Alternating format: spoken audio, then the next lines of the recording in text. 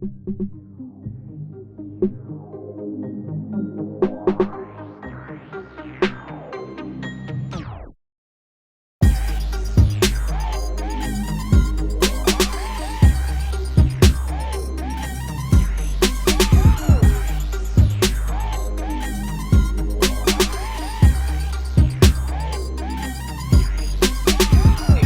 are now tuned in to the Cosmic Convos podcast, your number one source for accurate, relevant, and thought-provoking astrological conversations in the podcast nation. The place where stars and minds align.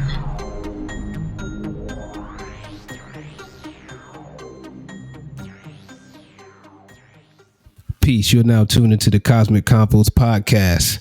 I'm your humble host, Harut, and we got the master astrologer, Brother Rob. How's it going, brother? Peace, brother. All is well. All is well. How about yourself, King? Man, can't complain, man. Feeling great, doing great. Show is doing great, good progress. You know, no complaints. No complaints, man. You know, we're at episode 7 now. Episode 6 is pretty good. You know, that was pretty much a listener requested show, and people seem to be pretty into it. You know, how you feel about how it turned out? I thought it turned out very well, brother. I listened to it and I was very pleased with the outcome of the show. A lot of people really wanted to know how to look at a chart with regards to an African country. And I thought that would be the country that would be most apropos to our situation that connects us to the continent at home. So I thought it was really, really a good show, and look forward to doing more African countries as we go. Absolutely. Yeah. Liberia is an interesting one, kind of gotten an interesting rap, in the mainstream, like we mentioned on the show from Vice, they kind of put out a little mini doc on it that was interesting to say the least.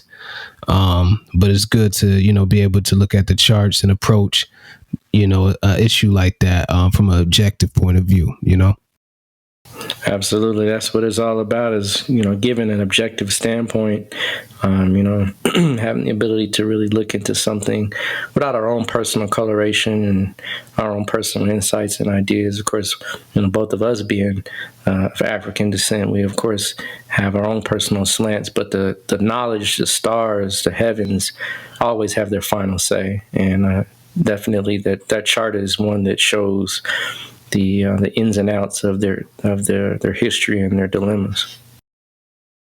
Absolutely. And before we get too far into things, I want to remind you that this show was brought to you by Push It Forward Media Group and Orishas Astrology. You can find Push It Forward Media Group at Push It Forward on Instagram and pushitforward.com. That's pushitfwd.com. That's where we have short films, interviews. You can find this show there. A bunch of media productions that we're working on there. And Brother Rod, tell them how you can get the Orishas Astrology. Real simple. Just go to IG or Facebook, both of which have the same name. To find me, it's Shechem Ra on either IG or Facebook. Or if you're interested, if you have any spare time, downtime, you can go to Orishas Astrology on YouTube. You can find me there as well. Indeed. And, on that note, we got a special announcement that, I'll announce at the end of the show. A pretty good giveaway, that we're going to, give to the people. So, I share the details on that at the end of this show. All right. So, let's get into it. So, we're going to stick with the African vibe here, man, and really kind of get into a necessary subject, in regards to, our history and in regards to African spirituality, the African spiritual systems, and how they relate astrologically. personally, especially nowadays with, social media, the traditional African systems have kind of gained a bit of a resurgence. In a bit, it's become more popular. It's more in vogue now. You see a lot of people, referring to themselves as, witches and, all these different names and stuff like that. Which is, like I said, it's not, this is good. It's good to see people, getting back, to these ways. But there's some key, details that can kind of help that process along. And that's really what we're going to get into in this show right here. Dealing with, the Orishas, the forces, the main forces that's, that's taught, and, kind of the core, West African traditional religions. So I think this would be a real good treat for you all to get into, and I think we'll all be able to learn a lot from this show, and refine our practices and refine our understandings of this subject. Right? What you think about that? I think it's well overdue that we discuss these, because like you said, there's a lot of conjecture, a lot of ideas, a lot of commentary on the Orishas and the powers that be. And we're definitely going to get into some clarification purposes as to who and what they are as far as the cosmos is concerned. Indeed. So let's get into it. All right. Let's do it. So, in proper order, we always start off with certain principles first, right?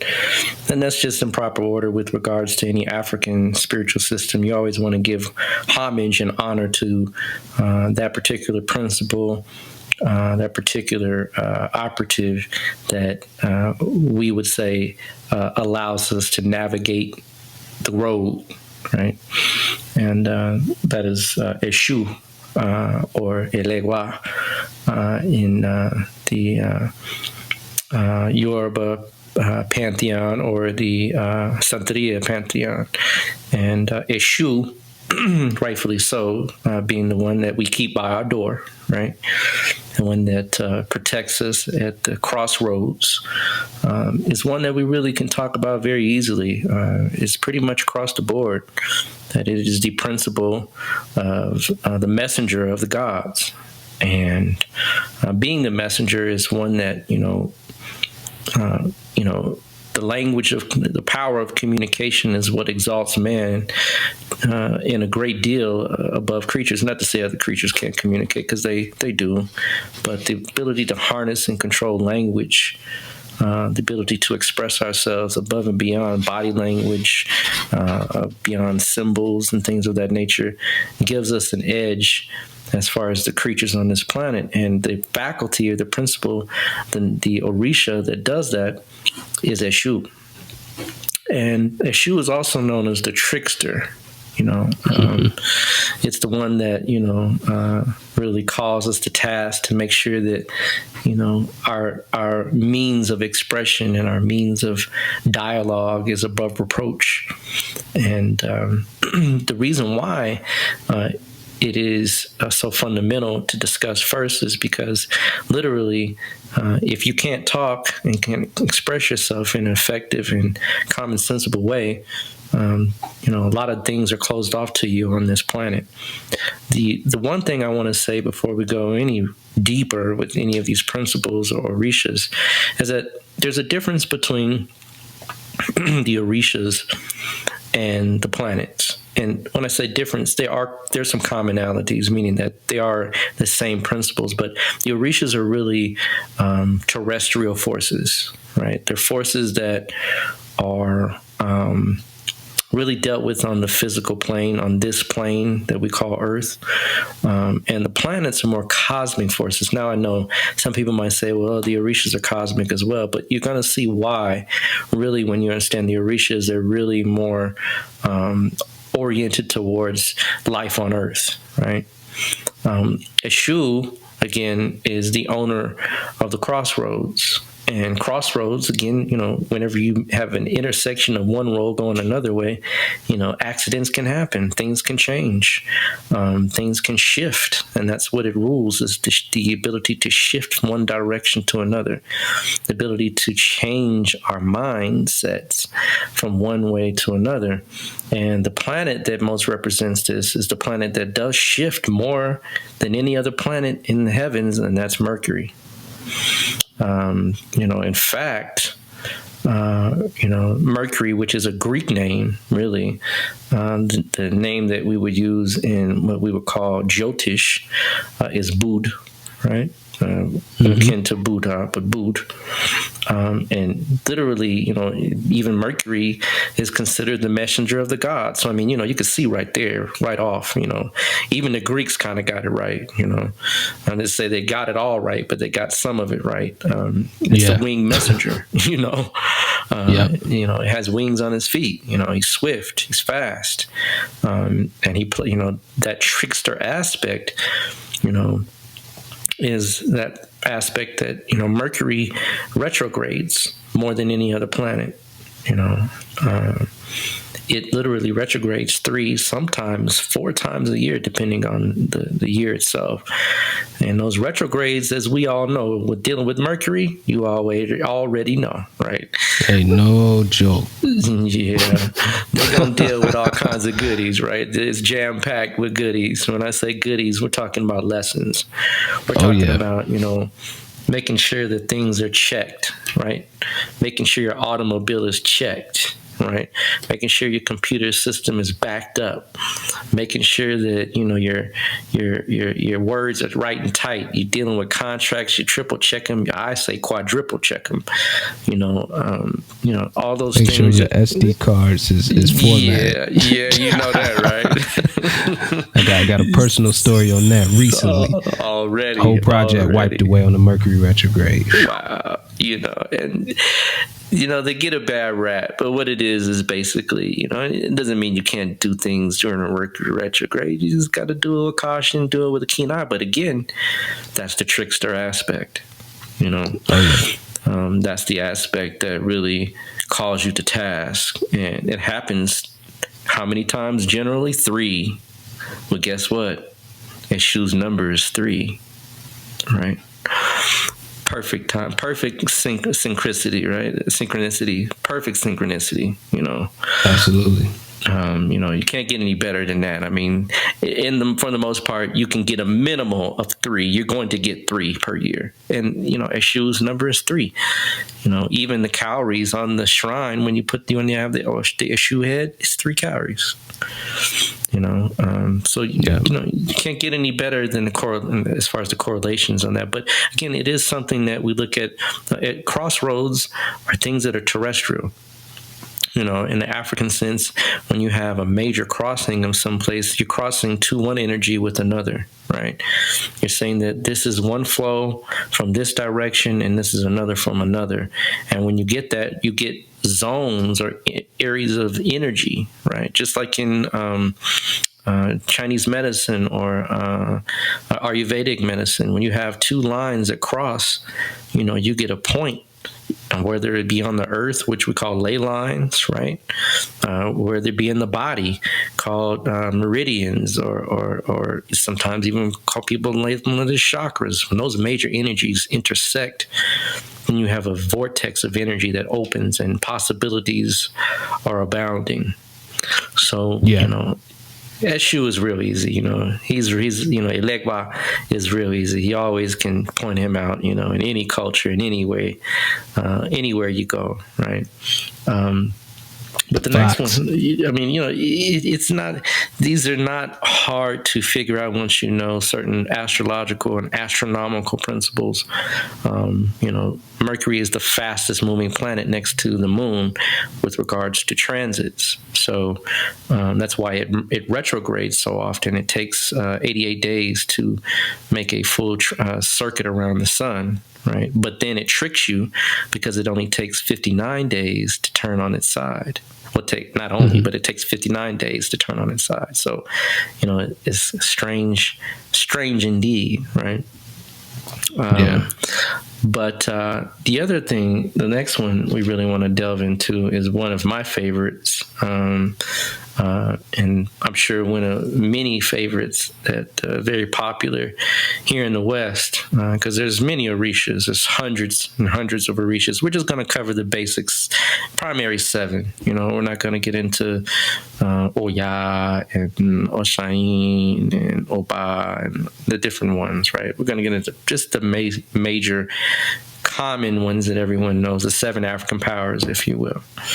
But the next one is Shango, right? And Shango, is one that is a little different in that, Eshu is easy, he's a trickster, he talks, he rules the principle of being a messenger or carrying messages, which is the process of communication and so forth. But, Shango is a little different in that Shango is,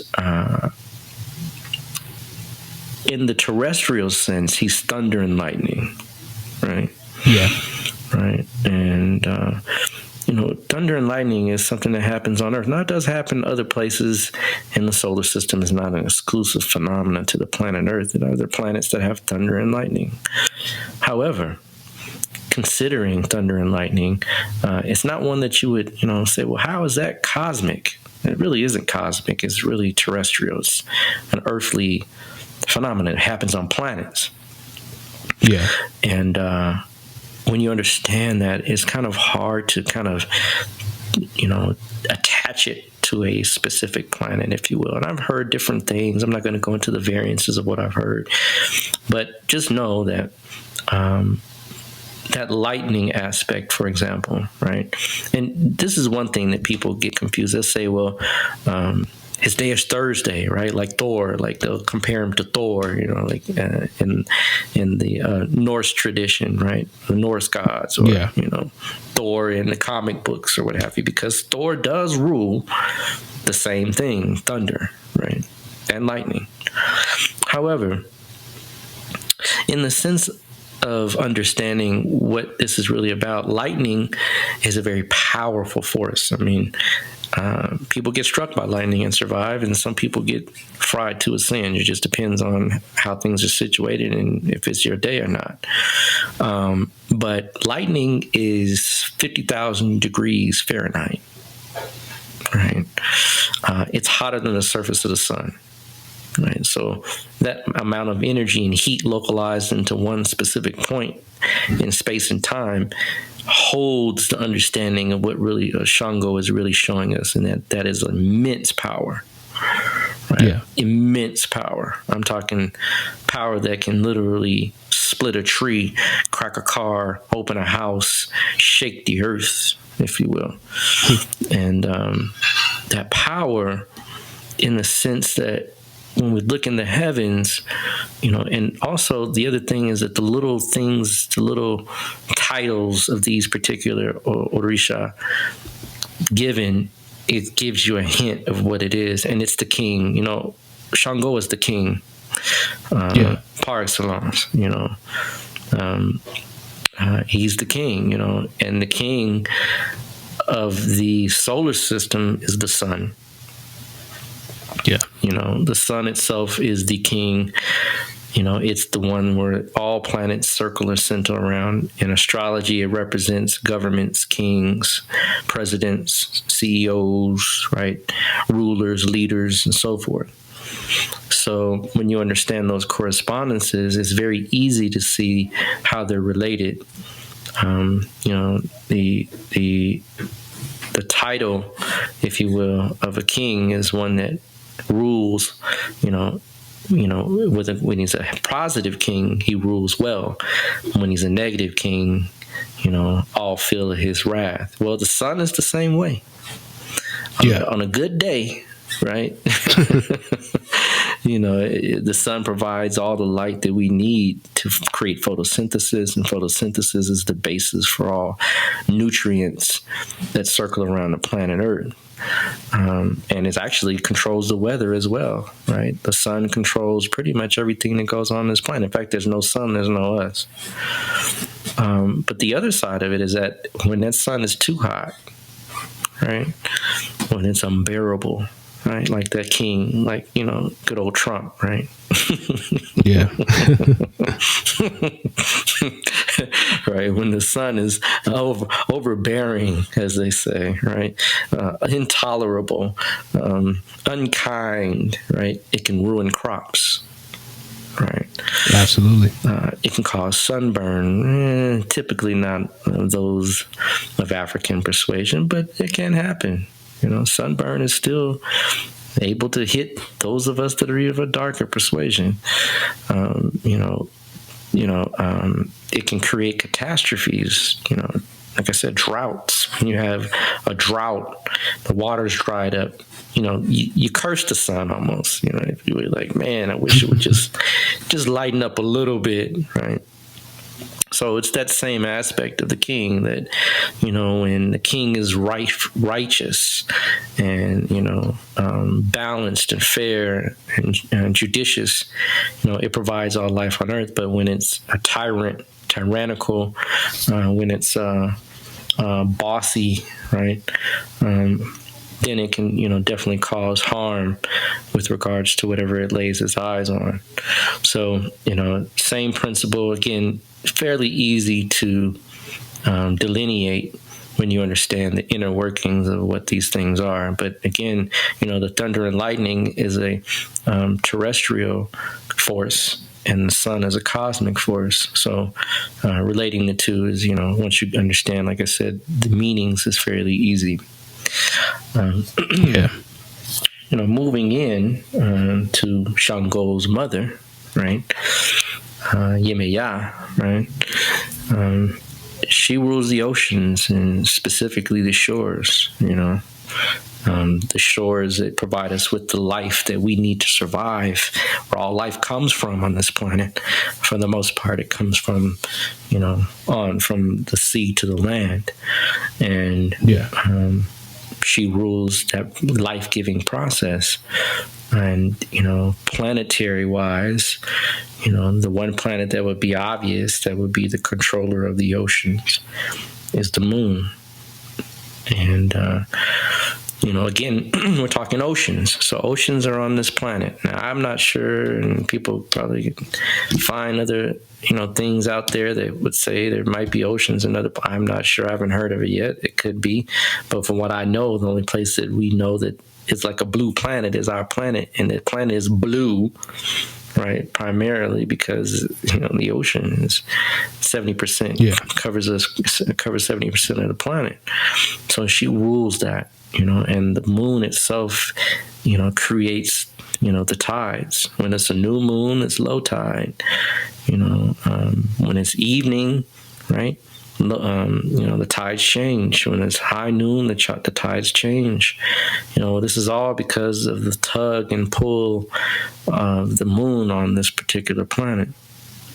And so, absolutely, when you understand that, then, just like Shango, referencing the sun, but also referencing the thunder and lightning, those oceans that are full of life, full of variances with regards to what life can produce. The moon rules the variances in our life, the variables within our spirit, the variables within who we are, that flows, that ebbs and flows, that has high tides and low tides. In fact, there's studies that they show that when you have surgery, it's best to have surgery on a new moon because the flow of blood, which the blood is also has saline in it. It's better to have those surgeries on a new moon than a full moon, right? Because a full moon would create an inordinate amount of blood to flow. And this is scientifically proven. They know this, right? These are just things that they know. And even the police departments will tell you that they get a higher number of calls when the moon is full, for instance, when the moon is new. And we just had a new moon. In fact, I know a lot of people have asked me about this whole black moon piece, right? And let's just be honest, y'all. It's a phenomenon that happens every so often. But, they'll name the moon every color. I've heard blue, red, green, pink, black, and there's a few of those that might have some credence, that do have some significance. But for the most part, all the colors are there just to kind of give you an indication of where it is as far as the cyclical process the moon has in regards to the earth. And there's no real deep significance of a black moon, if you will. I mean, it's just the same as a new moon. It just happens twice in the same cycle, within the same 30-day period. It's nothing that you would want to, it's not like some portent is gonna, or some omen is coming, because, there's these two of these lunar cycles. It just happens to be that it happens every so often because of our calendar year. Now, moving on from Yemaya, from Mama Moon, right? Going in a little deeper, we get to the warrior Orisha, right? Ogun, right? And the Haitian revolt, which took 10 years to pull off, to overthrow the French here in Haiti. Well, that was due to Ogun, right? The principle of war, right? Yeah. Some good movies out there. Quilombo is an excellent movie to see. I was just watching Columbo today. Right. Excellent movie, man. One of my classic favorite movies to see. That you can really see the variances of the Orisha, right, in that particular movie. I mean, I'd say one of the best movies, really the best movie, to get a good understanding of them. I need to remake it. They need a new version. Hey, maybe.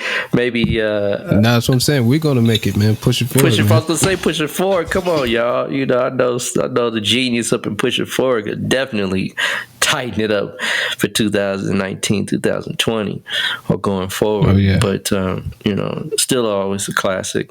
Definitely one that, if you just want to see, and feel what our ancestors, engendered with regards to those particular Orisha, excellent movie.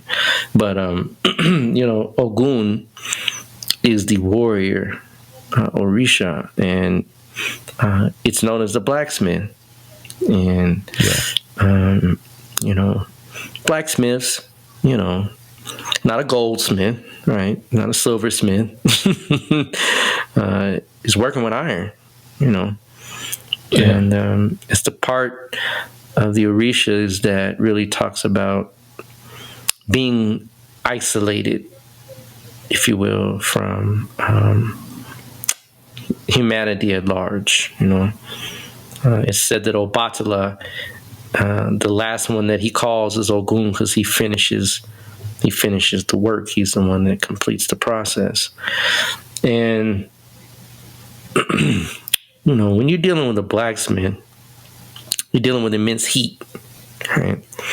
Yeah. You're dealing with someone that can stand, and say, if you can't stand the heat, get out the kitchen. Well, he built the kitchen, right?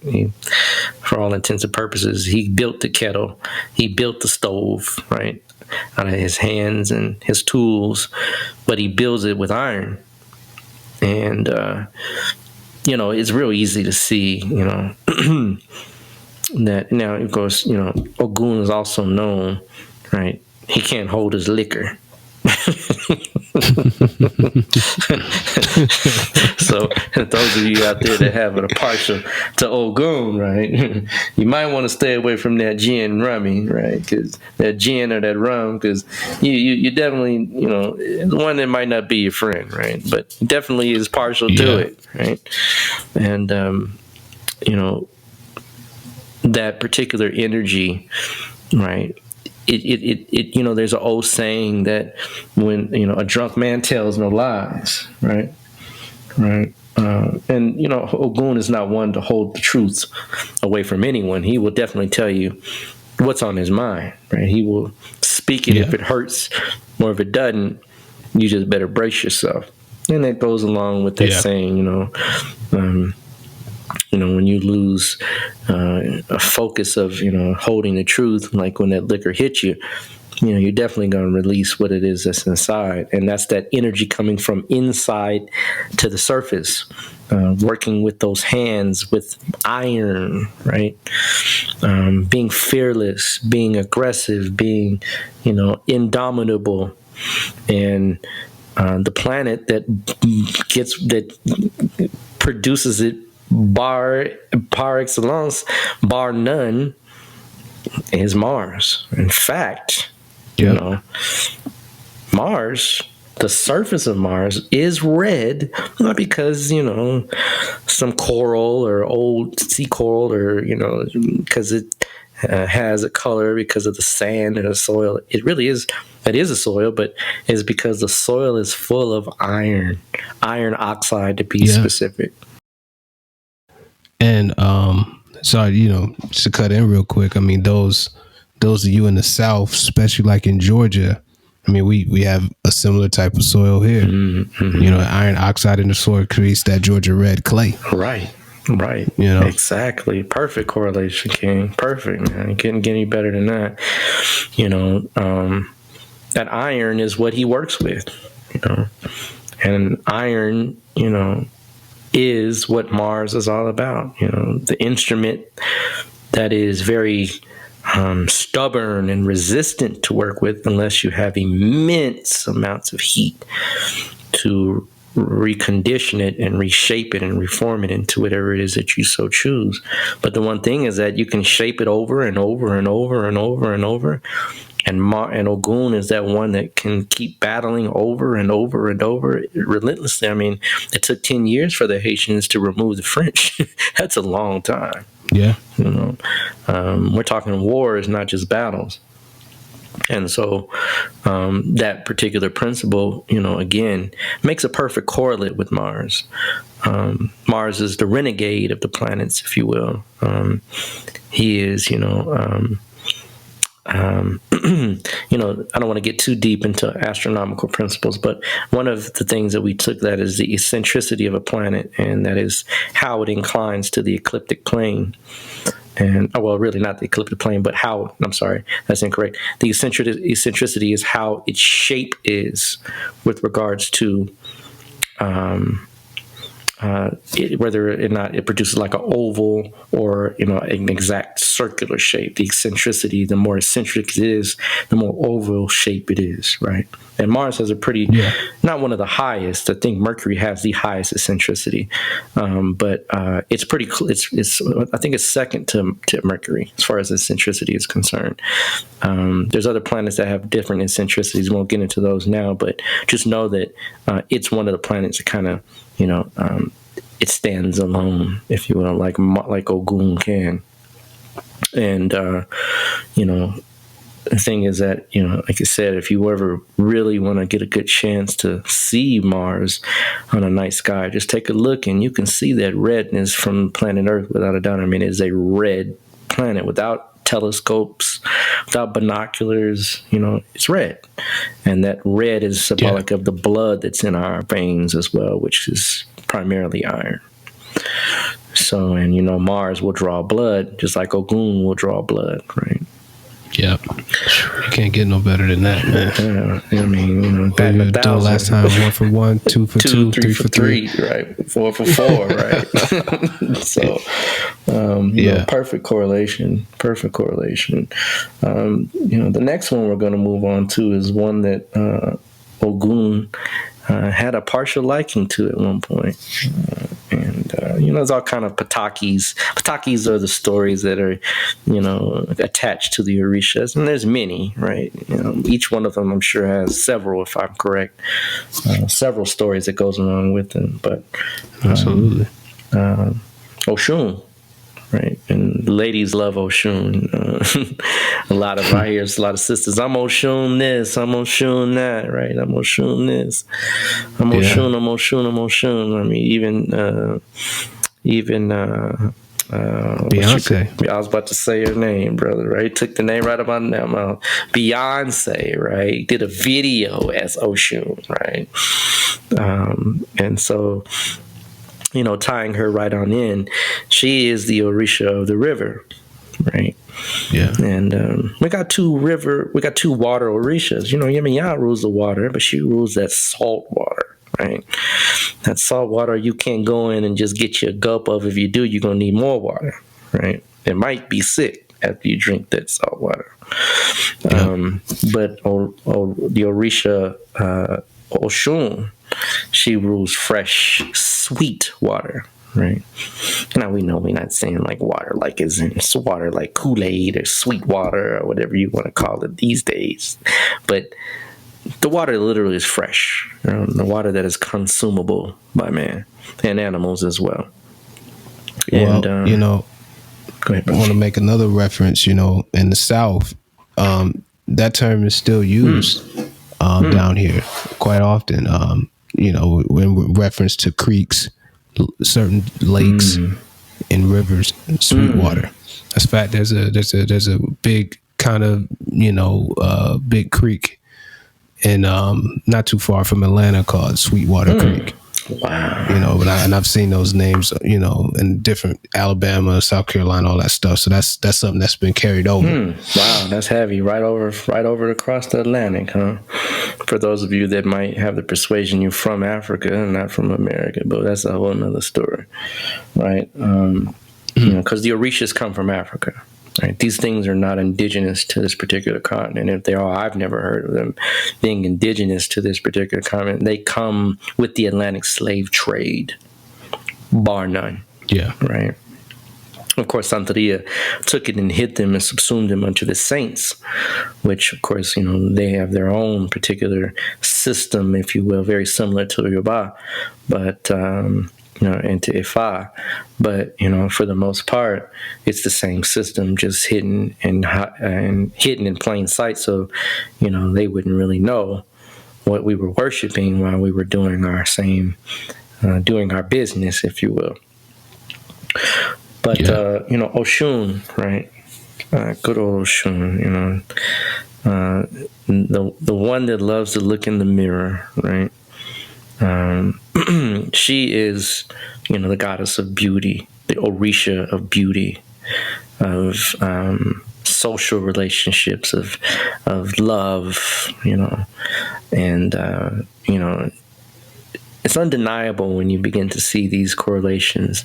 Now, again, the river is a terrestrial thing. This is something on the earth. Our ancestors were very practical in their approach to things, and that, we understood that these things are real in the sense of the essence of them, right?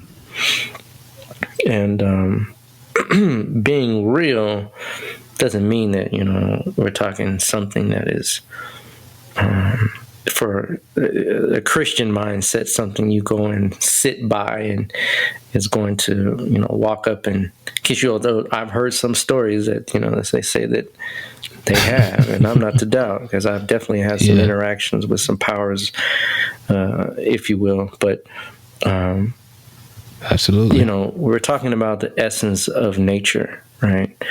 And it's the same thing that ancient Cometians would say is the Netru, right? They're the same thing, right? Orishas, Netru, same thing, same exact thing, right? But understanding the Orisha Oshun, right? She, governs that aspect that makes life sweet. There's a story where they kind of forgot about Oshun, right? They forgot about her, and all of the waters of the earth, all the plant life, right, dried up, right? And they had to go to Olodumare to say, hey, what happened? And he said, where is Oshun, right? Where is she at? And, they diminished her, so to speak, but she can never be forgotten, she can never be ostracized from the forces that rule us, because she literally is the reason why we come together, right? She's the reason, the magnetic pull between man and woman, the magnetic pull between all creatures of opposite sex. And they come together to procreate, and she's the one that gets the party started. Now, it should be quite obvious what planet would, be affiliated with this particular Orisha. And, Venus, for all intents and purposes, right, is the one that we really can nail down to Oshun. And she is the one, it is the one that has the least eccentric path in the planets, meaning she makes almost a perfect circle as it transits 225 days around the sun. Right. Yeah. It's her. You say her because we're talking Oshun, right? But the planet is it, but it's her. Yeah. She rotates counterclockwise. She goes opposite of the planets. In fact, she's the only one. Right? They all rotate one way, and she rotates the opposite. She's special, right? In the sense that she does do the opposite that they do, right? Now, the other thing about Venus is that it has what's called a synodic cycle of 587 days. Well, probably 587 days. And within the 587 days, she makes what's called a perfect pentagram, right? Now, her number is 5, right? And a pentagram, as we know, has 5 points. So, again, right? You can't get any better than that. That particular planet makes that particular spin, not spin, but design, right? Creating what we call symmetry. And Oshun rules things that are very symmetrical, very pleasing to the eye. Right. Indeed. So, par excellence, and when you take half of 587 days, you get 292 days, point some odd days. Well, how long does it take for the fetus to stay in the womb? 290 some odd days. Right? So, again, right, as above, so below. This is what we're really showing, right? There's another funny thing about that 5 thing. You know how back in the day when they had those radio shows and they'd be like, all the ladies press 5. You showing your age, bro. You're right. Yeah. Hit that 5, man. That 5, that's her number, that sacred number 5. 5 senses, right? Things that are sensual. In essence, that's her thing, sensuality, right? For those of you that know anything about possession, right? The one thing that you want to do is bring the person back to their senses if they're overtaken by one of the Orisha, right? So you want to bring them to their senses, smell, right? Touch, right? Those things bring us out of that particular state of what we call possession, right? And the Orishas can ride you, right? They can take over very easily when you're in that, right, gamma brain state, if you will, right? But you can't get any better. I mean, what are we? Six for 1, 2, 3, 4, 5, right? 5 for 5, right? Right. 5. Perfect, right? She's number 5, right? Yeah. And so, these things are clearly seen, right? The next one we're going to move into is one that is a little strange. And I say strange because we are dealing with the 7 primary forces, right? Now, I know some people throw an Oya in there. We won't touch on Oya because Oya is, I'm going to leave Oya alone. Right? We have a good understanding. And so maybe we'll talk about Oya at another time. Maybe we'll do another show and maybe get into some other aspects of things in that regard. But we're not even talking about the signs on this one. No. We're not going to even go there because that's a whole another show, right? We might do that at another time, another place. Same place, another time, rather. But one that is really kind of, well, it's actually pretty easy to see for the most part. It's Babaluaye. And Babaluaye, right, is the Orisha that governs infectious disease, right? And it governs lepers, right? It governs the handicapped. It governs the downtrodden, right? Those that are disenfranchised and unfortunate from our standpoint or point of view. Babaluaye is the principle that governs these things. And it's a very serious Orisha, right? One that is really not commonly spoke of, as we were discussing previously. Yeah. And for good reference, you have to have some respect for these powers. All of them, they all deserve respect.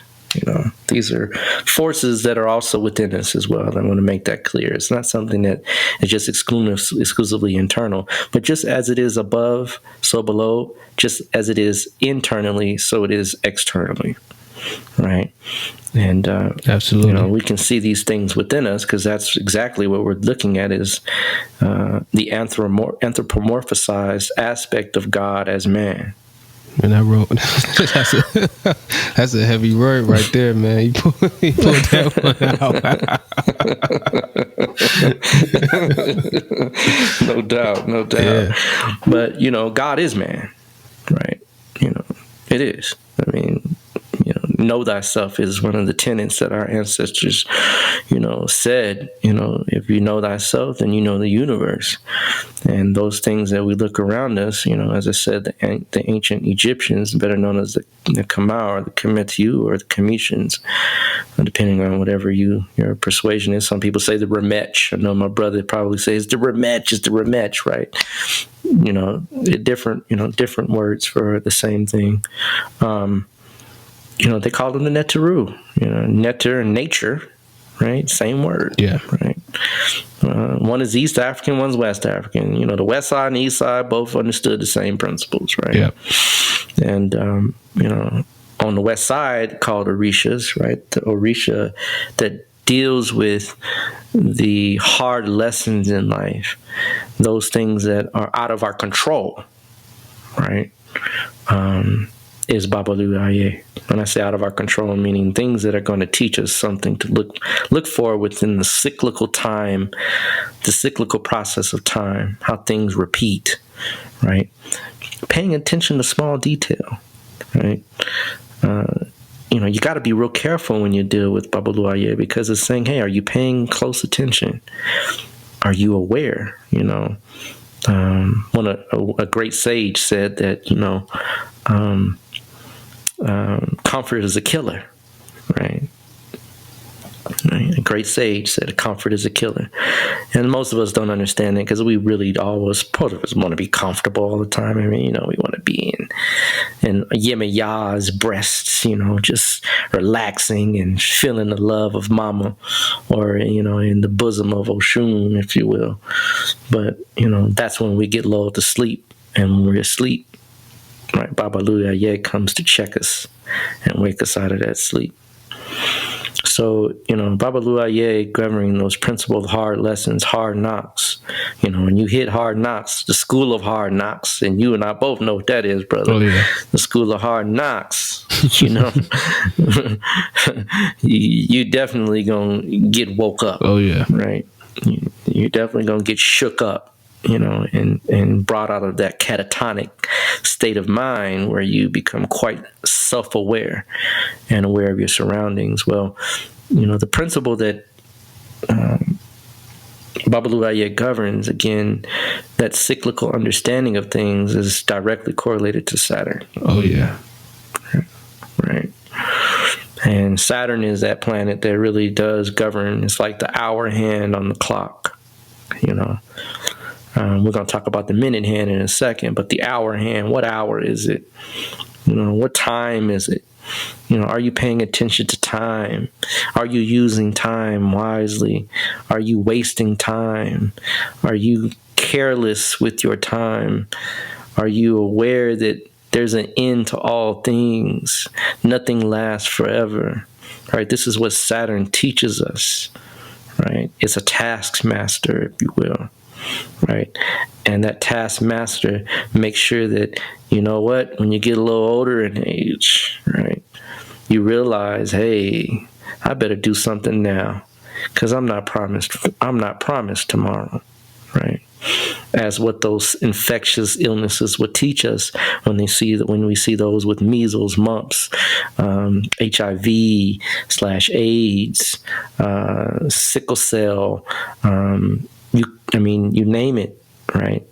You get to wake up. Hey, wait, let me do right. Let me do something with this. Let me value my life. And Saturn, you know, is called in the Western tradition the Grim Reaper. Right? The one with the sickle. In fact, the symbol for Saturn is a sickle. Yep. Right. Yeah, you can even see in some depictions of Babalu Aye with a sickle. That's a short sickle. Yeah. Absolutely. So you see, there's a direct correlate, right? Now, these are forces on Earth once again, right? You know, illness, infectious illness, specifically speaking, is a force on Earth, right? And there's an old saying that, you know, God made death lest man not forget him. And that just so goes to say that, you know, you want to stay awake. You know, Saturn is the great awakener. You know, he's the one that makes sure you do know you got a checkout time, right? And if you're wise, you will use that time before you check out to maximize upon your destiny, right?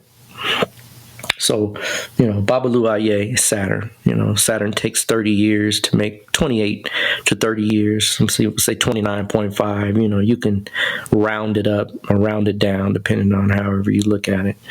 But it also, another thing, it takes 25 to 28 years for the frontal lobes to congeal and solidify in their functioning. Right? So that maturity, being mature, being an adult, being responsible, right, being duty-oriented is also the message that Babalu Aye and Saturn brings us. So, you know, we can say, I mean, we're right hand in hand, right? Each one of these principles and Orishas and planets line up perfectly. You know, and moving on to the other side, right, and we're going to ride Saturn into the other side of its expression in that, you know, Saturn, right, is the planet, like we said, of death, but it's also the planet of being conscientious, right? Being aware, being that particular part of us that is, right, once you've paid your dues, right, your slate is clean, right? And that clean slate, that clean conscience, right, your clean karma, debt paid, right? We can talk about Obatala, right? Obatala, right, is that white, the owner of the white cloth, right? And that white cloth represents that purity once you've paid those dues, once you've paid your debt, once you made that transition. You know, Africans, we don't wear black to funerals, right? We wear white. Right, and that white reflects all the spectrum of colors, right? Roy Biv, if they say, right? It reflects all the spectrum, meaning that we are now impartial, right, to any one given aspect of one or another, right? We're pure, right? We've been taken through the fire, and then they'll come out on the other side as completely absolved of any karmic wrongdoings. Right? So, you know, Obatala, right, requires a very specific type of sacrifice. And I'm not going to get into the specifics of those sacrificial items, but I believe we discussed, brother, one of those items you use is doves, right? Right, white doves, right? Not pigeons.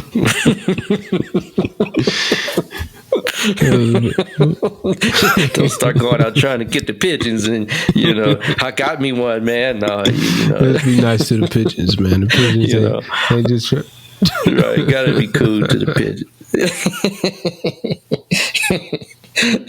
But the symbolic aspect of it, when people are married, many times they'll release white doves. Marriages are white. I'm not advocating a white marriage. I'm not, right? But a lot of times when people pass on, also they will release white doves as well, right? As a symbol of freedom, as a symbol of being at peace, right? And Obatala rules that peace, that cool head, right? The cool water, right?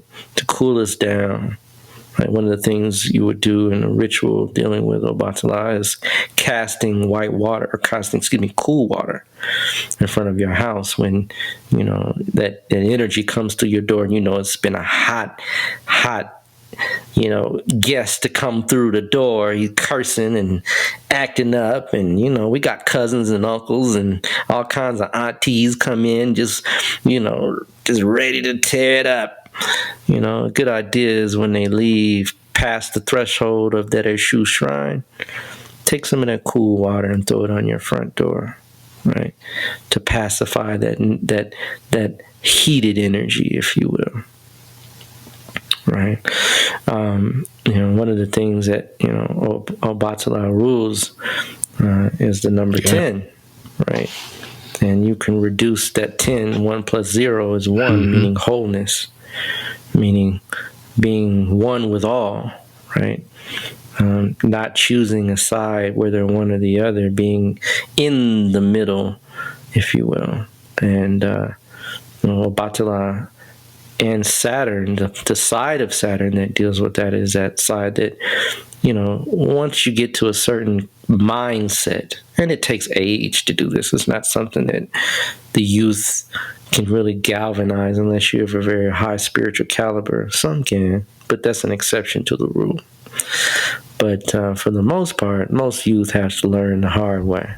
Oh, yeah. And you get into your 60s, you really kind of know, that hot-headedness is gone. I'm really cool now. I'm chill. I'm ready to relax. I'm ready to absorb all the bands of colors, right, so that I can be full, right, in whatever it is that I do. And that's what Obatala represents, is that we're full. We don't need a whole lot of extra seasonings on our food. Right, we don't need a whole lot of extra, if you will. Read all about it. Height, right? We're really relaxed. We're really laying into the spiritual aspects of life. And Obatala is that principle that really hones in that particular spiritual homogeneity, if you will, right? Last one, right? And I didn't forget about you. Right? I know we have a special relationship in my chart. We'll pan that for another show as well. But Oromila, right? Some say Fa, right? But it really is Oromila, right? It is the principle of divination. Yeah. Right? It is the principle of being all wise and all knowing. And being all wise and all knowing, it governs that process whereby we can extract messages from patterns. Yeah. Right? Many patterns. Some people use tea leaves, some people use dominoes. I saw these guys online, and I think it's a whole new hot item where people are using playing cards. I mean, hey, some people use rolling dice. Whatever it is that floats your boat, right? Recognizing the the patterns and the significance of patterns, numerology, astrology, different systems that, tarot. Some people use tarot. We could go on down the line. Some people use cowrie shell. Some people use tortoise shells, right? Some people use yarrow sticks. Some people use 3 coins.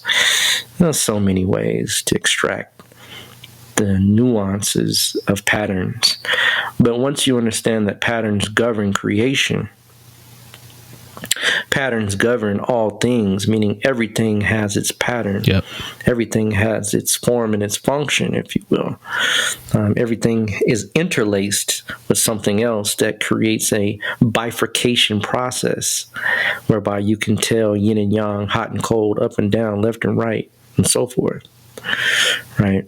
Off and on, right? In fact, binary code is really how the Supreme Being, one of the ways the Supreme Being communicates to man, is through binary code. And they co-opted the binary code and put it into a little box called a computer. Yeah. Right. But, there's other ways, the Fibonacci series, right? And really, there's another name for it. But all these things we will at some point touch upon getting into the sciences of astrology.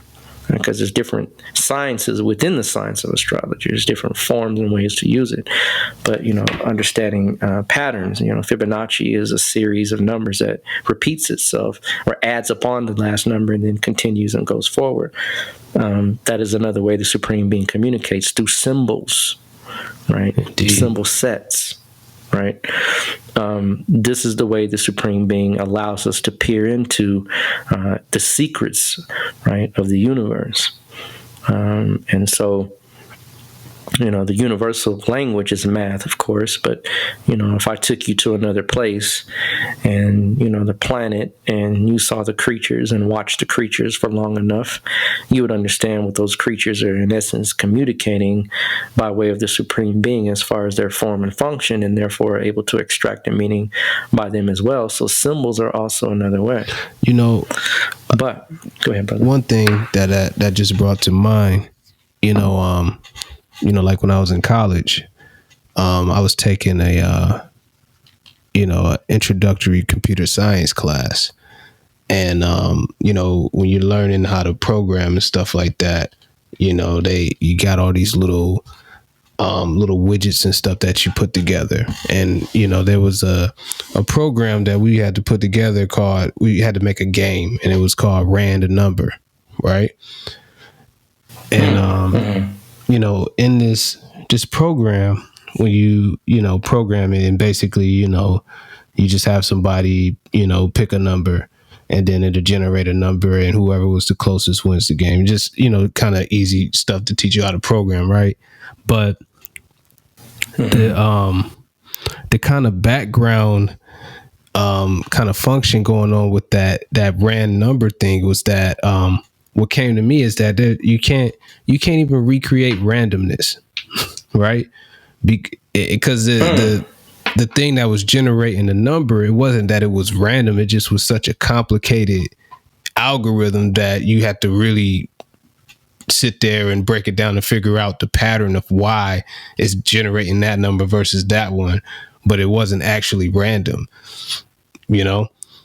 So it just kind of hit like, you can't even recreate randomness. We use that term like just kind of loosely, but how do you create a random thing? You just might not know the pattern of it, but you can't recreate that. Brother, you're absolutely right. I mean, in fact, the word that they use for a random occurrence is a coincidence. Yeah. Right. Well, the word itself denotes that the incident is cooperative. So therefore, it denotes the opposite of what the word was intended to say. Right? No such thing as a coincident. In fact, there is a such thing as a coincident because it was cooperative with another thing in tandem with itself. So, the English language is a strange language, right? it's a bastard language at best, right? But, when you understand these things, you get to understand that, creation is created on patterns. And, the backdrop of all reality can be witnessed and understood by a mind that can observe objectively those patterns as they manifest in real time, right? And that's all astrology is, right? We're saying, hey, every 30 years, watch this, right? Every 12 years, which is what, generally Jupiter takes. In fact, it's really 11.5 years. Well, guess what? They say, oh, that stuff that you do with astrology, it's not real. Well, guess what? Right? The sun has an 11-year cycle, right? And that 11-year cycle goes hand in hand with the 11.5-year cycle of Jupiter's circuit around the sun. Wow. Ouch. Right? There goes the whole astrology is a fake science theory, right? Because if you can measure the process of the sun's highs and lows, right, which happens every 5.5 years, right? This is a tide. When we measure tides, well, how do they measure the tides on the planet Earth? They don't have a machine that sits out and says, oh, we got the tide in this. There's no machine that does that. Yeah. No, not that I know of, right? I mean, they'd have to measure gravitons, and graviton is still a theory, right? Right? So, again, right, the science of astrology is bar none real, right? It's real deal, right? When we understand that, Orumila, right, governs astrology, right? It governs divination, right? There's a system in astrology that we use called prajna, right? And I can get answers just like I could when I go to an oracle, right? In fact, most of you call me, you don't know. I erect a prajna chart for what you're asking. That's how I already know. Right. So, and that's when astrologers can become adept and say, well, yeah, I know you're calling about your lost keys. How'd you know that? The third Lord, right, is in the 12th house, and the fourth Lord is conjunct the third Lord in the 12th house, which fourth Lord rules cars, and the third house rules the thing that runs or turns or shifts the car. Right. Right. So we know all kinds of things when there's really nothing you can hide from an advanced astrologer. Nothing. Right. You can't hide anything from an Urumila either. Right. Nope. Tahuti is another aspect in ancient Kemet that was the process and netter that governs mathematics. Well, this is a perfect correlate. I mean, you could go around the world. Odin, right? In Norse tradition, I mean, even the Norse gods got it too, right? Odin, right, also was a diviner, right? In fact, the runes, right? People heard of runes? Comes from that particular same principle. Now, I'm not one to use runes because that subset of symbols is not one that I'm familiar with nor adept at using, but if that floats your boat, hey, if it works for you, go for it. But nonetheless, these principles are universal. And in the heavens, Jupiter is like the minute hand, right? The minute hand. Saturn is the hour. Well, that minute hand, right, is just as regular as the other hand, and the second hand as well, right? That minute hand that goes around, it's the one that shifts the clock forward, right? Jupiter is that planet that every 12 years you get a whole new subset of knowledge when you have a Jupiter return. 12, 24, 36, and so forth. Right? You get a new subset of knowledge. You will get a new subset of knowledge to add to your knowledge repertoire if you're paying attention. Right? So you know, Jupiter has its own magnetic sphere. In fact, it's the largest planet, and its magnetosphere is so large, in fact, you could see it from the night sky if it was visible. Right? I mean, I'm talking about larger than and the planet itself is fairly bright. In fact, if you go outside in the evening, I'm going to say 9-ish, right after sunset, you can see Jupiter in the sign of Scorpio. Right, that's how we know it's in Scorpio, y'all. We don't have to look to a piece of paper; we can see it in the sky. But it's right next to Antares, which is the heart of the Scorpion, a bright red star. This is unmistakable. Right, look to the right; it looks like, and Venus is quite bright, but Jupiter is bright as well, especially right when it's retrograde. Now, it's not actually, it's the retrograde will end here this month in August, right? Yeah. But when it's retrograde, it's brightest, right? Meaning it's opposite to the sun, right? All planets that are retrograde are opposite to the sun, right? Except the exception of the inferior planets, which are Venus and Mercury, right? But nonetheless, right? Orumila, right, is the Orisha that governs, right, our ability to communicate with the divine, right? Now, most people don't know, Shango actually had this power first, right? He had it first, but he traded it in for dance, right? Traded it in for dance, right? And Orumila came the one that was the operator of the process of the oracle or divination.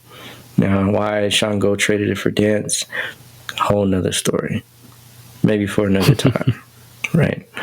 But nonetheless, right, Orumila is, bar none, connected with the planet of Jupiter. Right.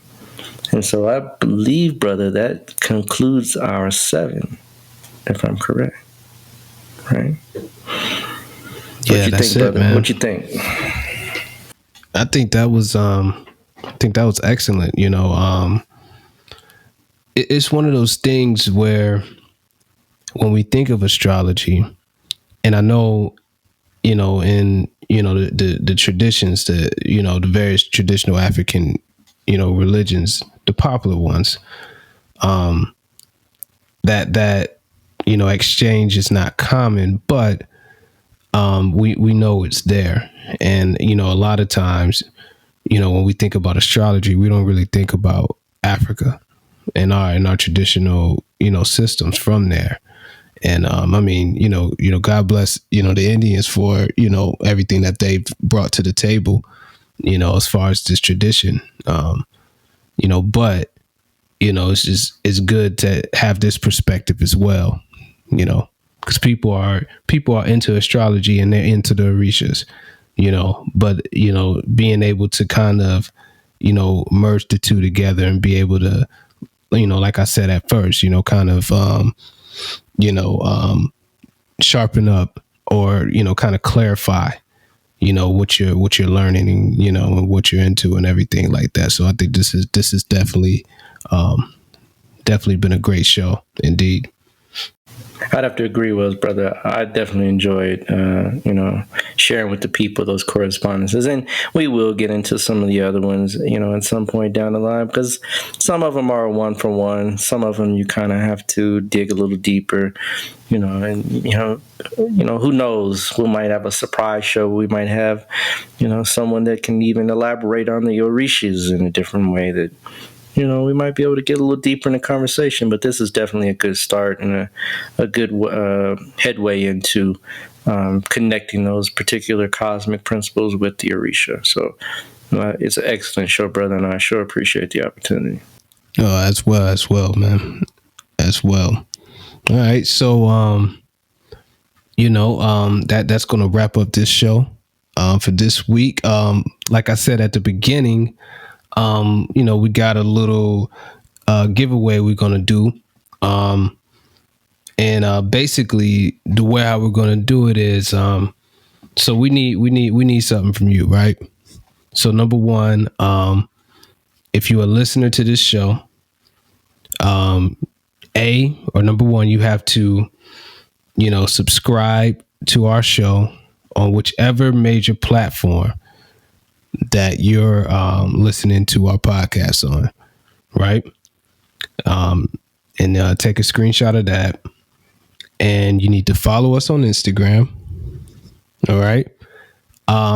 Share one of our podcast promos on social media, right? And we need you to comment on one of our posts on Instagram or Facebook, right? Now, if you go through those steps, what we're going to do is we're going to quote unquote randomly pick pick three names. Oh, Rumila will pick it. Yeah. We'll find an interesting way, to put it together. But we'll pick three people who follows those steps, and then we'll get you your sidereal chart for free. All right, we'll export you a chart out, and so you can, be able to follow along with the show and see what's going on in your first house, what's going on in your third house, what's Jupiter doing in your chart, and so on and so on. All right, and we're gonna have a couple more of these coming up, so just stay tuned. And here's to keep track with everything. What I ask you to do is just DM us or Facebook message us once you complete all these steps. You complete those steps, and just shoot us screenshots, of those, you executing those steps, and then that puts your name in the hat. All right, and we will announce the winners on the following show.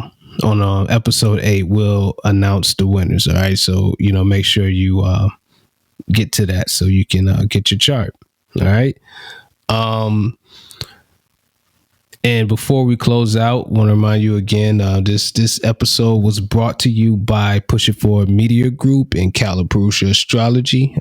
You can follow us at Push It Forward, and follow the podcast as well at Cosmic Convo, and that's where you're going to send your DMs to, and that's where you're going to comment and follow and all that stuff like that at Cosmic Convo. And Brother Rod, how do you get to Calipurusha again? Once again, you can find me on IG or Facebook, either which. You'll just type in Shechem, and that's SHEKHEM space Ra. On either one of those platforms, I'm right there waiting on you. Or you can also find me again on YouTube at Kalapurusha Astrology. Indeed. So yeah, man. So this has been another great show. We appreciate all the listeners. You guys have been pretty consistent. So we definitely appreciate that. And let's blow this thing up and take it to the next level. And make sure you participate. In this giveaway we got here. This is very valuable. I mean, I know there's a lot of apps and stuff out there, but what we'll give you is what you can't get for free from any app or anything on a website. So you don't want to miss out on that. But yeah, so on that note, till next time, peace.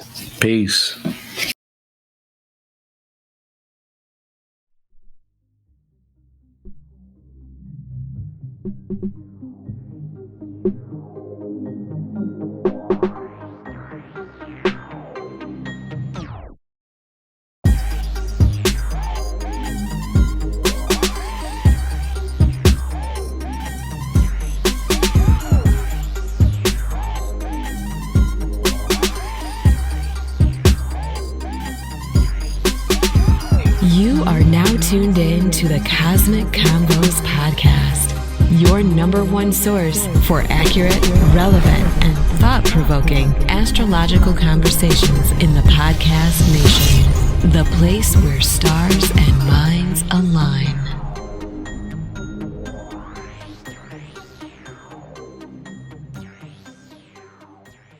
Peace. You're now tuned into the Cosmic Convos podcast. I'm your humbled host, Harut, and I'm here with my good brother Ra. How you doing? Oh, brother, living and learning and enjoying life, brother. How about yourself? And doing pretty good, man. Same here. Learning something new every day and whatnot, man. Man, we it seems like a long time, man. We took a week off, man, and feels too long. How you feel about that? Brother, it's about the same, man. A week in astrology seems like an eternity, King. So it's right on the money with the same perception. I got the same idea. It's been too long, so we back at it. Indeed. So yeah, we're locked into episode 8, man. It we're moving along. We kind of took like I don't know if I want to call it a mid-season break, but maybe quarter season, something like that, man. But we're racking these episodes up, and here at episode 8, it actually kind of ties in perfectly to our the topic that we're going to cover today and whatnot. We're going to cover a very, very, very interesting character, and I think everybody will enjoy. But before we get into today's topic, I want to remind you all that today's show is brought to you by Push It Forward Media Group and Orishas Astrology. You can find Push It Forward Media Group at Push It Forward, that's PUSHITFWD, on Instagram. And you can find us at pushitforward.com. That's where you find all the short films. You can find this podcast and other video productions, film productions that we got going on. Brother Rod, tell them how to get in touch with you at Orishas Astrology. Several ways you can get in contact me. The main 2 avenues to get a hold of me is on Facebook via Shechem Ra. You can just put it right on in, and it'll come right on up. And then also you can find me on IG as well. Same name, same title. And it'll pull up right on there for you as well. And then also you can, if you're ever interested, or drop in on YouTube from time to time, you can look me up at Orishas Astrology on YouTube. And if you want to send me a message that way, that'd be great as well. Indeed. Yeah, get with Brother Ron, get your get your consultation on, and get in sync with time so you can be able to leverage these teachings and really kind of take what you're doing to the next level. All right, and with that being said, we still got the giveaway going on. Like I said, I'll make a post and I'll detail the requirements to qualify, and essentially what we're going to do is we're going to give you a copy of your sidereal chart, your natal chart, and it'll also come with a couple of what we call divisional charts as well, and your chapters of life, your dashas that you hear us mention so many times throughout these shows, so you can see what kind of life chapters you're going through and what kind of life chapters you got going ahead. And it's also just a good thing to have sitting by you while you're checking out this podcast, or to just have in your mind while you're looking at it. And you might find some similarities between the different charts and different things that we break down, and you might find those same things in your chart as well. So we're still tracking everyone coming through, so we'll keep it rolling for maybe a couple weeks, and then we'll stop it and come up with a good Arumila type way to pick the 3 people to be able to cash in on this giveaway and whatnot. All right, so yeah, let's just we're gonna go ahead and get into today's show. Like I said before, we're here at the 8th episode, and the person that we're breaking down today definitely coincides with the number 8, and you'll see why in a second. Very, very, very powerful person in history, pretty probably inspirational to a lot of people. Just a little bit before my time, but I got an opportunity to experience this brother through playbacks, and being able to catch the movies after the fact. But a lot of people, especially growing up in the 70s and stuff like that, really was inspired, by this brother. He's small, but he packed a whole host of power and a pretty mean punch and kick as well and whatnot. So in today's episode, we're gonna get into the brother. We're gonna enter the dragon. With the good brother. May he travel well, travel safely, Bruce Lee or whatnot. And this is a show that I'm definitely excited about because there's a lot of interesting things around him. A lot of great things that he accomplished in his life in a short period of time, and even his exit. His exit through this incarnation was pretty mysterious, and the legacy he left behind also has some a great deal of mystery behind it as well. So this should be a definite interesting and very educational and educational show we have for you and whatnot. So what you think about the brother Bruce Lee, Brother Rob? Oh man, one thing we can always do is look at, we look at individuals and their destinies and how things unfold. We get ideas of how they are from a surface view. But when you pop the hood, as I say, when we look at the engine and look at the inner workings of a being, it's phenomenal to see how all these things interconnect. So when I very first began to look at his chart and to delve into his destiny, it speaks volumes as to the true raw power that this man held in such a small and seemingly inconspicuous container. So I have to agree with you on everything you said so far, brother, and we're going to back it up today. Absolutely. So we'll go ahead and get rolling. First thing, I'll go ahead and just give our birth data that we got for good old Bruce. He was born November 27, 1940 in San Francisco, California, and I have him at 7:12 a.m. That match the data that you got, Brother Rob? Right and exact. All right. Right and exact. So if we do that, that would make him a Scorpio ascendant, right? All day, every day. Indeed. So the 8th sign, 8th episode, we right in track, right? Right on the money, King. That's perfect. You can't get any better than that. That 8th sign is a potent, powerful energy, brother. And I don't care how you cut it, how you look at it. When you have either the ascendant, moon, or sun, or even 3 or more planets in that particular sign or energy zone, that is going to produce some phenomenal power. And one of the things that Scorpio on this plane and this third dimension has to learn is to control their power. Scorpio ascendants typically, now of course, you have to take in all considerations and factors with regards to the person's physiology. So I'm talking about their hereditary traits, their genealogy, their family tree. Those things have to always be taken in consideration when you look at someone's physiology and overall makeup. But one of the things that you can surmise is that individual 8 times out of 10 is going to be smaller and more compact in regards to how their body structure is composed. And you'd be surprised how much you can be deceived, right, by someone that is seemingly so small, but yet extremely powerful. Right.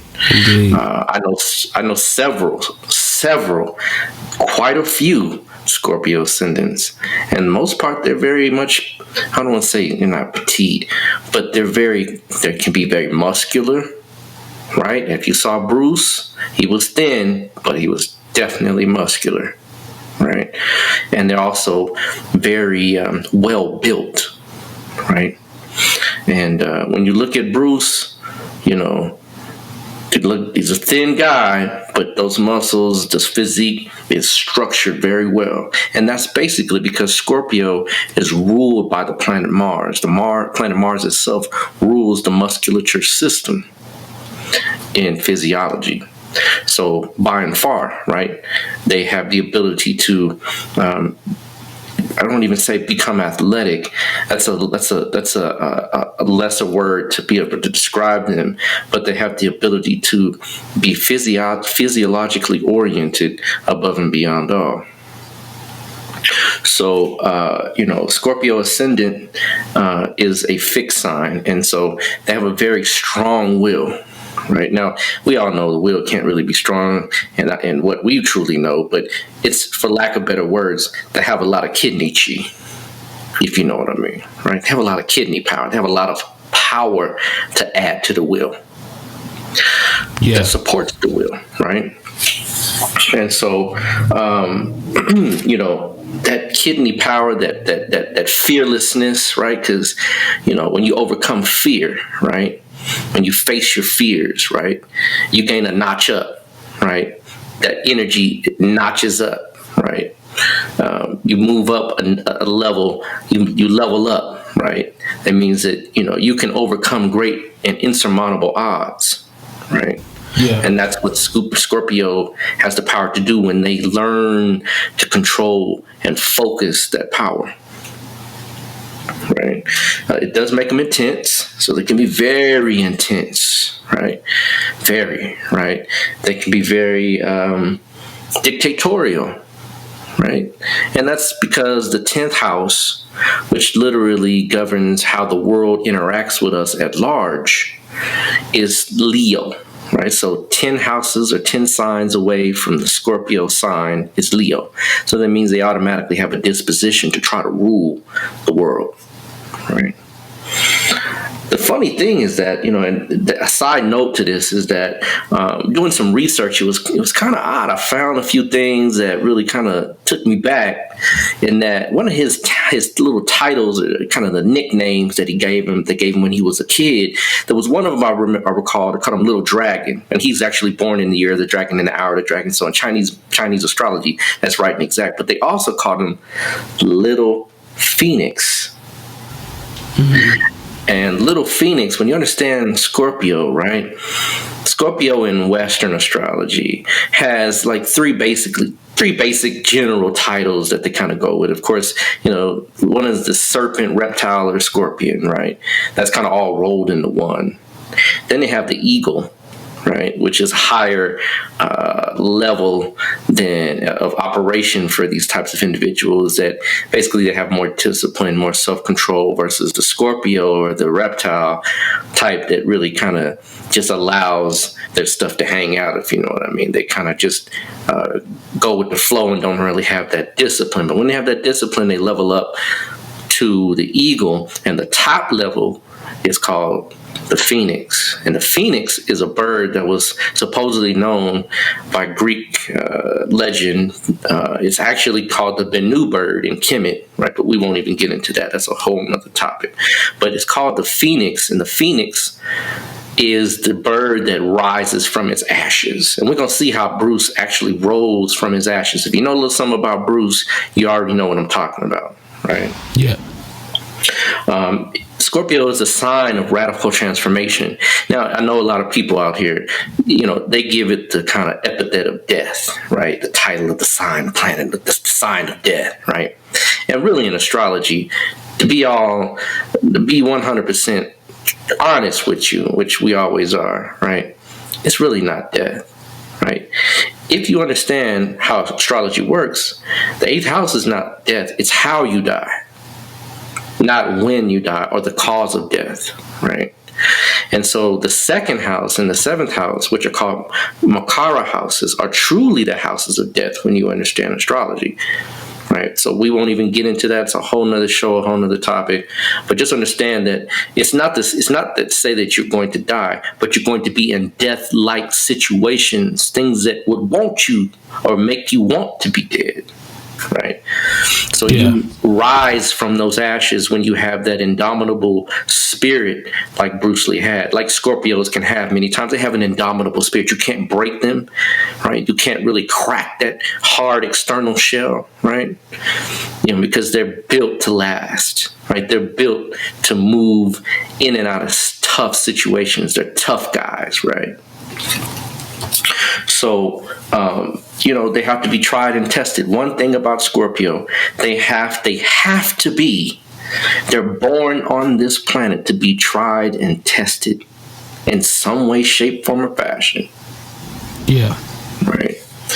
So a few other things that kind of go along with it. Scorpios can be very brooding, right? And brooding doesn't always mean as a negative connotation. It means that someone can be very intense in their inner world, right? They can be very focused in their inner world. The inner planes has a lot of weight to them, right? They're in their mind a lot. Brooding not in the sense of, being depressed or overthinking. And they can do that as well. Absolutely. They can do that, folks. Scorpio ascendant can actually overthink things to the point where they literally lose an understanding of what they were even trying to do in the first place. But in Bruce Lee's case, we're talking about someone that thinks deeply, right? They can be very self-conscientious, right? They don't like for people to judge them. They don't like to be and really no one does, right? But for them, it's kind of like a way that they find a reason to lash out. They don't like to be, judged. They don't like to be ridiculed. They don't like to be laughed at or made fun of, right? They're very touchy. And remember, if you look at a scorpion's body, just like a spider, right? Same thing with a spider. In fact, scorpion is related to the spider, right? But if you look at a spider or a scorpion, they have tiny, tiny hairs on their body, right? And we're taking it personal. This knowledge is so that you don't take things personal. Let me say that first and foremost. This knowledge is so that you have knowledge of self. Know thyself. Well, if you are married, you have cousins, brothers, siblings, family, co-workers, friends, right? And you know some general things about their destiny and chart. You say, well, wait a minute, they got that Scorpio thing going on. And they're always so touchy. It's not personal. Right? It's just that they're built with these tiny sensitive hairs that they can feel their environment. They can feel the subtle changes around them. So when something happens or someone approaches them in a manner that might be a little hot or heated, they react instantly. Right? So those hairs are very sensitive to touch. Right? So it's not personal. Right? They suffer from, undefined fears. They really can, because of the brooding, because of the nature of how they're built. They always are in an emergent role.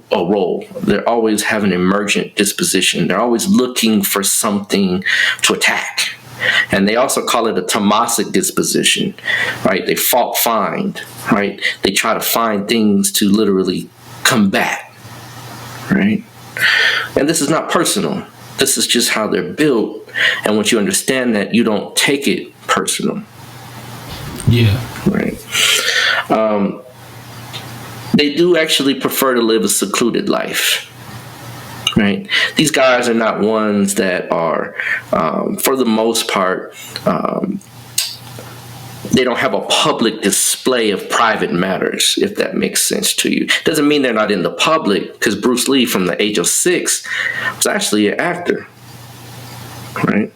So he was acting before he actually started martial arts, long before. So, not to say that he's camera shy, but when whatever's off camera stays off camera. Right. Yeah. We didn't get privy to a lot of his life until he passed. So he didn't display his family on film. I've never seen him in a film with his family. I've never heard of one. I don't think he would have produced one. Just knowing his nature and that scorpionic energy, he would have preferred to keep those things very private and very secluded away from the public eye. They also lead an unconventional life. Life for them is not a Leave It to Beaver white picket fence walk in the park. Not at all. If you look at Bruce's life, far from it, right? So, some other things to add into the equation. That's just Scorpio ascendant. It's at 13 degrees, right? Scorpio, which puts it in the nakshatra, what is called Anuradha, right? And maybe we'll do a show that touches on nakshatras in the future. Maybe we'll kind of delve into that as a subject. The power of nakshatras, the power that they add to the focus and the scope of astrology. Yeah, we definitely need to. Oh, yeah.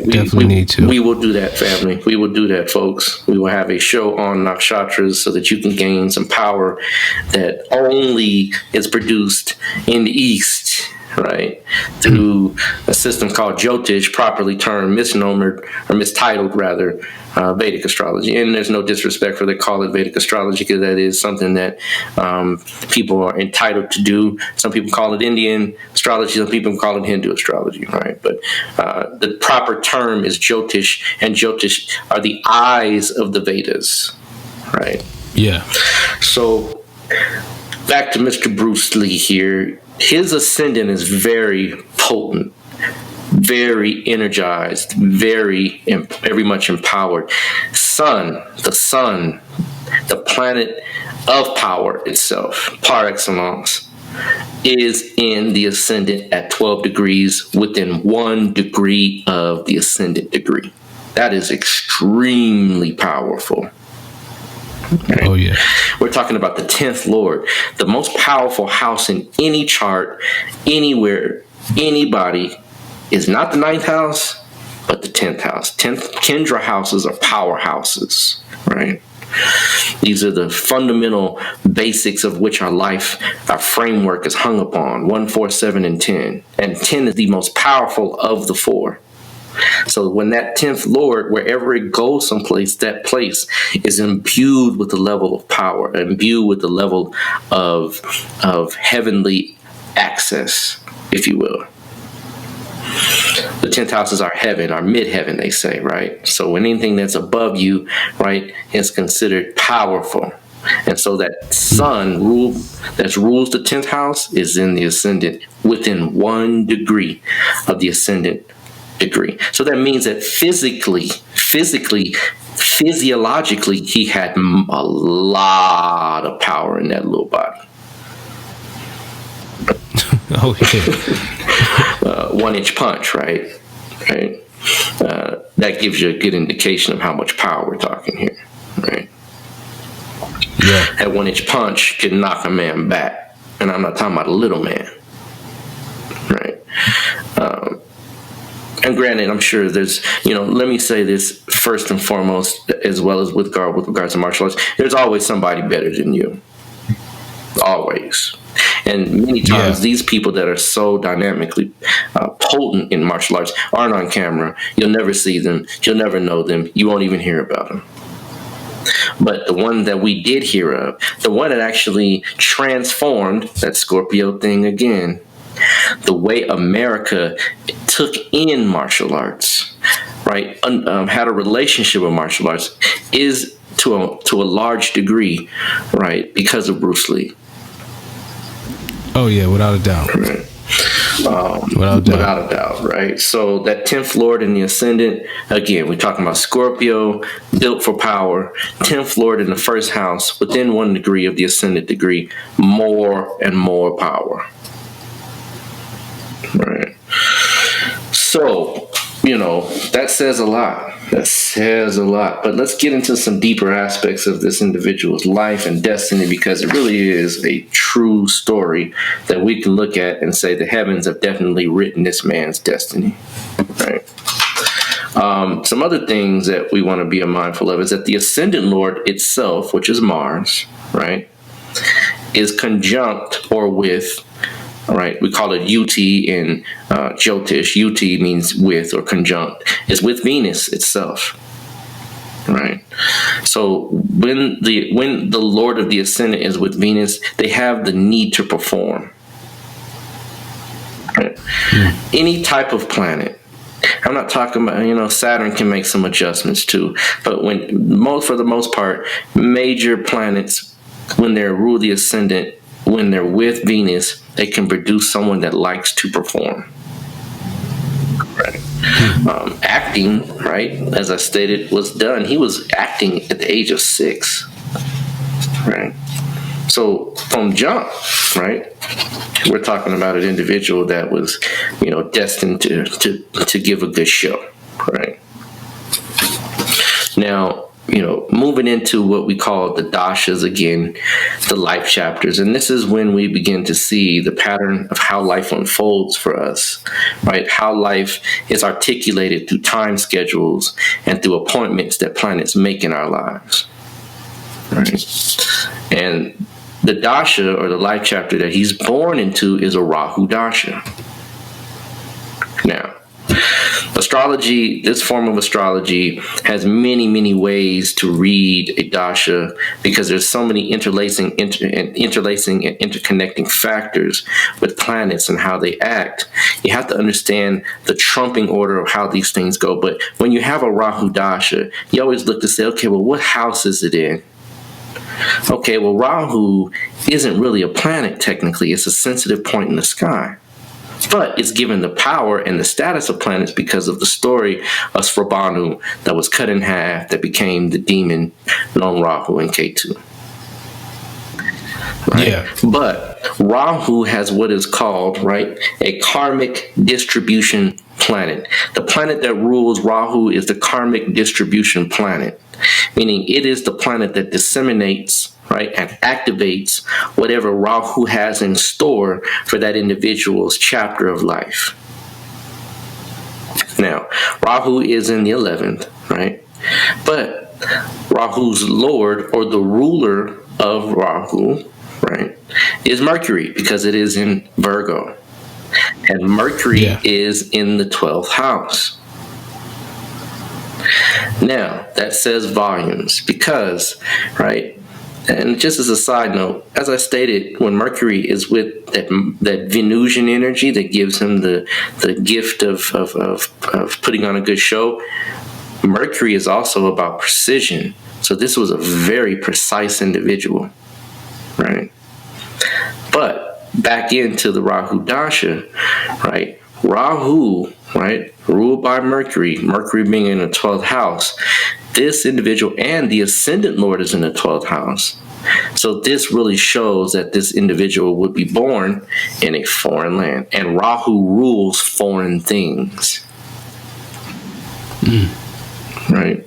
So Rahu ruling foreign things, Rahu's lord is in the house of foreign lands, his ascendant lord is in the house of foreign lands. So literally, he's born in a land that's not native to his own type. And let me say this, folks, because I know a lot of folks will say, well, he's born in America, so how is that just foreign because he's born in America? Well, just because you put puppies in the oven don't make them biscuits.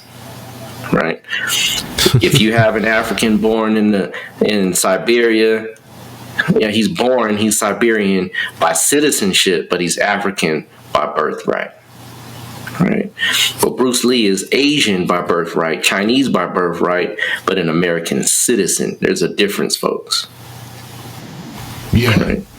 So, being born in a foreign land, right? Foreign to your DNA, foreign to your genealogy, foreign to your way of life, foreign to your parents' way of life, foreign to how you idealize and recognize the world at large. Right? That shows that Rahu's in effect. Rahu's lord is in the 12th house in effect. So this dasha period he's born into quickly reveals exactly what's going on at the onset of life.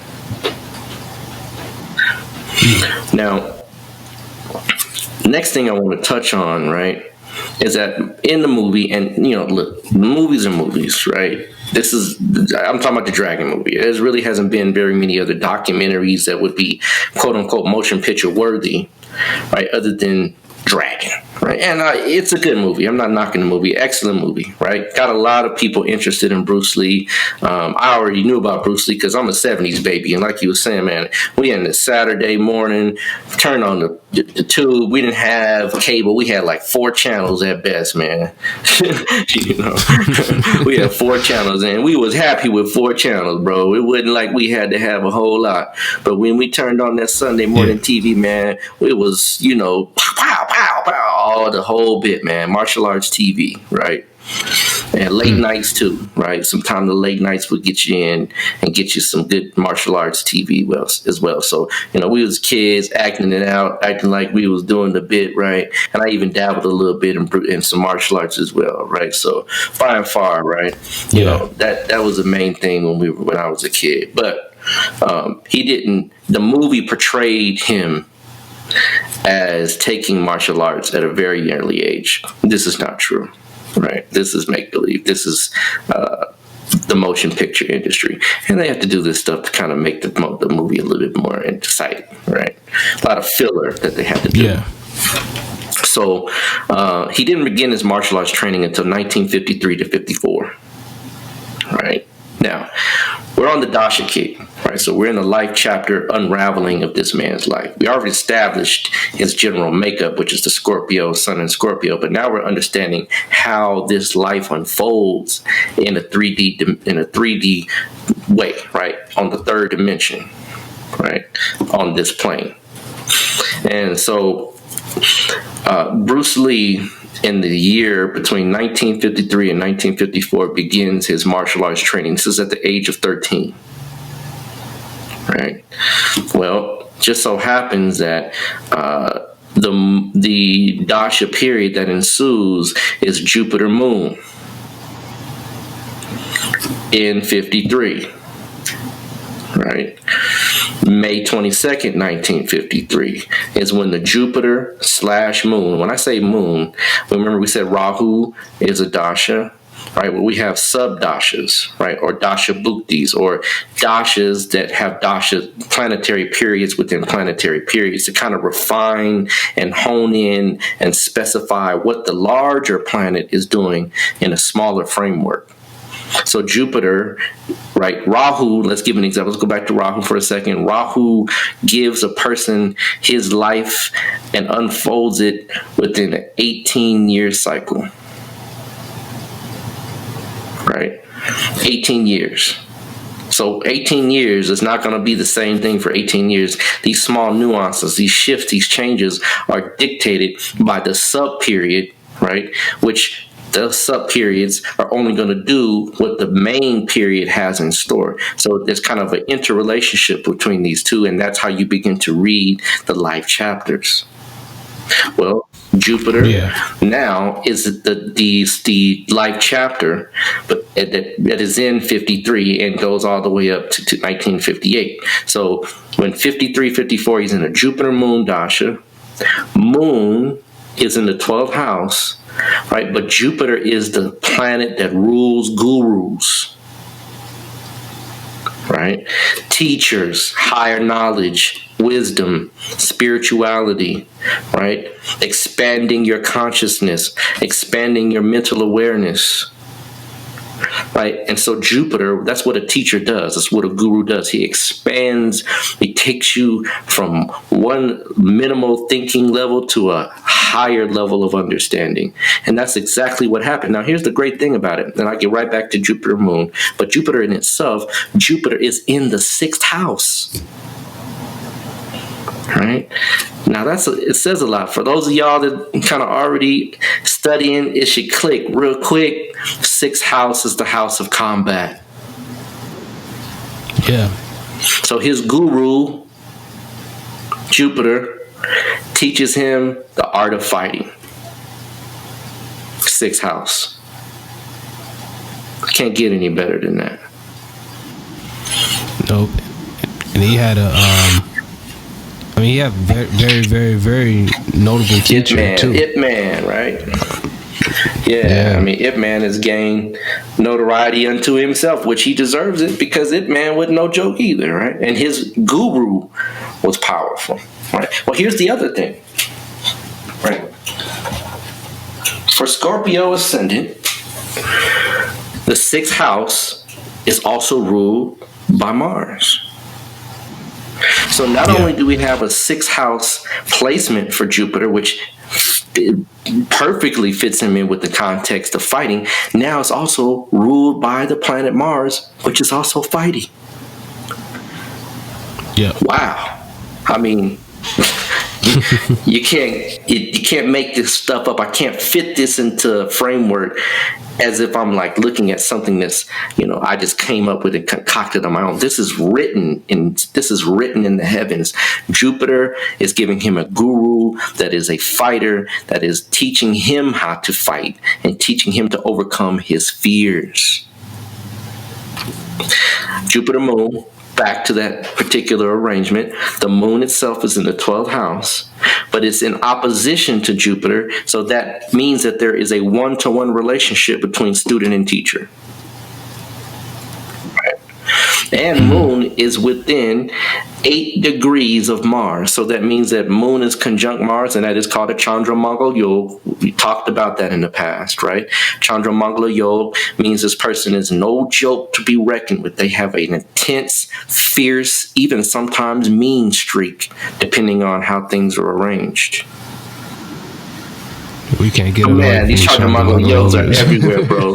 They're everywhere, right? And those of y'all that have them, you do well in certain areas of life, and you're not to be played with. And it's a very powerful combination because it gives you a fighting spirit in and of itself without even any type of scorpionic placements, right? But, he is a fighting spirit. So this now, his moon, his mind, right? His mentality, his ability to filter reality, which is what the moon is, literally is conjunct the planet of war, the planet of fighting, the warrior planet. So he has a warrior mind and a warrior physiology. And also a warrior spirit, because the sun, they also say, is how the soul or the spirit is carved. So he's fight, right? Well, Jupiter Moon, showing that right there, starts the process. Moon is the period before Mars, so he goes from a Jupiter Moon to a Jupiter Mars period, delving right into martial arts. Right? And that happens in 54.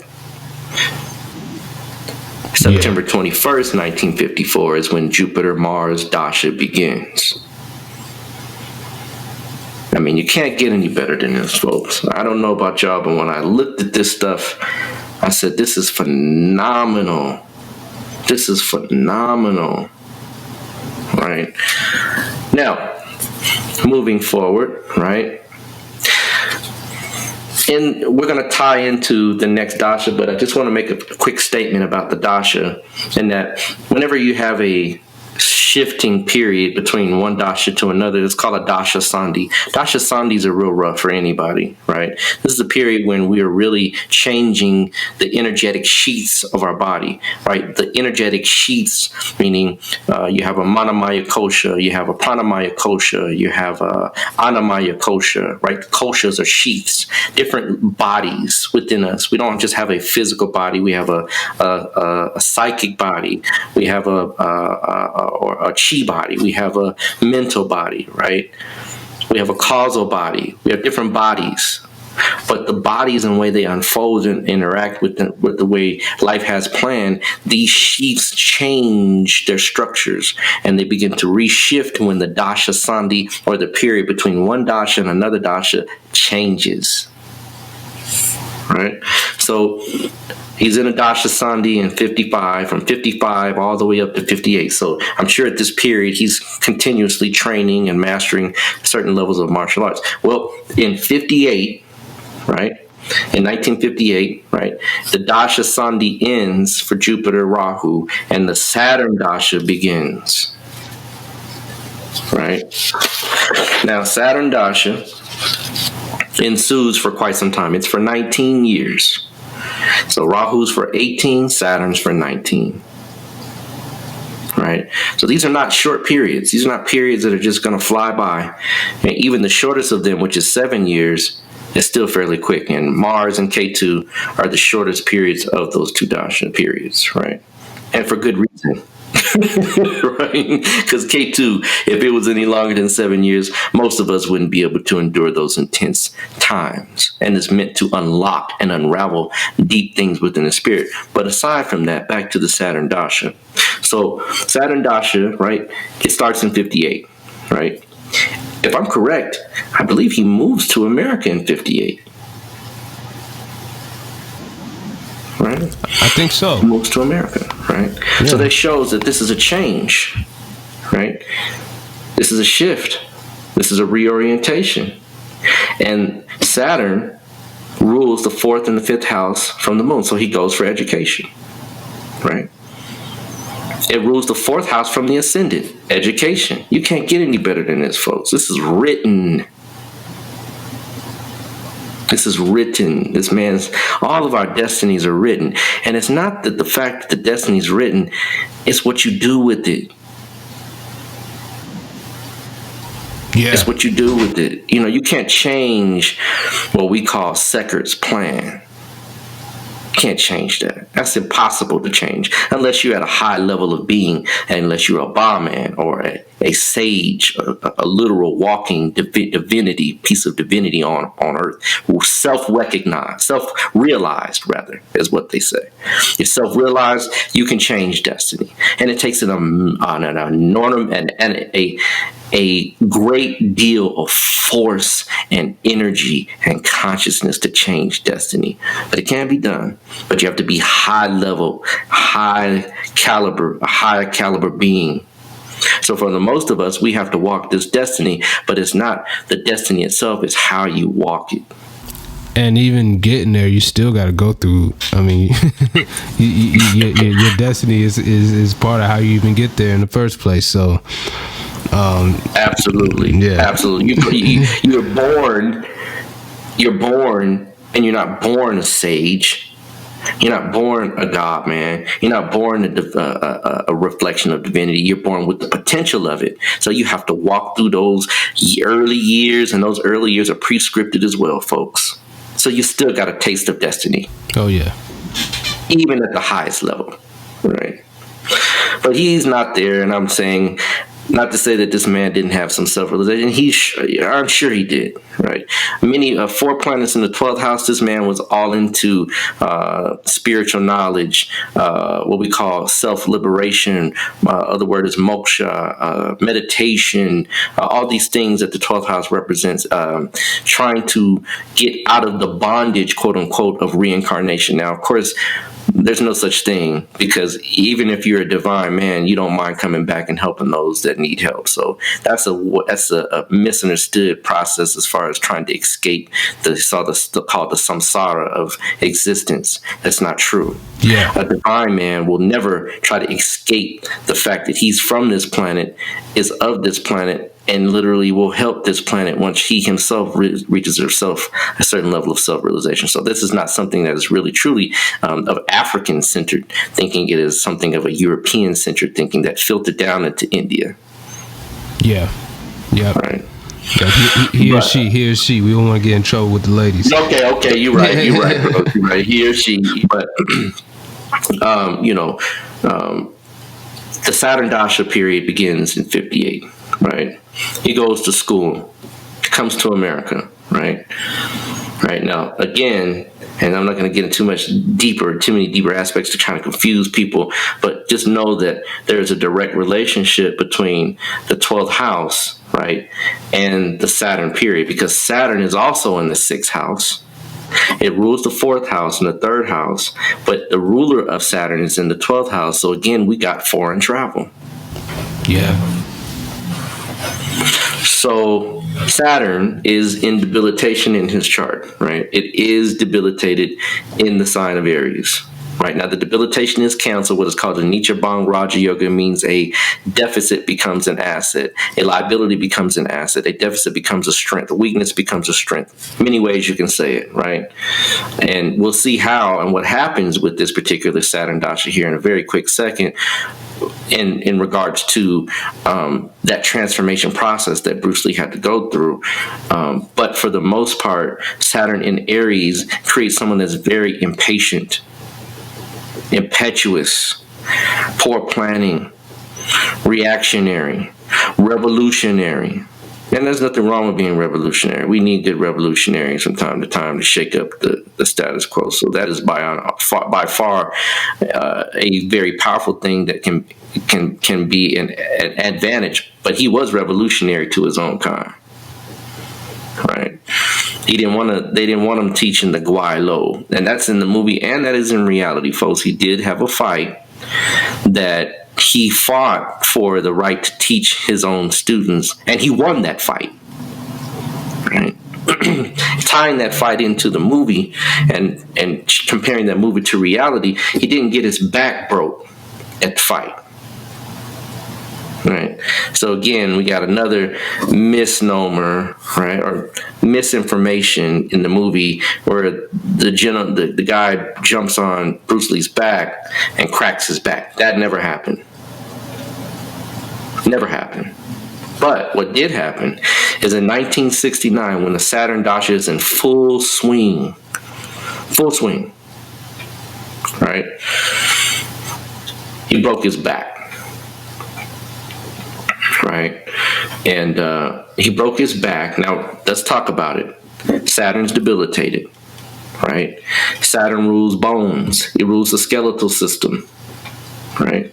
The skeletal structure, right? And it's not to say he had weak bones, because the sun also is a planet that rules bones, and the sun is very strong. But I'm talking about the general overall overlay and inner workings of the skeletal system is Saturn by far. Yeah. Well, Saturn is debilitated or broken. His back, his spinal, there's a cord in his sacrum. When the sacrum is one of the major bones that connects to your spine, was severed. Right, that cord, that nerve was severed through the bone. Right, now this was done because guess what? Bruce was being impetuous, rash. Saturn debilitated. And what happened was he was doing what's called morning glories, right? And this is a weightlifting technique that many people use to try to strengthen the back muscles and strengthen the core, if you will, right? Your core. Well, he did it, but he didn't warm up first. Being impetuous, right? Not thinking things thoroughly, right? Having that Scorpio, I can conquer the world disposition, Sun in Scorpio, even more so. So that that Saturn impetuousness, that rashness snapped his back, broke him in two. Right? And that shows that Saturn Dasha in 1969, right? In the Saturn-Mars Dasha, y'all. Mars is in the 12th house of loss. Mars rules the first house of body. Mars rules the 6th house of struggle, opposition, overcoming obstacles. Well, he overcame and tried to overcome the obstacles in a Saturn-like, impetuous, irresponsible way. So his body went through loss. The physical body ruled by the physical body ruled by Mars, representing the first house, is in the 12th house of loss. Saturn, Mars, Dasha. Perfect. Hospitalization, 12th house. The ascendant lords in the 12th house of hospitalization. He was hospitalized for over a year. The doctors told him, "You will never walk again." There's the Bennu. There's the Phoenix. Yeah. There's the radical transformation. There's the death-like situation. This is written. So that indomitable spirit that Scorpios can possess and that impetuousness changed him. The liability became what? An asset. So that drive, right? The courage that Scorpios can have, especially with Sun in Scorpio, literally gave him the power to change his life back to where he was doing martial arts once again. He defied the doctors. That is a powerful individual, y'all. How many of us, just by hearing, you go to the doctor and they say, oh man, you know, you got just a little something wrong with you, and their chi drops. then most people don't know, if you don't have a good control of your yi, your mental focus, your ability to understand and control ideas, the yi leads to chi. So you begin to get sicker right when they make the pronouncement. But Bruce Lee's went the opposite way. They said, nah, I'm going to conquer this. I'm going to overcome this. I will walk again. I'll take one step at a time. Took him a year, probably a little more. But within that time frame, he overcame the adversity that was his own self-undoing. So we're talking about destiny, y'all. You can't even get around any of this stuff. It is literally etched in stone. Right? So, you know, remember, these planets are conjunct the moon. So this is also a connection to the mind, right? It's connected to the mentality. That Mars, which rules the sixth house, is right next to the moon. So there's that Chandra-Mongol yoga with the connection with that debilitated Saturn, which it was canceled because any planet that's seventh is any planet that's in the Kendra, which is 1, 4, 7, or 10 from the moon, becomes a canceled debilitation. And Mars, the planet that rules Saturn, is also in the seventh house from the debilitated planet, which is a double cancellation. So this is a cancellation by and far, right? And it doesn't mean, remember, it's not saying that you're going to remove the adversity. It means you're going to change the adversity to your advantage. That's what a Nichabang Raja Yoga does. Yeah. Right? So, right, I can't get any better than that, y'all. I mean, we can. If you're looking at it and you're practicing this form of astrology, you should be looking at it with your jaw hanging open, seeing that this is something that was literally, it was destined to be. Right now, we have choice. Yeah. We do have choice, but guess what? He didn't make a choice when he looked at those things. No. Now, further note, just sidebar, right? And we'll get right back into tying it up with regards to how Bruce exited this particular plane and transitioned into the inner planes. His seventh lord, right? And seventh lord, seventh house represents your wife, right? Well, the wife is in the 12th house, right? Venus is in the 12th house, right? The seventh house, seventh sign, which is across from Scorpio, is Taurus. So the ruler of Taurus is in the 12th house. So his wife is of a foreign nature as well. The 12th house is the house of foreign lands, foreign people. Right? And guess what? She took martial arts as well. Well, Venus is conjunct Mars. Right? So, I mean, this is all written. This is like right there in your face, right? This is this man's chart, far and far. Right? This is how you rectify a chart. You go through and you make sure each single piece is recognizable by someone's life events. This is rectification. Absolutely. And if you want that done for you folks, that is a service that I do provide. It's about $275 if you're interested, because we have to go through a lot of questions, a lot of dates and times and places and people and events and all kinds of matter of circumstances to fine tune that time. But we can get it within a good 5 to 10 minutes. And even if we do it properly, we can get it to within 1 to 4 minutes. So if you're interested, let me know. If you don't have your time, we can find it. Now, right, so we know Bruce Lee's wife is foreign, right? Seventh lord in the 12th house, right? Venus itself, which represents wife outside of it, ruling the 7th house, and also rules the 12th house as well, right? But just to say alone, without those combinations, Venus is the wife and it's conjunct Mars. So now we also know wife has some martial energy too, right? Moving on, right? And let's say this, right? Remember we talked about Tupac, right? We talked about Pop, right?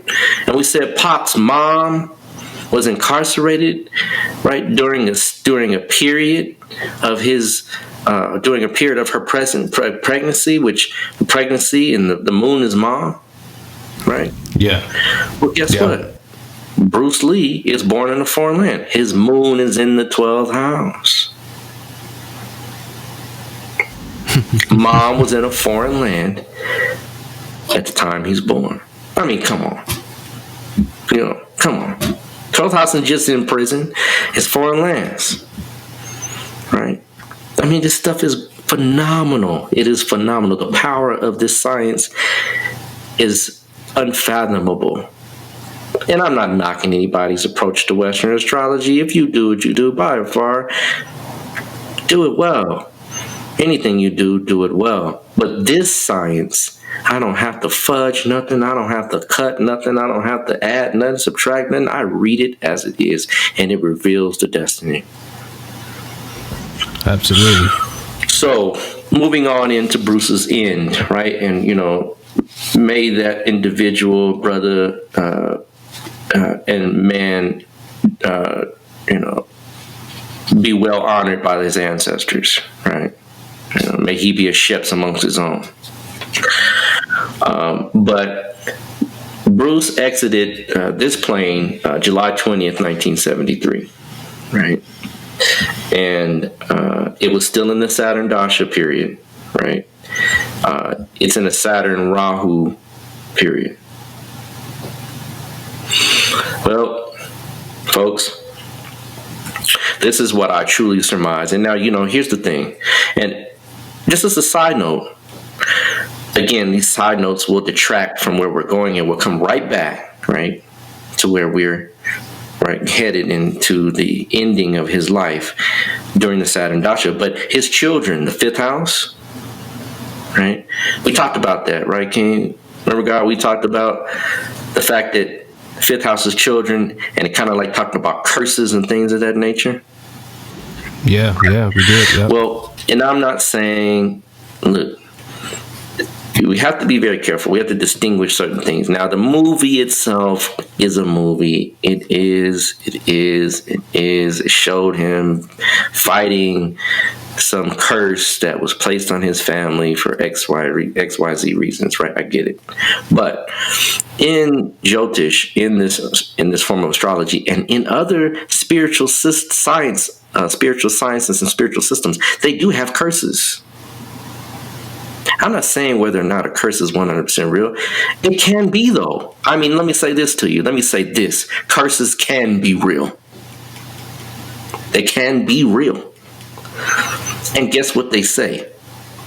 They say, now I know Palo Mayombe, right, which is out the Congo. That's supposed to be one of the most feared spiritual systems of the African, of the black man, black woman, right? I get it. And it is got some serious potent power, right? You got Yoruba, you got all kinds of different spiritual systems. They got some power behind it. And I'm not saying that it's any more or less powerful than other systems, but let's just say this. If you get a Chinese curse put on you, some of they juju. Yo. You might have to go to Palo Mayombe to get it up off you, right? No joke. Yeah, they're juju's no joke. You think Chinese medicine is something? I got some Taoist books on spells that'll blow your mind. Right? Their stuff is no joke. And it does parallel to the African systems, y'all. Oh yeah, absolutely, without a doubt. It's like that's the thing, man. That I not to go too off track, but I really encourage everyone not like to find spells, but to really study, these systems thoroughly, and you'll find that they're not that different from each other. I mean, you can see where certain things might have, veered here, veered there, but like there's definitely a common ground between most of the ancient spiritual teachings on some level or some type of footing, Absolutely. And, I taught the I Ching and still do from time to time for certain students that are, personal individuals under my tutelage. But and not even of my own, but there's information out there to show that the original Chinese were black. Right. So, I mean, that's not a far stretch to know that their ancestors they're of African descent. If you look at the Kung people, right, that are out of the Calamari Desert, they have slanted eyes. Oh, Nelson Mandela looked like a tall, dark, Chinese man. Absolutely. So, that's just to show. But the fifth house is children, right? The fifth house is children, and the planetary indications for curses many times are Saturn. Right? Saturn is not in this combination in the fifth house, but K2 is. The southern node is, and the southern node and also the northern node, Rahu, these three guys can be indications of curses in a chart. So this is a little odd that this man's son, first son, fifth house, is murdered on the set of a movie after he's actually being idealized and idolized just as his father was. He was just as potent in the movies as his father, and he was taken out by a so-called accident by a shotgun that had real live fire. That's a little odd on a set. Yeah, that's something that should never happen. Like, not right. Even, there's no reason to even have real bullets in there. Not even, like, at all. For a movie. Why? For what? Right? So, you see what I'm saying? I'm not saying curses. I'm saying there was no curses. I'm saying the oddity of this man's life in certain regards is just a little strange for me, for my taste. Right? But back to the end of life, right? Back to the end of life. So, lo and behold, right? He's in a Saturn Dasha period when he exits. Now, Saturn is in debilitation. So, this is a definite life chapter that is full of challenges, full of things that could go wrong. Full of things that could really literally change your destiny to a point where you can't come back from it, or even if you do come back, you're not going to be the same. Now, my summation of it is this. Now, let me, before I go any further, qualify what I'm saying. Saturn is debilitated in the 6th house. Saturn's lord, Mars, goes to the 12th house of hospitalization. But the strange thing is that Mars is also with Mercury, which is the lord of Rahu. So now we have the lord of Rahu, Rahu's emissary, Rahu's planet that disseminates his will, does his bidding, right? Is in there with the planet that rules the ascendant, the 1st house, and it's in there with the planet that rules the Saturn that's debilitated. So when we show this Mercury, right, so we know we've qualified Saturn, right, because Saturn is a time period where things are broken. Saturn breaks things, right, to remake things. It doesn't break it permanently. Saturn can break you to make you, as they say, right? And we saw that earlier in his life when he was in the Saturn Dasha period earlier. But this is different in that he's in a Saturn Rahu period.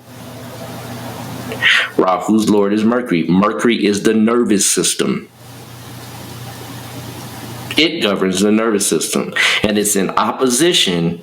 It's in a 7th house relationship. It's opposing Saturn itself. So now we have these two contending or fighting or opposing or teetering or seesawing, right, with this man's life period at this time. Well, Mercury rules the brain. It rules the nervous system in and of itself. Now the moon, right? Which is also another way to understand the brain as well. A secondary way, the moon, the Mercury would be a primary way. And we look for what is called confluence in a chart. Confluence is when we have 3 to 4 strong factors that create a manifestation.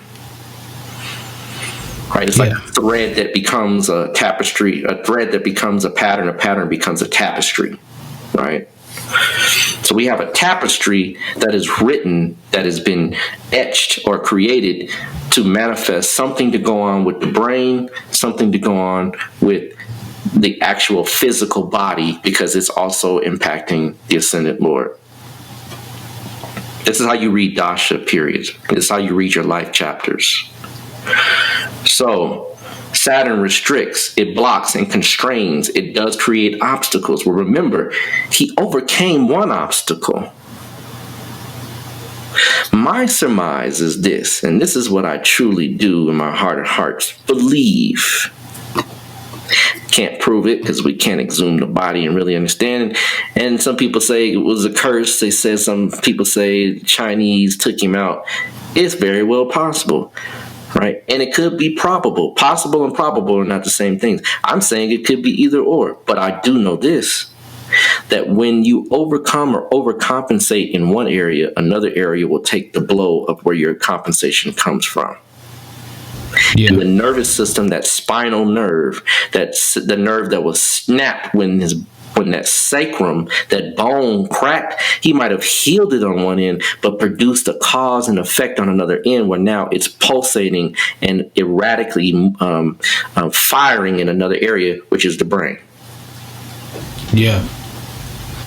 Now, Mars rules inflammation. Mars is in the picture because this is, of course, again, all this moon, Mercury, Venus, and Mars are all within the context of, they're in the intermixture of Mars's makeup. So meaning that they all have this kind of mixture that goes on with the ascendant, which is the physical body. So now the physical body is now literally being broken again, but in a way that was at one point when the weakness became a strength, now became a weakness again. Right, and so we qualified it. We have a Saturn dasha in the Rahu Bhukti sub period, right? Mercury rules Rahu, so Mercury is in the 12th house. Mercury is the brain, is connected to the physical body. It is in the house of loss. It's with the moon, which rules the fluid, right? And they say they pronounced him dead from cerebral edema. Right, cerebral's brain, edema is swelling fluid, right? Well, another thing that's interesting too is that Mercury is also the 8th lord. Oh, brother, we didn't even get into that, man. You know what I'm saying? By and far, it is the 8th lord. Absolutely. And so that adds a whole contextual atmosphere that this is change time too. The 8th house rules change, sudden events, unexpected occurrences. So I'm saying like this by and far is the man's destiny, right? Written in the stars, right? And this all goes to show, right, that this is right the way we begin to read destiny, right? This is the way we begin to understand how life has been preordained, preset, right? To have events that happen to give us, right, the realities that we experience. Let's say Bruce didn't overcome let's say he didn't overcome the debilitation in one way, he might have lived in another way, but would he have really lived, right? Because this man has an indomitable spirit. Yeah. So he chose his path, right? He picked his poison, as they so to speak. Now again, what is not to say that the Chinese mafia or Chinese whatever, right, hit him up with one of them boom bam beans with them, certain combination of acupuncture points that put some little something in his food. Who knows? Who knows? But I'm sure the man was extremely healthy, extremely observant, right? And extremely spiritual, because we're talking about a man that created his own martial arts system, Jeet Kune Do. So this is a very powerful man. So, that just is to show, this is this man's destiny by and far, right? How you feel about this, brother? What, you got any comments or anything you want to add in before we tie it all up? No, I think we hit it, man. I think this is solid. It's right on. Because you can map it to the time periods when things happen, and and just, for a little disclosure, we research, but not like, we not to that level. There's certain elements of things that we kind of have sort of some dates to. But when we look at it through the dashas, it just confirms it. And then we go and we look at it. It's like, oh yeah, it did happen that day. So we're really kind of leaning on what the chart says. We're not like researching this and then doing it the opposite way, so to speak. Oh, you're absolutely right. Let's drop this in there. Let me just drop this in there, just before we go. When he breaks his sacrum, his back, because the sacrum is in your hip and it's connected like right where your spine ends. So it is your spine. It's your back. It's your lower back, but it's your back.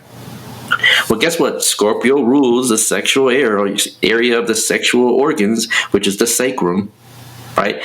And not only that, at the time this happened, Saturn was in transit. It was his Saturn return. Wow. Saturn is in opposition to Mars in the return. Oh, so wow. When you have a Saturn return, you are literally learning a life lesson. Well, that's transit and dasha. You know what I'm saying? Like, you can't get any better than that, no. Right? So we knocked this one out, man. I hope the audience enjoyed it. I hope the fan base, you enjoyed it.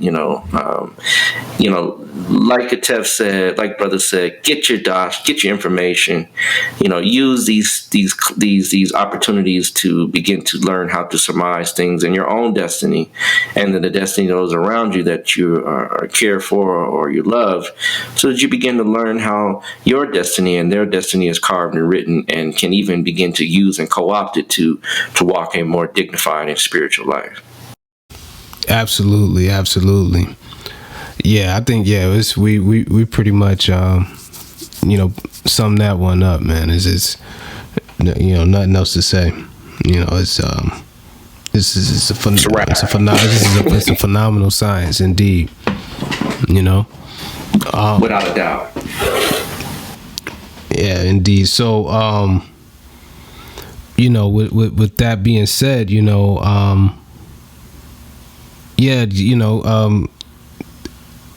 we want you all to come and participate in the giveaway.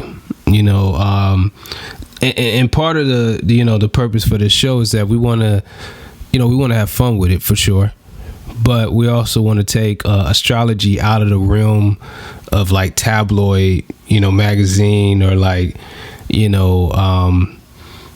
stereotypes, and a whole bunch of other things that people kind of put astrology in that realm, but it's really a thorough, serious science. It's not a joke. We have fun with it. It's interesting. It's not, you don't have to always look at it from a serious perspective, but it is a real serious science, without a doubt. Very much tied into what we go through spiritually, and kind of what we came here to do. So I hope that through listening through these shows, you all are starting to kind of see that, and really want to kind of get some more insight into what's going on in your life during this incarnation. So definitely take advantage of this opportunity. I know it's a lot of apps out there, a lot of free stuff out there, but trust me, it doesn't match up to what you can get from a real thorough chart, proper calculations, and set, and some of the extra information that a free software is not going to give you. So definitely take advantage of that. So yeah, this pretty much wraps up episode 8. Before we close all the way out, I want to remind you again that this episode is brought to you by Push It Forward Media Group and Calipurusha Astrology. You can find Push It Forward Media Group at Push It Forward, that's PUSHITFWD on Instagram, and Push It Forward, PUSHITFWD.com. That we can, get connected to, all the videos. We have short films coming up. The Veg Kingdom Project. It's a concept for a vegan food travel show that we shot. And you can also find this podcast as well. Brother Rod, tell them how to get to Calipurusha and how to, get linked up with you. Actually, there are 4 ways if you're interested in hitting me up with questions, things that you would like to know further. And, one of the things that we do on this show as well is if you have any questions, definitely drop us a line. Let us know some things that you want to hear about. If you have any comments or anything, any input, let us know. We do love to hear from the audience, and we do look forward to those things so that we can actually even address those things before we even get started in any show. So, please, drop us a line. Let us know what you're interested in and what you like to know further, and we will delve into any and everything that you drop me in. So on that note, you can reach me on 4 different ways. The 2 main ways is through either IG or Facebook. You can find me at Shechem Ra on either one of those platforms. You can also find me on YouTube at Kalapurusha Astrology, and you can also find me or hit me up through Gmail at kalapurusha@gmail.com. So if any one of those 4 ways is available to you, definitely take advantage and get with me, and we can definitely rap a taste. Absolutely. So without any further ado, with this show, you probably it's about it went a little longer than what we may usually do, but we're gonna go ahead and close this out. So I hope you all enjoyed the show. Stay tuned. Make sure you subscribe to our to this podcast, and connect with us on social media, and like Brother Ross said, engage us, give us some feedback, ask us questions, and we'll definitely address.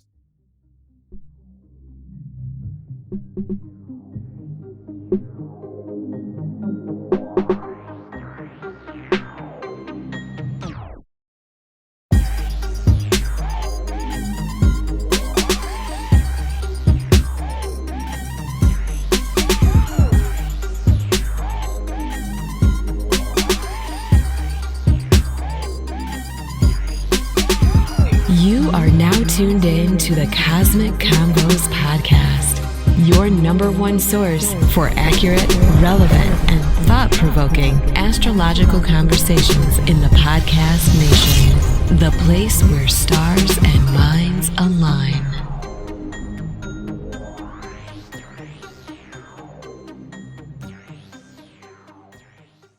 Peace. You're now tuned into the Cosmic Convos podcast. I'm your humbled host, Harut, and I got my brother here, Brother Ra. How you doing? Peace, gang. Never better. Good deal, man. We're here at episode 9. We got a lot of stuff going on, a lot of different factors going into play. So this one is being dropped, especially on a Friday. Unlike our usual Wednesday, next week we'll be back on the normal schedule. But I thought it would be a good idea, since we got the giveaway going on, to go ahead and, coincide it with the episode and stuff like that. So, we're going to go ahead and, do it like this time around. But before I get into that, this episode is brought to you by Push It Forward Media Group and Calipurusha Astrology. You can find Push It Forward Media Group on Instagram at Push It Forward. That's PUSHITFWD. And you can find us at pushitforward, spelled the same way.com. As well to check us out, at the website. And, that's where you can find this podcast there. And you can also find the various projects that we're working on. You can find Veg Kingdom there. That's the vegan travel food show concept that we shot. And we got some very interesting short stories coming up, starting to drop in September. So be on the lookout for that. And Brother Rod, tell them, how to get in touch with you and Kalapurusha Astrology.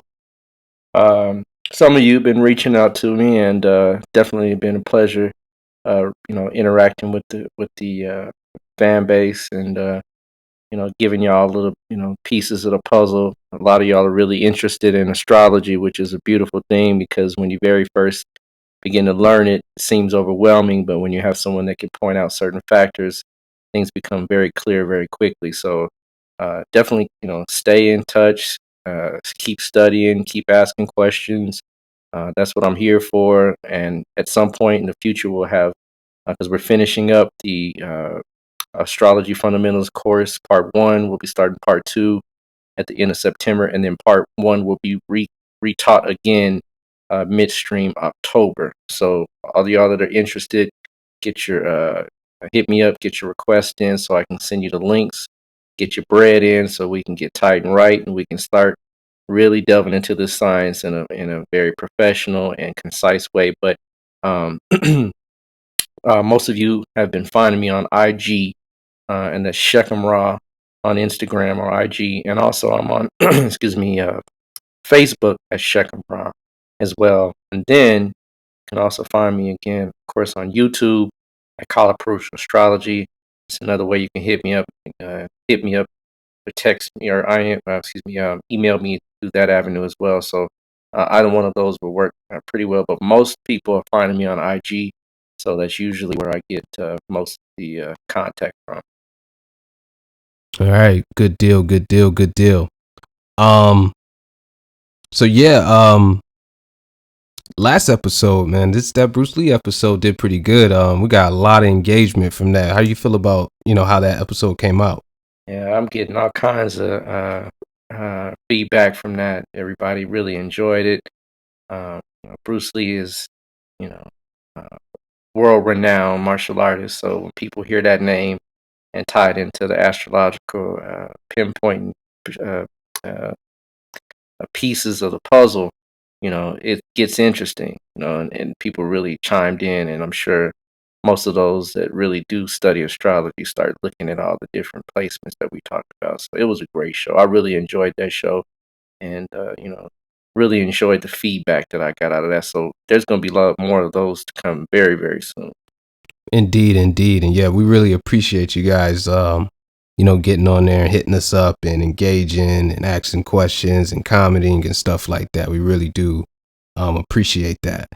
Indeed. So before we get into today's show, we're going to go ahead and announce the winners for the Sidereal Chart Package giveaway.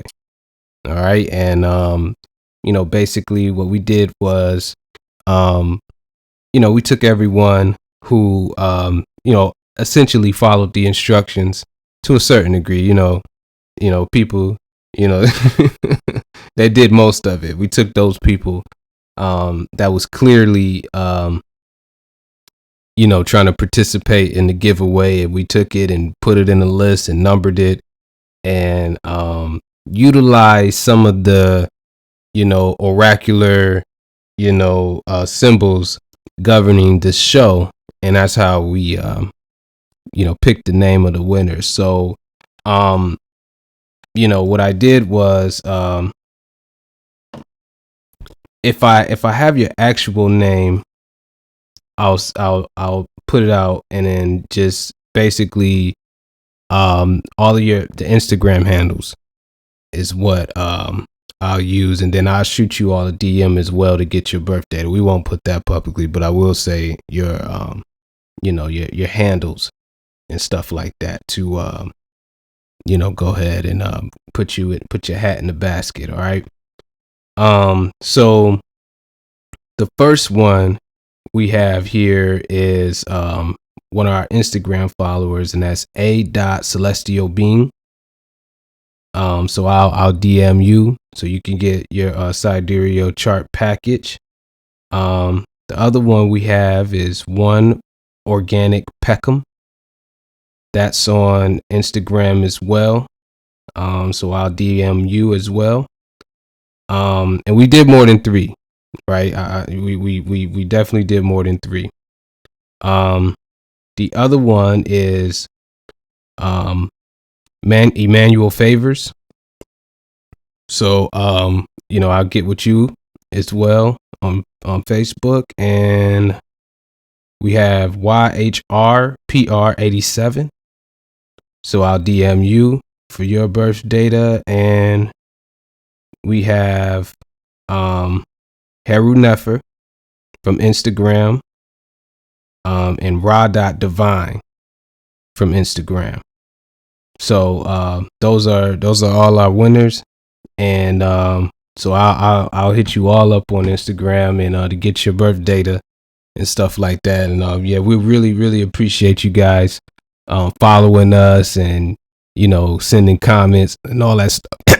Excuse me, and all that stuff and participating. So I think you'll really enjoy what we give you. We're gonna give you more than just your natal chart. We'll throw in a couple Vargas, couple divisional charts, and your dasha periods, and a couple other things as well in that package. So we'll get that to you ASAP in the next couple days.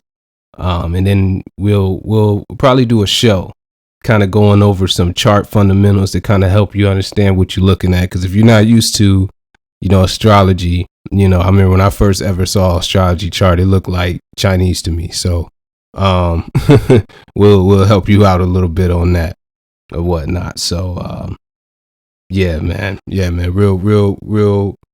It don't seem like a lot, but the chart packages that you would get from any one of these astrologers will probably run you at least about $50. And this is stuff that you couldn't get for free, accurately for free, online or on one of these apps out there. So I think you'll really enjoy what we give you. All right. So you got any thoughts on that, Brother Rob, before we get into the topic? The beauty of it is that when you get this information, it'll set you on your course to learning.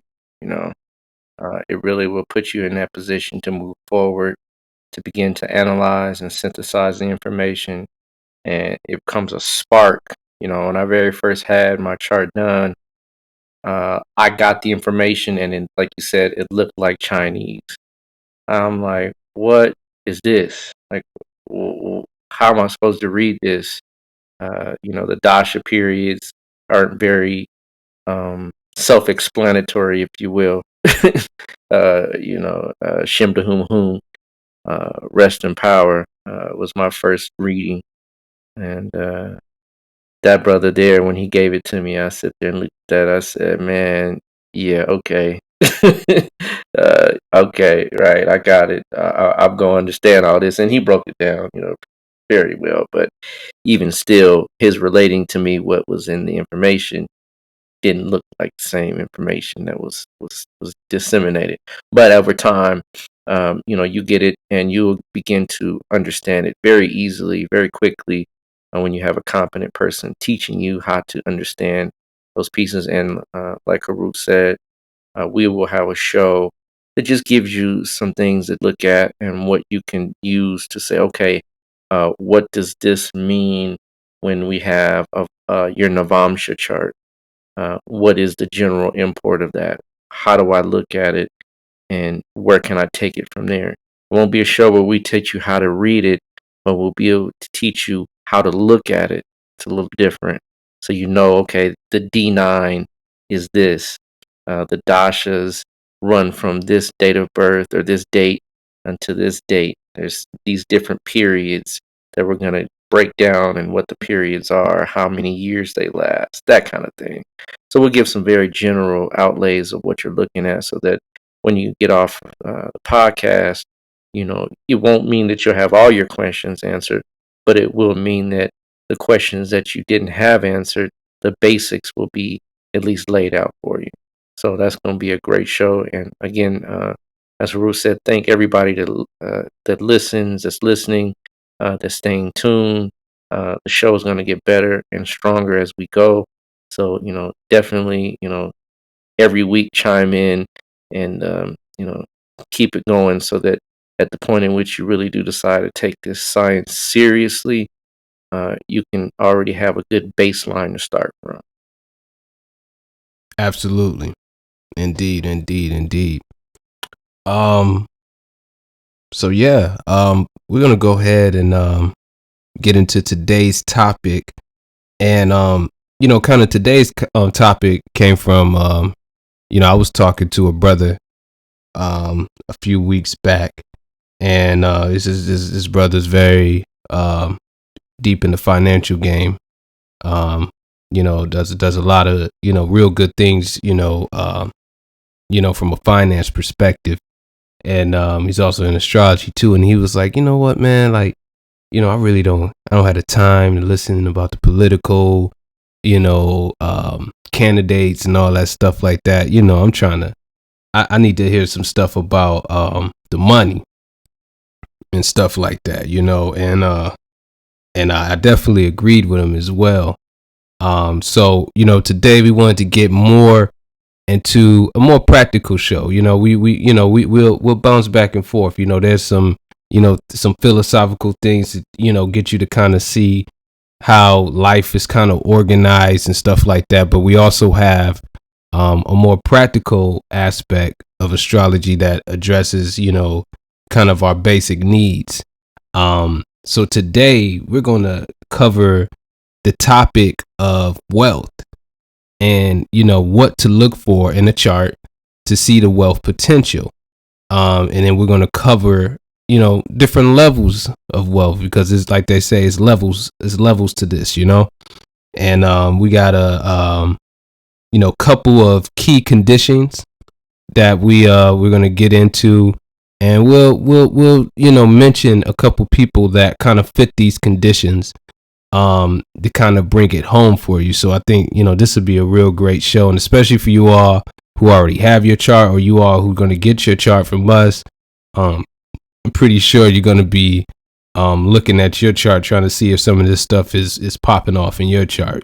So this would definitely be a treat for you or whatnot. So yeah, man, let's go ahead and get into it. So Brother Rock, could you kind of give like an intro as far as how, what is wealth, firstly, and then, kind of get into some of the conditions that we want to look for, in a chart when we start looking at wealth potential. Definitely. So, the one thing about this science is you kind of have to look at it from the perspective that when you look at, for example, like a gem or a jewel, there's different cuts to the jewel. And so, you look at the cut in one way and you get this different perspective of the way the gem is going to refract light, right?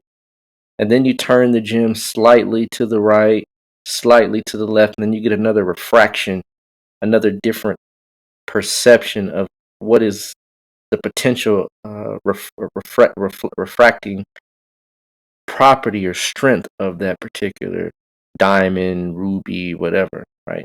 And then, of course, when it moves around, you get it all, right? You get all the different, beams and lights to come out of it. Well, astrology is very similar in that one thing has many different imports or different properties, if you will.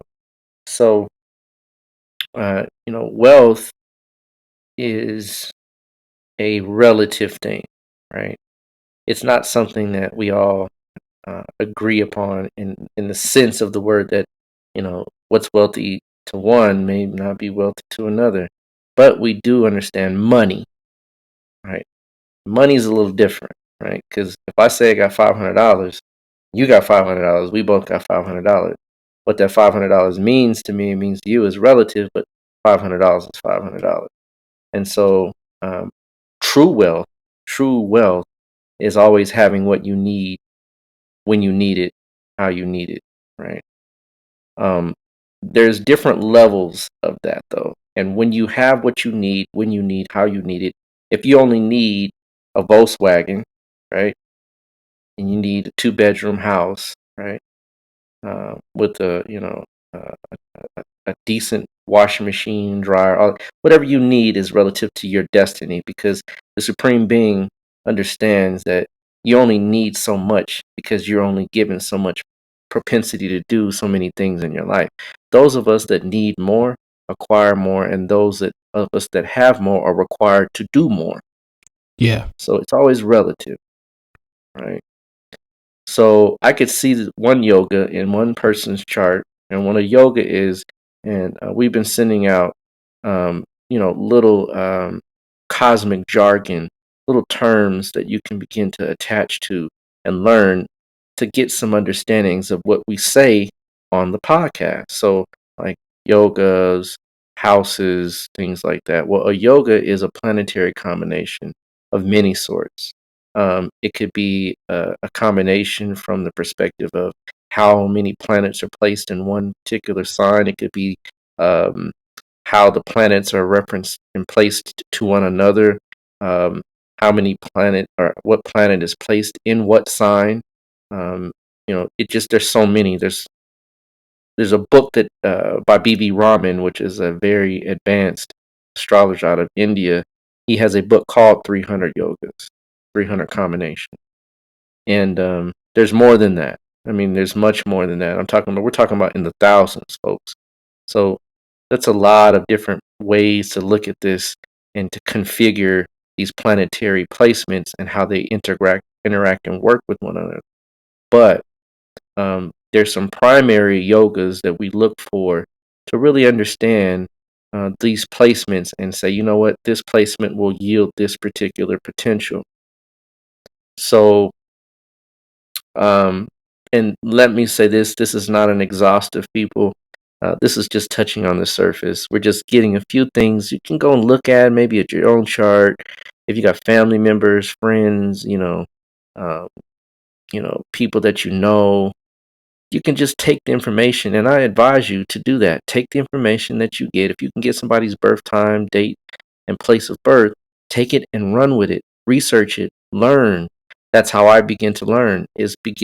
You begin to take any and everybody to look at them and test it and apply it, and it becomes like magic, because then you really can begin to see these patterns over and over and over again. But one of the major things we look at is and again, this is not an exhaustive. If I listed all of the factors that we have to go through to really qualify uh, enormous wealth, what we call opulence, we'd be here for a while. But to boil it down to some very basic things, the first thing we want to look at is the ascendant Lord, meaning the first house and its ruler, where it's placed in a chart. That's primary, right? That's key. If it's in the 12th house, more than likely that person is not going to be very opulent. Of course, there's always exceptions to every rule. I have seen charts where that is definitely and not the case, but normally about 8 to 9 times out of 10, you're going to find that if the ascendant lord is in the 12th house, the person really doesn't have much wealth, because the 12th house represents loss, self-undoing, instability, and so forth. Um, but the first lord and the ascendant has to be qualified. That has to be strong, right? Has to be substantial. Has to be healthy. The second house is really the house of assets, right? That's the house of savings, the house of value, right? That house has to be strong, and that lord has to be strong. Without that, a lot of people make money, but they don't save money. The second house allows us to really hold the value of what we have in our hand and not to expend it in a haphazard way, right? Yeah. Um, the next house that you would look at is the 11th, and one is savings, which is the second. The 11th is your gains, right? You can, the ability to gain money, to gain wealth, right? The ability to amass income. And, it's funny because the 11th house is also your social network. So you'll find that people that really do have a propensity to be successful with regards to their ability to amass wealth is that they have a good social network, right? And there's a saying nowadays that your net worth is your net work and vice versa. Indeed. Indeed. And so many times what you'll find is that when these particular two houses, it's the second house and the 11th house and their respective lords, either interact, aspect, conjoin, and what have you, exchange, meaning that when one planet goes to when the second lord goes to the 11th house and 11th lord goes to the second house, or any of the combinations therein, you'll find that that person has the ability to not only gain wealth, which is the 11th house, but to save it and to hold on to it. And to use it in a way that kind of funnels back into making more money. So this becomes like the cyclotron that people have, that they can really just begin to know what to do to make money. There's some other things you want to look at. The moon, of course. The moon is one that you really want to look at because of the moon, and not always. Let's talk. I'll give you an example. Let's talk about an example real quick, just to digress. Good old Trump, Donald Trump, right? His moon is hammered, right? And I say hammered in the lightest sense. You can see the man's mentally unstable, right? I mean, that's no secret, right? That's not something that is a mystery here. So I'm not saying something that's inappropriate, and I'm not judging. I'm just stating a fact that the man's mentally unstable. Well, his moon is debilitated, right? But the other factors in the chart kind of overcome or substantiate wealth, even though he himself really kind of got that wealth through the lens of inheritance, right? Yeah. And the moon, even though it is unstable, has some very key things that are happening with it with regards to its placement in the fourth house, and that it is not necessarily completely destroyed because of certain principles and certain things with regards to the aspects and the conjunction. So, nonetheless, the moon is not always a disqualifier for wealth. It just means you have to understand it in the context of the overall chart and how it plays out with regards to how the person manages their life in general. So, just to use that as a sidebar, the moon is a planet that is very sensitive. It is the most sensitive planet in the chart. So if the moon is completely destroyed, now it is in the fourth house. So the house is going to take precedence over the sign. Yeah. The house, wherever it is, if you're in a house, right, the house is the house. How the house is built, that's another thing altogether. But if it's the house itself has some imports, some gifts to give to the moon, then the moon's going to be stabilized, even if it's debilitated like Donald Trump. And it's not only debilitated, but it's in an eclipse, which is a whole nother show, right? We might even do a show on Donald at some point just to have fun, right? But nonetheless. Yeah, it's funny. I don't know if you was going to go there, but just looking at his chart real quick, you're just talking about inheritance. You see the 12th lord's in the second house. I mean, the 8th lord's in the second house. Yeah, you're right. You're right. So the second lord's in the 8th house. The 8th house is the house of inheritance, right? Mm-hmm. So money comes through, family wealth comes through the 8th house, which is other people's money or inheritance. Yeah. Already, right? Already. So back to what we were talking about with regards to how to look for these particular placements. So there's another thing called Raja Yogas, and Raja Yogas are when the first, fourth, seventh, and 10th houses, which are Kendra houses, are also called Vishnu houses, right? When they interact with what is called um, Lakshmi houses, which is uh, 1, 5, and 9.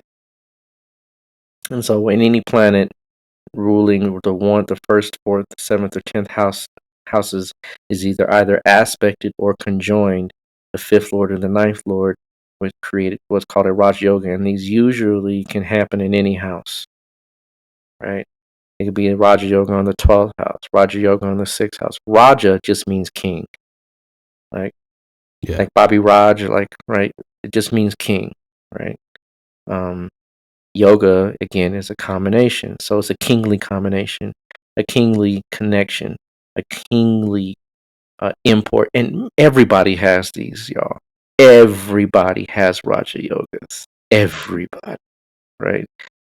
I'm talking about when I say everybody, everybody. And I mean, if Yeah. you don't have any Raja Yogas, you're probably an exception to the rule. And there's other yogas you're going to have that might even be more potent and powerful than those. So, I mean, this is just very commonplace. This is not uncommon. But you'll find that these Raja Yogas have a very special power to them, and that they're strong. They're placed very strongly in one of those houses that we mentioned.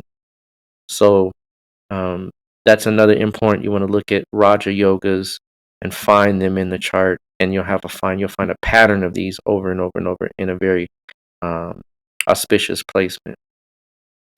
So we've already got second lord, we've got the 11th lord, we've got Raja Yogas, we've got the condition of the ascendant, we've got the condition of the moon, and like I said, this is stuff that we can go on and continue to build in a much more thorough um, podcast at another time. And I'm just trying to give you some basics to understand. So there's two different types of yogas that really do hone in, and that is mentioned underneath the second and the 11th lord and second and 11th house, called Dana yogas, and that's spelled Dhana yoga.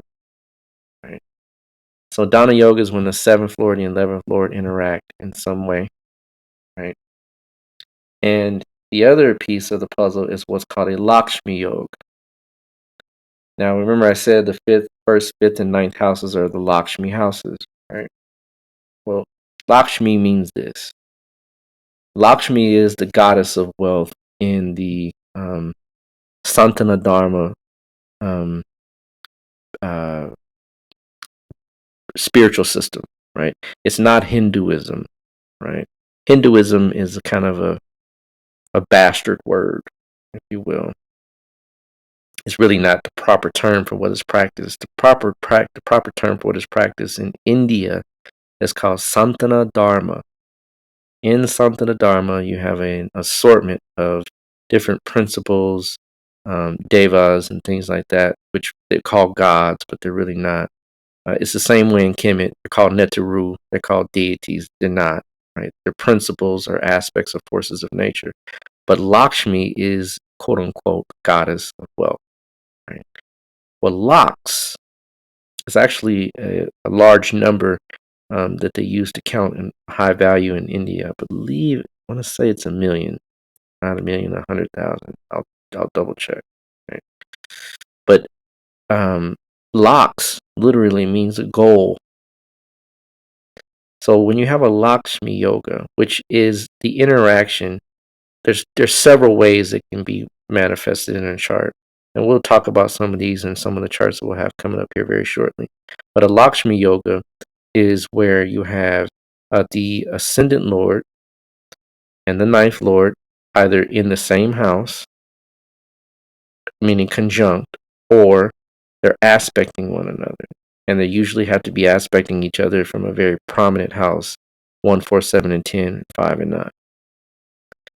Now, second house as well can do this also. There is another one that shows where the ascendant lord is placed very strongly, and the ninth lord is in either its own sign or exaltation, right? Or placed very strongly. And so that's another form of Lakshmi yoga, meaning that these are yogas that literally give someone the decision to make an impact on the world through a goal that they have, and they complete that goal. That's what brings you wealth. Is completing your goal, getting your things done that you have promised to have done. And there's a drive and ambition, a relentlessness to make it manifest. And these people that have these strong Lakshmi yogas in their chart, they get things done. That's it. It's that simple.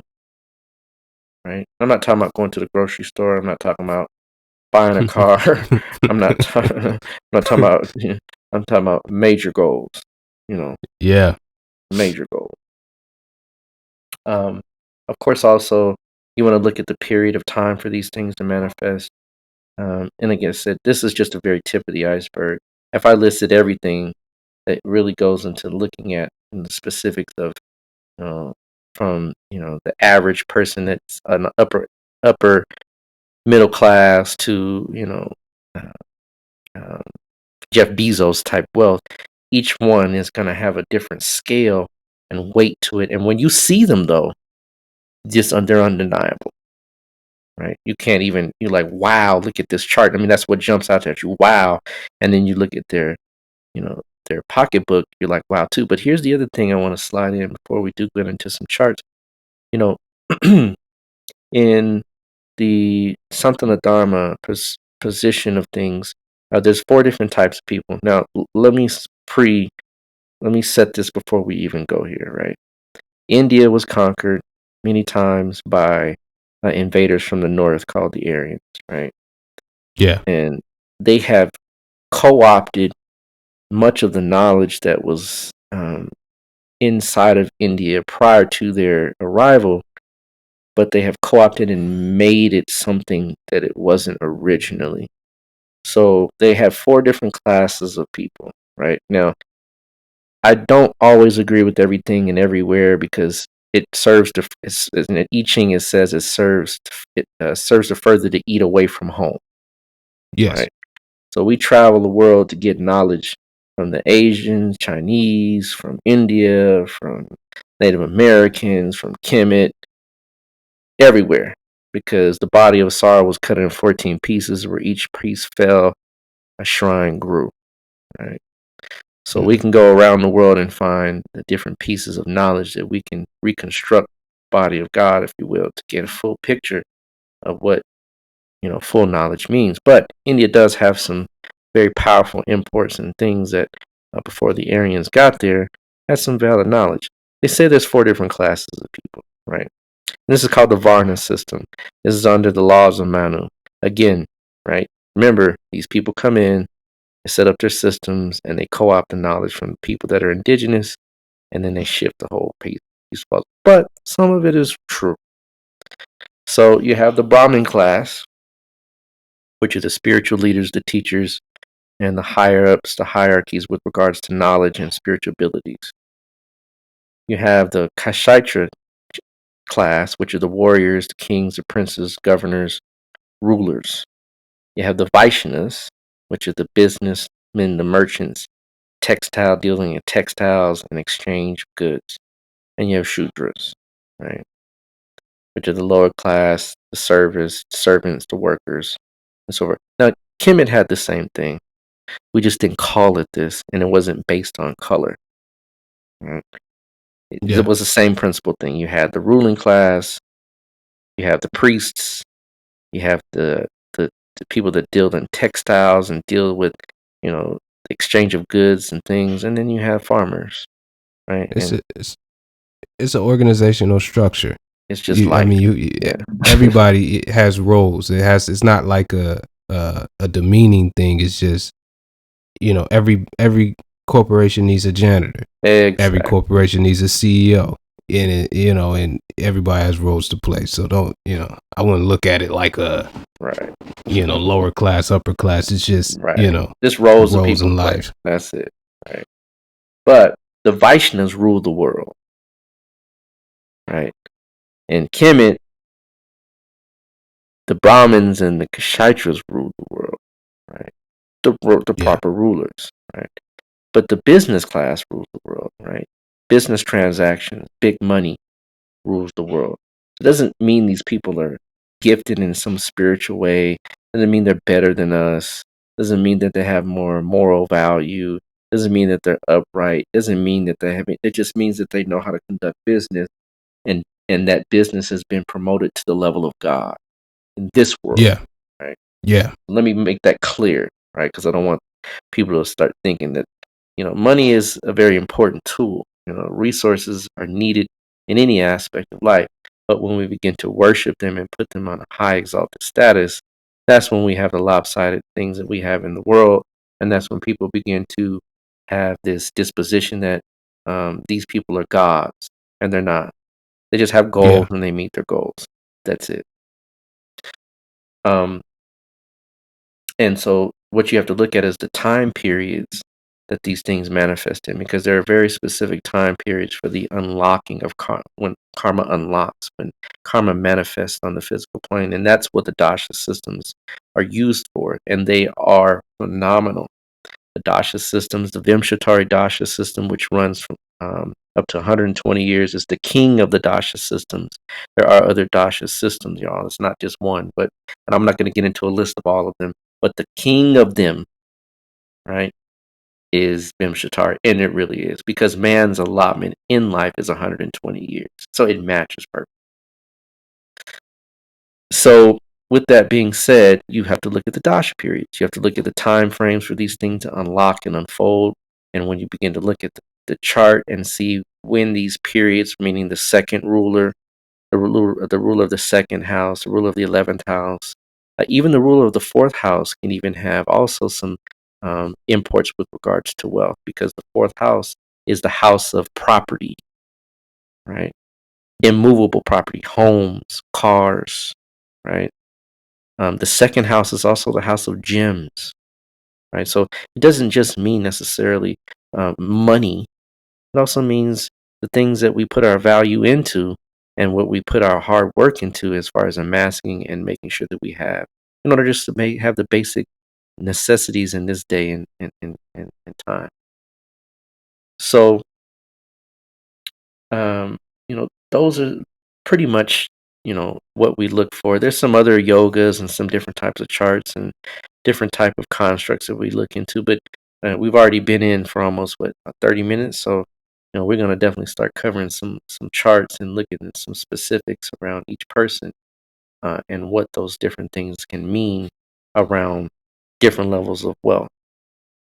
So some people we will not list, because these are real people. Some people are well known, and those people are out there. Their information is public knowledge, right? And some of them are not. One of them is not, so we won't disclose that individual's name. We'll just abbreviate the first and last initial, first name and the last name with the initials, so that we can speak about them with some anonymity. So Yeah. the first one we're going to get into is SW, right? And SW, right, is a Cancer ascendant, right? And what you'll find is, many times in a chart, connections between houses will always produce certain value systems within the person's life, meaning they will value certain things above and beyond other things. Like, for example, if the ascendant lord is in the ninth house, that person is going to value higher knowledge in some way, shape, form, or fashion. Right? May not be spiritual, but it will be higher knowledge, meaning um, higher education, higher thinking. They can think on high levels, right? If the ascendant lord's in the second house, like SW here, right? SW is a Cancer ascendant, so the moon rules the ascendant and is in the second house. It's in the sign of Leo. So right there, that means that this person's physical body, their basic life pattern, is geared towards second house matters. And remember, we said the second house means, well, right, money, resources, savings, right? Yeah. Your assets. Assets. Exactly. Yeah. Right. So this person's already geared from birth to be about that paper, right? Right? To be about holding that paper, right? To be about the value that they bring to life is about that paper, right? That's the value. Like that's the value to them is to have resources, right? And we won't get into the deeper inner aspects of what the second house, how it connects to this. That'll be another show where we really can, unpackage and unfold the portfolio of the second house. But just know this: this is from birth, right? So that's the first thing. Sin the Lord in the second house. Boom. Person is about wealth, about amassing value in their life, right? The second import, or the second thing that we would notice, is that the 11th house has Mars in it. So we got the second house of amassing wealth, right? Savings, and the 11th house of gains of making money, right? The second house is like hoarding, if you want to keep it a buck. Like, let's just keep it real. It's hoarding, right? Right? It's the second sign, which is Taurus. It's an affinity towards that sign, right? And that Taurian energy is about, holding the money. Well, then she has Mars in the 11th house. That means that that person is relentless, a fighter, right? They have drive and ambition to make money, right? So second house and the 11th house, right? Boom, automatic. And guess what? There's a connection between these two houses through, and here we go again. I'm going to drop it off, y'all. Chandra Mongol Yoga. Dang it. Right. Every time, man. It's right there. Right there. Right. Moon's in the second. It's in the 4th from Mars, or Mars is in the 10th from the moon. It works both ways, right? So Moon is in the 4th, or let's say Mars is in the 10th from the moon, but they're in the combination of a 211 pattern. Boom. Yeah. The person is about making that money. And Mars will not care about how it makes the money. Right? So right there, right? Automatic, right? Go get her with bread, right? Would you confer that that's pretty much true about this individual? I mean, SW is no joke when it comes to getting that paper. This is true. This is true, indeed. Yeah, definitely solid saver. Yeah, indeed, absolutely. Yep. Yeah. And there's more, there's more. There's a what we have called an excuse me. Sometimes my tongue gets tired at the point when I'm rolling with this stuff, because there's so many different pronunciations in this piece. But Amaranta Yoga, or Amaranta Dahana Yoga. And we talk about the Dahana yogas between the 2nd and the 11th houses, right? Well, when Jupiter is in a very prominent position. Jupiter is in the 7th house. It's a Kendra house, right? So it gets a boost. Any planet in 1, 4, 7, or 10 becomes strong, right? Yeah. Because these are the core pieces of your life. I'm not going to get into what each one of the cores is, but just know that 1, 4, 7, and 10 is like the foundation of a chart, right? The Kendra houses are like the foundation of a chart. And so when Jupiter is strong and the 7th Lord is strong, excuse me, not the 7th, the 2nd Lord is strong, and the 2nd Lord is the Sun, and it's in exaltation in another Kendra house, in the 10th house, this person has what's called an Amarananta Dahana Yoga. So then again, this is another boost to making money. right? Yeah. So, and I mean, there's more, right? I didn't get into all the houses. You have the 5th house, you have the 9th house. Remember, we mentioned the 4th house. All these houses come into play. Right? Yeah. I didn't mention any planets, right? Jupiter is the planet of wealth. Venus is a planet of wealth, right? All of these things are playing into the chart very well. That doesn't make this individual a Bill Gates, right? It doesn't make the individual a JP Morgan. It doesn't make them, opulent, but it does make them. This person's not needing for anything, Yeah. right? Remember, we said what wealth is: having what you need When you when need you it. need it, right? As you need it, and so forth, right? So therein lies the result of showing you, right? And again, there's more, right? We don't have the time to get into each one because I could take one chart and talk 4 hours on one chart easily, right? Easy. So we just kind of squeeze it into this narrow window. But check this out. Remember, we talked about the dasha periods, right? Okay, well, let's talk about it.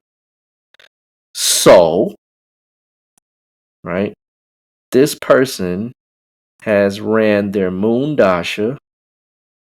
The moon is in the 2nd house. The moon's lord, which is the sun, is exalted. So when this planet runs its period of time from 2003 to 2013, this person's wealth is going to amass and accumulate. Yep. Right? And remember, this moon is part of the Chandra Mongol Yoga, and Chandra Mongol Yoga is no joke when it comes to business. Now, when it comes to relationships, remember we said these are not people that we are looking to have advice on the real deal on how to handle life. But if you want to know how to make some money, tap that shoulder, right? Because this person, SW, knows how to get that bread, right? Now, let's take to the next level. In the Dasha scheme in Vimshatari, the Vimshatari Dasha scheme has a very specific placement of planets and how they unfold. So the moon is followed directly by Mars. So we have the Chandra Mongol Yoga full effect from the ages of right at 17, 18, all the way up until basically next year. So this person, all the way through this whole process, is in the process of getting paper, and they're getting that paper. Phenomenal, right? Because it's showing that this person's life pattern is right in sync with getting money. Yep. Right? What do you think about this so far, King? I mean, how are you feeling? Like, is it making sense to you? Is it flowing with you so you see the clear imports of what these things do? Oh yeah, we locked in, man. Good. We locked in. Good. So, there's an average person for you, right? This person is making good money, right? Like I said. And when we say average, I mean, this is what most people are trying to get to, at least at this point, being able to be strong, middle to upper middle class. And I say average, right? Yeah. Because remember, there's these levels of it, right? You could be a landowner and own 50 acres and be cash poor, but you're still what? Wealthy, right? Yeah. And I say because it's not hard to imagine. I mean, let's just take it in context to this too. There's another context to these things. Everything is contextual. When you look at astrology, you have to really be not just astute at understanding these imports with regards to placements and all these different things, but you have to understand life and have to understand the world at large, right? Absolutely. So this same particular chart in another country is completely different, right? We live in the richest nation in the world. Most of the billionaires on the planet live here. right? So when we look at that and take in a contextual way to understand that this particular chart is in America, then that person has the ability to amass this type of wealth.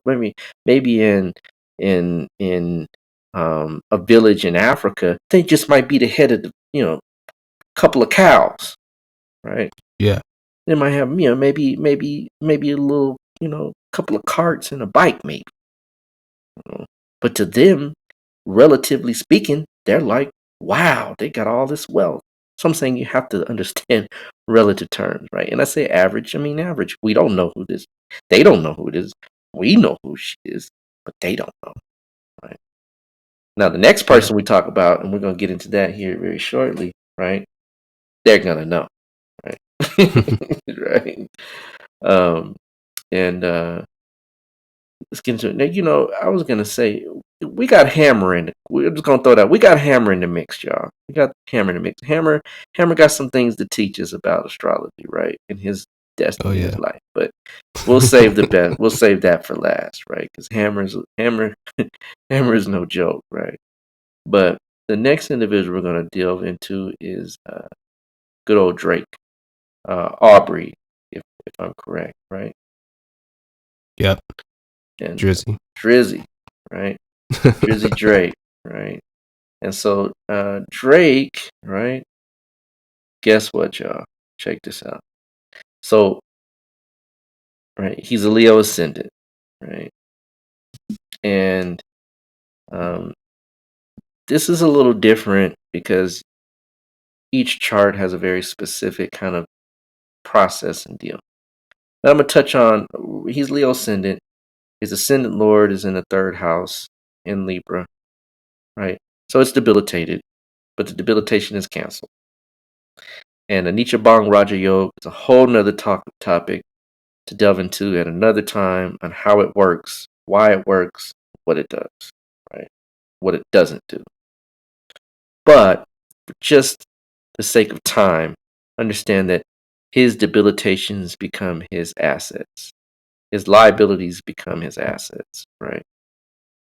So we're not going to touch on the ascendant right off. We're going to kind of leave that to the side, but we're going to touch on the 11th house. And the moon is in the 11th house. Now, the 11th house, y'all, for all intents and purposes, is one of the better houses in the chart. Right? It's called a Upachaya house, but it means it gets better over time. And the moon being in the 11th house, the person's mentality, right? Their mind, the filter for reality is in the house of friends and social circles. So this guy, he shines like the moon shines. The moon, unless it's completely dark, it's going to shine, even if it's waxing, whether it's waxing or waning, it's going to shine, unless it's a new moon, unless the sun and the moon are in the same house, right? Same sign. That's the only time that the moon doesn't shine. But other than that, the moon is going to shine. And it's shining, it's reflecting, it's giving its soft light in the 11th house of people, social clubs, groups, networking, right? And so forth. So this person's mind is about making money, right? So some other things I want to mention just quickly. He has a very powerful Jupiter in the 7th house, which is aspecting the moon, which helps out greatly. And anytime Jupiter, which is the planet of wealth, is in the 7th house, either 1, 4, 7, or 10, the person is going to have some prominence with regards to income or gains, right? Expansion of his ability to expand, right? To grow, right? So that's number one, right? Number two, actually, moon in the 11th, gains, income, social networking, Jupiter in the 7th, and the 7th house is business as well. Now, he's not some big, great business mogul or guy. He's an entertainer. We know that, right? Venus is in the Yeah. 3rd house, which gives an entertainment skill, right? Moon is in Gemini, kind of, I'm not saying he's the greatest lyricist of all time, but I mean, I'm sure he's got a few things that he's written, and for the most part is, He's a hip hop artist, right? Yeah. So there it is, right? There's some of those things that give him his abilities. But the thing is that Jupiter and that Moon interaction, right, gives him a lot of wealth. Well, the second lord is in the fourth house, and that's a house I mentioned slightly, and that the fourth house is another kind of secondary wealth house. So right there again, he's having the house of savings, the lord of savings, right, interacting with the fourth house, and the fourth house is immovable property. Inside of that, there's what is called a Parvatana yoga, and that means that there is an exchange between the fourth lord and the sixth lord, or the fourth house and the sixth house. They exchange. They have a one planet acts like it's in the other's house, so almost Mars is acting like it's in its own sign in the fourth, and Saturn is acting like it's in its own sign in the sixth. Anytime you have an exchange for good or bad, and this is kind of a mixed one, because the sixth house has some negative imports and the fourth house has some very positive imports. But they can't, Yeah. it doesn't cancel, but it boosts. It gives it a power boost. And so that second lord with this planet, with this exchange, then also gives him the ability to amass wealth. Right? So right there again, right, we can see that these planets are playing out very well. Well, Mercury, right, the planet Mercury, is with Saturn, and Saturn's dasha period is when he really began to take off. We're talking 09-ish, right? In fact, he's in a Saturn Mercury dasha period when his what's this name of the song? What's the name of the album? So Far Gone. Gone. That's when his hit kind of took off, right? And Mercury also rules the moon, as we mentioned earlier, which is the 11th lord. So the second lord, 11th lord, is interacting with Saturn. Saturn's in the fourth, ruling the sixth. And then there's a Parvatana exchange between, right? And then Saturn and Mercury's lord, which is Mars, is exalted in the sixth house, which is very powerful.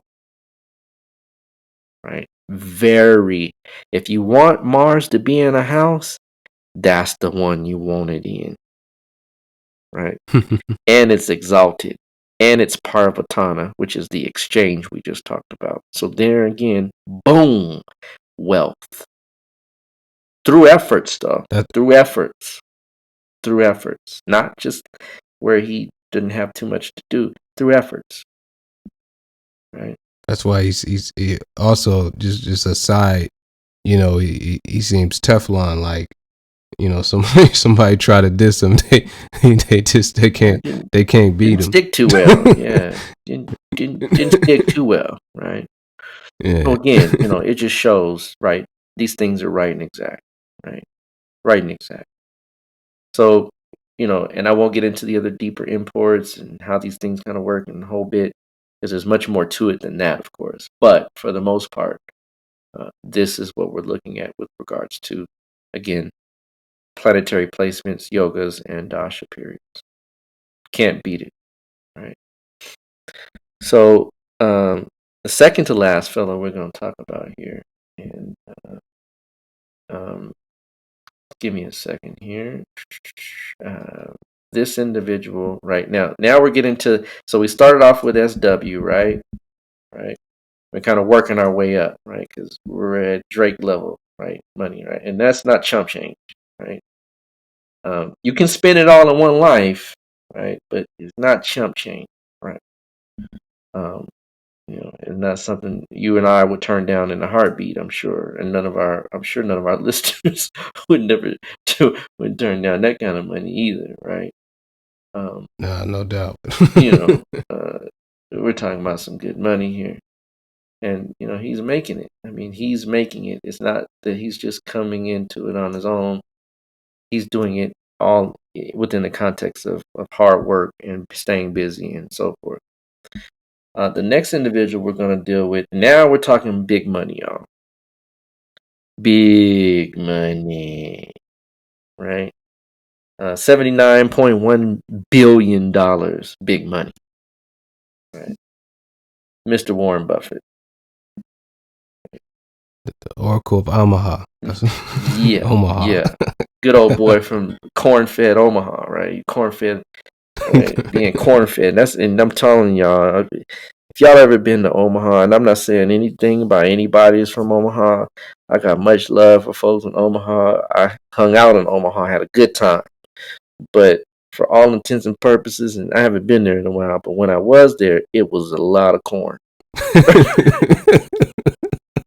Fields of corn, right? I'm like, is there anything else but corn up in here, right? It's a state that you wouldn't think of that would produce individuals with opulence. Now, this is opulence, right? This is really opulence, right? We went from, and okay, I mean, let's keep it real, right? Jay-Z, okay, yeah, he's got $1 billion. Oh, right? Um, Dr. Dre, billion. Okay, okay. Like I said, Drake, I think it was like 350, 400 million, something like that, right? He's pretty up there. I think he's I up don't there. know if he's quite there yet. You don't think? No, he maybe he's That not there yet. yeah, that He's might up there be. though. He's up Yeah, there. Yeah, he's up he's there. good. Yeah, Yeah, he's not hurt, right? But we're talking about Dr. Dre on steroids, right? You know, opulence. You really would have to push yourself to spend it in a lifetime, right? I don't know if you remember. There's an old movie back in the day called Brewster's Million. You ever see that with Richard Pryor? If you haven't seen it, it's a good movie. It just talks about the value of money yeah, and how. And I'm saying this to segue Mr. Warren Buffett in because in the movie, Richard Pryor has a rich white uncle, and the uncle gives him $30 million to spend in 30 days. Now, this is in the 80s, right? So we're not talking about now, right? Because $30 million is really not a lot of money. I mean, it is because I ain't got 30 million, right? mm-hmm. I ain't got 3 million. I ain't got a million. I ain't got 300,000. Let's keep it a buck, right? But I'm saying that for all intents and purposes, today's values and those values in the 80s far different. So in the 80s, we're talking about 30 million, which is almost like 100 million now, right? Yeah. In the 80s, Richard Pryor was in a movie. His uncle died, left him 30 million, right? And he said you have to spend 30 million in 30 days. But at the end, the stipulation is at the end of the 30 days, you can't own anything. You can't own anything. You have to spend it and own nothing. Now that's a trick. So what he did was he rented everything, right? Through these extravagant parties, right? Spent money it's in a silly way, right? Yeah. But the caveat is if you spent 30 million and had nothing left at the end of the 30 days, you got 300 million. Or you could take just $1 million and walk off and be cool, right? So he went for the 30. He ended up getting the 300 million, but at the end of the whole thing, he was sick of money, right? He was tired of it. And those that are truly opulent have a different value system when it comes to money. Money is no longer an object, it's a tool, right? And so Warren Buffett is one of those individuals that literally, I mean, the guy is very frugal, Oh yeah. right? Money to him is not the same thing as it would be to us, right? And I'm not saying that he's any far better than us. I'm saying that in perception of what it is that he has, the value of it changes based on who you are and what you have. So again, right, bar none, right? This man is opulent, right? And in his chart, rightfully so. He has a second lord in the first house. So when we see this second lord start interacting here, all of a sudden, boom, right, boom, we got money, right? He has some other yogas. I'm not going to get into all the yogas because we're running out of time. But just know the second lord in the first house is almost the same. It's similar, not the same, similar to the ascendant lord being in the second house, and we talked about that already. Yeah. Right? So the second lord is in the first house, meaning the person has the value of savings and the value of amassing wealth in his destiny from birth. Yeah. Right? Now, he has a Lakshmi yoga, right? And the Ascendant Lord is strong.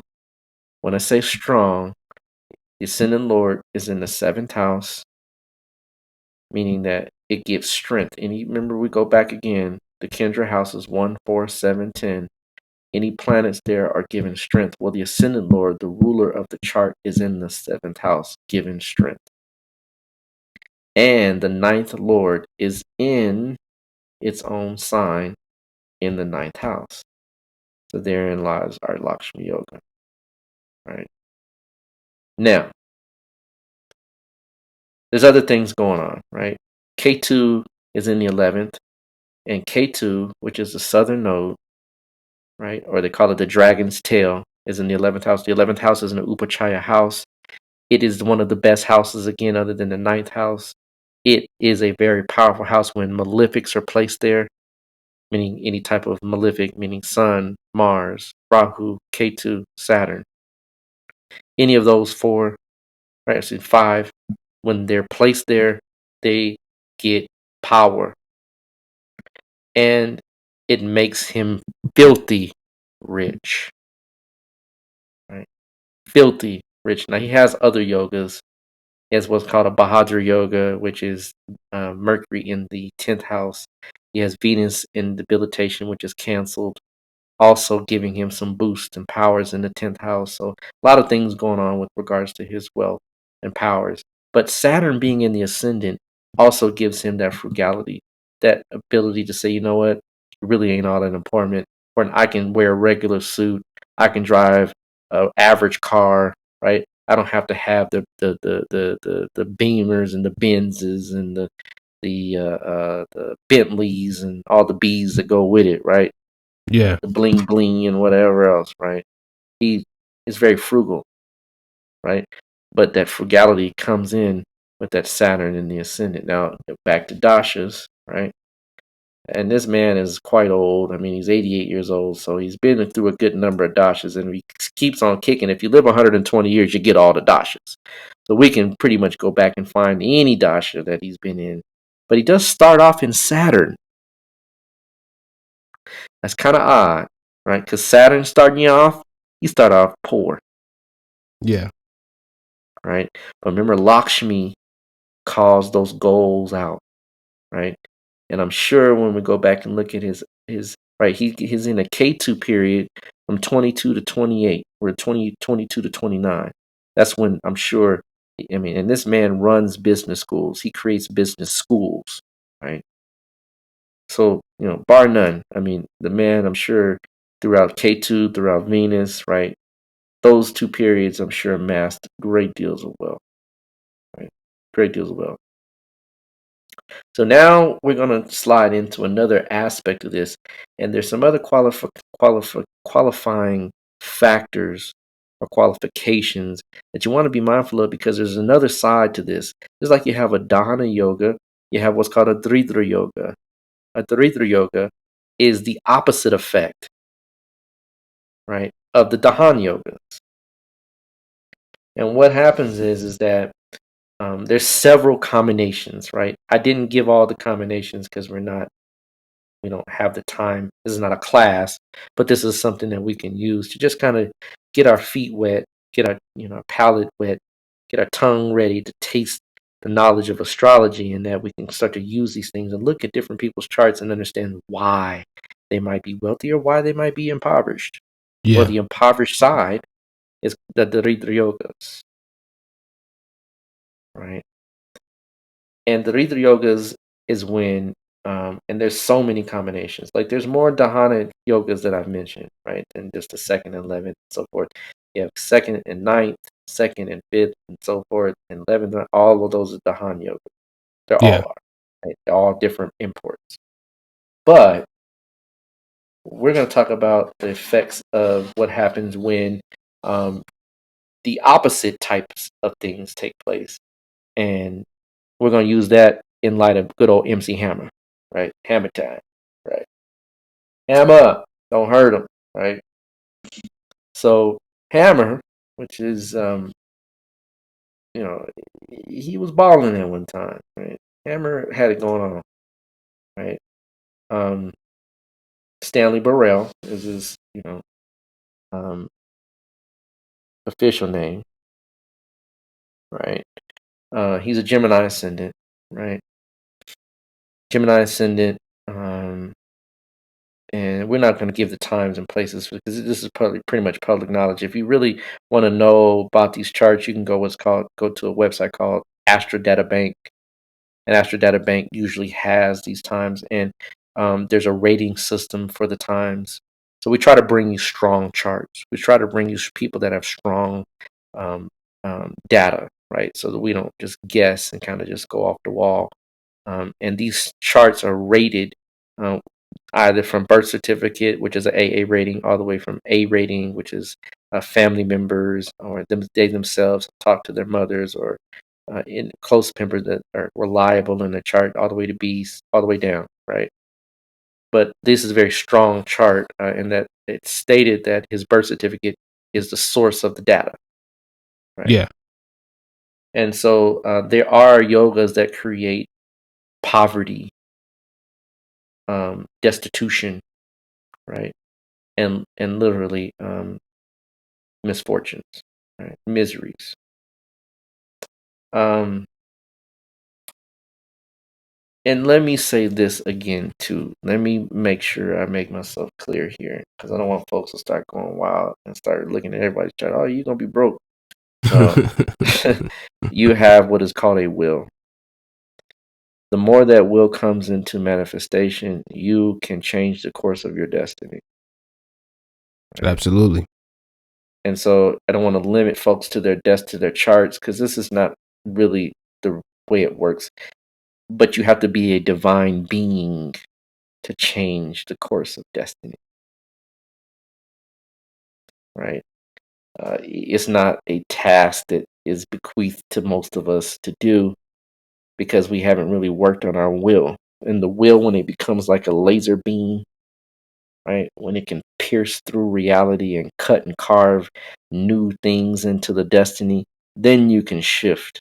But for the most part, the chart is about 80 to 85% accurate, within the range of 20 to 15% of the small smidget of developed will that we have to kind of just navigate the little challenges that we are met with. But for the most part, everything has been bequeathed to us as a set of challenges. Even those that are wealthy doesn't mean they have a developed will. They have a developed business sense. Different, right? So, the planetary combinations that produce what is called a Dridra Yoga, right?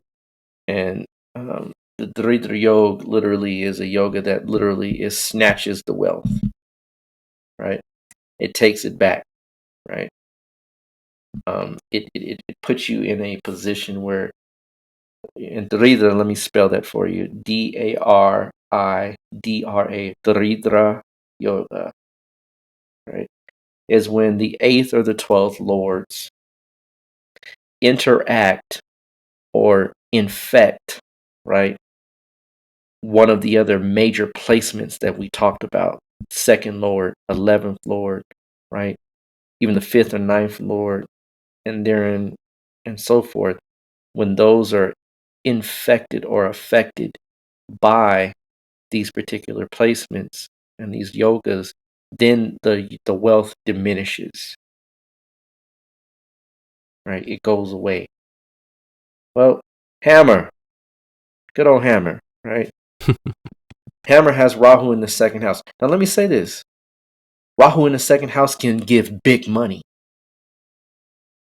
Big money. It can give a lot of money. It can amass wealth. Because Rahu is a relentless beast. Rahu is the dragon's head. And the dragon's head is detached from the body, meaning it can never consume. It can only taste. You ever seen that movie, Devil's Advocate? Oh, yeah. Remember Just when watched that not too long ago. Right, that movie is Rahu. Oh, yeah. If y'all really peep game, the movie is about Rahu. Yeah.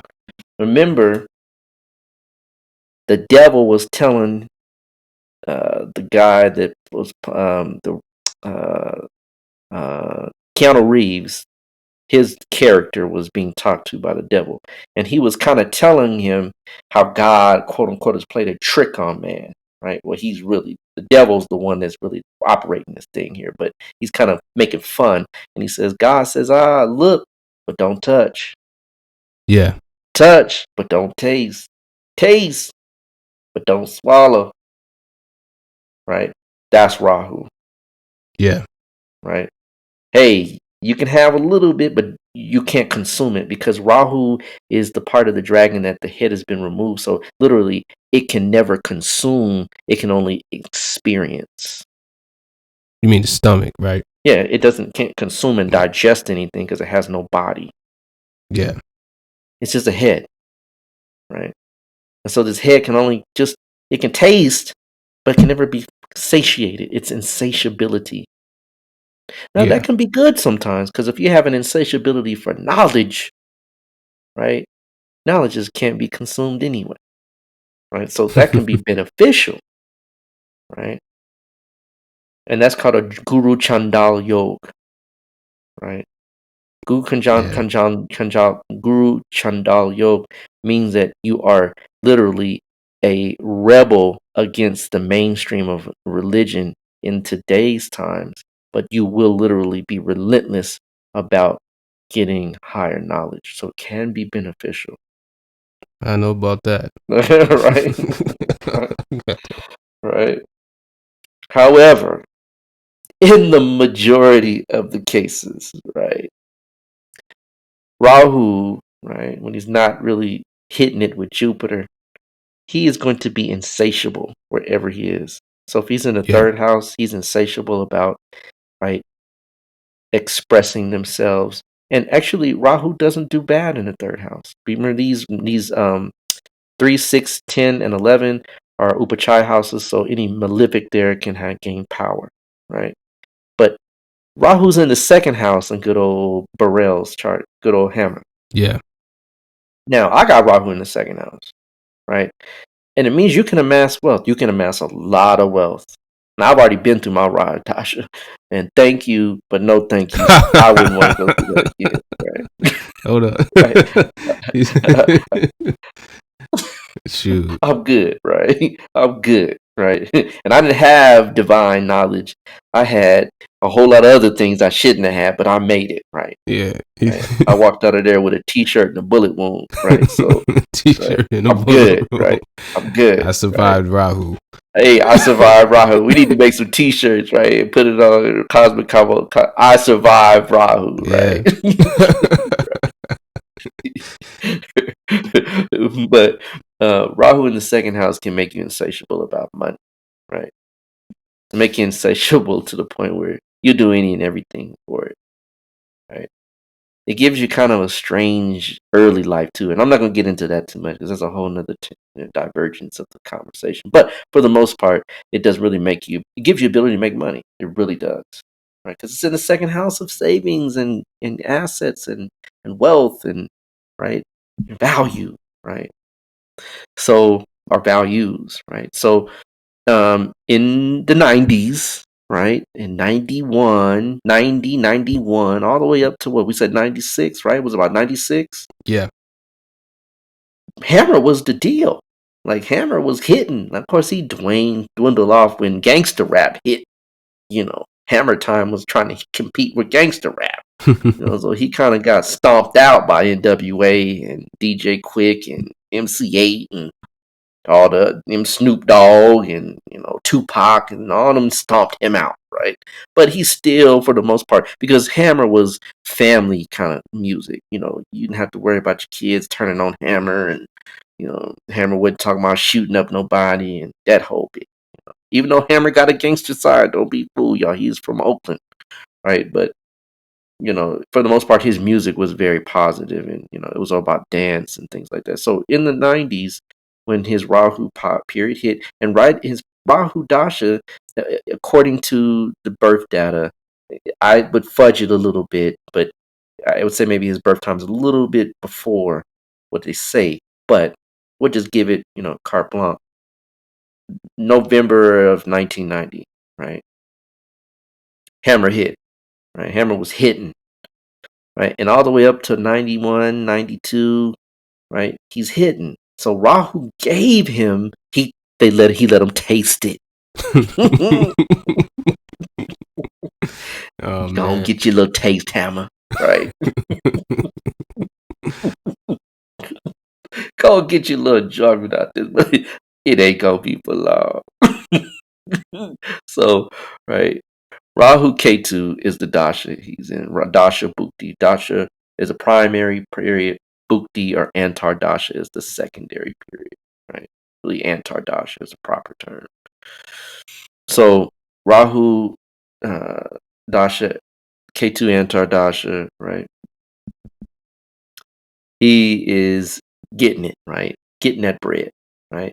And K2's in the eighth house because they're always 180 degrees. Rahu and K2 are always 180 degrees apart. They can never be united per the story where Svabhanu was cut in half and Rahu, right? And K2 were two separate halves of the same whole, right? So they're always 180 degrees apart. Yeah. So K2's in the eighth house, right? With Saturn and the moon. So all throughout 90s, right? But in 95, I would bet, right? And here's the thing. He has Venus in the 11th house. And what he said, now Venus in the 11th actually gives him the ability to dance. He is a dancer, right? 11th house is your legs, lower legs, ankles, right? Right? Gives him the ability to dance. I mean, Hammer's, he's a dancer, not a hip hop. He's not a rapper. He's a dancer. Yeah. Entertainer. He's an entertainer. Let's say that. So that's where he gets that from, Venus in the 11th. But Venus in the 11th also means you like to give away money to your friends. You want to help everybody, right? Yeah. And Venus doesn't do well. I mean, any planet can do well in any house. Let me say that. It just depends on the placement, how things are situated. So let me make that clear. But for the most part, Venus in the 11th house just don't do too well. And I would surmise that right around 95, when that Rahu moon period hits, moon is in the eighth house. So that's when I bet you the money started dwindling fast. Right? Nobody was trying to hear Hammer at 95, y'all. I remember. Right? It was a wrap. Hammer had his goal. It was a good day. But Rahu gave him his taste and said the gig is up. Remember, how they see the old movies where you make the deal with the devil, right? Yeah. But the devil said, "Yeah, man, well, our gig is up. It's time to let that go." Right. So when Rahu began to shift, and here's the thing, he's in the Rahu moon in 95. And I'm saying 96 is when he files for bankruptcy. So you don't file for bankruptcy list that day because you realize that day you went broke. This happens all the way up until then. Yeah. Well, 97, he's in a Rahu Mars period. And Rahu Mars is what's called Dasha Sandhi, or the shifting from one state of existence to another. So that Rahu Dasha hit, that Rahu Sandhi, the Dasha Sandhi period hit, when Rahu Mars hit in 97, that's when he realized it is over. Right? So the Daridra Yoga is because, check it out, Rahu's Lord is in the eighth house conjunct Saturn. There's your Daridra Yoga. So right there, that's when things begin to shut it down. Right? And I'm saying that it wasn't Saturn that did it, it was the Rahu moon period in October of 95. Yeah. Because it's conjunct Saturn and conjunct K2. Right? So this is to show that life is bar none, right? Revealing that this is the way things unfold and there is a time oriented period to this. even if you reach 30, 40, 50 million, however much he made, he's got maybe 1.2 million now. And this is now. Now. Right. So, those are just some examples of how to look at wealth. There's other things called Arishta yogas, right? There's Indu Lagna. There's part of fortune. There's all different types of things that we look at. There's different types of Malvaya yogas, the Pancha Mahaparusha yogas that can bring wealth. I mean, and there's all kinds of different yogas that can do this, but I just delineated it to the basics so that people can kind of get their feet wet, and their tongues titillated to look at some things and look at famous people charts. We talked about Rihanna. She had the Lakshmi Yoga, right? And she's got major wealth, right? So just not opulence, but she's like we said, she's definitely got some change in her pocket. So, brother, that's it. I think we've tightened it up pretty good. How you feeling? Feeling pretty good. One thing about Hammer's chart that I wanted to bring up the point was when we talked about that that yoga, that 3-3 yoga, that kind of put him in that position, or that the interconnection between Rahu and that eighth house. Hey, here you can, here's a taste of it, right? Let's say that Hammer, came in, to acquaintance with, a priest of a tradition that,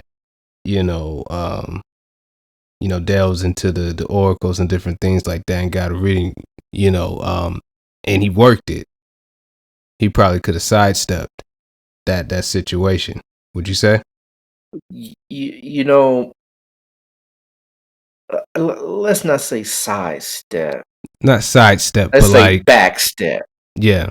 He could took Mitigate. a step back. Yeah. Mitigate. He could have, let's say he sits down, and before he begins to really take the skyrocket trajectory up into the stratosphere of resources, comment on what you must do in order to sustain your trajectory, right? Yeah. Just a simple question, right? Heteru 2, Secker 2, right? Hey, man, your social ability needs to be put under some control. Watch your friends. Watch who you think are your allies. Watch your social circle. Don't try to take care of everybody. Give everybody just enough for the city. Yeah, don't bring the whole Oakland with you on tour. Yeah. Lead in. Yeah. When you in Oakland, do Oakland. Yeah. But let Oakland be Oakland and be serious. Save for a later day. Right. That's what that would have interpreted. Of course, we got other things to, and he worked it. Oh yeah, Hammer would be all right.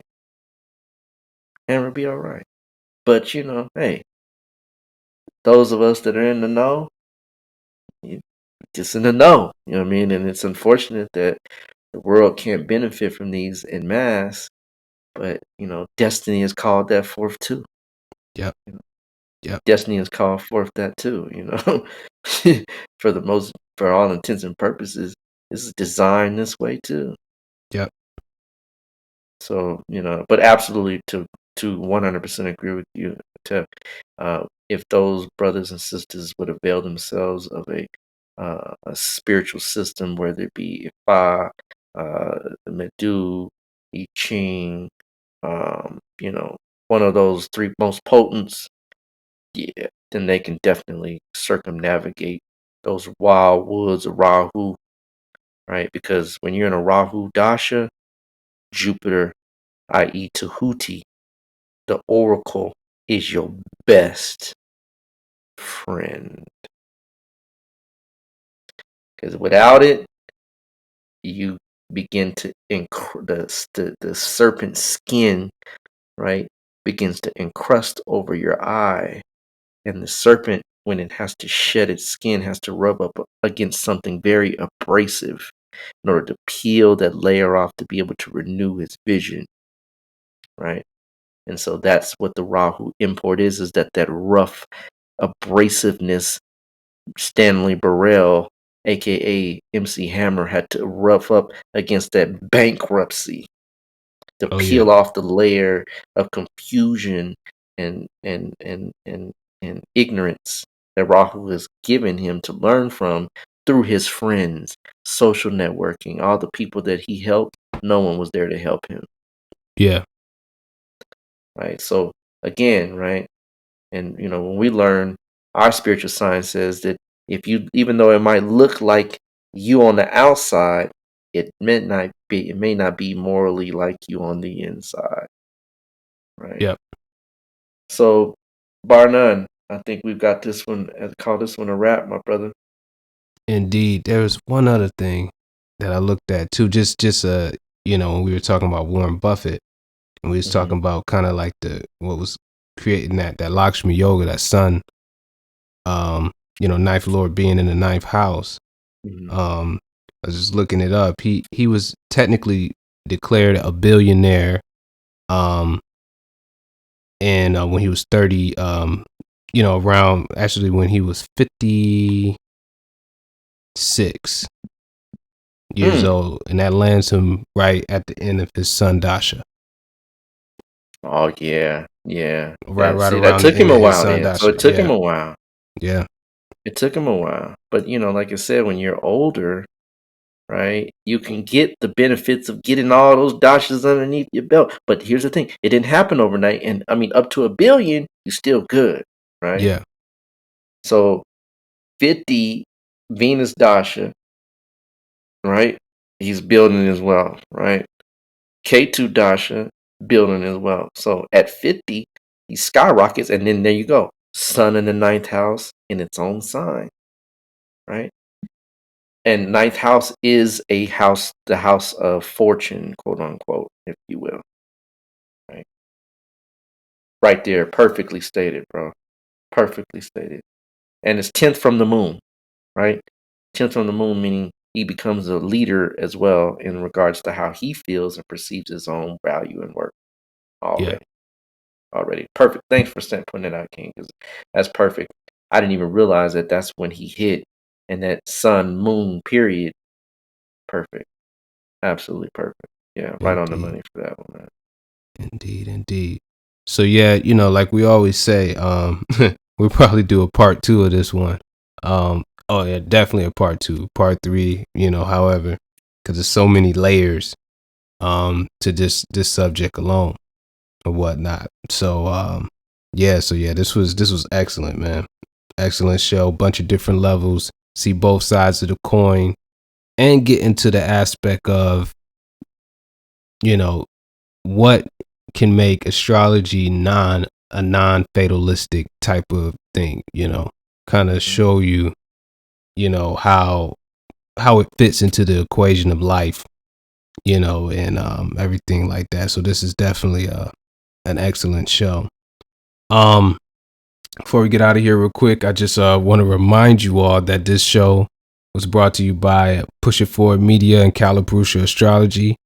Definitely go and check out both of us, and hit up Brother Ra to learn more about astrology, the classes, and actually getting personal consultation.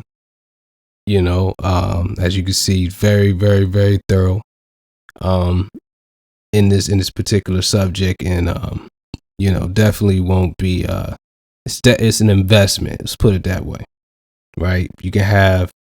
If you could be Hammer at that time and talk to a competent astrologer, you might be able to mitigate what's coming down the pike. So I definitely wouldn't sleep on that. Yeah, indeed. But like I said, congratulations to everybody who won the free sidereal chart package. I will be DMing you by the time you hear this. You will hear this on Friday, and I will definitely DM you and get you, try to, get your data so we can go ahead and get that package out to you. Brother Rod, you got any closing, any words to say before we wrap it up? No, my brother. Like I said, these shows are definitely ones that drive it home with regards to science and potency of this particular form of astrology. You can do this with Bazi. You can do this with any competent form of astrology. Not to say that all are competent, and not to say that the ones that aren't competent are fully incompetent, but you must use certain sciences to extract certain pieces of knowledge that are unalterable with regards to how things are set, and they are set in a way that is been witnessed over 6,000 years of information and testing and vetting. Yeah. Not something that has been tested minimally and not really understood in its entirety by what we would say the Western man, right? So, avail yourself of these sciences, y'all. See what's on the horizon. Know your destiny, right? Know how you're supposed to walk, when you're supposed to walk, and where you're supposed to walk. And you'll see that these sciences can literally change your life.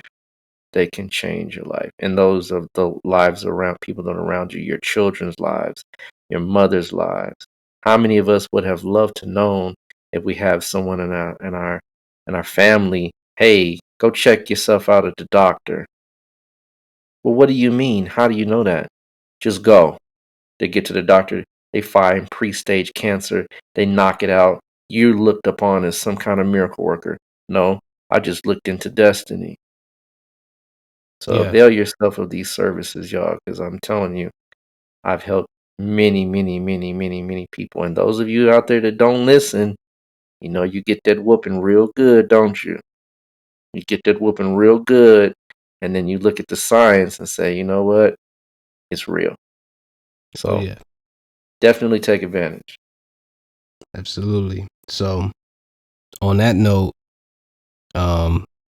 make sure you stay tuned, subscribe, follow us on social media, and look forward to next week's show. All right. Thank you all for listening, and we'll see you. We'll be here live Wednesday, normal time, next week. We out. Peace. Peace.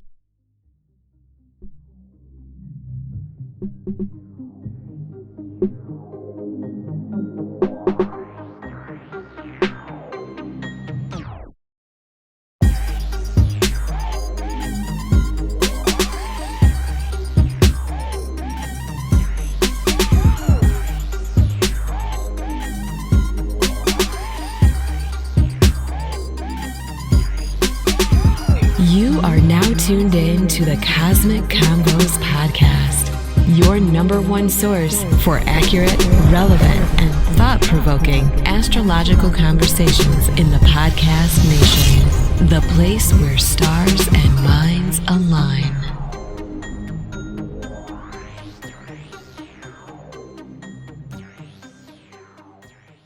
Peace. You're now tuned into the Cosmic Convos podcast.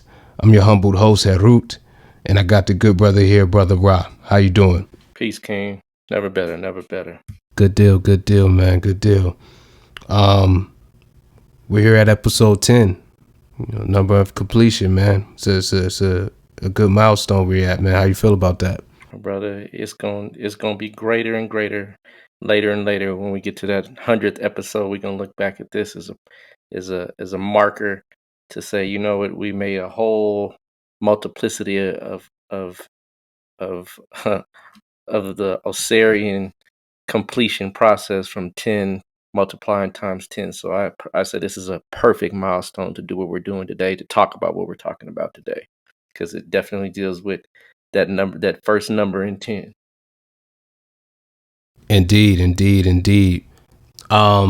Before we go any further, let me just remind you that this episode is brought to you by Push It Forward Media Group and Orishas and Astrology. You can find Push It Forward Media Group at Push It Forward PUSHITFWD on Instagram, and you can find us. Go to our website at pushitforward.com, spelled the same way as our Instagram handle, and there you can find. You can come across this podcast. You can see some of the other video and film projects we got going on, like Veg Kingdom, which is a vegan food travel show concept that we're currently screening and kind of pushing out there. And we got some short films coming up real soon, so stay tuned to that. Brother Rod, could you give them some information about Calipurusha? I definitely can. You can. There's 3 primary ways to get in contact with my person. First of which would be through IG, which is Shechem Ra on IG. Second would be on Facebook, again Shechem Ra on Facebook, and then third would be Calipurusha Astrology on YouTube. Also, actually, there's a Calipurusha Astrology on Facebook as well. So either one of those mediums definitely can get a hold of me pretty quickly. Good deal. So yeah, last show, man, it got a pretty good response. A lot of people really liked the angle and the different levels that we hit. When it came to wealth, we didn't just go over the mega rich. We took a quote unquote regular person and kind of just compared the levels. So it seemed like that got a pretty good response. How you feel about how that show came out? Brother, I've heard the same. Nothing but love. One of the tests was trying to find out if SW would ever be revealed. I said, nah, that's a private matter for that individual. But nonetheless, the information remains the same. That the chart still holds valid. But they definitely wanted to know who SW was. I told them that wouldn't be possible. But definitely good feedback. Yeah, they be careful what they ask for, man. That Chandra, she's fierce. So be careful what you ask for.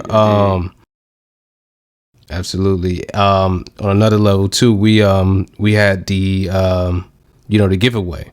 So by the time you hear this, you all should have your charts, and that seemed to be a good success. A lot of people was very appreciative of that, and we thank you all for participating and being listeners and stuff like that, because we really we can talk about this all day, but it's good to have somebody to hear you when you talk about it. So we greatly appreciate that, indeed.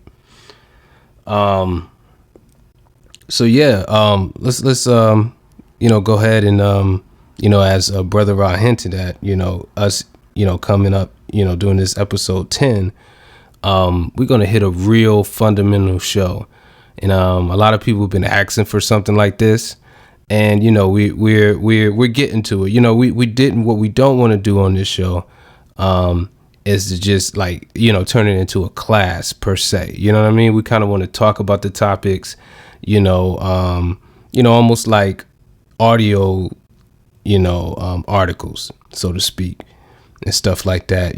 So for more in-depth information, as Brother Ra put out there, that he teaches classes, he does consultations as well, but this show, it just give you, this is a supplement to anything else you're doing with that. You got your chart sitting there in front of you. You can see us talking about this, see if those things are happening in your chart, and the things that you're learning in his class, or any other books that you're reading and stuff like that. This is a excellent supplement. You get to see it kind of in a real life application to it.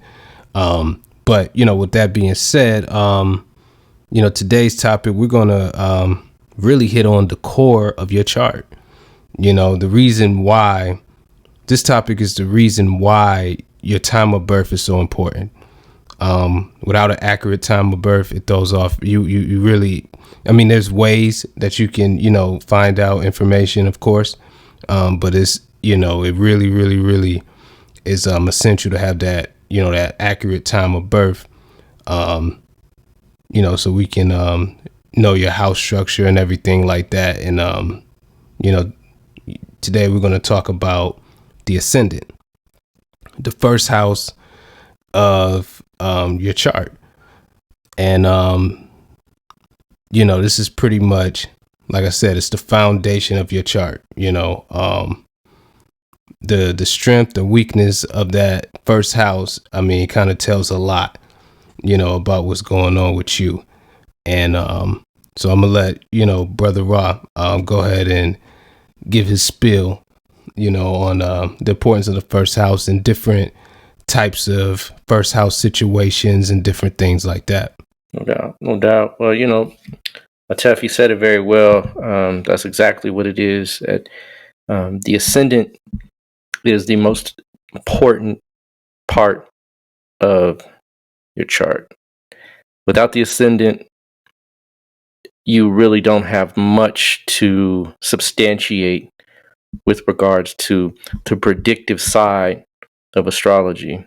And we just were going over this in class, explain to my students a lot of what the ascendant really means and why it's so crucial. And, the ascendant is also called the rising in Western astrology. So, you have different terminologies for the same word. The technical term for it in what we would call Indian astrology or Vedic astrology, Jyotish.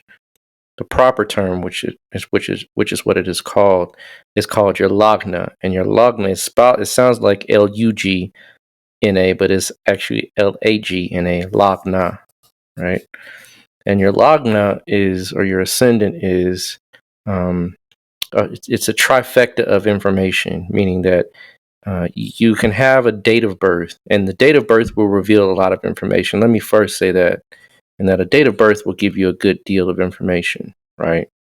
Yeah. And the date of birth will give you the placement of pretty much the majority of the planets, give or take. The moon would be the exception, right? Because the moon moves about 13 degrees 20 minutes per day, right? So, your moon could shift from one sign to another, depending upon how that moon is placed for that day. But, you can even find what the moon sign is if you know what you're doing. It's fairly easy to do once you play with the chart enough and know how to find it. But the ascendant is very crucial in that the ascendant is based on three primary factors. Number one, of course, as I mentioned, your date of birth. That is the most, without the date, obviously, right? We wouldn't have very much information, but how many days of birth do we share with other people, right? I share it with Wilt Chamberlain and Lawrence Fishburne. We both have the same date of birth, right? Yeah. Very different in character, right? But our sun sign, and that's what the date of birth really is referred to in Western astrology. It's the sun sign. Oh, I'm Virgo, I'm Leo, I'm this and that and the other, right? Well, the sun sign is not so much important in this type of astrology. It is, because you do get some understanding of it. And maybe we'll do another show about what the sun sign kind of entails, because I know some people did ask about that. I know one of the brothers asked, what is your sun sign? Yeah. And, like we talked about, this is not necessarily an instructional class, but we just want to touch on this because this is something that really you can take with you and really hone in your skills, right? And begin to play with it and test it and understand the fundamental reason why this is so crucial to astrology. I could tell you my sun sign, and it really doesn't tell you very much. It tells you some things, but it really doesn't tell you a lot. But the time of birth is so specific that let's look at it from this perspective. Let's say you're born in a city, right? I'm born in Denver, Colorado, right? And I'm born in Denver, right? I'm not going to tell you the date, the time, and all that, but let's just say I'm born in August, right? So I'm born in Denver in August on the specific date, right? Not very many people are born on that day, right? at that time. They might be born in that day, but that specific time is more or less refined to my individual person. Now, you've heard of what's the brother's name? Umar Johnson, right? Yeah, he's born almost at the same time, almost at the same time on the same day, but in a different place, right? So we just kind of gave you some secrets, and that the date, right, is crucial. The time is crucial, but the place is just as crucial.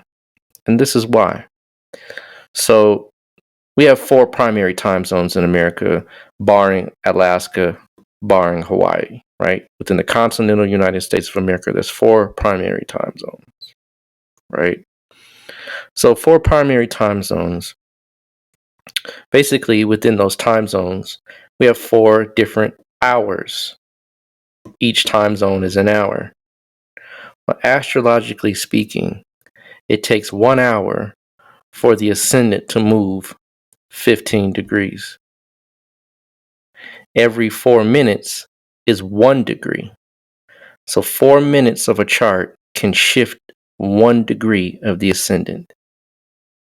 1 degree will shift you in a major way, right? 1 degree between freezing and, liquid water is just 32 to 33 degrees, right? That's 1 degree. Boiling between 211 between 211 to 212 is 1 degree, right? So 1 degree in your body, which is 98.6 degrees, 98.4 for some, 98.6 for others, depending upon your overall physiology, right? 1 degree up and maybe even 1.5 degrees, you're considered you have a fever, right? So 1 degree is significant, right? But 4 minutes is 1 degree. Well, if I change the time zone from California to Mountain Time, from Pacific Time to Mountain Time, that's 15 degrees, right? Because 1 hour is 15 degrees. So that means that if I'm born even at the same time, but in a different time zone, it's going to be different, right? Going to be 15 degrees different. So this is why the time, the date, and the place is so crucial. And what we do in astrology is we actually begin to look at the conditions of birth, which is what the ascendant truly is, right? The conditions of birth is what the ascendant is, right? So I can see if your daddy was there. Yeah. I can see, remember we talked about Tupac, right?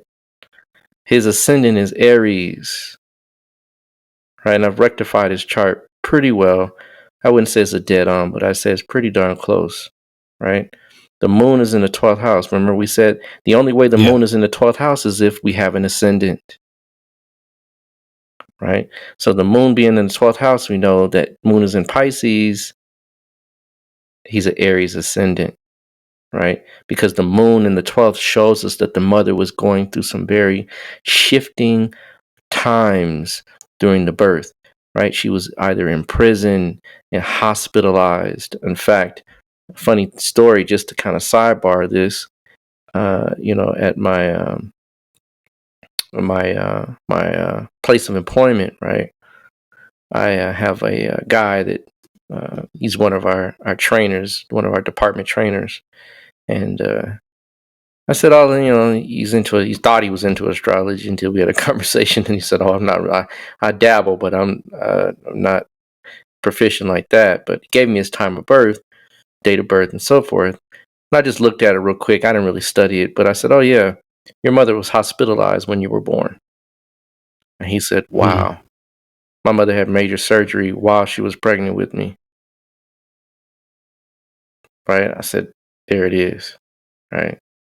So, you can see these things, right? Well, the 12th house is hospitals as well, right? Hospitalization, right? Yeah. Automatic, but I only knew this because of his ascendant, right? So the ascendant is so crucial in that it becomes the core, like you said, of the chart. It's the pivot of the chart, right? Without it, the houses don't align properly. And here's another thing. Let's just say this. If I have your moon sign, that moon sign becomes what is called your Chandra Lagna. Your Chandra Lagna, right, is the ability for us to see things based on your emotional purview, your mental purview, how you filter reality around you. So the moon becomes another ascendant as well.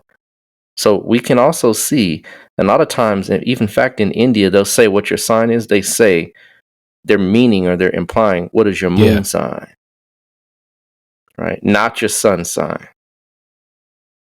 Like, we talking about what's your clan? Those of us that know what that is, right? We talking about your moon, right? So the moon has it's an ascendant in and of itself, but the specific ascendant, the ascendant that we get based on the date, time, and place is so crucial, and that it sets the construct of the chart all the way across, all the way through each of the specific divisional charts. All those things are set on that time of birth. The time of birth is when you entered into this physical plane, right? The ascendant shows how you entered. Did you enter during a storm? Was there fighting around you? Did your mother have a cesarean section? C-section? We can see all those things through the ascendant.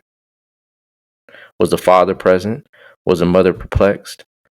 Was the mother vexed? Was the cousins there? Were the brothers there? Mars in the ascendant, your brothers were present. If you have no brothers, right, then it's very well that your mother may have had a cesarean. Right, so these things can come to clear fruition, right? It can become crystal clear when you see Mars, Moon, Sun, Saturn in the ascendant. And then the context of life starts from that point, right? And that creates the rhythm and the theme of life for that person, right? So the ascendant means many things, right? It means your physiology, right? Your stature, your initial responses to situations. It really is the foundation and core of your personality, right? And what we do is we begin to synthesize this with the other points, major points of your chart, meaning the ascendant is your physical body, right? The moon is your mental body, your astral body, and then the sun is your causal body, or, right, your soul's kind of disposition, if you will. And so we have that's actually called a Sudarshana chakra, where we actually take all three of those and combine and come up with a composite understanding of how you're built, right?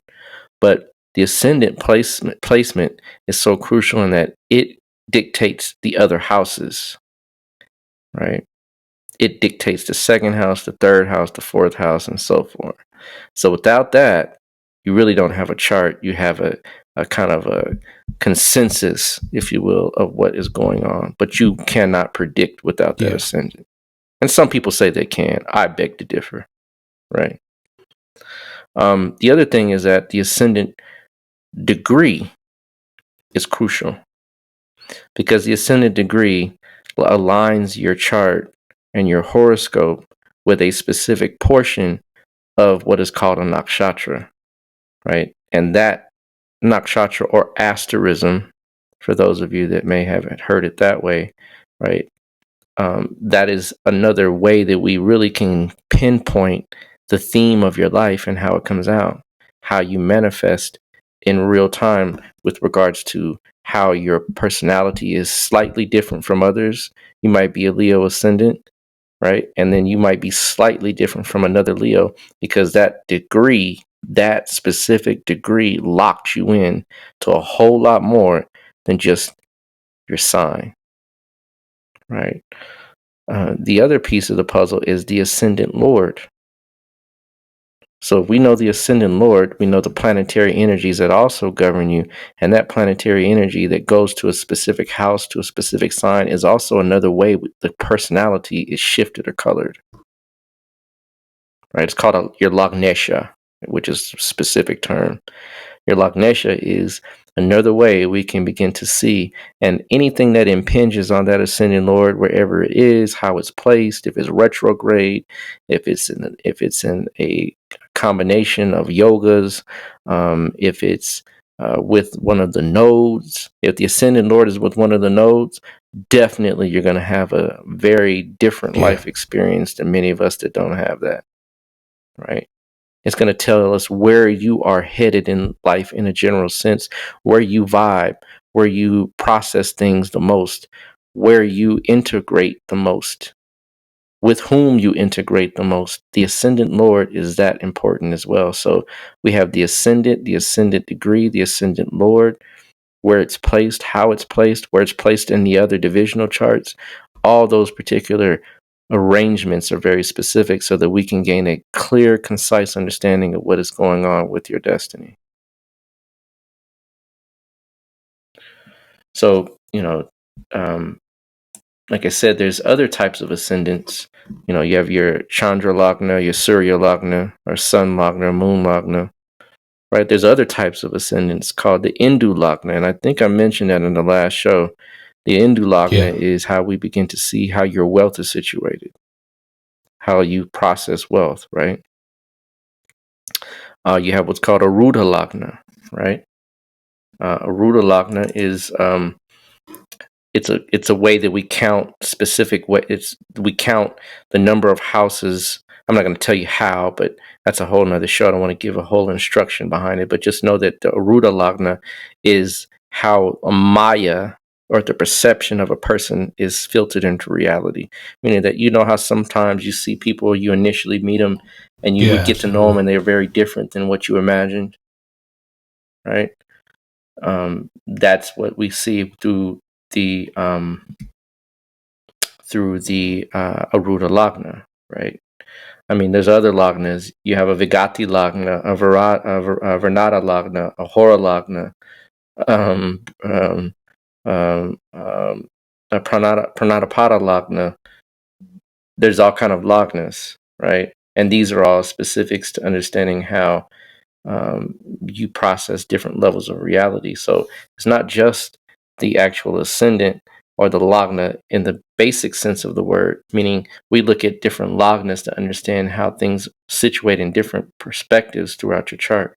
So the Lagna, or different Lagnas, are very important to understanding how astrology works, right? We have a Upapada Lagna, right? That tells about your marriage, right? It tells about your mate, the specific type of person that you will marry, how well you would do with regards to that mate, right? So, we have different lagnas. The lagna is a key way that we see various things. I mean, it's your complexion. It's how well you can heal, your vitality, right? Whether now, whether or not you bounce back from an illness, if you're accident prone, right? If you're prone to baldness, right? All those things are through the physiology. Well, if you wouldn't be here if you wouldn't have a body, right? So the ascendant is key. You can't do it without it, right? I mean, the body is the context of, people say, oh, the body is this and it's negative this, and that's a Western context because, we as Africans understand that the body is, it's literally the height of creation, right? It's the creme de la creme. It's the point of creation that, it's the best thing on the planet. Is the human body. It's a phenomenal machine. So, this is why the Lagna is so important, that we gain a great deal of understanding from this, right? And, without learning how to master that understanding of what that is, astrology then kind of takes on a Western, and feel. And the Western astrologers do use the Lagna, but you know how they situate it? They situated your sun sign is first, right? Well, your sun sign can't be first. It just can't be, right? Because again, many of us share how many of us share the same sun sign? I mean, for 30 days, you share the same sun sign, right? So it's not that important. It's not that crucial. It's not that pinpointing. And it does have a lot of information in it. It does. I'm not going to sit here and say it doesn't, because it is a lagna that we look at. It is an ascendant that we take and factor in. It's not something that you readily can see. That's why so many people say astrology doesn't work, right? Astrology, that stuff doesn't work. That you can't see anything with that stuff. Oh, just because your birthday, it gets a bad rap. What's his name? Neil deGrasse Tyson. All right. He did a whole spill on it, but the way that he did it was in his class, because he's an astrophysicist. So in his class, he just put out generic, kind of horoscope readings and was reading them to people, and just reading real general stuff. And he was like, "Well, does this sound like you?" And then he grabbed another person, was like, "Hey, does this sound like you?" And everybody was agreeing. And then he was like, "See, astrology doesn't work." And I'm like, you're not an astrologer, so you can't necessarily do that, right? Yeah. And let me throw this out there. There has been some studies, right? Now, let's also pretext this, right? Mm-hmm. And I don't want to badger or beat this thing over and over and over again, but you have to really understand something here. Hellenistic astrology, right? Which is what Western astrology is, right? It's Hellenistic. If I really want to boil it down to something, it's Hellenistic. Most people don't even read Ptolemy's book, right? They don't even know about it. Like most astrologers that I know, Western astrologers have never read Ptolemy's book. Yeah. In Ptolemy's book, he says the ancient Egyptians were the ones that mastered this stuff. He said it, right? So if they mastered it, and he kind of borrowed from it, and then didn't lock in the keys to precession and the application of what we call an ayanamsha, or the shifting, the means that things shift within the heavens. And right now, tonight, maybe not now, because I'm sure it's already gone. You might still be able to see Saturn out there, folks. Saturn is probably well across the midheaven right now. It's well across that. Probably, I'm going to say maybe about 10 to 15 degrees past the midheaven right now, especially in your time zone. It's probably well beyond that. Probably Saturn's about to set in the west, right? But here's the thing. You can test this stuff. You don't have to take Ra's word for it. You don't have to take Harut's word for it. You don't have to take anybody's word for it. You can just go out, take a look due south, and I'm going to say right about now, between 8 o'clock, right after sunset, till about 9:15. You can go outside and look for yourself. And you'll see that Scorpio, which is denoted by very sparkly, glittery, red, bluish star. It shifts between red and blue, but more red than blue. It really is red in the night sky if you had a good telescope, right? You can see it, and directly above, up and to the left, you'll see a bright looking star. It looks very bright, but it's not a star, it's a planet. It's the planet Jupiter. You will see it in the constellation Scorpio for yourself. In Western astrology, folks, they say it's Jupiter is in Sagittarius. When you're looking up, it's right next to the heart of the Scorpion. You can see it with your naked eye. So you don't have to believe someone what they tell you. You can see these things for yourself. Google Sky Maps. Oh, excellent. Even reflects that as well. Excellent source. They have a program called Stellarium, right? You have you can get a free program on your phone called Skyview Free. That's what you actually see me post a lot of my pictures on. I use Stellarium a lot because Stellarium, I think, is a little bit more advanced. It is a lot more advanced, but it's got you freeze on your phone. You can go to Google Play or whatever it is, your iPhone or whatever, and download that thing. And if you don't see it at night, you can see it whatever you like. You can see it through the day, the night, whatever. But if you don't have it, and some people say, and I've had a video I had out there with Nature Boy, and I ragged them on about the whole technology piece. I'm not against technology, but the technology that I use cooperates within the night sky, so they match, right? But without the technology, you can do it like the ancestors did. You can go out, take a look due south between 8 and 9:30 p.m. your respective time, and see the planets in the constellations for yourself. If you look slightly over to your left to the east, you'll see a dimmer star. It looks like a dimmer star, which is a planet, Saturn, directly in the constellation of Sagittarius when they tell you that it's in Capricorn. So this is what I'm saying, that my point is that this is why they say that astrology doesn't work. Right? It's gotten a bad rap. There's a clip that you can find on YouTube. It's an astrologer by the name of Jeffrey Armstrong.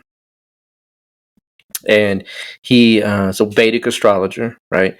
There was a guy that he's a big time skeptic, right? If you give me a second, I might be able to recall the name of the actual show. It's a very old one, but it is on YouTube. In fact, I'll tell you what, folks, I'll put it up on my Kalapurusha Astrology channel. That way you can go find it for yourself. So if you're ever interested, go to Kalapurusha Astrology on YouTube. I'll have it there for you within 24 hours. In this particular show, right? There's a skeptic, right? And there's a couple of skeptics even within the show's context, and they kind of say, "Oh, astrology doesn't work." Well, Jeffrey Armstrong had a pretty good probability rate when they actually tested the charts. They even tried to trick him in it by switching the charts between two people. Well, when they switched the charts, he did it one for one.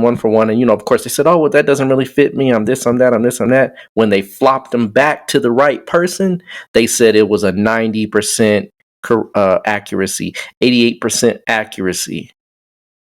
And the guy, the skeptic, really didn't have much to say after that. They kind of shut the show down, right? So they've shown you. There's an individual by the name of Michael Gonklin, right? Michael Gonklin, right, wrote a couple of books, right, that he himself, right, admitted that when certain particular placements were lined up, planets were lined up in certain placements. It works, right? It works. It works. He's trying to say that this sign, that sign doesn't work. Well, guess what? It wouldn't work if you're using Western astrology, right? So, yeah, and again, Western astrology offers a lot. They do have some benefits, right? I'm not saying that it's all bad. But I'm saying, for the most part, if you're trying to use it to get specific information, you're going to be off, right? But it does work when you're using the proper alignments and the proper tools. So I'm saying that to say, if I say your ascendant is Capricorn and it's really Sag, right? You're going to have these things that you think are you, and they're not you, right? You're going to think. You're going to have reasonings, and you'll impose those reasonings. Well, I thought I was this, and I thought I was that. Most people don't even look at the ascendant. They really look at the sun sign, and they say, "Oh, that's not me, this and this." So, you have all these different things that people fit into the context of what they think is reality, and it just doesn't work, right? But when you use the right combinations, the right placements, the right alignments, these things come to life, and then the theme of your life is revealed. The context of why your healing faculties don't reveal, right? If your ascendant Lord is in the 6th house, for example, right? Many times you're born you have a very competitive spirit. You can be very argumentative. If it's placed in a certain position, if it's placed, well, let's say if you're Capricorn ascendant and Saturn's in the 6th house in Gemini, right? You won't necessarily have that many health issues because Saturn and Mercury, right, which rules Gemini, Saturn in Gemini doesn't do negative. It doesn't have a negative import to it as a very supported, but you will be very competitive. You will be very argumentative. It'll be hard to hold down a marriage, right? If those particular placements may be challenged, then you may find yourself with some health issues, right? You may find yourself constantly in debt. Yeah. Right. Those types of things will be there. Right. So, that just alone, you wonder why you have all these health issues. And let's say you take it and move it 23 degrees ahead and the planet moves slightly off. And now you're not understanding, well, I thought it was this, but you're really having these issues. Right. This is why it's so important to get the time of birth, the date of birth, and the place of birth, so that when you align it properly with the right system, it works like magic. Indeed, indeed, indeed. So, with that being said, what's some of the maybe just kind of real quick, what's some things that you want to look for? You just got your chart, and the first thing you want to look at in regards to the ascendant. Mm-hmm. Well, you want to first look at the sign. Your sign is, going to be crucial because that's going to tell you a lot about your overall disposition, and you always have to contextualize it with your genetic makeup, meaning your parents, right, and your family's dispositions. So not every Capricorn ascendant is going to be 6 feet tall, right? But what you will find is that they may be more slender, right? They may have a darker complexion than those that are of their family around them, right? They may have a slower pace or gait, right? They have a predisposition to think slower but deeper. Many things that go along with the overall disposition of a Capricorn ascendant, right? But we also have to look at all the other factors, like I mentioned, right? Where the ascendant lord is, what house it's in, what sign it's in, if it's conjunct aspect, if it's retrograde, where the ascendant's lord is the ascendant's lord. The ascendant's lord has a lord that you have to look at as well, right? And then, of course, blending that into the whole context of the chart, but the main thing that you want to look at is what's my ascendant. If you're a Scorpio ascendant, you're going to have a completely different disposition, right, than most other signs. Scorpios typically have less friends, right? They're more compact. They're more tucked in, right? They're well built, right? They're very well built. Like their physiology is well built, right? Because Mars is the ruler, right? But if Mars is debilitated, they still may be very well built, but they may have some different slide rules in there, right? They may take a lot more physical abuse, meaning that not as in the sense of abuse of a person abusing you, but they may be able to take more physically because that Mars rules a sign that is has an external shell, right? So the Scorpion can take a lot of pain, right? They can take a lot of physical pressure, right? More than many of the other signs. So, you have to begin to look at, that's when you begin to understand, okay, well, my Scorpio ascendant, right, okay. Yeah, I am a little more feistier than I thought, right? I definitely got some sensitivity things going on, so I can pick up on people's thoughts and emotions fairly quickly. I do kind of undermine myself sometimes. I do have a temper at times. Those are all things that you begin to notice when that Scorpio ascendant is right on the ascendant.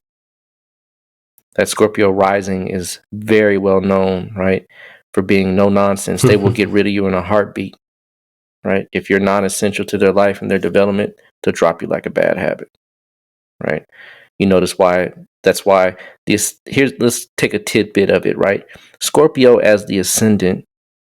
Let's look at the house of friends and social networking, which is Virgo. Yeah. For the Scorpio ascendant. That means that they generally will deal with their social networking, right, through fault finding, right, nitpicking, right, argumentation, right, friends that bring problems, troubles, crossroads, as we say, right. That many times that's what that Scorpio ascendant will have. That's why I really don't have very many friends for the most part. They have very close, if they have friends, they're very close and few. They've been vetted, they've been tested, right? They've been put through the ringer, as they might say, right? Because Scorpio is nothing to play with, right? It's nothing to play with. It's a very potent, powerful, transformative energy. And if you're considered a friend to a Scorpio ascendant, then you definitely have gone through a few things with that individual, and you've been able to endure the process of life in their backyard, right? Because that 11th house is kind of like, that's our social network. That's who we link with. That's the type of people we like to link with, right? That's how we link. So, bar none, right? If you have that Scorpio as your ascendant, and it's not, because remember, we have to look at the 11th Lord, we have to look at many other placements as well, but take it for granted that when you have that Scorpio as an ascendant, you can pretty much bet your bottom dollar the themes of life will run the same for most of them. Indeed. So that's what you will want to. That's what you will want to look for, brother. Is the sign first, right? Okay. Oh, definitely. All right, good deal. Now, what about the other house that's core to, looking at the ascendant? I guess we can look at it like it's complement. You give a quick tidbit on just the relationship between the first house and its complementary house, so to speak. You must mean the 7th house. Yeah. Yeah. So, the 7th house is the antithesis of the first, right? It's whatever you were born, right? The ascendant is due east. So let's make that statement. The ascendant is due east every time. When you look out to the east, that's the ascendant. So right now, if you would look out to the east, whatever sign is on that rising or which is rising up, that's why they call it the rising, is the ascendant. East is always the ascendant. So whatever is opposite of that is west, right? So whatever is west is setting. One is rising, one is setting. So whatever is setting literally brings you in or down. Not to say the 7th house brings you down, but it definitely is the one that brings you your self-realization. It is the one that is there to is the equalizer, if you will, to yourself. Right? It's the one that says, hey, take a look back at your own stuff. That's what our mates do. That's what the 7th house is. Right? It's the one that says, hey, you know what? You might be Scorpio, right?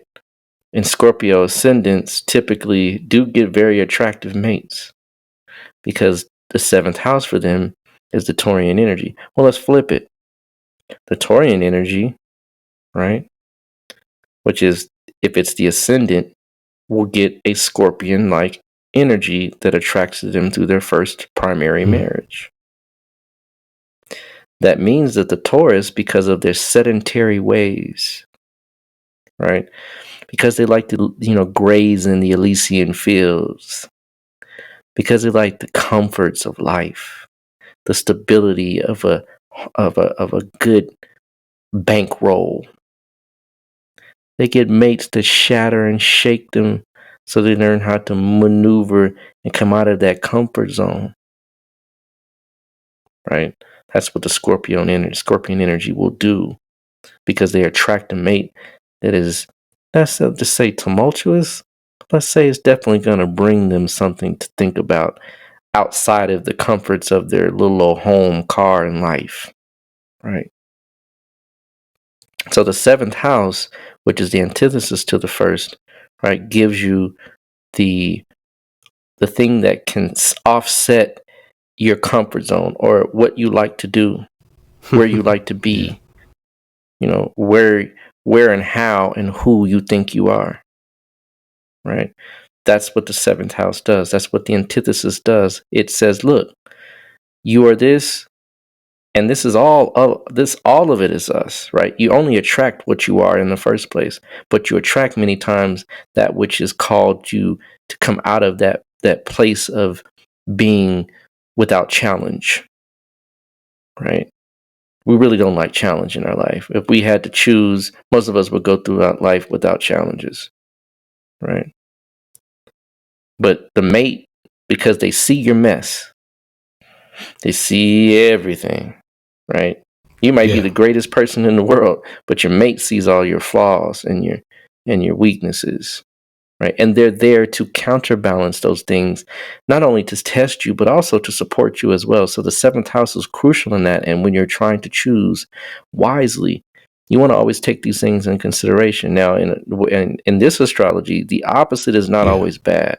In Western astrology, opposition with regards to someone that has a chart that's opposite, or an ascendant that's opposite to yours, that's really negative in the sense of Western. But in the Eastern, it's really a good thing. You kind of want that, because even though there might be a seesaw effect, this back and forth, this kind of like exchange, right? Then you realize very quickly the things that you're missing, and then the mate realizes the very things they're missing, and then you come to an even kill. It's like a net zero effect, so that really you help each other instead of hindering each other. Right? So yeah, definitely look at the opposite sign, because those are the things that you'll find that will call forth, right, the very thing that you'll get out of the person that you think you chose them. Really, destiny chose them for you. You just didn't understand how it was chosen. And when they bring you these set of conditions, right, then you realize very quickly, I can't run from this stuff. This is destiny, right? And that will literally test you on who you are and how well you think you're built. Indeed. That was an excellent breakdown. So yeah, I mean, we can go on and on and on and on about this, send it. Oh, brother, I can go, bruh. Yeah. We could be here all night, man, just talking about the dynamics between these two things, right? Yeah. But there's many, many, many other factors to this, right? This is just the tip of the iceberg. It's not a bad or good. It just means it's relative, right? Shadbala, if the ascendant lord is considered weak, you may have some health issues. Yeah. Right. So, it's not just, I'm just giving you the tip so that you can get your feet wet, get your palate going. But at the same time, you see what I'm saying? These are things that have to be vetted all the way across through and through. Where's the ascendant lord file in an Navamsha chart? Because there's a whole another level to it when you begin to understand what is your Navamsha ascendant. All those things come into play when understanding who and what you are. Right. So bar none, right? Absolutely. But I think we've done a service to the people, right? To definitely give them some insights, as to what's going on as far as the ascendant is concerned. What about you, brother? I think we did. And like we always say, we can cover this topic in another part. Indeed, later on down the line, maybe, focus in on one of the alternative lagnas, or, something like that as well. But I think this is a good foundation to build on, indeed. So I guess, yeah, we can go ahead and table it right there. What you think? We're good. Good. All right. So, before we get out of here, I wanted to remind you that this episode is brought to you by Push It Forward Media Group and Orishas Astrology. Go follow us on social media. Get it with us on Instagram. Hit up Brother Rob for them consultations and to get in on the classes he got. I'm telling you, you're not going to regret it. Indeed. If you hadn't checked out the other shows, make sure you go back, check out the other shows, and hit us up, give us some suggestions, some different shows you want to hear and stuff like that. We do hear them, we listen, and we try to incorporate them in the schedule. If it fits, kind of our kind of the mission of what we're doing with this show and whatnot. Before we get out of here, you got any parting words? Brother, not particularly. I did make a post recently on the sun conjuncting Saturn. Sun conjuncting Mars today, and this effect will last for the next few days. It is combust. Mars is combust, and this definitely can create a lot of tension, a lot of frustration, a lot of angst in many people's lives. The good thing is that's in Leo, and so it's not so angry or frustrated with regards to this combustion because it's in a sign where the sun actually has a rule, right? And Mars is not so disproportionately weakened because it's in a fiery sign as well. And Mars likes to be in fiery signs. It likes to be in Leo. It's friends with the sun. So, it's not as bad as it would normally be, but you also will notice that people will definitely be on edge. People will definitely take shortcuts, right? People will definitely take they'll be in the fast lane, if you know what I mean, right? And so don't go in the fast lane, right? If you got to get in the fast lane, get in, get out, and be very mindful, careful, and conscientious of what you're doing. Yeah. Be aware of your surroundings, right? Be aware of things that may cause you to lose your temper. Be conscientious of where you're going in light of large crowds, right?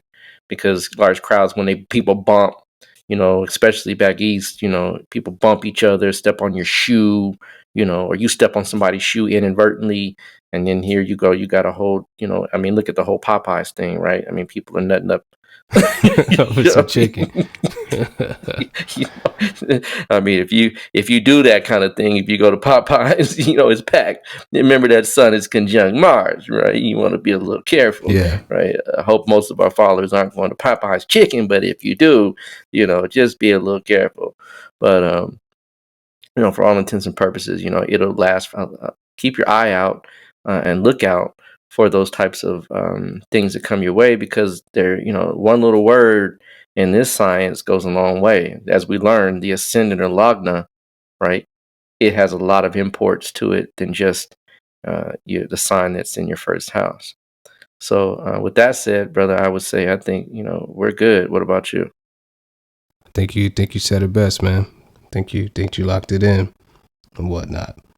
So we thank you all for tuning in, and we'll be back same time, same place next week for the next episode.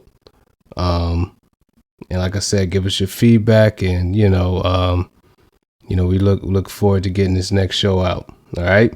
So everybody be well. Take heed to what Brother Roger said about that combustion, and we're out. Peace. Peace.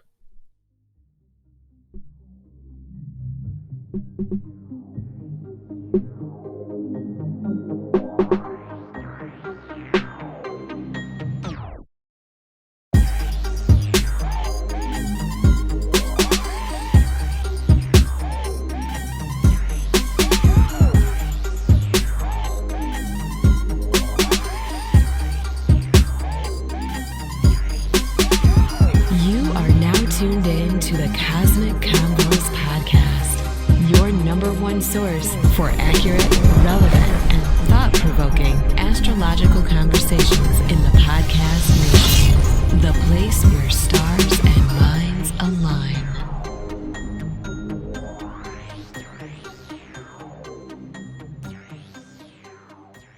Peace. You're now tuned into the Cosmic Convos Podcast. I'm your humbled host, Herut, and I got the good brother here, Brother Ra. How you doing? Well, brother, staying busy, man, trying to get people the information for the destiny and enlighten, open that third eye so they can really see, what's going on in their lives and how to, and the best way that I could assist them in that regard. So just staying busy, brother. How about yourself?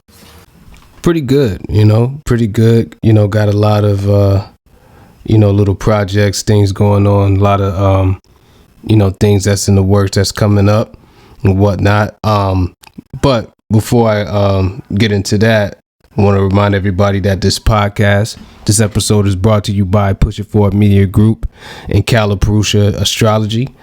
You can find Push It Forward Media Group on Instagram at Push It Forward. That's PUSHITFWD. And Brother Ra, how can they get with Orishas Astrology? Two main ways.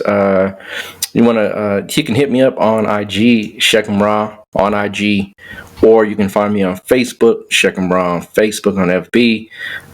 Some of y'all have been adding and kind of coming into the channel at Orishas Astrology on YouTube. So if you want to join in on there, make comments and send me insight on or send me questions there as well. That's been another avenue people have reached out to me on. So either one of those three, you definitely get a hold of me pretty quickly. Good deal. So yeah, we're we're kind of rolling here. We're here at episode 11. We took the last week off, just to give it a break a little bit. This information is heavy. I know it's a lot of heavy lifting and stuff like that. But it seems that people are sticking with it.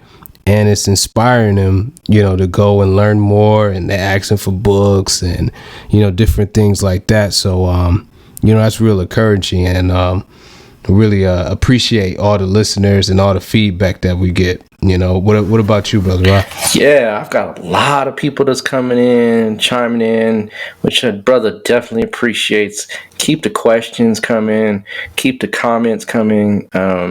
A lot of people really are taking this and using it for themselves and really looking at it, point blank. They're definitely leaning in and learning, and that's what this is all about. That's why we're here, is to give you insight and information that can, make this science a little bit more palatable. So, like I said, keep it coming, y'all. Absolutely. I mean, I don't know how this brother's doing it, but we got a brother in prison that's a listener. Wow, now that's heavy. Yeah. So we're even permeating the walls, inside the walls and stuff like that. So that's definitely a blessing in itself, right there, or whatnot. So yeah, we've covered a lot of different topics thus far, and there's one area in life that's, very, very, very, very interesting, and it's kind of been popping up on my radar a lot lately, and I think it's about time that we do a good show on this. Is that what are the past life implications of a chart? That's a huge debate within the religious and spiritual community, in regards to, have we been here before, or is, reincarnation real?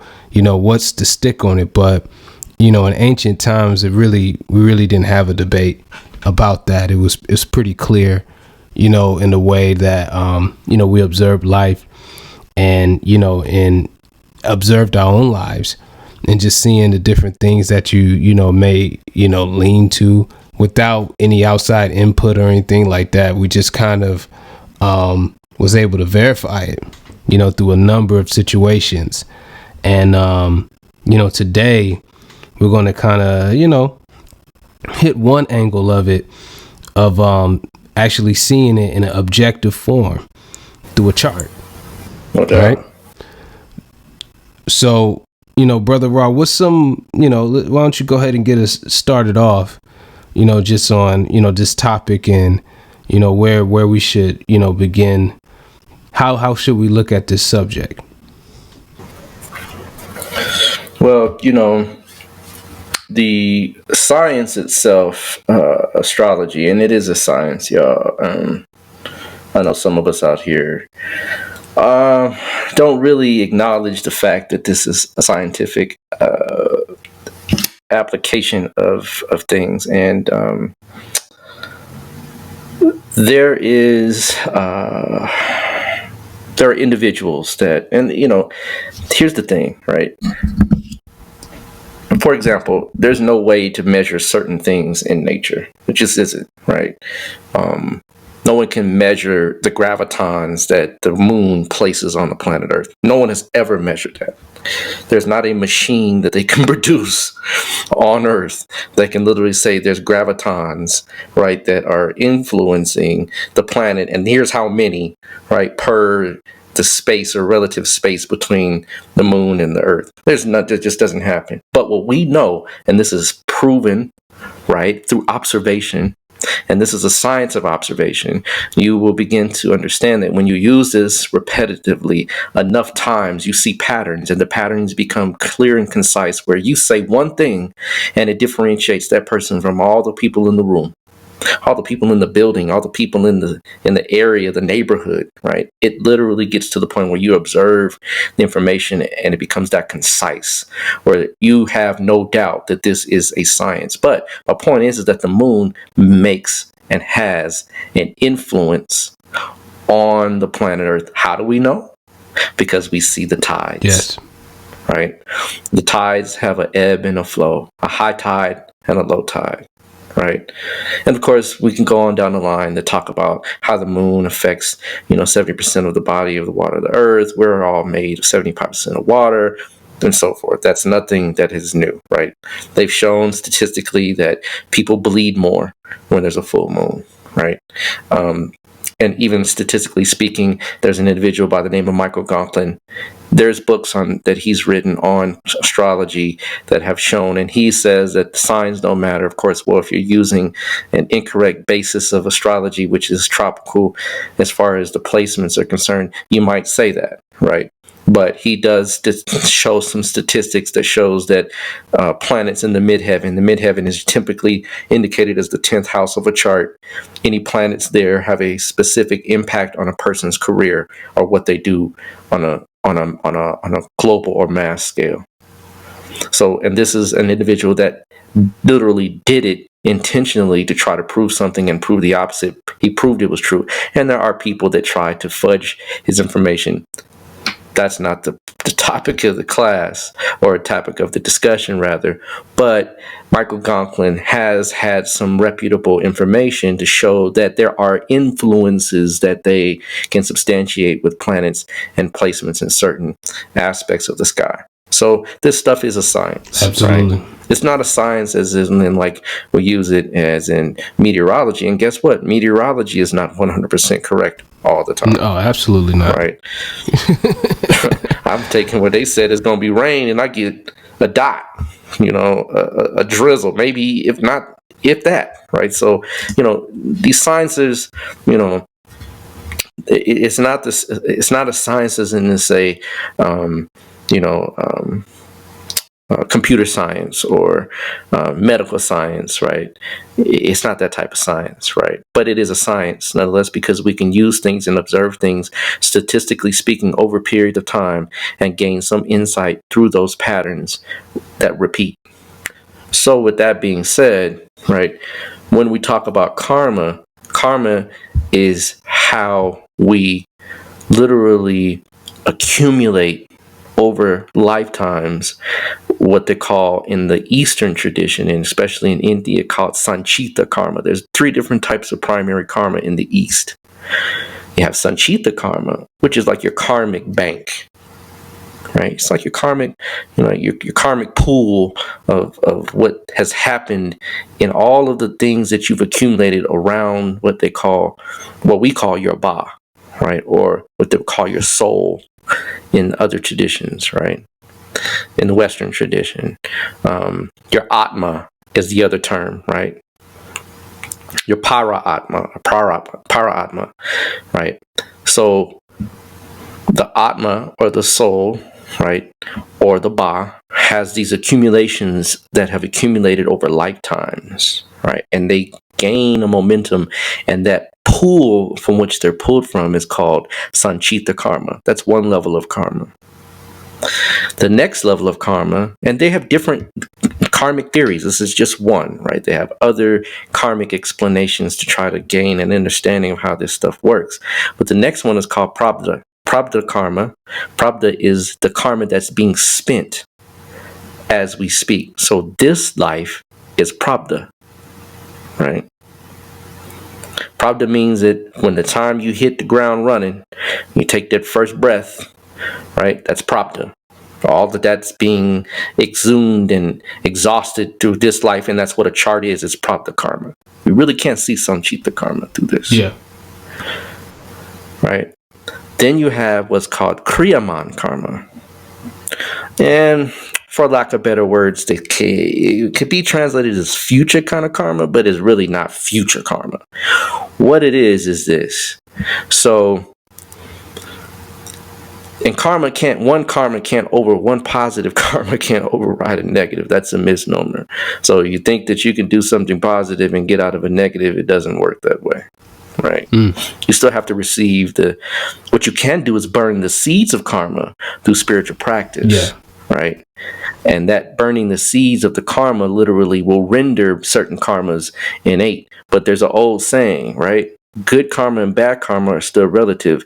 Good karma is like gold chains, and bad karma is like iron chains. Still chains. Yeah. Right. But nonetheless, right, you can burn the seeds of karma at their root, right, through practices that take you back to deep states of consciousness repetitiously, and living those states of consciousness in certain situations, what we call crossroads. And that's what we call asamprajnata, right? Samadhi, right? And nirbija, right? Asamprajnata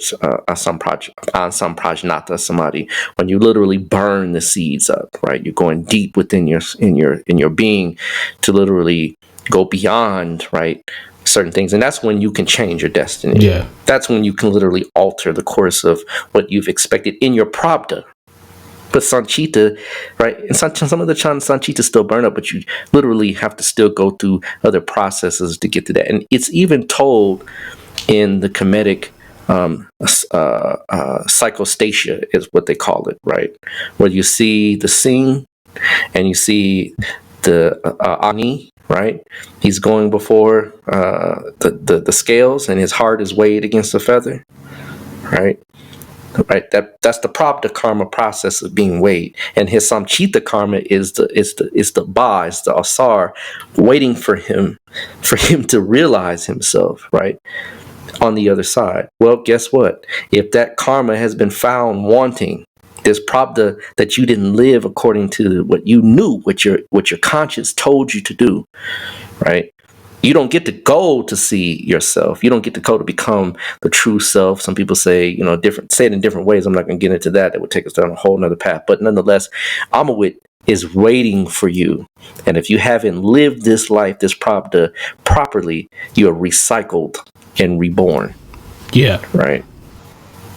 So, right, karma is a very deep science, excellent materials. I won't get into naming books because people then will start to take those books and, right, I kind of keep people along the lines of, study, Metanetter, study things like that, because that really helps you live this karma properly, right? We can theorize all kind of stuff, but to live it properly, our ancestors told you your heart should be light as a feather. And with that being said, this life, right, but is the prabdha karma that we kind of are learning to master from the Sanchita karmic data bank. But the Kriyamana karma is what we can do to begin to try to shape and alter our being along the lines of getting out of the karmic debt that we're in. Right?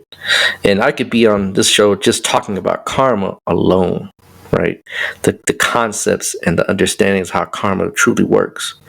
But Kriyamana karma is where you begin to, right, it's like Kriyamana karma is like arrows in your quiver, right? You have arrows, you have a quiver, and you have a bow, right? And actually, the word sin means to miss the mark, right? Keep note of that, right? Sin means to miss the mark. Doesn't mean you're bad or good. It just means you missed the mark. Yeah. Right. Well, when you're using Kriyamana karma, you're using, right, your actions, which is what karma is, right? You're using actions, right, to literally aim, right, properly, right, so that when you release the arrow of action, right, it hits dead center, so that you begin to shape, right? There's an old saying that thoughts, right, intentions create thoughts, thoughts create, patterns, patterns create karma, right? Well, we're reading the chart as a pattern of thought that we can say with some probability, because you can only read 75 to 80% of a chart at a given time, provided the individual is trying to use Kriyamana karma. But if you're not trying to live up to that level of truth, trying to change things as they go and try to literally hit the mark, I can read about 85 to 90% of your chart with accuracy. Because you're not changing the destiny. You're literally becoming an automaton or a robot, where you're just living out the creeds of the Pravda, and you're only going to go through the process of just living it out to that point where now you're just reflecting what is on the paper. You don't have to literally give in to the propensities. Those propensities are there to teach you what you didn't learn, right? Or to literally give you things that you did learn, but to use them properly. So, the chart itself is nothing but a pattern. The patterns create actions, actions create karma, right? So, in a chart, the first place you really can hone in on, right, bar none, anytime you want to just look at your chart, your children's chart, your mate's chart, your parents' chart, right, grandparents' chart, look at the fifth house. The fifth house is called Purva Punya, right? It's the fruit of your past lives. And I say past lives, really your past life, right? Because remember we talked about the bank of Sanchita karma. That's so much overwhelming. That's where we talk about the Akashic records, is where the Sanchita karma can be read. Yeah. Right.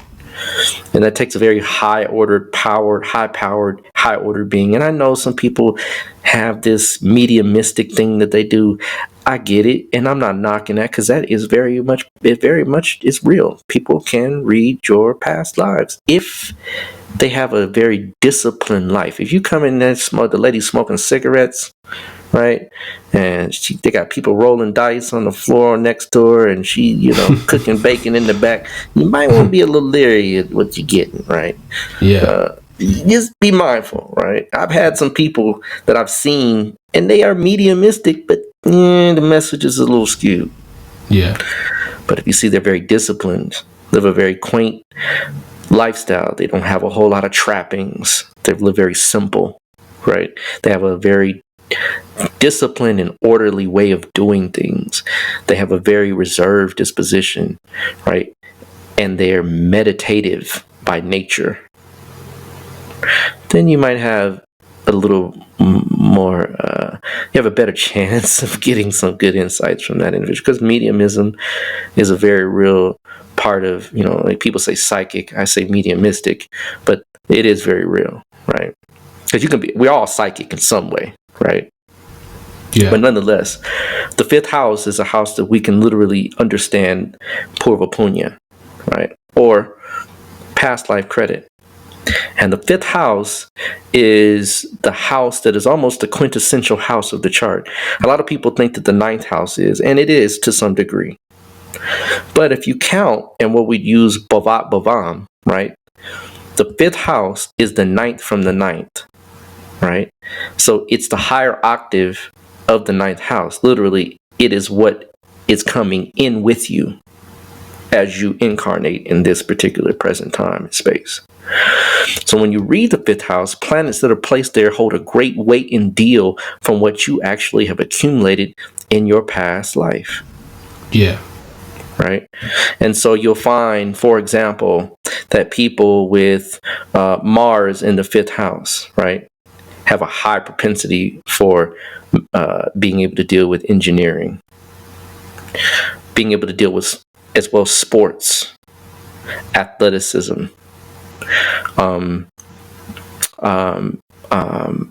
They deal with things as far as like electricians, things that deal with very high energy things, right? They brought that with them. Now, provided the planet is well situated, meaning that the karmic emphasis is not on lessons more than it is gifts, because you can come in with lessons more than per se gifts, and usually you get a little bit of both either way. But if it's placed in a certain position and it's placed strongly, you have more gifts.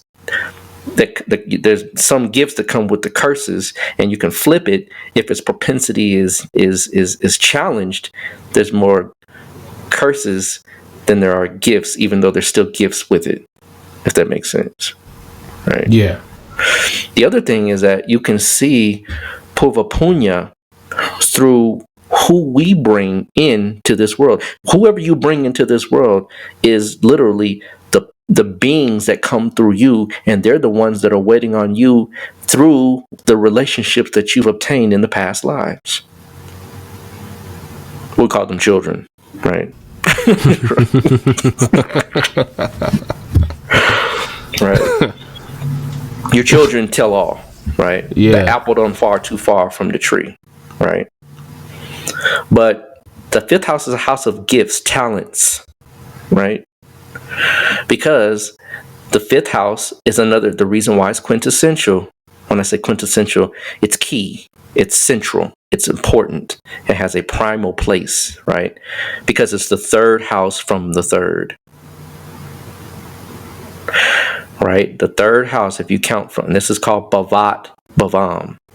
This is a technique that we use in Eastern astrology to literally see the inner workings of a house. So you want to see, right? Let's look at it from this perspective. Quick tidbit.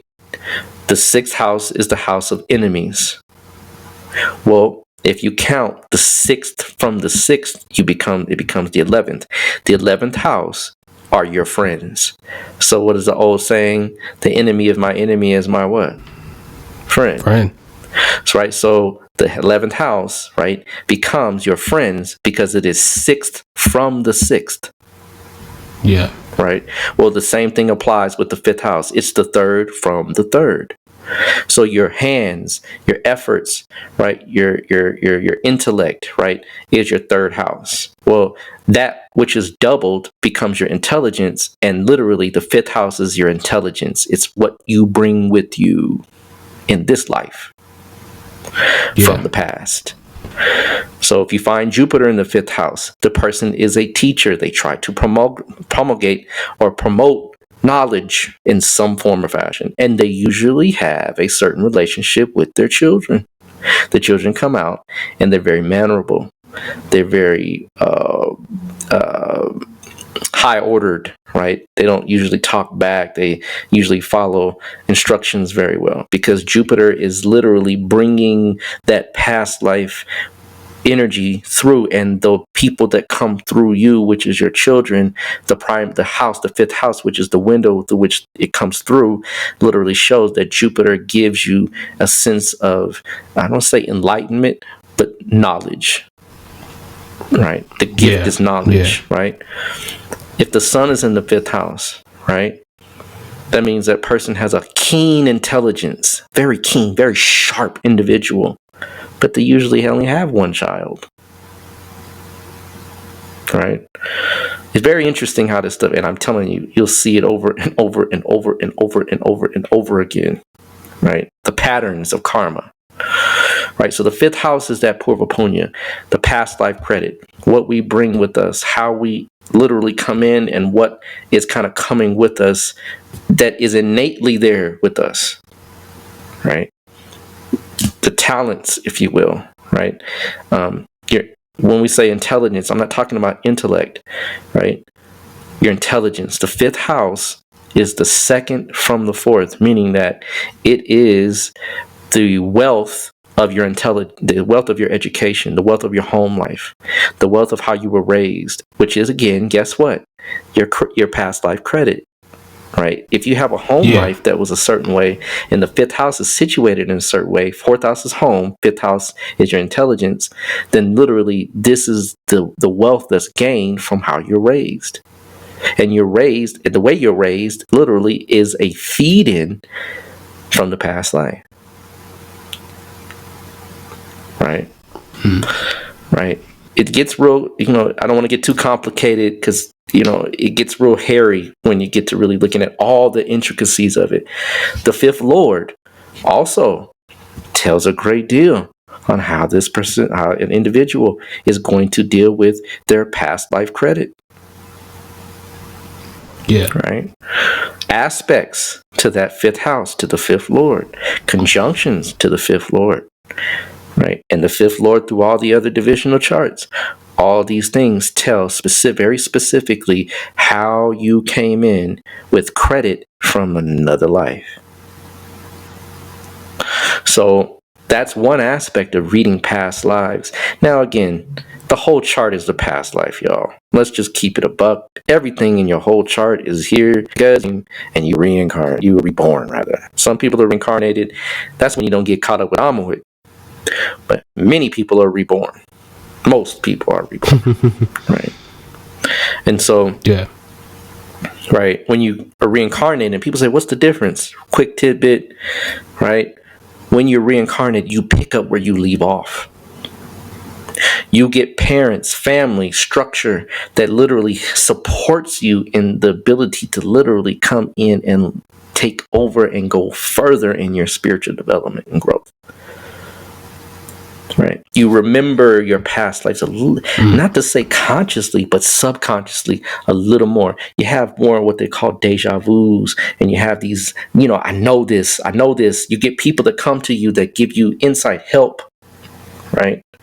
Versus starting off in a clean slate. Right. So, I don't know if you was going to go there, and you ain't got to go too deep into it, but what's some indications of that, in a chart? Well, it would take us down a whole road, right? But let's put it to you like this, right? Let's give an example of the fifth lord being in the 12th house, right? You'll find that these, a lot of times, not all the time, because everything is contextual in astrology. I cannot tell people 1,000 times over. There's no way I can read one placement and it's going to give all the tell-all of what we're talking about, because there's certain things that can be placed and can override or subdue or enhance certain placements. But you kind of use it in a general rule, and then you go deeper and deeper and deeper and deeper and deeper until you get to the real crux of it all. And then you say, that's why this is what it is. But you'll find that many times people with the fifth lord in their 12th house, right, a lot of times come with that loss of they feel lost, right? They feel like they just can't find the thing that they're supposed to do. I'm not talking about your career. That's not what I mean. I'm literally talking about feeling and knowing that you are on the right path. Right? And they'll meander many times. Right? They'll wander from path to path. They have like 7 paths they're following at once. They're like Buddhist, they're Christian, right? They're Seventh-day Adventist, right? I mean, their path is literally combobulated with all these other things. And then certain people come in, they're just dead on, like they just do that, and they're on that path, and they're dead in. That's the fifth lord in one of the very more powerful houses. right? Yeah. And that person literally is coming back with a reincarnated process, right? You see that the person's mother will support them. How do we know? Because the second house from the fourth is the fifth. The support is your second house. Your family is your support. Where your mother, right, if she supports you, it's the fifth house. Yeah. Well, guess what? The fifth house is ninth from the ninth. So your father supports you too. Or he doesn't detract from you. See? So then you can see, so the fifth house, fifth lord in the 12th house, not every time, because sometimes it can be very powerful as well. It just depends on how it's placed. But if it's not placed very well, you can pretty much show that this person has a hodgepodge of paths. Right?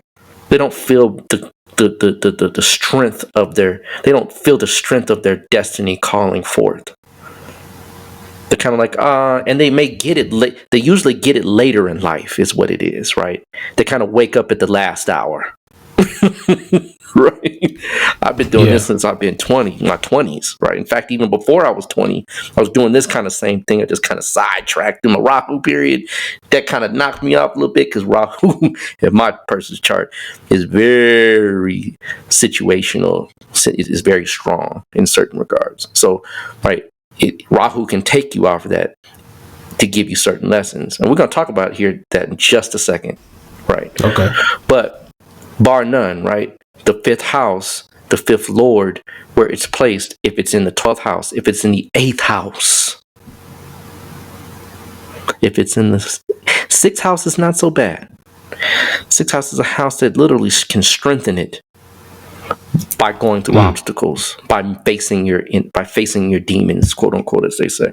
6th house is one of the houses that's really not a bad house. I don't say bad. None of the houses are bad, y'all. Let me say that. Let me qualify this.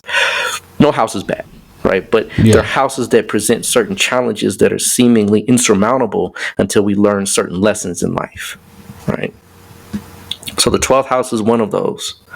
You'll find that the person will only have 1 or 2 children. Why? Because it can only maximize so much karmic. They can only maximize so many beings to come in through them because they can barely handle themselves. Right?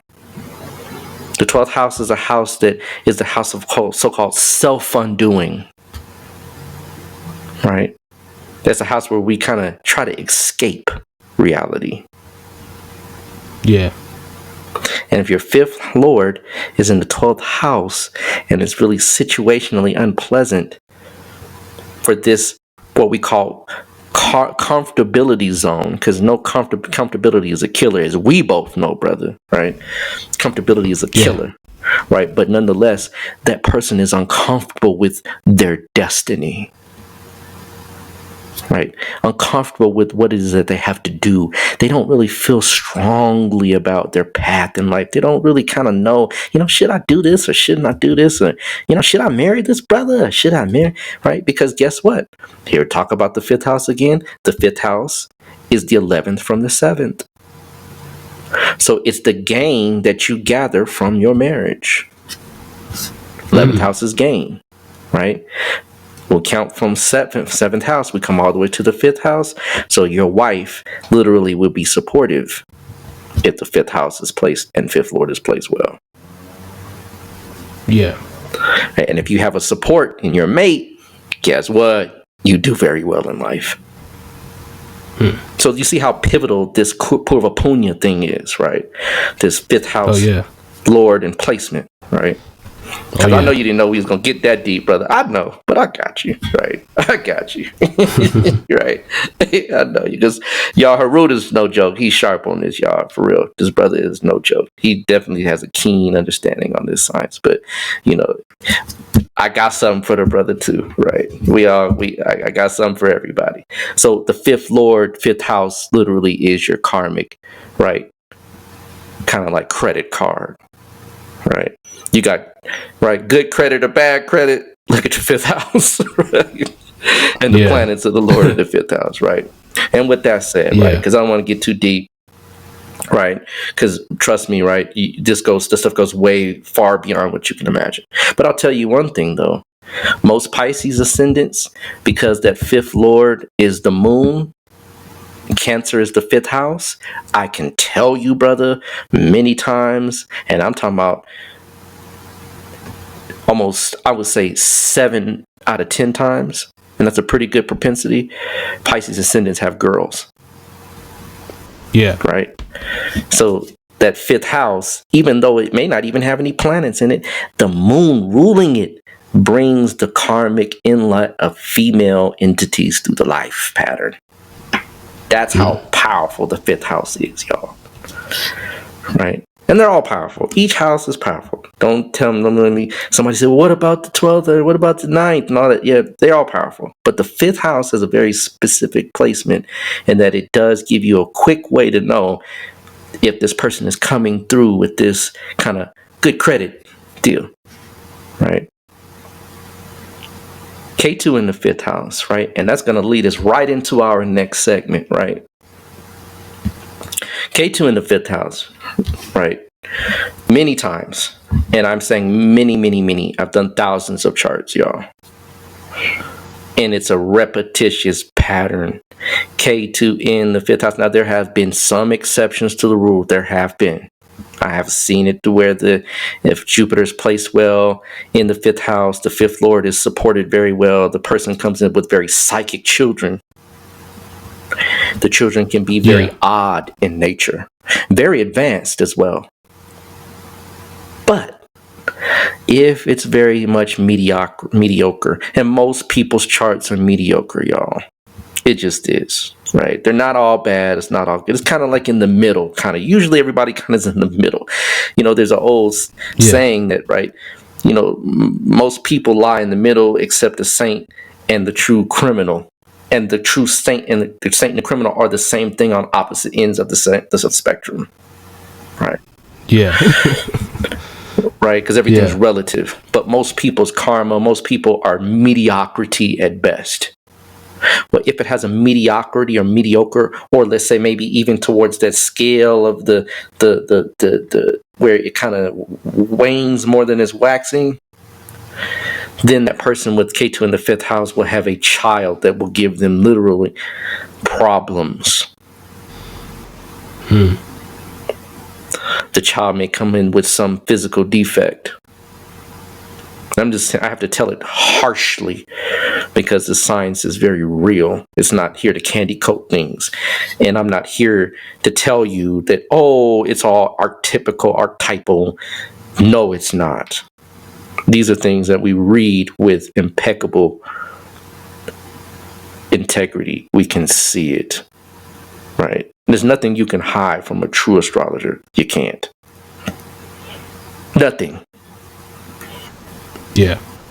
All right. So with that being said, K2 in the fifth house will many times remove that person from the responsibility, right, of having children. And if they have children, their children are literally challenged in a major way, right? And so Rahu in the fifth house will not do what K2 will do. K2 is a planet that's called a Chitta Karaka. It's headless, right? So the being comes through. Now, many times it can make that individual themselves very spiritual, though, right? The fifth house is the house of mantra, right? Yeah. In the West, right? For folks that are still, coming out of the Judeo-Christian Islamic persuasion, right? Prayer is the fifth house, right? Yeah. Prayer in a very spiritual sense, not just because you're getting on your knees and asking for that $300,000 that you need. I'm talking about prayer and the power of it that comes through intent, right? Would you say maybe even people who speak in tongues? No. No. Okay.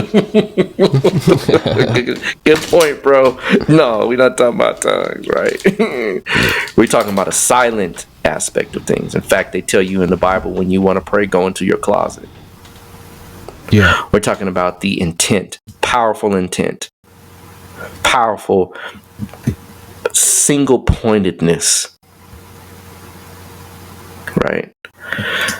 Which is what true quote unquote prayer is, because prayer doesn't have to contain words, right? It literally it doesn't. But mantras are a form of what they would say is considered, prayer, like rosaries and things like that, repetitious things like that, right?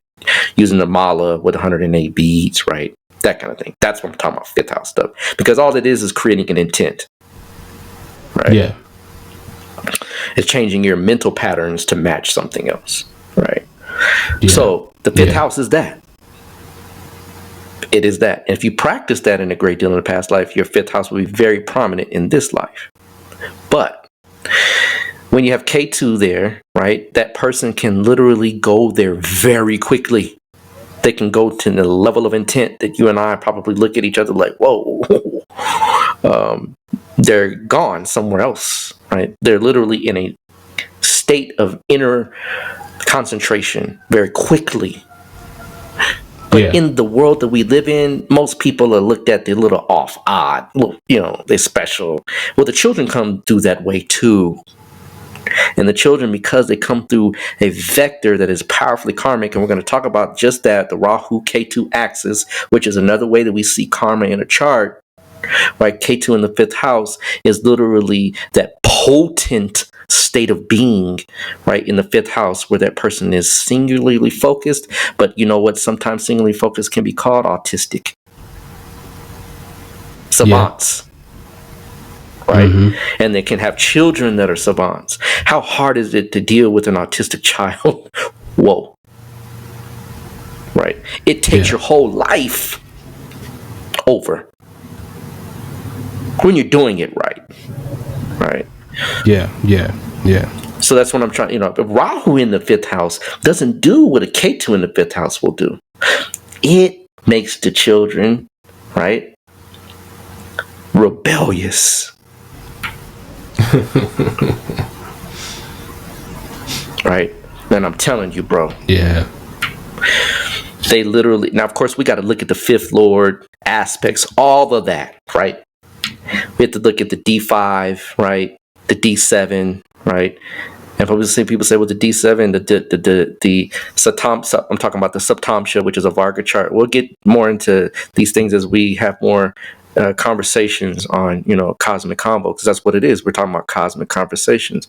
So we'll get more into some of those things, not in depth, because those things need to be taught in a very sterile environment where you're learning and you're literally not having me go through different subjects. We focus, and that's why I teach classes on these things. And if you're interested, again, hit a brother up, let me know. You can definitely get at me, and we can go deep, provided that you're in that environment. So, yeah. Right. Rahu in the fifth house can create rebellious children, right? Children that literally have a mind of their own. You can't even you can barely impose on them, right? Because it's a past life thing, right? It's literally you're taking in and bringing children in that are game changers, not only in your life, but in the lives of other people. So, they said, man, look at that dude's kids, man. Look at her kids. Whoa, they off the chain. That's the Rahu in the fifth house, right? Right? Like, man, they got a tribe of knuckleheads over there, right? Well, yeah, because the person's bringing these beings through as a karmic lesson. Because they themselves display some of those characteristics. So with that being said, right, and again, you can have Jupiter in the fifth with Rahu. That has changed the whole game, right? You can have Mars in the fifth with Rahu. That's going to change the game again. You can have the fifth lord with an exalted Jupiter. That's going to change the game again. So all of these are game changers. They can offset a lot of these things, but you will see something odd. out of character, not in the norm of the person goes through school, college, and they go through a very average life. And who that normal is becoming very unnormal now, right? For the most part in this world, right? But you'll still see something that is out of character from what you would picture about a child and the way they should be, quote unquote, right? So Rahu and Ketu, we're going to leave the 5th house. We got a little bit about the 5th house, and I say a little because it is a little. There's a lot more to the 5th house, y'all, right? But we got a little bit of understanding of what the karmic inlays of what Purva Punya is, or past life credit, right? Right. And again, if you see Rahu or Ketu in there, right, you'll see that the past life credit, right, it's not a Visa, or it's not a American Express. It's a prepaid, right? Right. They got a prepaid, right? And the prepaid is running on low, right? And I'm just I'm just making fun, y'all. But nonetheless, right, I don't want to make light of anyone's karma. That's not it. But I'm just saying that to give a good consistent understanding of what it is in the real world that we live in, these are the kind of ideas that you have to kind of connect and be abstract and related to an analogy, right? To bring it down home to people, right? But if you see Jupiter exalted in the 5th house, man, they got a black card, right? And they come in and they do things very easily, right? Just with ease. Like, wow, like, look at that, man. Dude didn't have, like, why did he have it so easy? Well, he did things in another life, typically the past life, that wore very well in this life, right? He may have given greatly to his teachers, to his spiritual we don't say organization at that time, church, temple, right? He may have given inordinately. He may have spent time in that temple to the point where he lived in the temple. Well, it comes through with you. Yeah. And that's the 5th house. Now, Rahu and Ketu, right? Yeah. Are the next way that we begin to see karma in a chart. Specifically more Ketu than it is Rahu. Ketu is the inlet of karma. Rahu is the outlet of karma. Right. So Ketu is literally, if you would like to see how someone's childhood is, let's say they're 60 years old, you get a guy in front of you, a lady in front of you, and they're 60, and you don't know them, right? There's several places you can look. One, of course, is the 2nd house, because it is the childhood. It is, bar none, the childhood of the chart. The boyhood, girlhood, whatever. But you can also look at Ketu. And the childhood is literally what happens is, so when we're born, right, not all of us is present when we're literally in this physical form until about 7, right? When the fontanel closes, right?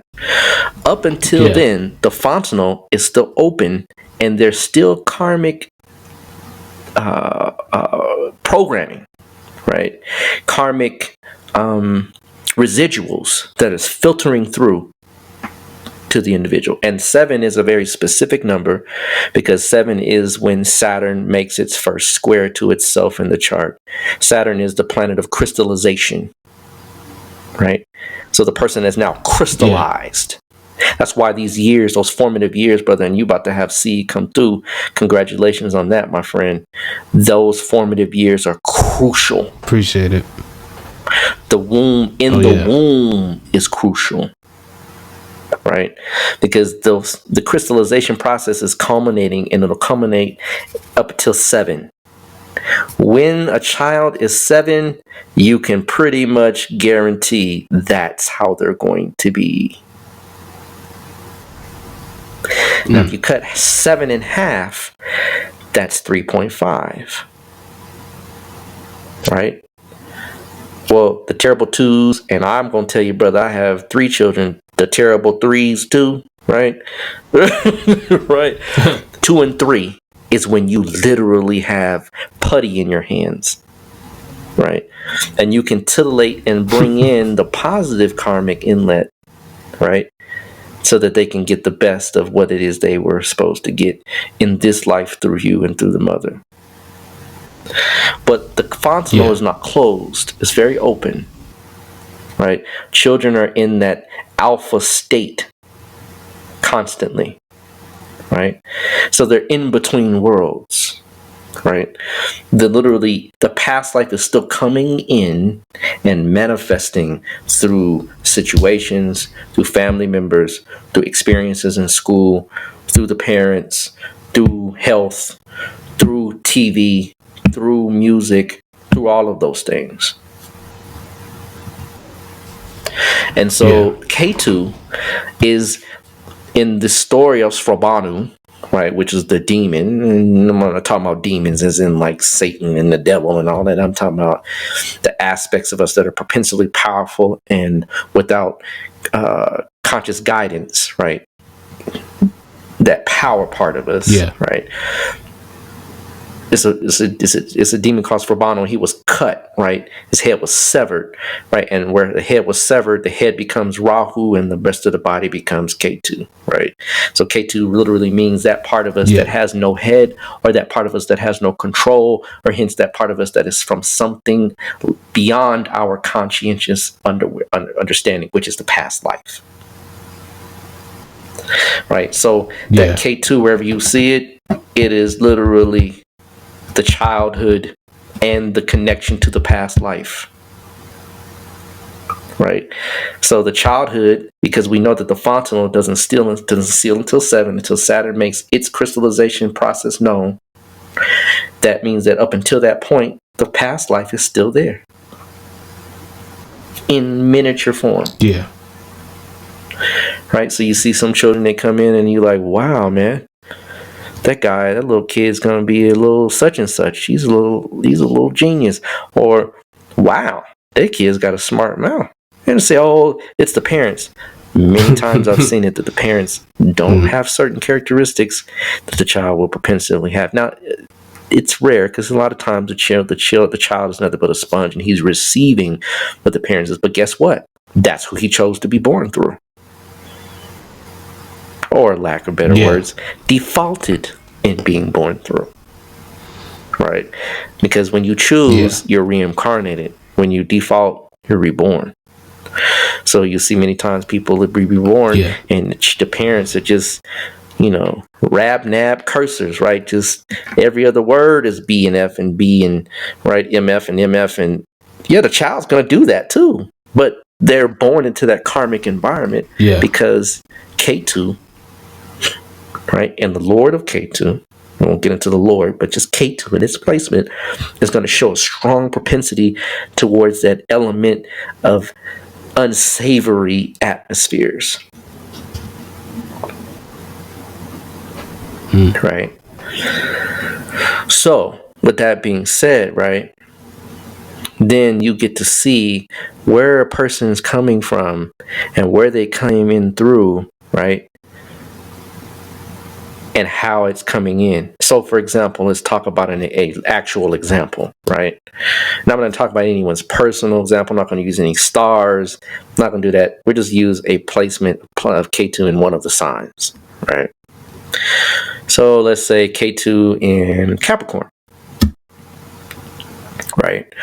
So, K2 in Capricorn means that individual comes in with a very autocratic, very organized and structured disposition, right? They come from a past life where things were very much cold and matter of fact. They come from a past life where things were very corporate in its disposition, right? And so they come to literally, and you see that they come into the childhood and their parents are very much cold. The parents can be very much matter of fact, duty oriented. The children will come in and the parents will just give them the basics. Not all the time, because again, there's many factors that will augment this particular placement. But I can guarantee you, the person will be a staunch individual, right? They'll be very much duty-oriented, not to say trustworthy, but they will organize themselves around making sure they take care of business. Okay, the opposite one side always creates the opposite effect. So they come in to learn to be nurturing. They come in to learn to be affectionate. They come in to learn how to grow and to develop the concern and welfare for others beyond their own ring pass, not a circle. And even within their own circle, they still have to develop that mothering, nurturing quality, and even for men. Right? We still have to learn that side of ourselves that literally brings us to a very compassionate understanding about things, where we can literally feel other people's pain. That's what Rahu and Cancer is, the lesson plan is. Right?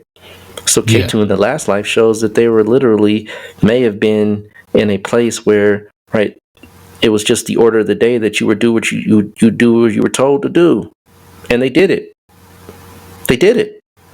But they didn't receive that, you know, it's okay. You know, it's going to be okay, baby. You know, let me help you out. No, I'm doing it because I love you, not because I have to. Right? That kind of motherly or home-like environment. Because the fourth house is also home. And Cancer is akin to, that is not the fourth house, but is akin to fourth house type things, where Cancer is that part of us that is the part that we become devoted, right, to something and nurture it to its fullness. So you'll see that pattern over and over and over and over and over again, right? That's how you know the past life was that way, right? Yeah. And so they have a strong sense of commitment, right? Strong sense of commitment, right? They are not very vulnerable, right? They're learning to integrate their feelings, right? That's Rahu in Cancer, Ketu in Capricorn. Does it make sense? Yeah. Right. So, and you can use this with any of them. They all work this way. Right. That's the phenomenal thing about this science. You don't have to have all of the kits in caboodle. You just have to have some things that work. And when they work, they work. Right. You just add nuances to get the real situational picture. Then that's when you begin to read a chart. You read a destiny, and you can articulate certain things that you know have happened and will happen. But in the general sense, this is still true. Right? Right. You know, they have very strong boundaries as well. Ketu in Capricorn. Very strong boundaries. Don't cross over here. They won't let you in very easily. Right? The past life was very much guarded. Right? So, you want to do another one?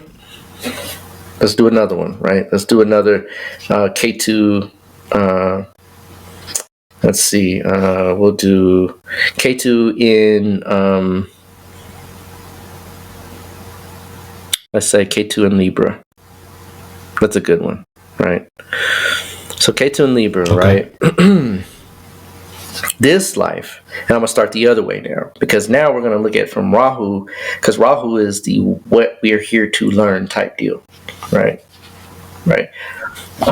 Because it's still residual of the past life, where this is something that we have come to, right, learn. And the past life was literally spent on helping others, right? Being completely selfless, right? Always trying to cooperate with people, right? Having that need to fulfill other people's needs. Feeling unsatisfied by not having the acceptance of others. Well, in this life, they come to be a little aggressive. They come to learn a little bit about, my brother, selfishness. Healthy selfishness, though. People say, how can that be? You know, people that give and give and give till they can't give no more, and then they got nothing to give themselves. That's Rahu and Aries. And then it kicks in and they become very aggressive. Because they're still learning it. Right? They're still learning how to be balanced with my needs and others' needs. Right? They've given so much that they literally don't know how to commit, because they're like, I've committed so much of myself in the past. Now how do I be focused on myself? So I don't want to commit. So they have a problem with balancing that commitment to others and a commitment to themselves. Right? Yeah. They were literally taken advantage of in the past life. So they come to defend themselves in this life and to learn that. And you will find that they will defend themselves in a very unbalanced way. Right? They're learning to be not codependent, but what? Independent. Independent. Right? Rahu and Aries. Right? Ketu and Libra. Well, guess what? In the childhood, they were trying to fight in order to not be a doormat, and they literally are at times where they feel people have roughshod and ran over them. Right? Right? Yeah. They're learning to become disciplined, right, and not sway, right, between doing and not doing, right, like the scales. Yeah. Right. They want to be self-important, gain some recognition. Yeah.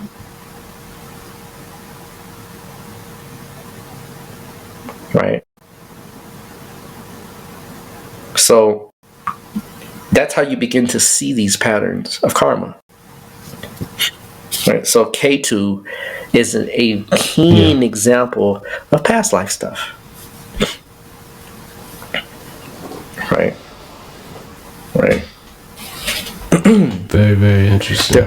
They're hyper aware of others and hypo aware of themselves, and then they flip and become hyper aware of themselves and hypo aware of others, and that duality plays out constantly in their lives because Libra is a sign of the scales.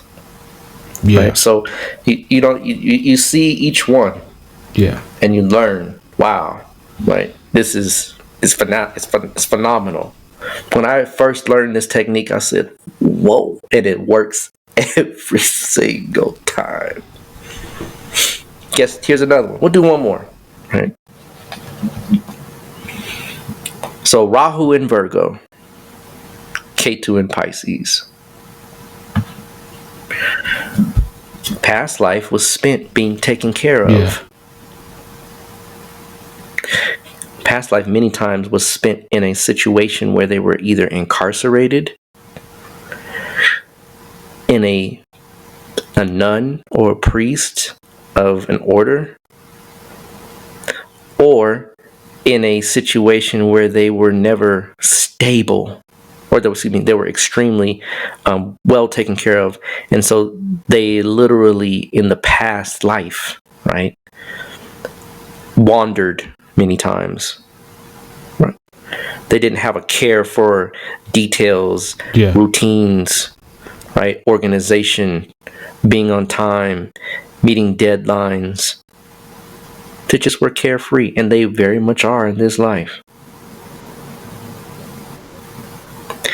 Well, Rahu says, you had that last life, and you'll see in the early childhood, they moved around a lot.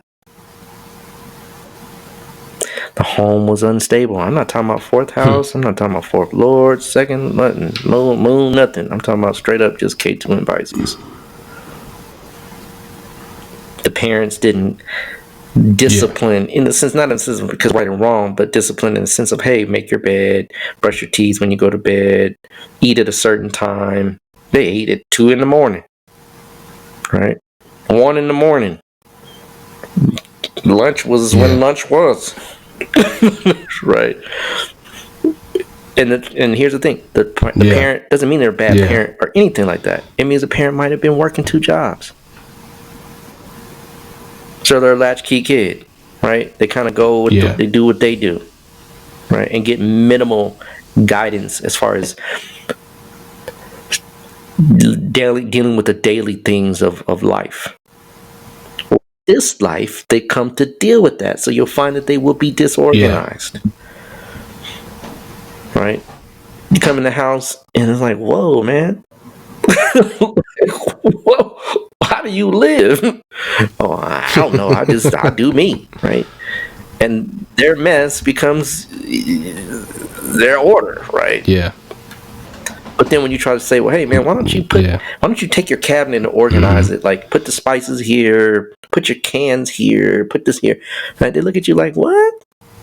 I do need help with that. How do you know? Yeah. Because Rahu is now here to teach them to deal. They'll be late constantly. They'll always be dealing with something of a crisis type situation.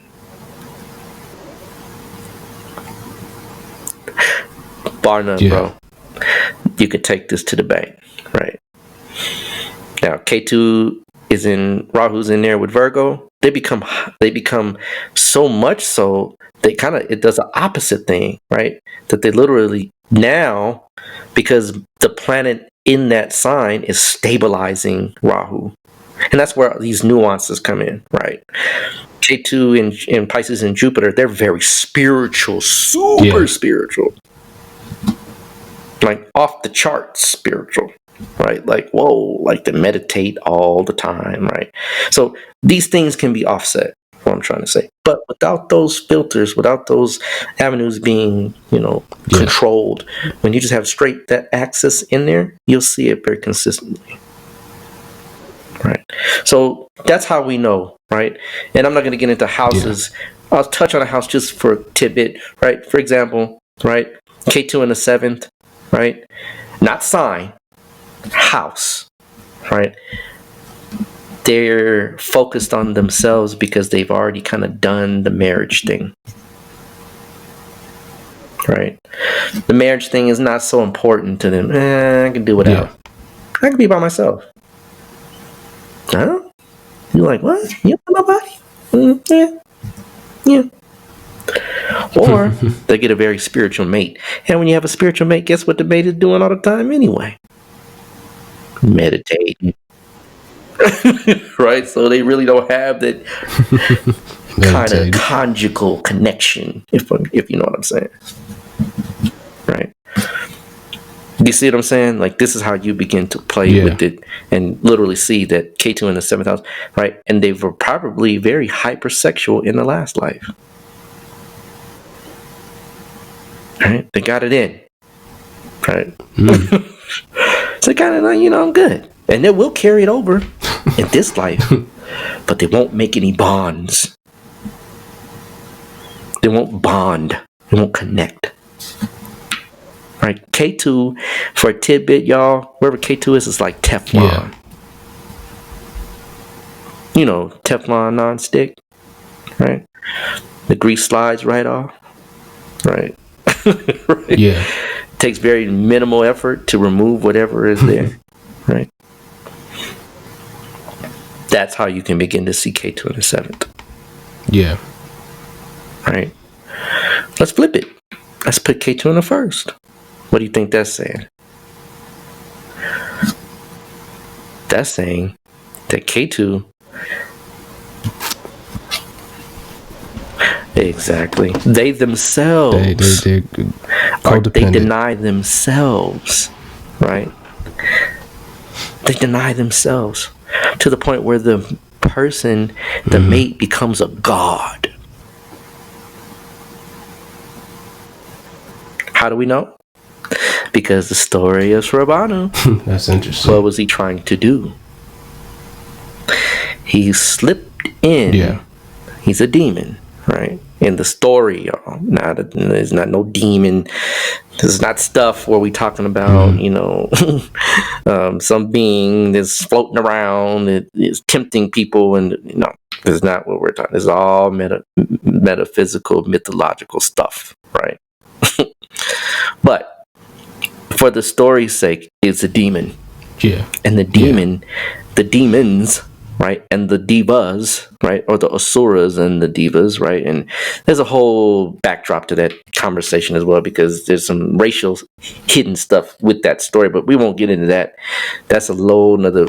But if you ever want to find out about that, you can read a book called The Most Ancient Indian Society, right, and that's tell you a lot about how some of the stuff is twisted just by the racial epithets, but the story still holds true.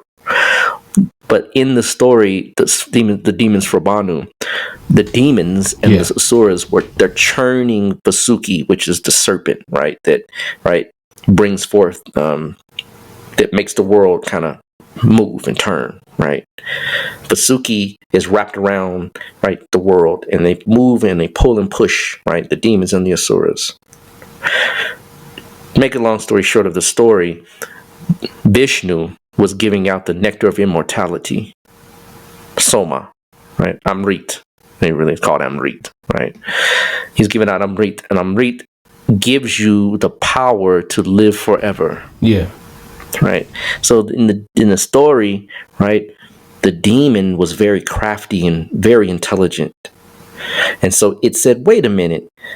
Vishnu is tricking us, the demons, because Vishnu disguised himself as Mohini, which is was a beautiful, most beautiful woman. And the demons were like, "Woo, we got to get some of that Mohini." They all went after Mohini, but Sravanu was like, "Nope, I see the trick." So it disguised himself. Whenever you see Rahu, Ketu stuff, disguise, right? Trickery, right?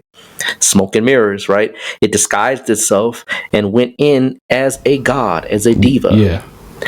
And Vishnu was giving out the nectar of immortality, and boop, a drop fell on the tongue of Sravanu. And the sun and the moon said, "Hey, we got a demon here," right? But the demon was already amongst the gods.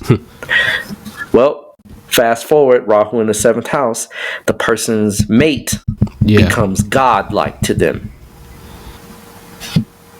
That's how we know these things. That's how we make the associations, right? So the person's mate becomes their world. It's inflated, right? Wherever Rahu is, it inflates things. So they deny themselves, and the world of the mate becomes their world. Oh, yeah. They imitate the mate more than anything. Pretty crazy, right? Right. I'm right. You laughing, right? Right? Because you got a taste of that. One of the charts you was looking at, like, yeah, buddy. Yeah. Right. That's it. Right. And if the mate leaves, they lose themselves. Yeah. They have to re-pick up the pieces, and there's so many pieces, so many parts of themselves that invest in the mate. And the mate's fine. The mate got Rahu as his ascendant, so he gone. He's like, "I'm out. I'm wild with it." Right? What's up? Next, right?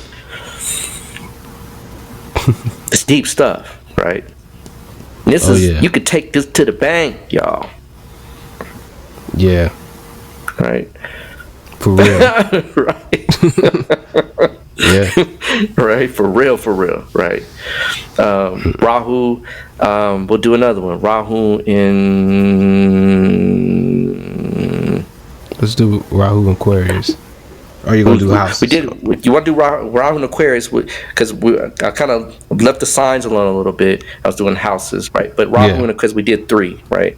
We did. I won't throw off your flow. Do your thing. Brother, hey, I'm all for it, right? Let's do it, right?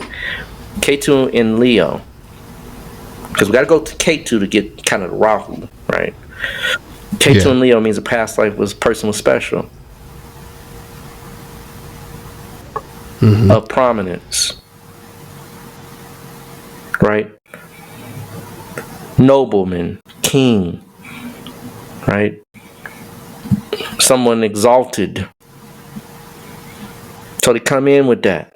They come in as a boss. They come in feeling important. They come in like, man, what? You know, you don't know who I am? Right? Self-important, automatically. And they have a sense of confidence out of this world. But Rahu says, well, got something for you, buddy. You need to now be driven and insatiably pointed, singularly pointed towards helping others.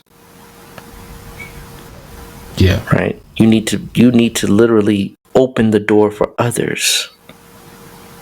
The last life, the door was open for you.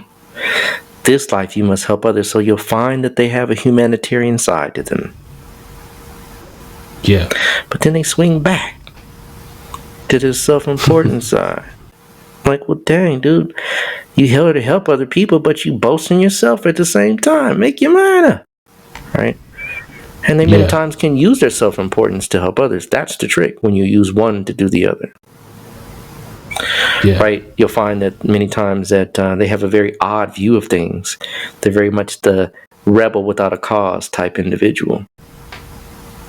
Right? Because they themselves were aristocratic in the last life, where they concentrated their powers and energies into one side of existence, which is a higher class or themselves. So now they help the common man. Now they're here to help the downtrodden, the underdog. Right? That's what that Rahu in Aquarius can indicate many times. Right? Yeah. So we'll do K2 in the 9th. We did K2 in the 9th. No, we did.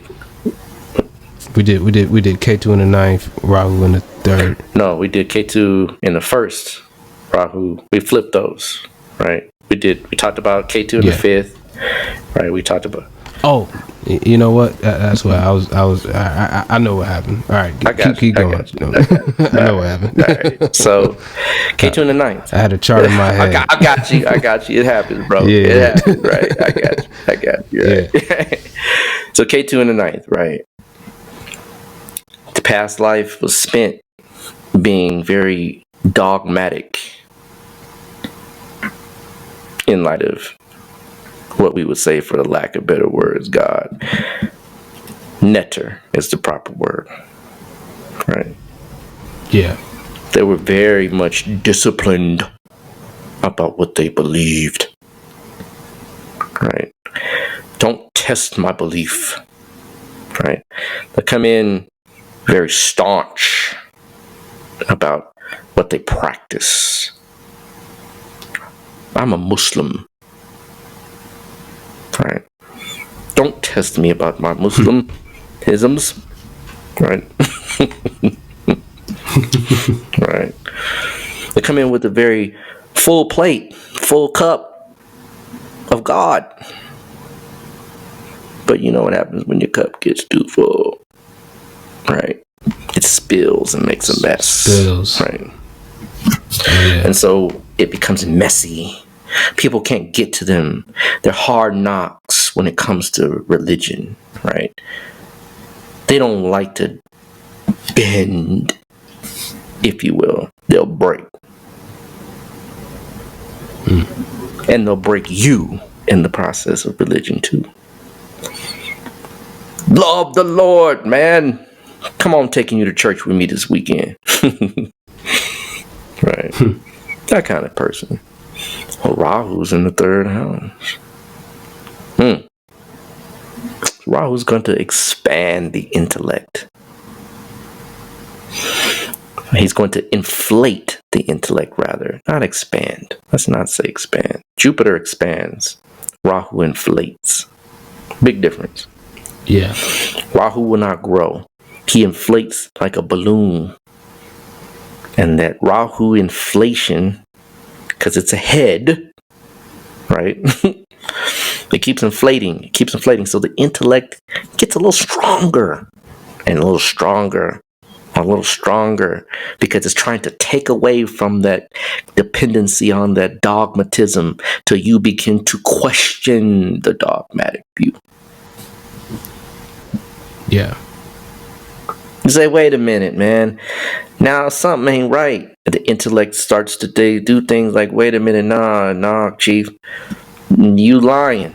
That you living two lives here. You said you was Christian, man. You was up here in the pulpit, like, Bishop Eddie Long. You wrong, man. Right?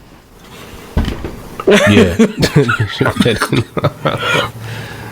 They're part of a church organization, church, and then the pastor back there with his wife, and they're like, whoa, what? How's that? Man?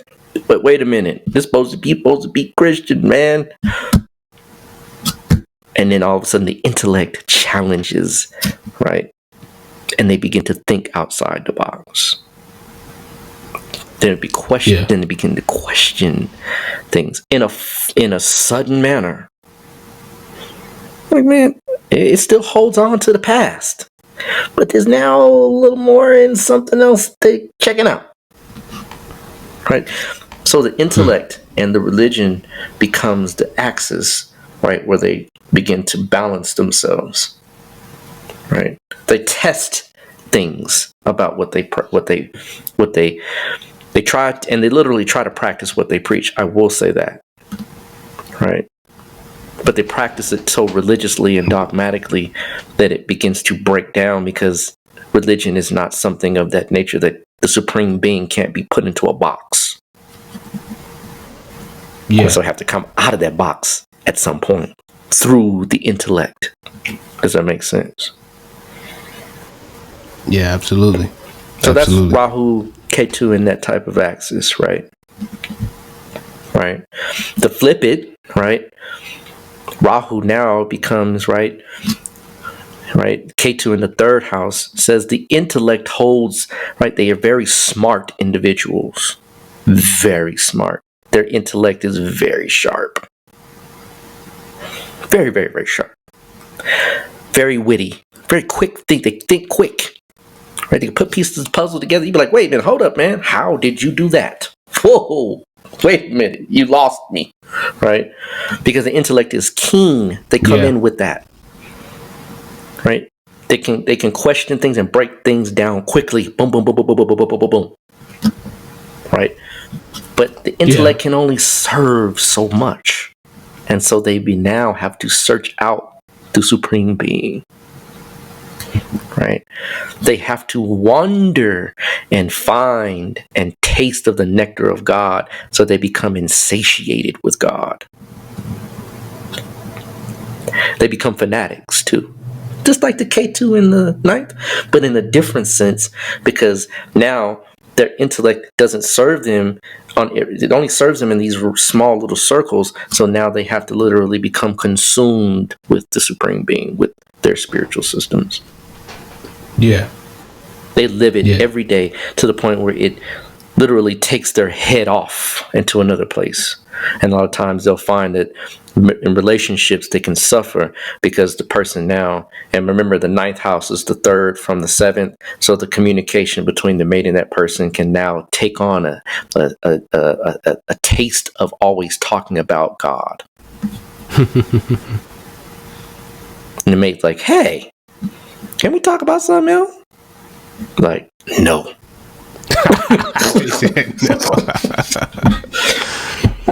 Hilarious. Right? Yeah. You get my drift, right? Yeah, so, indeed. So, you see what I'm saying? That's how you begin to read these things, right? Yeah. And that's Rahu and Ketu, right? And you can go things, you got Rahu conjunct planets, Rahu, right? That all talks about karma, right? Yeah. Pretty deep stuff, right? Absolutely. Now, Saturn. Man, we're going to tie this up. I was going to get into the Dwadashamsha, but I think these planets are really enough, right? Because the Dwada Shamsha is a whole nother level of reading something. And I really don't want to take people into that tangent, into that line of thought yet. I want to get maybe a little bit more understanding, because a Dwada Shamsha is 2.5 degrees of angle of an angle of a chart, or angle of a house, or just 2.5 degrees of any part of the chart. Yeah. So we're cutting the chart, and it maybe would do something along the lines of what Vargas or divisional charts really mean, right? Yeah, we haven't even really touched on that. So maybe down the line we'll do that, like, because the Vamshas, right? We're cutting it into 9, right? Dwada, right? We're cutting it into small pieces of 12. Yeah. Right. So we'll do that at another time, right?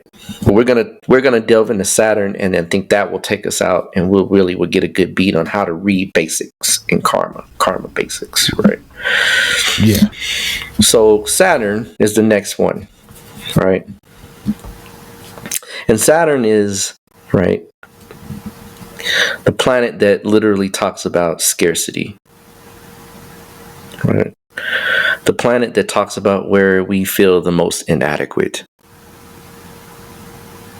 right? And so it has to deal with karma, in that this is where you owe in your life. Yeah. You owe. All of it you have some karmic propensity to have a connection with. But Saturn is where you owe. You must pay. Right? A planet whereby we learn to overcome obstacles and restrictions so that we get stronger. Right? I don't know if you ever, because you're a little bit younger than me, but you might have seen it before. And some of the old heads out there, I'm sure, maybe run across it. There's a movie called Conan the Barbarian. Have you ever seen that movie? I have, but I don't remember. You don't recall it, like it, right? It's kind of old school, right? Yeah. I'm talking about the one with Arnold Schwarzenegger. Now they got the kind of new stuff to rehash, but I'm talking about the real one, the old one, right? In the movie, right, they have this Arnold Schwarzenegger's parents are killed, right? The Conan's parents are killed, right? Not Arnold, but Conan's parents killed, and he's taken over by this group of people, right? And these group of people are serpent worshippers for the most part, right? We won't get into the nuances of the movie and all its glory, but right, nonetheless, right, they're taken over. He's taken by these people, and he's taken captive, and they put him in this little these chains, and he's right on this. They got him on this big wheel, right? And so he's pushing this wheel, right? I'm talking about a kid. He's just a little kid, got chains, a little kid, and he's pushing. And as he's pushing, time passes, right? He's pushing and time passes, and these people around him begin to pass and wither, and they can't stand the pressure of the hard work that goes with pushing. That's all they do is push a wheel, nothing else. Yeah. Not because they feed him, they don't show all that, but nonetheless, that's that's what his kind of like prison sentence is. But in the end, right, the little kid grows up to look like Arnold Schwarzenegger, right? So pushing this wheel, even though it's hard penance, hard times, people dying around you, it made him strong. In fact, on his neck in the movie, he wears the wheel on his neck to symbolize that symbol of strength. Yeah. Hard work, discipline, effort, right? Well, the only time you have some place to do that, wherever Saturn is placed, is because that's where you lack. Right? Saturn takes 28 to 30 years, 29.5. You could round it, right? These are, Saturn is very slow moving, so it's so slow, it doesn't cross over into the sign in one fell swoop. It takes its time. So 28 to 30 years, right? It takes that long for it to transit and move around to make one complete circuit. Yeah. So in the house that it is when you're born, and the sign, but we'll talk about the house more than the sign. The house that it is in where you're born is the area of life where you have to do the most work. It's the area of life that you have to literally overcome the insecurities and the fears that you harbor. In the past life, right, it's the area where you laxed the most. Right? And Saturn, as we know, is the planet of karma, right? Oh, yeah. Is the planet of karma, right? Not the, right? Right? Planet of karma, right? So that's your wheel. That's your wheel that Arnold Schwarzenegger was pushing in Conan the Barbarian. That's the one where you're pushing in that area. You're pushing, you're pushing, you're pushing, you're pushing, you're driving, you're staying focused, you're steady, you're not giving up. Dang, it's hard. Man, this is rough. I'm tired. I'm weary. But in the end, it's your greatest strength. Yeah. In the end, when you have paid and you go and say, now examine my pravda, right? And you're in front of Anpu and he says, look and see your heart against his feather. You did your duty in that area. Right? You lived to the fullest. You made the best of what you were given. Congratulations, right? You can move on to the next level. Or, well, you found wanting. You didn't exert any will. You didn't even try. You gave up. You didn't sacrifice. You didn't pay your dues. So now, I'm going to debilitate you. And so since you have no patience, since you have no, right, forbearance, since you have no, right, insight of how things are affected over long periods of time, you just wanted the quick gain, Saturn can be placed in a situation where it's not so viable. So Saturn, right, in any house, right, let's pick a house and we'll talk about it, right? Saturn in the 4th house, which is very challenging for most people, right? But let's look at good old Bill Gates, right? We can use him, and I want to use him for a very specific reason, right? Right. 4th house is the house of education. All right. And there's other things around his chart. It's exalted in his 4th house, and he is a Cancer ascendant. I had to play with it, like Gemini, Cancer, he's Cancer, right? Bar none, right? I think we talked about that before, right? A little bit. We're going to do a show. Right, we're going to do a show. Well, just at the sidebar of the show, Saturn in the 4th house deals with challenges, right? A hard mother,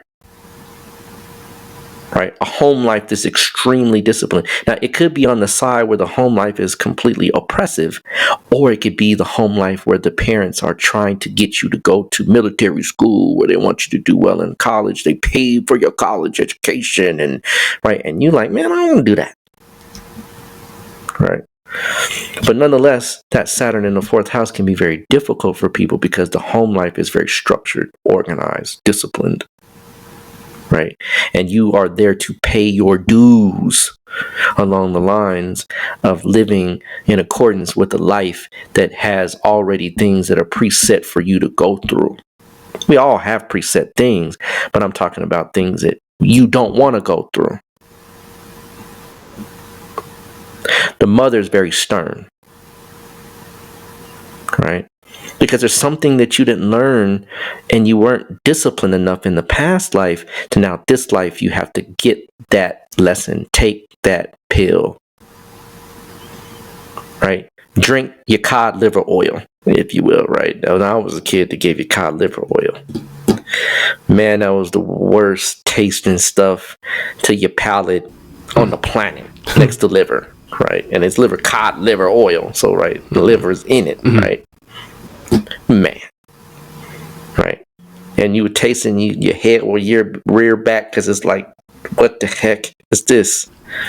Yeah. But that's taking the medicine, Yeah. right? Taking the being responsible to take and eat something that's not palatable but is good for you. Yeah. That's what Saturn produces in the 4th house, right? Saturn in, let's say, pick another house. Let's do another house. 3rd. Saturn in the 3rd. So now, right, we're talking about the ability to express oneself, right? The ability to convey things in a very clear, concise, and etiquette an edifying way, and with etiquette. Communicating in a very smooth, reassuring, and overly confident way, not always trying to compensate. Yeah. Yeah. Well, the last life, you didn't express yourself. You didn't talk. And so this life is a resistance in that area where now you are pressurized to talk. You're pressurized to express. You're pressurized to let someone else know. And if you're blocked, that's even harder. And that's where many of the complexes and the insecurities begin to build. And so it becomes so pressurized. It's like it pushes and it hones in. And it's like that spigot that you have on your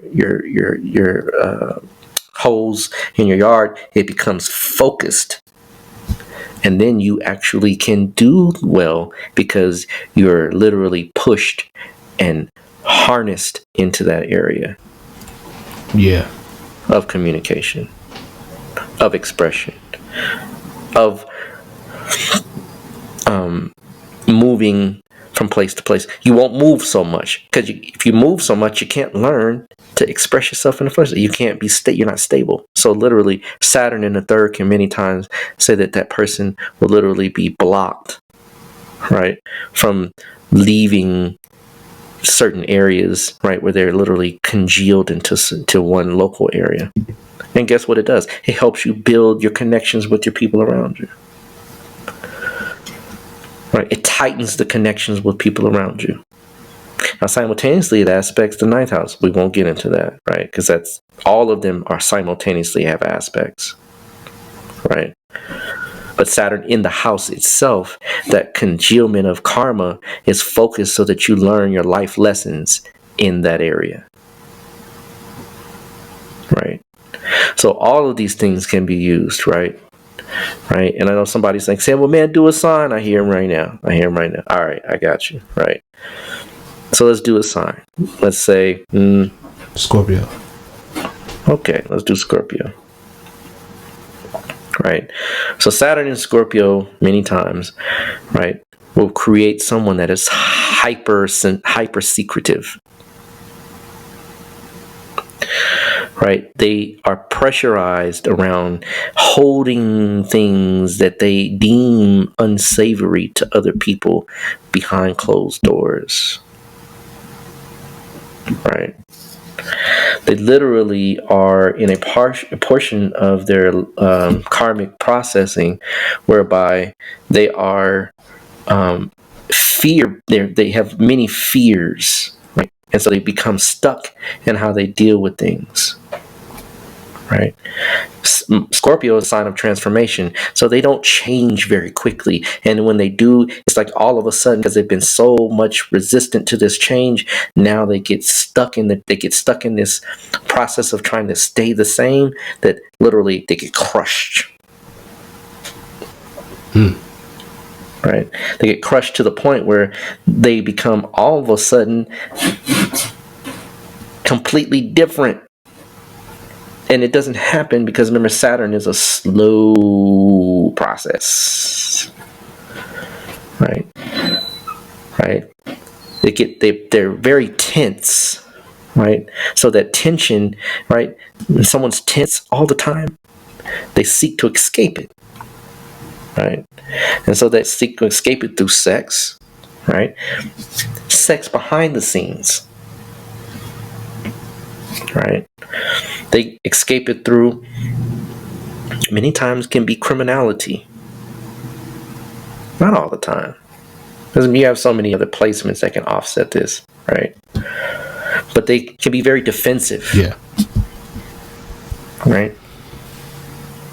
They can be very, very defensive because their karma is here to teach them, right, that you're not here to be scared. There's not fear. The greatest fear is fear itself. Right? Yeah. They can be very controlling because Scorpio doesn't want to let anything invade. Right? And so when you pin all that up, guess what happens? What can go wrong? What? Will. There you go. Right? Does that make sense? Indeed. Right? Their energy can be low. Right? The energy can be kind of low. Real low, simmering energy underneath. Right? And they can be great yogic masters as well. Because at some point, they literally can learn that, hey, wait a minute, I can go deep. I go so deep, I can do penance longer than others because the energy is less volatile because they're trying to pin it in. Yeah. Right? But a lot of times they can have chronic illnesses too. When they get older, when Saturn is old. Right? So, does that make sense? Indeed. Right. Of course, Saturn in Aries, that's kind of a clear one to me. I mean, anybody that can't see Saturn in Aries, you know that the person's come to deal with patience, straight up. Yeah. They come to deal with being rebellious, not adhering to the law. Saturn is the law. Not law in the sense of Jupiter, I know. But Saturn in the sense of obeying the law.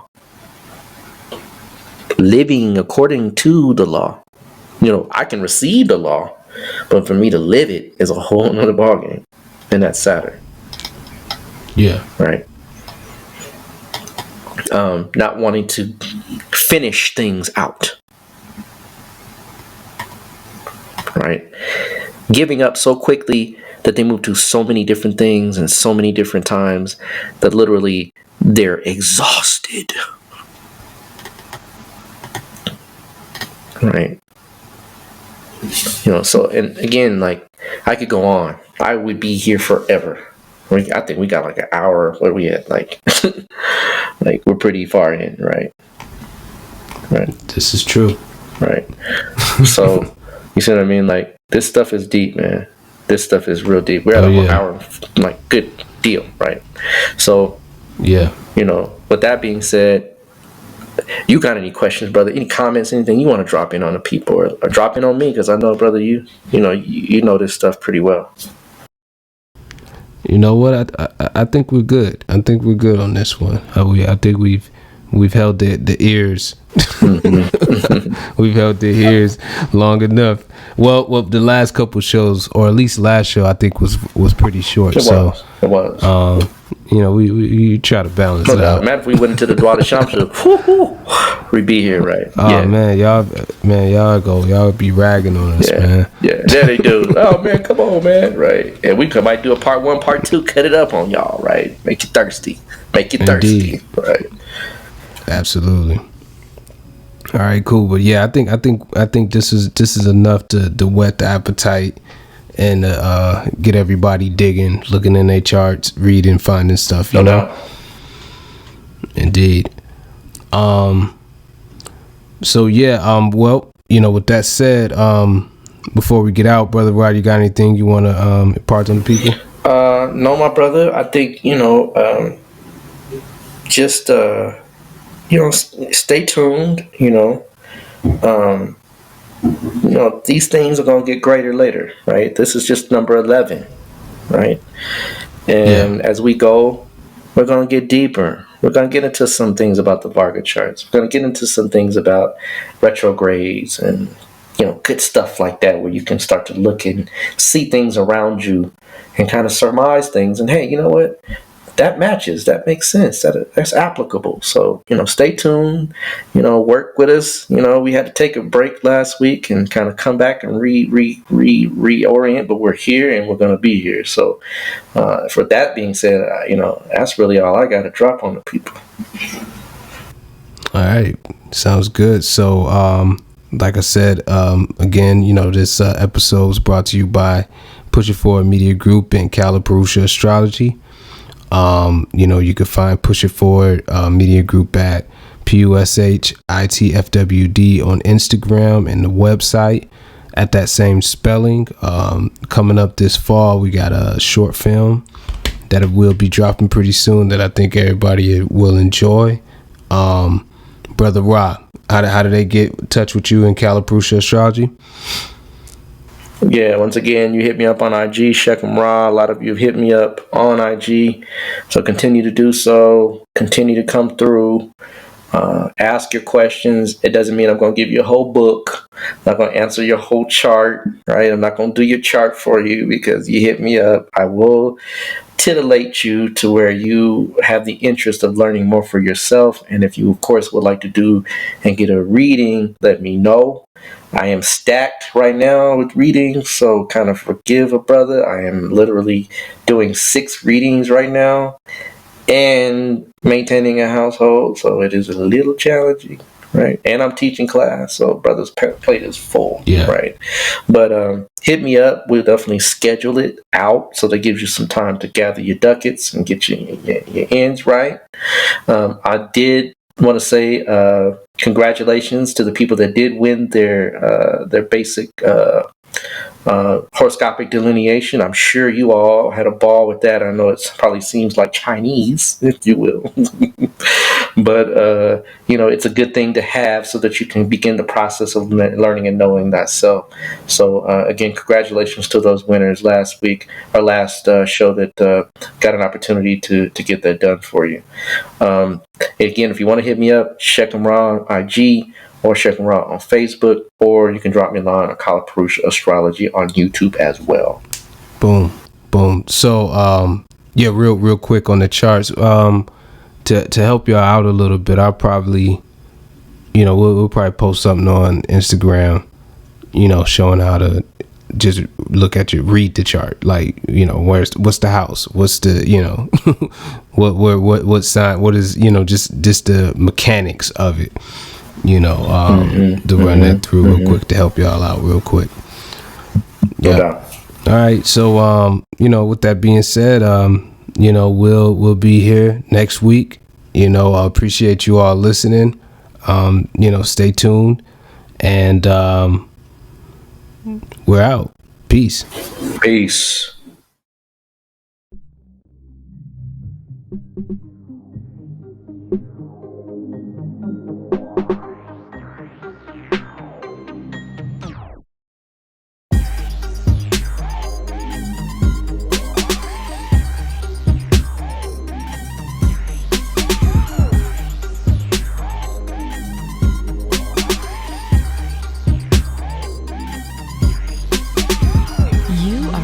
Tuned in to the Cosmic Convos podcast, your number one source for accurate, relevant, and thought-provoking astrological conversations in the podcast nation, the place where stars and minds align.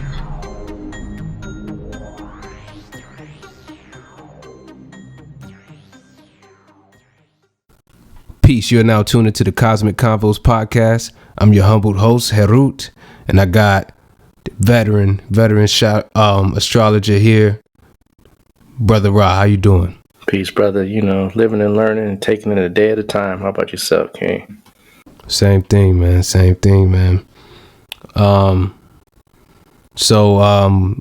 We're here at episode 12.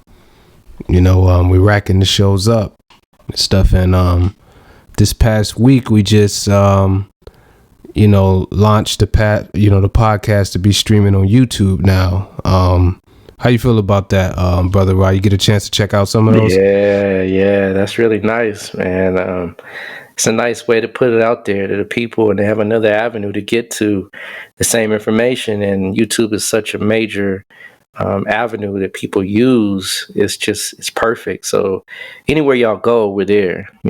Anywhere y'all want to be, we're with you. So if you want to do it on YouTube, we're there. If you want to do it on Spotify, we're there. Google, we're there. Everywhere, we're there. So definitely, if you got loss of avenues on one, you always got a free avenue on another. So we're always there for the people. I think that's awesome, man.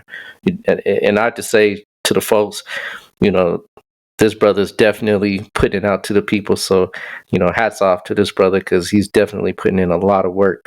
So much appreciated, King. Definitely much appreciated. Oh, no problem, man. It's a pleasure, man. I appreciate you, man. It's great to work with somebody. It makes it easy. For sure. Indeed. So before we get any further, want to remind you all that this episode and this podcast is brought to you by Push It Forward Media Group and Orishas Astrology. You can find Push It Forward Media Group at Push It Forward, PUSHITFWD on Instagram. And you can find us on the website at pushitforward.com, spelled just like Instagram, pushitforward.com. And that's where you can find this podcast. And you can see all the projects that we got coming up as well. We working on a short film right now. We got Veg Kingdom up there. We're going to be releasing some more content in regards to Veg Kingdom pretty soon. And, stay tuned to that. Brother Rod, tell the people about Orishas Astrology and how to get in contact with you. A lot of y'all been getting in contact, keeping the brother busy. So much obliged. Keep it coming. I'm enjoying this. Definitely getting a lot of people their full chart readings. So people have been getting at me on two major avenues. Just as a FYI, y'all, you can no longer send send messages on YouTube as of September 18th. They took that function away.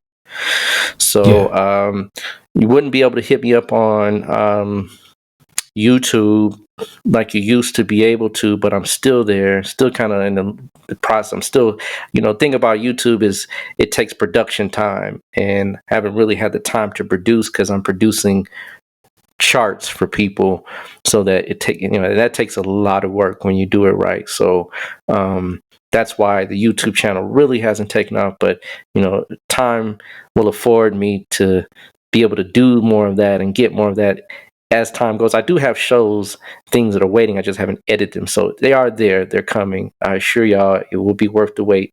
But I'd like to do things in a little bit theatrical means, because I got some strong planets in Leo. So forgive a brother, But you can definitely hit me up on Orishas Astrology if you want to go ahead and click in there and add yourself in. I'll see you in, and that way I know we got a link in there. But also you can hit me up on Facebook at Shechem Ra, and also on IG at Shechem Ra on IG. So that's where most of the people get at me on, is either Facebook or IG. So either one of those avenues, definitely get at me if you want to just ask questions, shoot the breeze, or of course if you want to get your chart done. Absolutely. Yeah, good deal. I mean, this podcast is is a great source to kind of get you introduced to the concepts and the topics, and getting you used to seeing how astrology is used. But it's definitely not a replacement for professional consultation. So you definitely want to take advantage of that opportunity. Indeed. And today's show is going to kind of get into why you may want to do that. We get into more of the practical side of astrology. But before we do that, I do want to show our listeners some love. So we got a question in here. We got a couple. I'm gonna just peel off one. So we had a brother from Instagram inquired about what's the significance of empty houses in a chart. That's somebody that's definitely their wheels are spinning and they're thinking of how this thing works. And my teacher, former teacher, rest in peace, says there's no such thing as an empty house. And technically, he's right. There's no such thing as an empty house. Now, I know you might see in some of your charts that the fourth house doesn't have a planet in it, the fifth house doesn't have a planet in it, the eighth house doesn't have a planet in it. And what it is that there's several ways that we look at an astrological chart, and I don't want to get into all the ways because that would become a whole podcast times 2, times 3, right? But let's just know that, for example, say if you're Taurus ascendant, right? And in Taurus, as a Taurus ascendant, I say you don't have any planets in the 12th house, which is Aries. Well, the 12th house has a ruler. The ruler is going someplace, right? Wherever that ruler is, that house is being affected. So, for example, let's say you're Taurus ascendant and the ruler goes to the 10th or the 9th house, right, of Capricorn. So now your 12th house, right, is connected to the 9th house in a way in that now we know that Mars is exalted. So your 12th house has a very strong propensity to do well with regards to losses, expenses, and self-undoing. So that house is now affected. And simultaneously, Mars will aspect 4 houses from himself. So if we count 4 from the 9th, 10th, 11th, and 12th. So that 12th house, not only its ruler is exalted, which stabilizes the impact of what its portents or what its significations mean, but it's also being aspected by its own ruler, which even further impacts it. So that house is now activated and doing something, even though there's no technical planet there. Yeah. Not only that, other planets are numbers of houses away from that house. So, for example, the second house, right? Let's say the second house has Mercury there, right? So the third house from the 12th is the second house. So we can still look at, and the way it works, the 12th house, the house of expenses, is always understood through your savings. So if Mercury is in the second house, your 12th house has been stabilized in a certain way. Every planet, every house works that way because what we have is what a technique called Bhavat, Bhavam, B-H-A-V-A-T, B-H-A-V-A-M. That means that every house has a connection to every other house. So no house is ever technically empty. It just appears that way. And when you begin to understand rulers, right, when you understand certain subtle other principles like Bhavat Bhavam, when you understand how nakshatras work, everything plays into that house. So there's never a non-effect or no effect. It just appears to be that way because you don't have a planet tenanting there, but you have a ruler tenanting somewhere else, and that ruler is being affected in many other ways. Yeah. Hope Indeed. that answered the question. I believe it did. I think that's a great way to look at it. Because a lot of people, they, and I think when I started, looking at the lords and different things like that, it was just like a light bulb, kind of went off, and it kind of cleared that up. Because at first I was like, all right, I don't have nothing in this house, nothing in that house. But then when you start looking at the lords, it's like Mm-hmm. Exactly. A whole colorization, a whole effectuation happens from that Lord. There could be planets aspecting that Lord. Now that house is being affected. There could be planets conjunct that Lord. That house is being affected. If that Lord is retrograde, that house is being affected. Right? So there's so many different subtle factors by the ruler alone, not just the fact that that house is interconnected to other houses, right? Through an interweaving of the system that I mentioned called Bhavat Bhavan, right? And then we don't even want to get into Varga charts, divisional charts, all kind of other things like I mentioned, nakshatras. All those things will have an impact on just that house, even though the house is technically there's no planet tenanting, there is still a planet ruling, and that alone has a major level of impact. Indeed. So appreciate that, brother Rob, man, and appreciate your question out there. I know definitely you're not the only person with that question. So we definitely encourage people to get on there, hit us up, DM us, comment on the post. Let us know what questions you got, and we'll definitely answer them here. Here on the air. All right. So without further ado, let's go ahead and jump in. Today's show. Like I said, just a while ago that there's really a real practical side of astrology. It's not just something like this thing that is just a good subject to just toss around in your head and kind of geek out about, build with each other with about. It's really the science of living, so to speak. And there's been a lot of whispers around on the political scene and the economic scene, about some things that could be on schedule to happen, on the horizon to happen.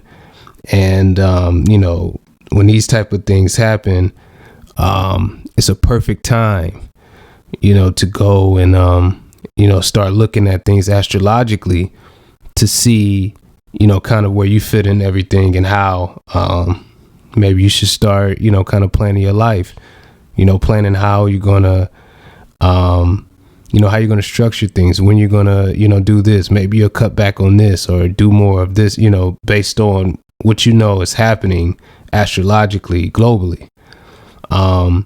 So today we're really gonna touch on the topic of recession, and are we heading towards one? You watch the news, there's a lot of whispers about it, and we're gonna see what the heavens have to say about that. Ain't that right, brother Rob? Oh, without a doubt, that's what we're going to do today. Indeed. So so the topic of recession is changed a lot within what it used to mean and what it means today, and we really don't have the same purview or outlook that we had even just 10 years ago.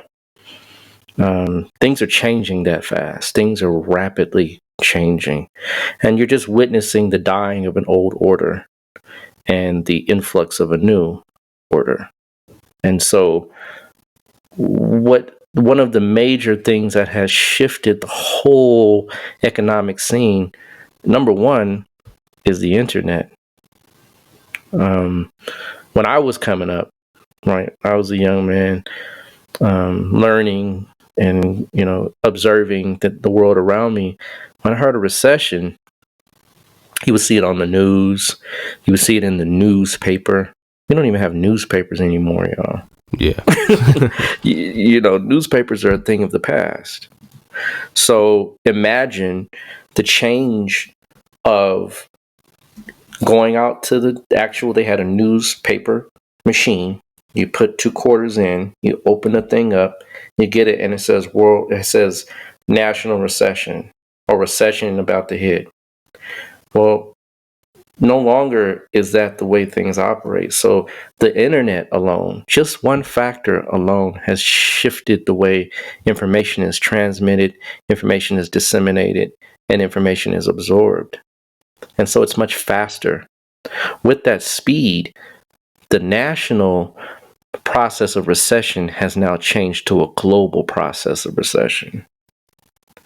And so it used to be that nations were able to literally house, and of course these things would spill over into other things because nations trade with nations. You have foreign policy, you have international markets and things of that nature. But it wasn't a level of globalization the way that it is now. Information is now currency. It's like money, right? So the more information you have, the more power you have. The more power and information you have, the more you're able to affect change in a much faster, much more drastic way. And if you can control the media, and the media has always been the source of power for most nations, not just money, but media, that impacts things globally, quickly. So we used to have it where recessions were national. The Reagan era, that was a whole recession era, right? And it has, things have changed. Even the value of the dollar has changed things, right? The U.S. currency was at one point in time the currency of the world, and it still is to some degree, but that's changing.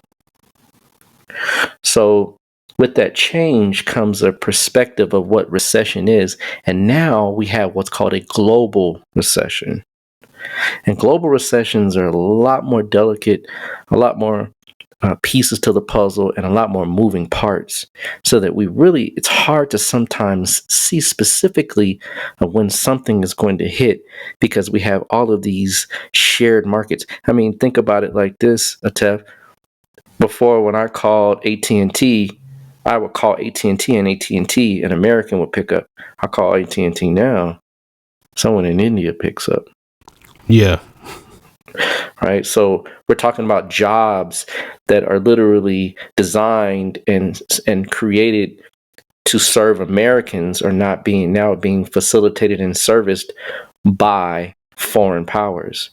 I used to work for an insurance company, one of the biggest insurance companies, and they laid me off. They said, "Well, we'd like to let you know that your job will now be in Manila."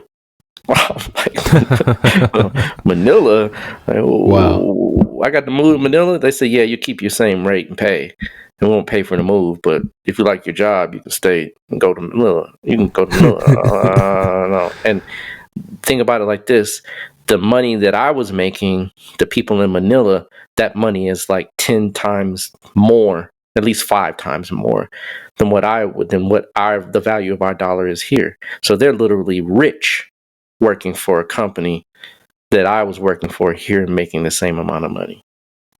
So this is the kind of idea when I'm trying to paint a picture of, as far as a global market, a global economy, right? That no longer are these barriers there, and if they are, they're superficial, right?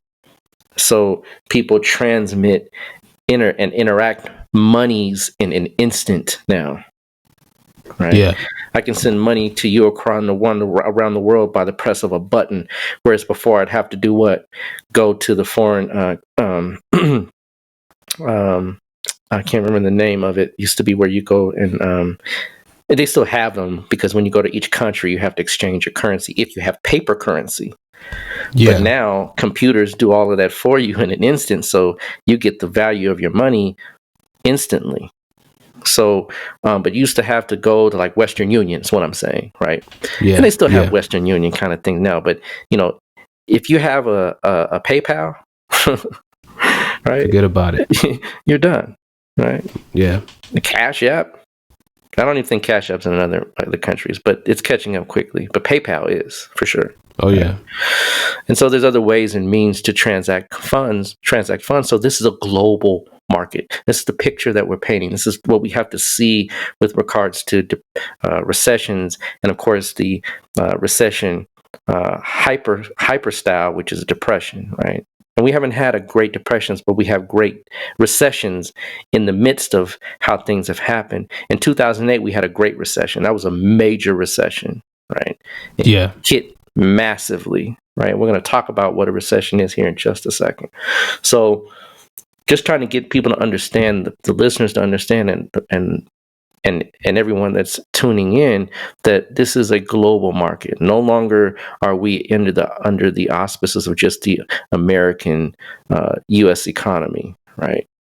We are to a degree, but now we have major players that are now investing. In fact, China owns probably more of the country than most Americans do, right? Yeah. China is now investing in Africa, right? I mean, this thing is a monster. So we have to kind of understand that when we see things that shift, they're shifting in ways that are not as apparent, because we're still in the old paradigm of thinking. Even those of us that are younger, they're still in the old paradigm of thinking of national depressions, when this thing is much bigger than what we can imagine. And imagine this: if a depression does hit, it's going to be a global depression, a global depression. That's something that we can't even conceptualize right now, right? But a recession is basically, it's based on the gross domestic product, or the GDP, right? And the GDP, basically what it is it's the value of goods and services that are produced in a country, right? The total value. And so what do we mean? What does it mean? Like, what are we talking about when we say goods and services? So we're talking about what we call employment, right? That's one of the telltale signs of a recession. Remember, it was it was 08, right? When it was hard to find, like, that thing rang for like 2 years. You couldn't find a job, right? It was like impossible, right? You had to wait, and people were literally fighting for jobs, right? So that's one of the signs of a recession. Manufacturing, right? And manufacturing means the creation of goods. It's just what it means. When you create a car, when you build homes, when you build computers, when you TVs, anything that's manufactured, it's just basically someone creating a product that they want you to buy. Yeah. Right? Well, if you don't have a job, you can't what? Buy the product. Right? Yeah. And so businesses begin to go under, especially the mom and pop stores. Those are literally, you don't even hear of those anymore, right? No. Well, these recessions wipe them out. And that's why they say the rich get what? Richer. And the poor get poorer. Right? So it's a system that's designed, right, to create this siphoning of the money into other hands. And so the other portion of it is what's called real income, and also retail. Retail and manufacturing kind of go hand in hand, right? Because retail is how you get the manufactured goods, right? And so the decline of gross domestic product has to be over negative 2 to 5% over 2 quarters, right? 2 quarters is 3 months, right? So after 6 months, right, if we're in the red between 2 to 5% of the GDP has dropped, then we've hit a recession. Then technically we're in recession, right? And recessions, they usually last for about a year, maybe 2 years, right? The effects may last longer, but the technical recession itself lasts for about that period of time. Anything longer than a year, it's kind of like you're coming out of it, but you're still feeling the effects of it. So, and there's different things, they have different terms. It's like you also have what's called a slowdown. That's a little different. It's just things have minimized, but they haven't declined between 1 to 2%, but between 2 to 5% in a stabilized 6-month period of time. After that 6-month period, if it continues to drop, then we are literally, or stabilized between those rates, then we are in what's called a recession. So what is GDP? How do they calculate it? Basically, it's 4 things that they add. One is consumption, which is consumer spending. We talk about that as retail, but it's consumer spending. And it's not just retail, it's also the buying of goods to make other goods, right? So if people build houses or build concrete, that's still considered part of consumer spending, right? Yeah. Investment, right? So now we're talking about banks, right? We're talking about businesses. We're talking about the lending of funds to make large purchases, to make those businesses, to buy even homes, right? What's one of the things is buying a house is considered an investment. So when that housing market bubble we had that burst, that was part of the recession, right? Government spending, right? And government always spends. In fact, the United States government spends more militarily than all the nations combined, including Russia and China. Right. So our government spending is a little different because, of course, government spending is also talking about schools, infrastructure, right? Things of that nature. Right. That's part of government spending. So when those things decline, and usually consumption makes up 50% of the GDP and government spending makes up 38% of the GDP. And then we're also talking about net exports, how much we send out and literally sell to other countries as well. These are all the things that they add up. And that total, it's a kind of calculation that they do, it equals GDP. Now, here's the strange thing. Remember, we talked about in the beginning that the technological age, the technological boom they haven't calculated this in yet. So there's still so many parts to this that they're still trying to figure it out. But the digital exchange has changed the world. I'm talking about cryptocurrency, right? When I was young, they had tapes, right?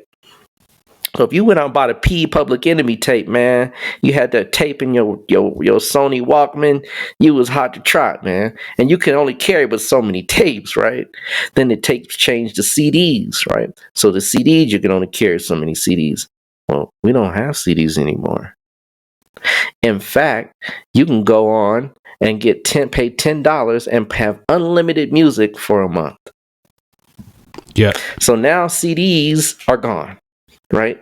And even in fact, the fact that, the music industry, just that alone, all of these factors, they haven't calculated into this thing yet. So they're still trying to figure out how this thing is manifesting in real time. It's hard to see. Right. And then the other factor, of course, is economic equality. And that's a big factor they never take. In fact, they never take that into consideration because we all know, well, we just said the rich get richer. Right. So this real recession is really hits home with the 1%. It hits them harder. Right. It hits the lower man on the totem pole hard. And we'll talk about how, but it still hits the rich fairly hard. It gives them a blow when it comes to investments. Right. Yeah. Right. And so one of the other things that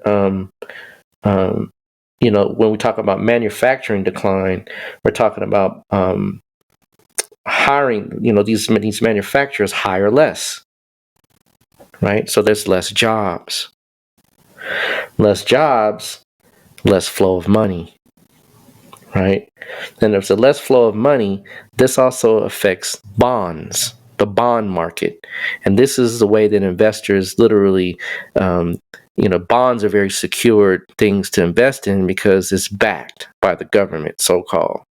But when people start cutting back on bonds and it doesn't allow the government to spend, right, then here and now we have one of those other factors of the GDP, which we said government spending. So this is an intricate web of how things are tied in together, right? If businesses don't hire, there's fewer consumers to spend, less money in circulation. So, and also we have to consider interest rates, right? Interest rates also affect this. This is literally a spider web where if one little strand is pulled, the spider will move in that direction. And another strand, so it's kind of like, which way will it go? And you have to just kind of keep your mind focused on how's this thing kind of pan out. I haven't even mentioned the geopolitical climate of the world when we talk about warfare, when we talk about another thing that we're going to talk about here. In fact, let's talk about it now, trade war. right? So good old President Trump, right, has increased the tariffs on China, right? And so investors don't want to spend, right? They don't want to invest in markets. And so they pull back. And when they pull back, guess what? That affects people's ability to hire. So these things all begin to swirl and swirl and swirl. And that's how recessions begin, right? And so another thing is in Europe. So now the European market, which we call the euro, right? You have Brexit, which is Britain exiting, right? the agreement that they have with the other European nations with regards to moving forward as far as a union, the European Union, right? And so that exiting affects things. Now, we also can add into the equation that Germany, which is the largest manufacturer, produces the largest manufacturer in Europe, is technically already in a recession. So these things are just affecting every little other thing. And so America, so-called America, right, is still not necessarily feeling it, but it will very soon, right? And so when we talk about recession, people are talking about the 2020 recession. It's 2020, it's 2020. It's not really technically 2020. You can feel it right now. Jobs aren't on a decline right now, right? People are not pulling back with regards to spending right now. There's still a stabilization. People are still buying homes. People are still investing. So it hasn't been this screeching like drop off. And you always know when things are about to change because, and I hate to call it this, but for lack of better words, Black Friday, right? Like that's kind of like the way we know what's going to happen with the next year because people don't spend. It then has this riveting effect, right, on the market, and consumers pull back when they have a fear or they can't afford something because of these other factors of stagnation that come. So you haven't felt it right now. You haven't seen it right now. Everything's still kind of going. Everything's still kind of moving. I don't know where you're at, brother, but there's still plenty of jobs where I am. Right, plenty of jobs. In fact, if you can't get a job here, something's wrong. Now, I know other places like Maryland, stuff like that, it's kind of rough getting a job, right? So it depends on the location that you're in too. And let me say this. Go ahead. I'm sorry. And the field. And the field, absolutely. And the field as well. Field that you're in, absolutely. All those things play into a factor. Down south, hardly any jobs. Anywhere where typically African Americans are, there's no jobs, right? But yeah, right. That's a whole different bird, right? Yeah, them dirty birds. Yeah, it just depends if you know, what you're in the construction infrastructure type of fields. There's plenty of stuff out there, no doubt. But you still, things are still kind of status quo. That's why they're talking about a recession. All right, it hasn't hit. Yeah, but the thing is that astrologically speaking, not to tie it in and kind of make sense of it all, the two major factors of any type of anything that happens with regards to astrology, especially mundane astrology, are the big boys on the block, and that's Jupiter and Saturn. Of course, Uranus, Neptune, and Pluto, they make an impact. But let me explain to you all about Uranus, Neptune, and Pluto. Uranus takes 7 years to transit one sign. Right? 7 years. So within 7 years, you can have 2 recessions, right? Because the recessions only last a year, right? So, I mean, the effects may last longer, but again, technically 12 months in, you're out, right? Because we're talking about quarters. So 7 years is a while to affect things. Now, it can affect things. Don't get me wrong. Uranus can affect things. It takes 84 years to make one transit, right? So Saturn will have transited 3 times by the time Uranus moves one complete transit. Well, Neptune takes double the time. In fact, they move up in increments of 7. Isn't that phenomenal? Uranus takes 7. right? Neptune takes 14 years, and Pluto takes 21 years to move one sign, right? It is. It tripped me out, and I was like, wow, that's deep. When I found that out a long time ago, I said, dang, there's an increment of 7 years. So these things, they do affect things. But, I mean, 21 years, I mean, we've already had 2 recessions within that 21-year process, right? So those are really smaller. Those are things that really define large, like I'm talking about large periods of time. I'm talking about really the substructure of a country, right? So if Pluto's in the second house, that country is already going to be built on financial instabilities, right? Period. Right. That's how you begin to use those larger time frames. Neptune, similar, right? Uranus is the one that I kind of say is in between, because 7 years, it can shift some things, and that Uranus will create instabilities in markets, especially the stock market, right? It can also create upheavals and wars, right? So, not to get off topic, but just to give you all an understanding that what we're talking about here is Jupiter and Saturn that really make the impact. And so we have it right now that Saturn's in Sagittarius, right? And I'm not going to say sidereally or tropically. If you don't know this is a sidereal show, listen to the first shows and you will know, right? And if you don't have it to understand why, just take a look up at night, y'all. That's all you got to do. Just look up and find a little old pale yellow looking star. It's pale. And Jupiter looks like a bright star. And you'll see where they are respectively. I know some folks talk about there's 13 signs and all that kind of jazz. We have 12 lunation cycles in 1 year. That goes away all of the stuff about 13 signs and all of that, right? So there's only 12 lunation cycles. There's only 12 signs, right? When we get 13 lunation cycles, then we might be able to talk a bit. Yeah. Right. This is science, y'all. We're not talking, dimensions and quadru stuff and all that. This is real time. Real stuff that our ancestors have been using for 6+ thousands of years. 6,000 years plus. Yeah. Right. Okay.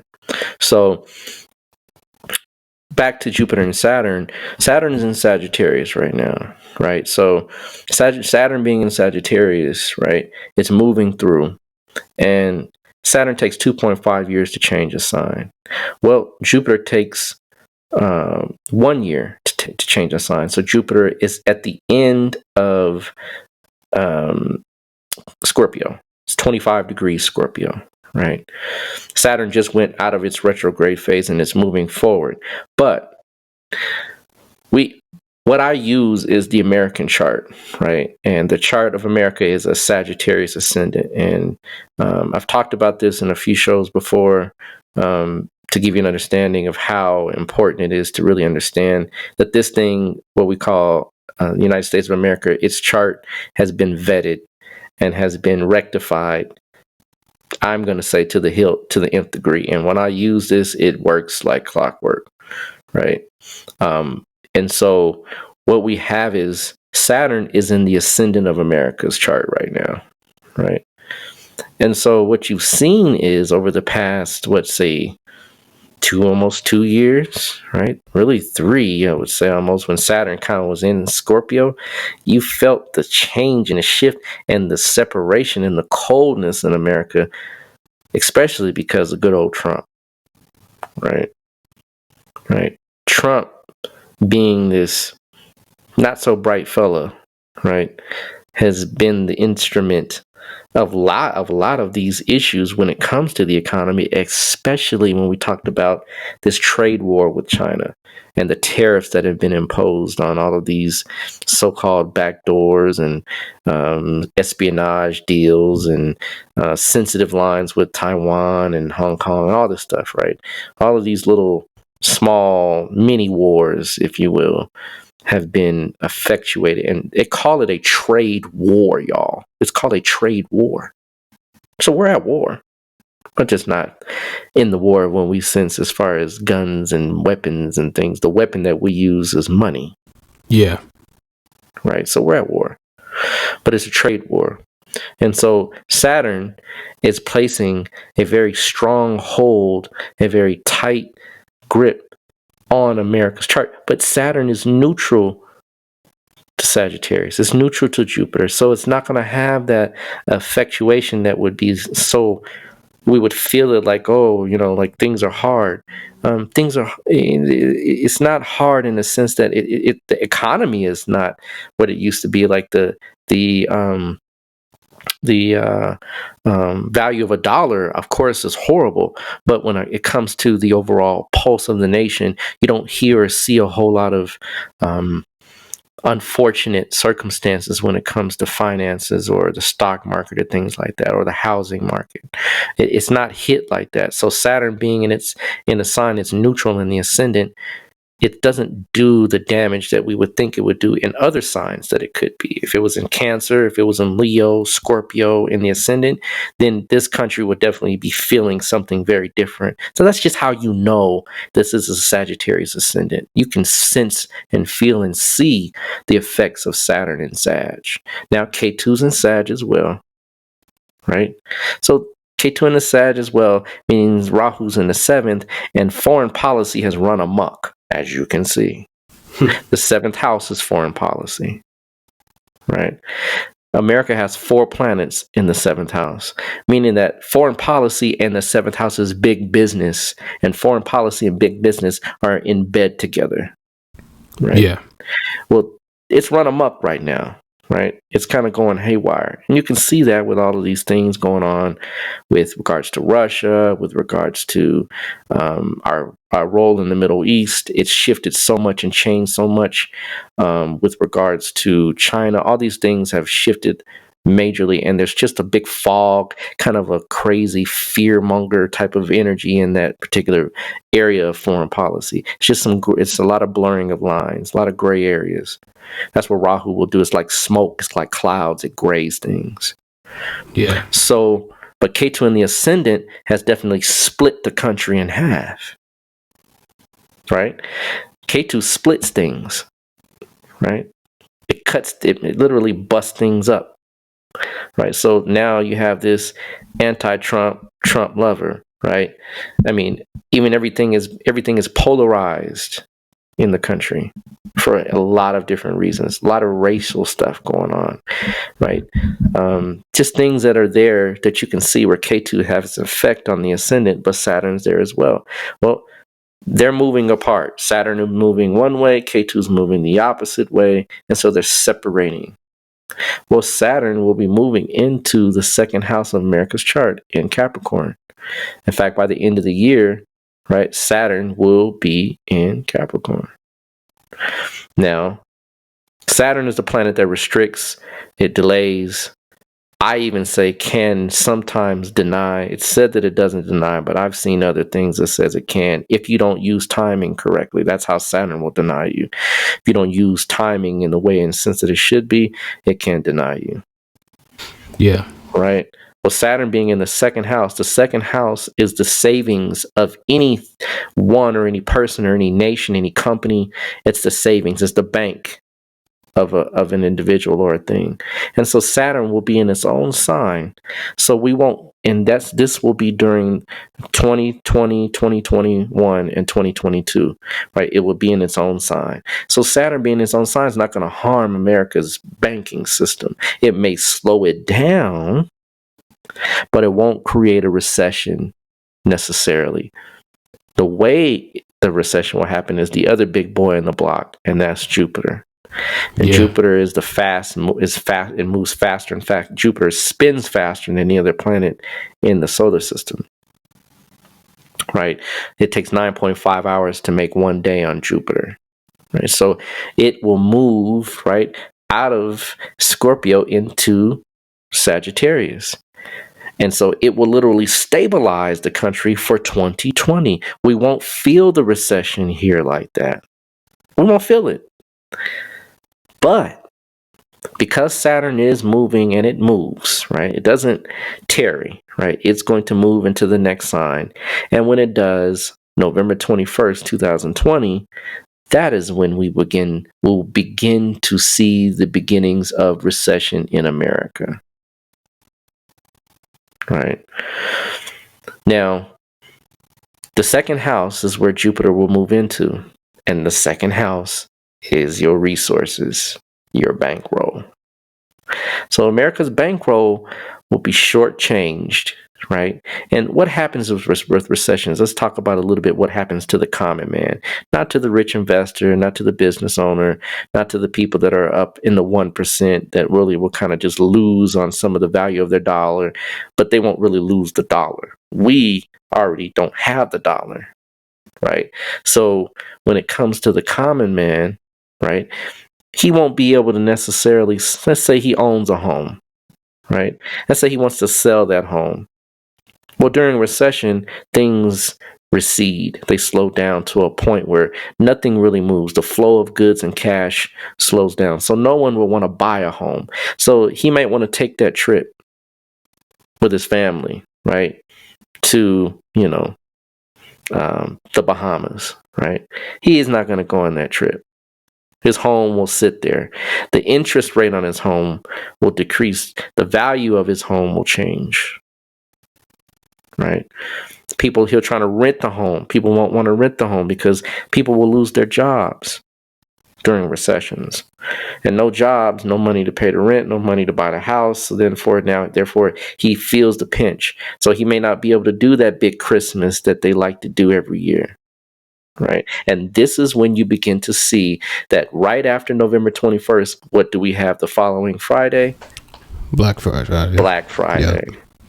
Right. So this is when you will begin to see the recession as the telltale sign. And this is the thing, y'all.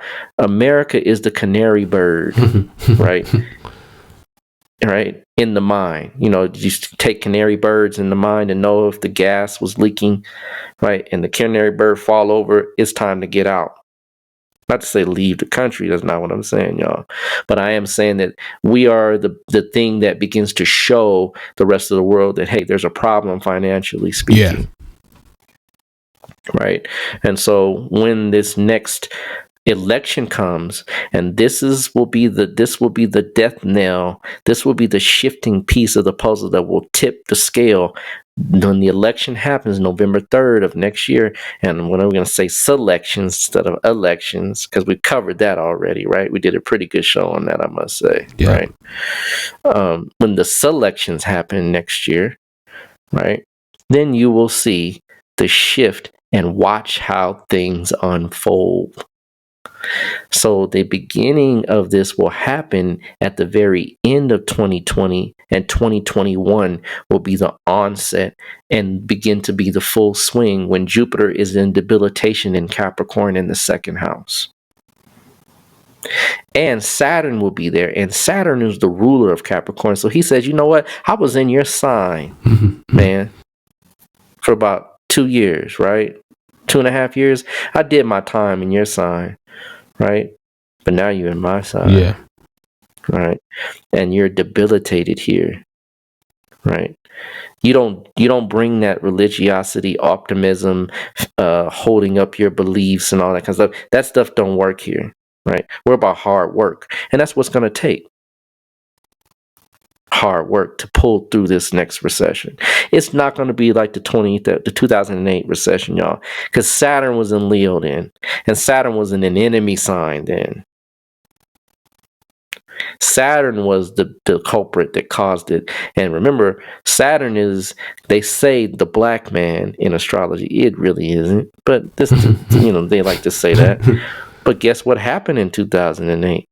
A black man rose to power. Yep.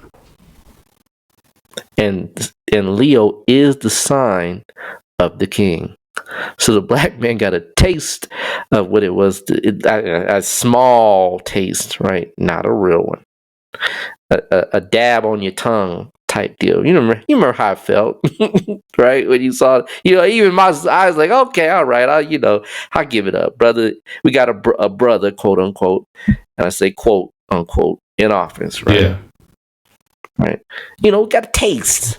President got a temple fade and waves. Yeah. You know, you had a black. We had the first black. Oh yeah, you know, here's the taste. Yeah. Wasn't real power. Because Saturn is in Leo, right? So it doesn't do well there. It's in an enemy sign. But that at the same time is when the recession really did hit. And it is strange how he gets the tail end and gets the influx of a recession, right? In Leo, Saturn in Leo. Do your research, y'all. Check out Saturn in Leo if you want to, right? Check it out. You'll see it's one of the signs it hates authority. Yeah. Right.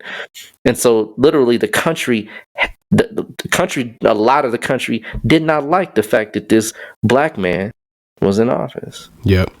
Right.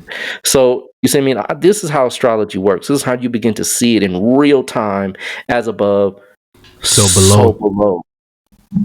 So when Jupiter gets into Capricorn and it's in the second house in America's natal mundane chart in the year of 2021, we will have a recession. Not this next year, y'all. You will begin to feel the talk build up. And when the elections happen, and when between elections and inauguration, which Christmas will be about, and Christmas always, when people say, "Oh, this was you've seen it in the news and heard it on the news. Oh, this Christmas, no one spent any money." Yep. As Osirians, we don't have to worry about that. In fact, that time we're meditating. Yep. We ain't spending no money. Right? It's the opposite for us, right? So becoming an Osirian, y'all might get a little taste of peace, true brotherly love and peace, right, at the time of the solstice. But anyway, that's another story. Yeah. Yeah. Right. We don't have to worry about that stuff. I look at folks, they be scrambling and scraping and scratching to get broke. Right? And to get broken, right? Yeah. Right. Literally in the next year when they're in debt, right? For what? But hey, that's the American way, right? So nonetheless, right, this recession will hit 2021. The beginnings of it will begin, and I say when the canary in the mine, right, the canary in the cage, that other canary will begin, you will begin to see it in Black Friday when folks don't spend, because it'll be hitting, the bubble will have burst and it'll start to spill over, and people say, wait a minute, hold up. Because you'll start to hear jobs are and remember this is the media, the power of the media too, y'all. All of this is a cabal. It's a soup that someone's stirring to get something out of it, and that's why the rich get richer, right? Because they suck in all of the ends, they suck it back, and they don't lose anything really. The one that loses it is the mom and pop. The one that tries to start the business, the one that just bought their home and then are going into foreclosure, right? The one that just bought a car, you can't pay the loan on the car. These are the people that begin the middle class, so to speak. And the middle class is quickly disappearing. Yeah. Right. In fact, I wonder if there is really a middle class anymore. Right. Right. Yeah, so that's a fine line, right? The jury's out on that one. Right, exactly. So you see what I mean? Like, this is how recessions work. And this is how it works astrologically speaking. Now, Jupiter will be in the sign with Saturn in its debilitation. Jupiter is debilitated in Capricorn. So that means that its power of expansion will be cut short completely. Yeah. And Saturn's power of contraction will be at its height and power. Right? Now, here's the good thing. Because Saturn and Jupiter are neutrals, meaning that they kind of like, it's like two big sumo wrestlers in the building. Right? Right? They're kind of like, hey, you know what? I know I can't really move you. You can't move me. So you just do you, and I'm going to try to survive in your sign while I'm in it. right? Yeah. So I try to hang out as much as I can, but they don't really cancel. It's like kind of like a net zero effect. They kind of like cancel each other out. But the thing is that if Saturn is in its own sign, just like let's say Jupiter is in Sagittarius and Saturn's in Sag, and this one we won't get this effect until for a very small period at the end of this year. And there's some occult secrets I don't give out for certain reasons, because time is very crucial where you can use it to maximize certain things. If you want to know personally, you can ask, but I don't put those things out over the waves. But there's occult secrets that those that empower know how to use time. There is a window of time this year where Saturn and Jupiter will be in Sagittarius, a very brief time. Right? So towards the end of the year, because we only have so much time left anyway. But nonetheless, let's use the example, Saturn is in Sag and Jupiter in Sag. Saturn spiritualizes Jupiter, right? So he gives him a lift, and we don't use hope in the spiritual systems that we practice, but for the most part, what people can understand, right? Hope is what Jupiter brings to the common man. And he gives Saturn, which is the common man, a level of hope, right? What we would say is optimism, right? Yeah. Right. Understanding how law works to your advantage, being able to appreciate restrictions and limitations, right? Using time wisely. That's what real spiritual individuals do. We don't hope for anything, right? Because what is the old story? What's the last thing that came out of Pandora's box? Hope. Yeah. Right? You know what Pandora's box is. All of the evils of the world were released, right? When she opened that box.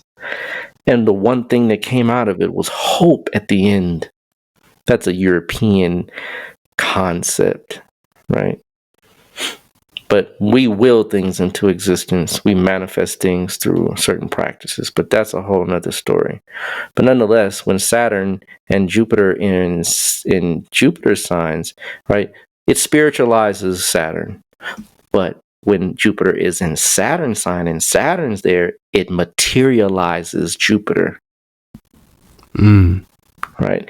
It makes it more focused on matter. And Jupiter doesn't do well in the realm of matter.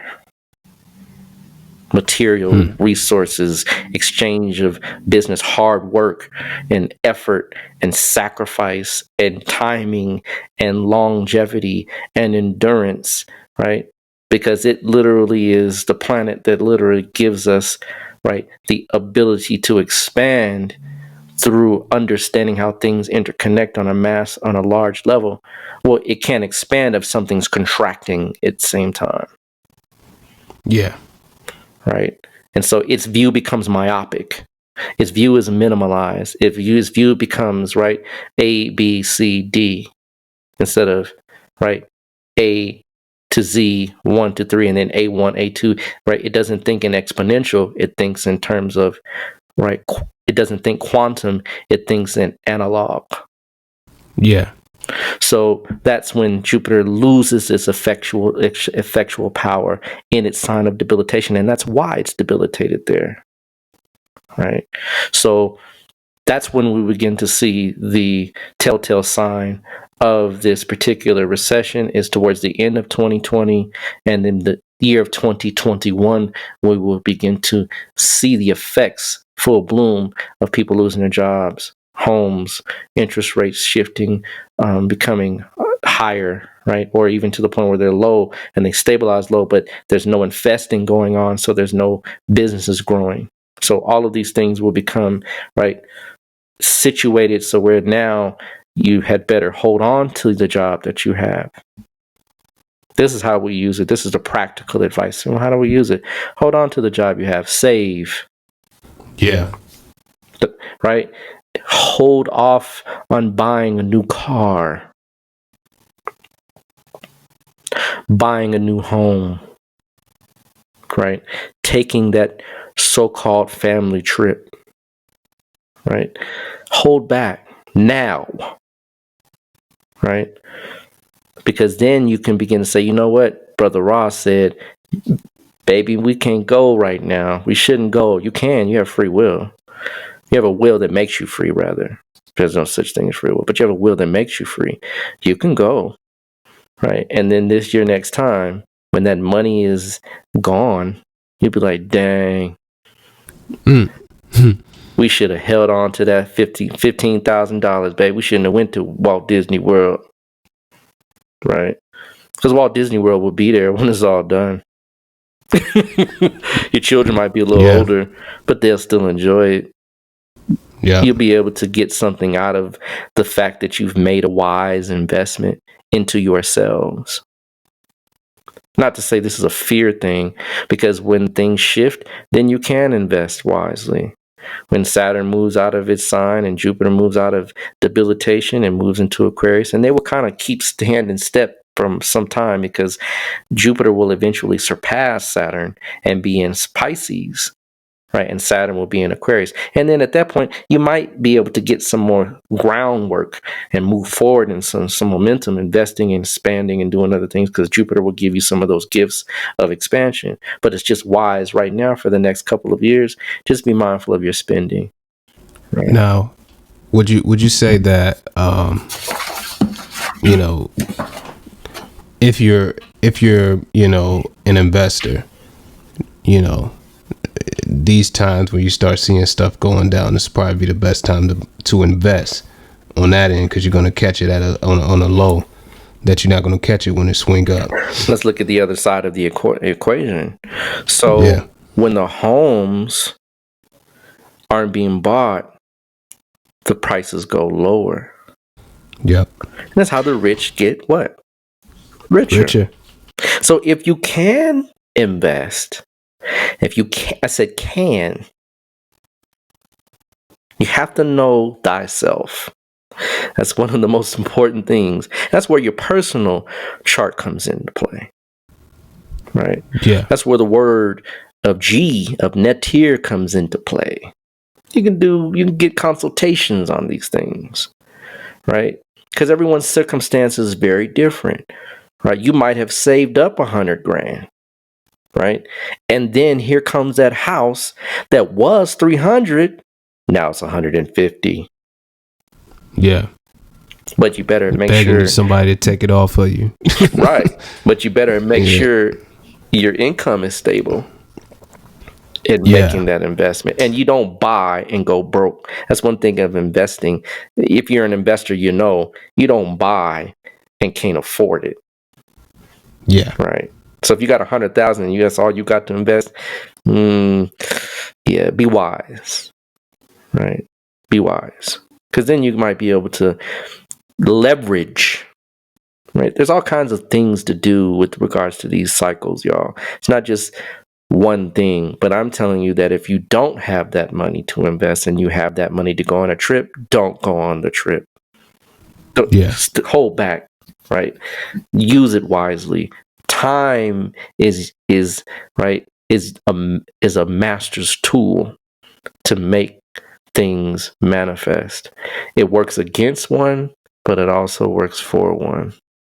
So it's really neutral when it comes to how you use it, but it will use you if you're not paying attention. Absolutely. So with that being said, you know, and we could go further. I could pull up China's chart. You know, we rapped about that. China's going to feel some of the pinch too, right? Because Jupiter's going to move into their ascendant, right? Because they're Capricorn ascendant, right? With the moon in Cap, Mars in Cancer. So they're going to feel it. But they already understand how things work when it comes to scarcity. That's why they're Capricorn ascendant. Yeah. America is Sag ascendant. So we like to expand and spread our wings out and go over here and do this. That's what Sagittarius is all about. right? It's literally able to go over here, do this over here, go over here, jump over here, hop over here. See, Capricorn doesn't do that. It already stays within it builds an infrastructure to the point where it literally can take the brunt and the blow of something like this. So it doesn't even really rattle. Then their people, they have the largest middle class. The size of China's middle class is the same size of the number of people in the United States of America. Yep. Now that is something to ponder, right? Oh, yeah. The size of the middle class in China is 300 plus million people. America is maybe 385 million people. I'm giving round numbers, y'all. I'm not giving there's specific numbers, but I'm just saying roundabout. You can do the research and see it's true, right? So you know what I mean? They can take it, right? Right? They're stabilized, in other words. So Saturn enters their sign and the ascendant. Hey, we good. This is nothing. Oh, here comes Jupiter, 12th house, 12th lord. Yeah, we got a little loss, right? We can't really, in fact, their loss will be foreign trade because the 12th house rules foreign lands. So they'll lose something, but they won't fold. They won't fold, right? And the recessions don't fold you anyway. Depressions do, not recessions, right? So with that being said, I think we got a good show. I think we got a lot of points to touch on. Is any questions, brother? Any comments? Because I know, it's a vast topic. And I know you got a lot of knowledge about a lot of things, bro. I like always, I think we're good, man. I think we covered it. Just kind of like the other show, we kind of, was talking about America. This is something that maybe we can revisit again when we get closer to that 2021 time. In fact, we'll revisit it again when we get closer to how these elections are going to begin to turn. Oh yeah, absolutely. Yep. Yeah. Yep. Part 2, some interesting things going on. So, you definitely want to stay in tune for that. Indeed. But yeah, no, I'm good, man. I think we sliced it up, man, pretty well. I think people get a pretty good idea. And, just give you, something just to kind of tuck in the back of your head, moving into these next years. I know I am. Right. Yeah. Already been looking at that and, kind of moving things around, to kind of make sure that I'm, riding with the right current during that time period. So definitely take heed to that. No doubt. So yeah, we'll go ahead and table it here. Like I like to remind you all again, this episode is brought to you by Push It Forward Media Group and Orishas Astrology. Basically go check out both platforms. Reach out to Brother Ra, get some consultations, get some more knowledge. Hit us up, at Cosmic Convo on Instagram, and ask us questions and different things like that. And another thing, I did want to let you all know that pretty soon, we're gonna have some products coming up. We've been whispering about it, but I think it's about time that we can start maybe putting together some merch and different things like that. We got a couple things that we've been putting out there that's been catching some steam. So I think some stuff that's t-shirt worthy indeed. What you think about that, Brother Rob? T-shirt worthy is right on the money, man. Having some nice shirts to go with the fact that you can, maybe even some cups or something like that you can go ahead and drink your Cosmic Convo coffee or tea or whatever you do out your cup, have your t-shirt on, and and definitely put the message out there that this is a podcast that will be ongoing and definitely dropping some knowledge for the people. So I'm right with it. It will happen. Indeed. So stay tuned to that. Indeed. So yeah, I'm good, man. So you got anything you want to add before we go ahead and close it out officially?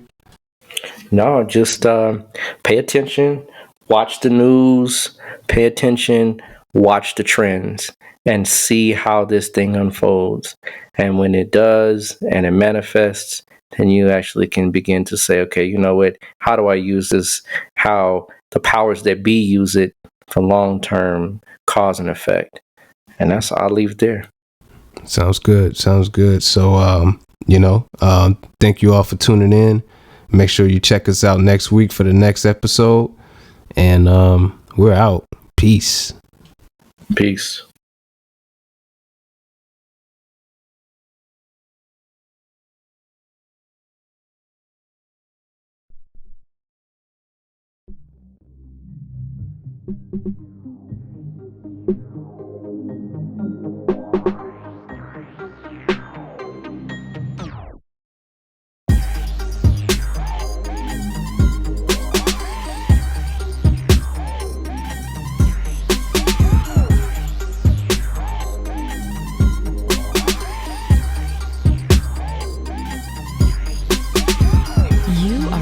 Tuned in to the Cosmic Convos podcast, your number one source for accurate, relevant, and thought-provoking astrological conversations in the podcast nation. The place where stars and minds align.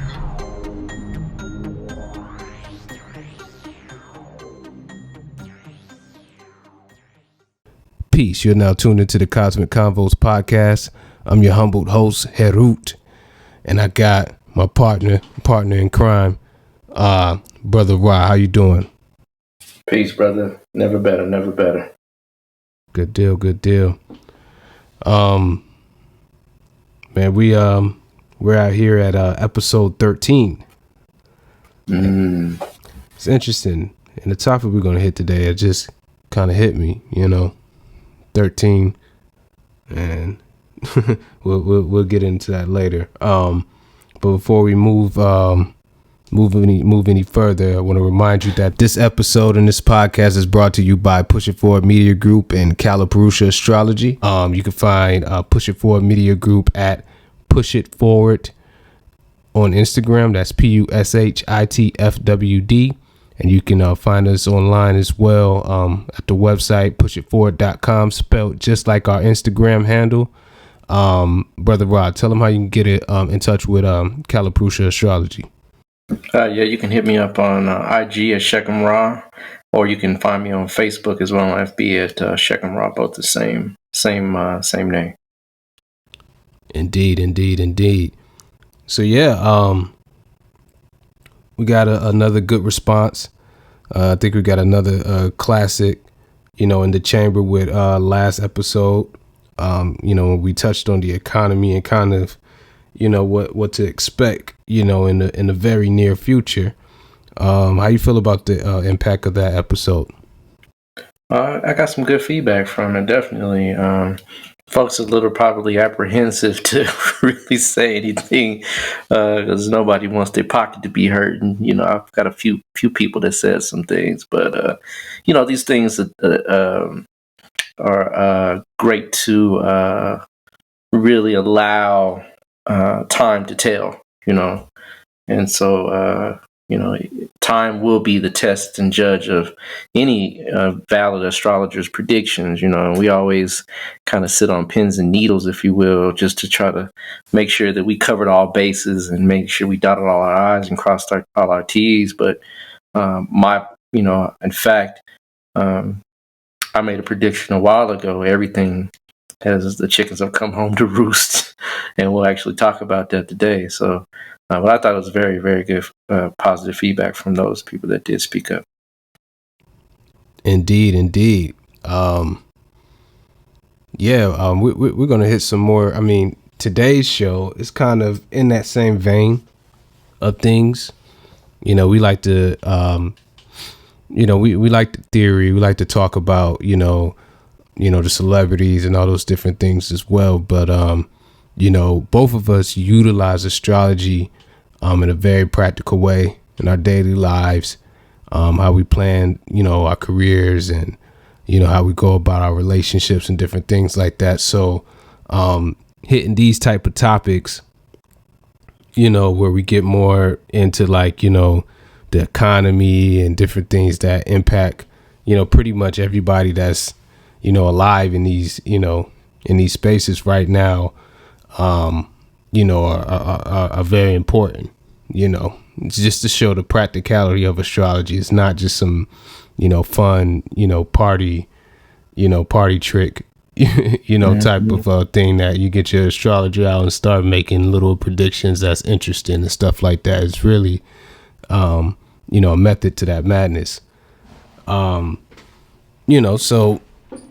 with that in mind, we had another show planned today, but in light of recent news, I think we it makes more sense to really touch on this topic. And I guess if unless you've been under a rock, everybody is pretty much very much aware that politically in the United States, they've decided to move forward with trying to impeach Mr. Trump. All right. And I guess what was it, a couple years ago, Brother Rod, you made a post in this vein about this particular time based on the transit and different things like that that's going on. Yeah, brother, I did. In October 2017, it's on my Facebook page. You have to go back a little ways, but I made some very stark and quite interesting predictions around Mr. President Trump here, and not only Mr. Trump, but just in general with the United States and what's going to happen here in the next, or what would happen within the next few years. And 85 to 90% of what I've said has come to pass. And so, you all definitely want to go back and read that post. I won't read it verbatim here because it's already out there and it's there for you to see. But I said there would be issues with foreign policy and with regards to trade. Well, you can clearly see that's a major thing going on right now. I made a prediction that Trump, if he would last, right, and everybody was saying, "Oh no, he won't get impeached." Well, it's upon us, right? He's going to. I would predict that if he doesn't get impeached, it's going to be hell on wheels for the next 6 months for this individual. So, it's definitely, what I've said has come to pass without a doubt. And this is based on the chart of America as a Sagittarius ascendant. I've made mention of it in the past with regards to America being Sagittarius ascendant, and there's just so many different avenues that we could go down as a show, as a video, all those things. You could just show over and over and over and over and over again how America's chart is clearly a Sagittarius ascendant, and Saturn being in that ascendant in that first house. For those of you that don't know what ascendant is, Saturn has definitely called a lot of things out in regards to foreign policy, trade, Congress. I mean, in fact, they've gone back and they've been at odds. Of course, and this is nothing new. They've been at odds in the past, but there's been a demarcation between them, like a line drawn in the sand, if you will. And they've been, Congress and Senate and so forth. That's just been a fiasco in government. And so when you begin to use astrology in the mundane sense, just as we did in the last show and previous shows, astrology in the mundane sense is clearly applicable and clearly powerful and potent in its predictive abilities, so that you can see what's happening all around you in a country and other countries. So, bar none, when you read that post, you'll definitely get an eye-opening experience. So I appreciate you bringing that up, brother, because that's definitely, I got to say, I pat myself on the back for that one. That is definitely coming to pass. And the other thing is, just to add in, here's the thing, y'all. If we were using tropical astrology, and let's say America was based on a tropical astrological ascendant, Capricorn would be the ascendant. And Saturn would be in Capricorn, according to tropical astrology. So the country will probably do very well at this time. It wouldn't have all of these issues with regards to trade wars and impeachments and foreign issues with Mexico, as I stated, right? And of course, we've had issues, had a Mexican-American war. That's nothing new. But I'm saying these are serious, highlighted issues, right?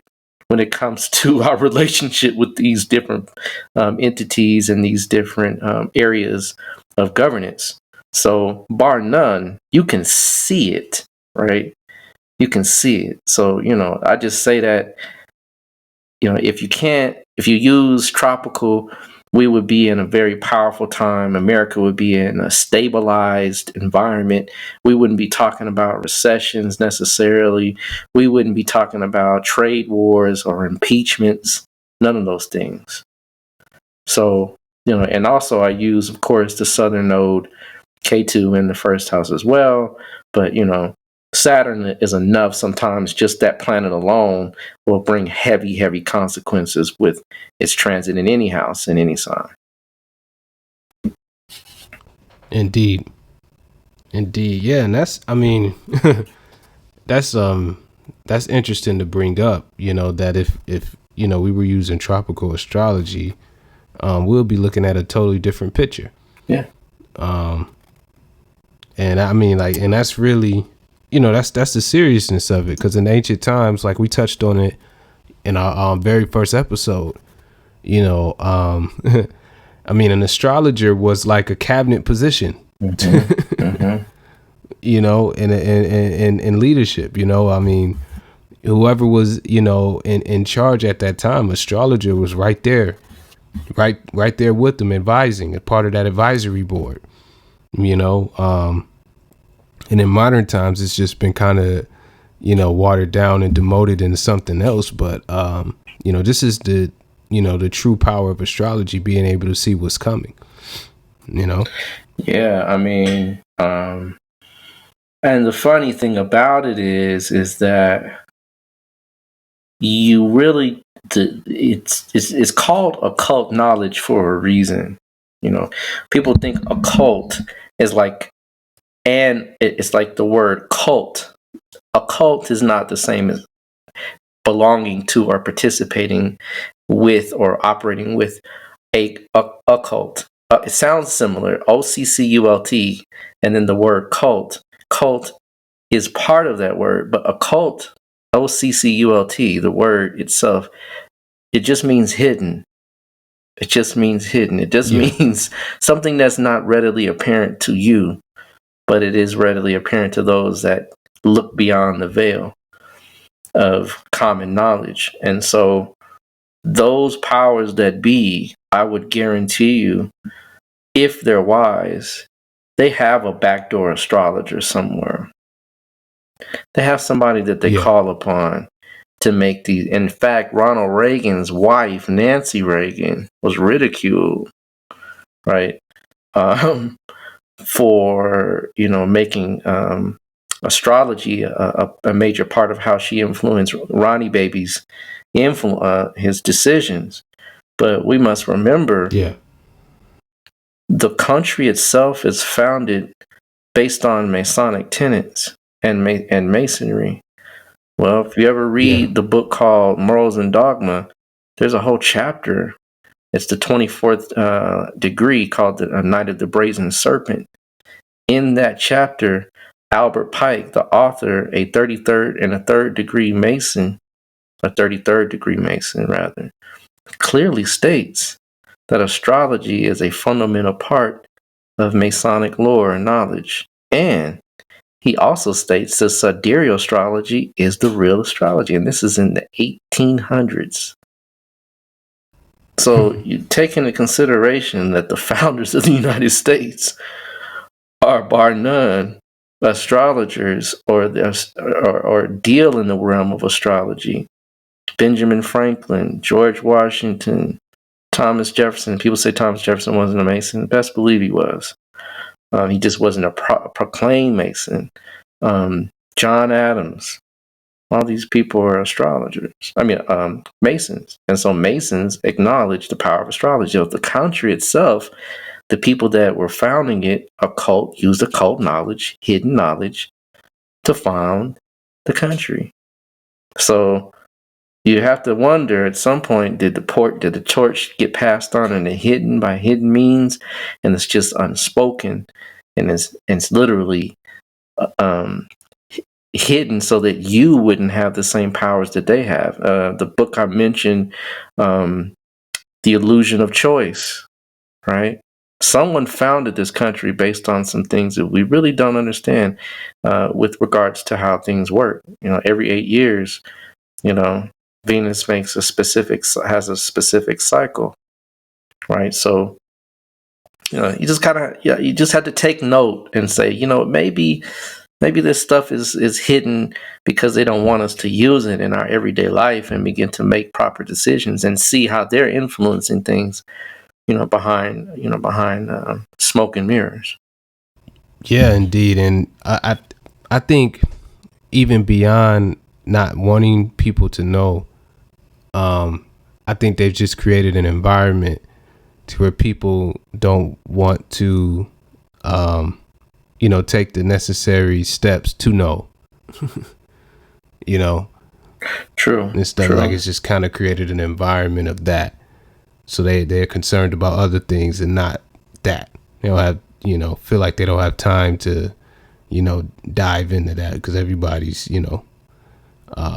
chasing a dollar, trying to, trying to make ends meet, trying to, take care of basic needs and stuff like that.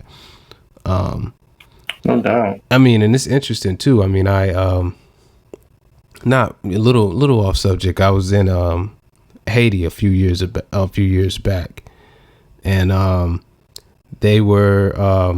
I spent most of my time like in the country, in the rural areas of Haiti, and when I came back, everybody was asking me like, "Yo, is it mass poverty and stuff like that out there?" And I was like, "No, not really. Like in Port-au-Prince, which is the capital, you see a little bit of that, but in the country, everybody was good. Like they didn't have money, right? But most people had food, clothes, and shelter. And for the most part, people were working, but they could, kind of kick back a little bit, be at leisure a little bit or whatnot." So then people look at me crazy and say, "Look, if I was homeless, I'd rather be in Haiti than here." Right? No doubt.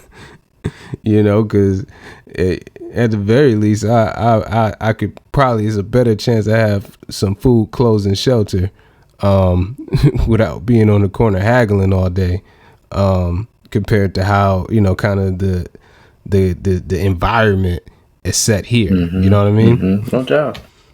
Or whatnot. Yeah, they create illusions all day. And people believe people believe what they hear. And I've always been told, believe nothing of what you hear, and only half of what you see. And tropical astrology is, bar none, right there in hand in sync with believe half of what you see, because you're not even seeing, you're not even looking, you're actually looking at something else. And so you have to look deeper. You have to look, you have to, like you said, you have to be there. You have to be in that space to say, wait a minute, you know what? That stuff they put out there is not even half true. So, that just shows by, without a doubt, that this knowledge, knowledge itself is experiential, right? Yeah. When I take you out and I say, okay, you can't explain away something that's in your face. You can explain it away when we're not looking, but if I say, here, look at this and explain to me why you say it's one thing, but I'm looking at something else. And that's when the fudgery comes in. The fudgery. You might need That's when make that a cosmic jargon post. That's fudgery. When that's when you start trying to blend and cut and paste and add and subtract stuff that it's not there. It's right in your face. Yeah. So when we use this, I mean, I could go on and on and on about how we could use Trump's chart, who we're about to discuss here very shortly. He'd be a Virgo ascendant. He's not. I don't know about you, but No, it doesn't work. It just doesn't even work. It doesn't work. It's fudgery. You know what I mean? You're sitting there, he's a Virgo ascendant, and they try to say, well, no, he's really a Cancer ascendant and sidereal, so he's really Leo ascendant and tropical. Fudgery. But then you're gonna move Mars to Virgo. And it's like, no, man, this stuff it's like his Mars is in Leo in the ascendant. Right there. Ask him about his mama. Ask him about his mama. You can look at Moon and Scorpio all day. Ask him if his daddy was rich. in the fourth house. In the fourth house, conjunct Rahu. K2. K2, excuse me. You look at the sun. Is his daddy rich? Sun is in Taurus, in the 10th house, in power, with money, Taurus. So, I mean, come on, man. It's just people, it's just like I said, man, people believe what they hear and they don't even test what they see. So it's the nature of the universe, right? But those of us that know, we know, and you can't even, then you start pulling stuff down. You can use chart after chart after chart. There's a guy out there named Victor Cara. I've seen him. He's a master fudgerist. Master fudgerist. That's a t-shirt. Master. Fudgery. Yeah.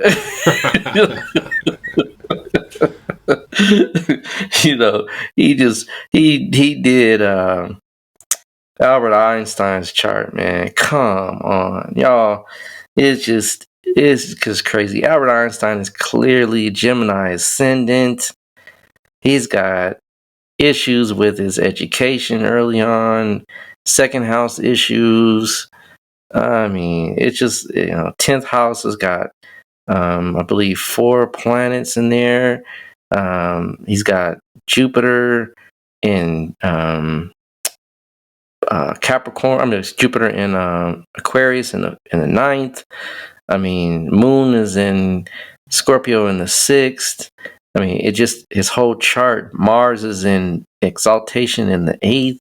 He's the guy that does massive amounts of research. I mean, his brain functions on a whole nother level. They've even taken Einstein's brain out of his dome. Yep.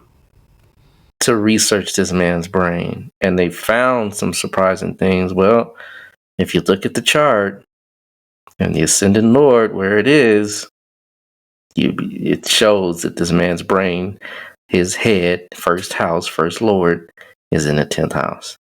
You know what I mean? So it's just, it gets far reaching when these things become, and the thing about Victor Carr, Ernest Wilhelm, I think Ryan Kurzak, I think another one, Michael Reed, that's another one. That's like the 4 major people. Those are really only ones I've heard. I think I've heard a few others, but for the most part, they say that the Indians were wrong. These dark-skinned idiots didn't know what they were doing.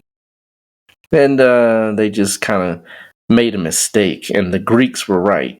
Oh, come on, man. The fudgery gets deep, man. It really does. It goes to the point where they really begin to believe themselves superior to people that have been doing this far longer. Yeah. You know what I mean? It's amazing how, and I'm not saying that, I would propose that they're doing it based on a subliminal or a subconscious racial superiority. But, if I take you outside and look up, you can try to tell me what you want. And then we might be in the fifth dimension, and it's not what we appeared. Whatever you could say, Yeah. I can see it with my own two naked eyes, and if I pull a telescope out, it's even worse. So I mean, like, you know what I mean? It's like, it just is amazing how people go at deep lengths to, you know, blur the lines. But like I tell people all the time, once I get the right coordinates, the right time, right date, right space, there's nothing you really can hide. Nothing you really can hide. Indeed. But let's get into Mr. Trump. We'll jump on off into him for a little bit. And this is the fall from power for Mr. Trump. This is really a phenomenal event to watch, family, because you really can begin to see how the predictive power of astrology is so superior to, I mean, it's an oracle unto itself. There's different oracle systems. Astrology is an oracle, and it gives you the predictive power to see how things unfold before it's time. And the number 13 is directly connected to Saturn. Yep. And Saturn is the hour hand on the clock. Here's the hour hand. When we say what time is it, you have a minute hand. The minute hand would be like Jupiter, right? Because Jupiter takes 12 years, 11.86 years, and we round it to 12, right? To make a full transit or circuit around the sun through all the constellations and all the zodiac signs. Well, Saturn takes 28, really 29 years, right? Almost 30 to make a full transit around the sun. So Jupiter would be like the hour hand, but Jupiter would be like the minute hand, but Saturn is definitely what hour it is, what time it is. Yeah. And so, I predict, right, and have predicted that the hour hand, the hour upon us is, Mr. Donald J. Trump is about to be removed from office. Now, here's the thing. Bill Clinton was impeached too. He was impeached. If you look at his record, it says impeachment, but he served his full term. Right. So, when we say impeachment, a lot of people think Nixon type impeachment, right? Where he was removed from office and Lyndon B. Johnson, took over. But no, impeachment in the more recent times, it's just a blemish on your record.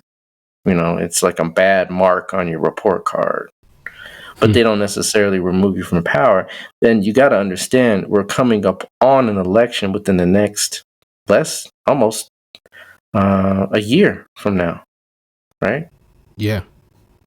So, for all intents and purposes, Trump, being impeached won't change the tone of the country unless they impeach him swiftly, right? And this whole fiasco and committee, it's going to take some time to really go through and get the records, the phone records, the transcripts, and all that kind of stuff. It's going to take time. It's not going to be swift. With Lyndon B. Johnson, with Nixon, it was very swift, right? And we lived in a different time, right? We lived in a very different era.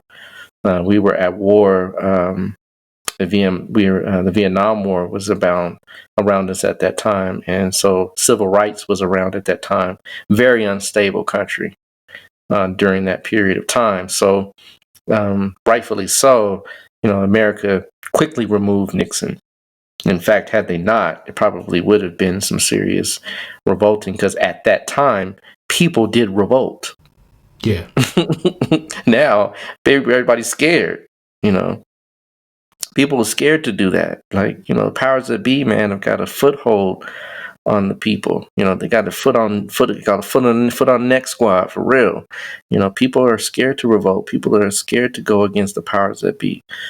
So And the technology has changed in such that if you mention anything on your phone, Siri is always listening. Yeah.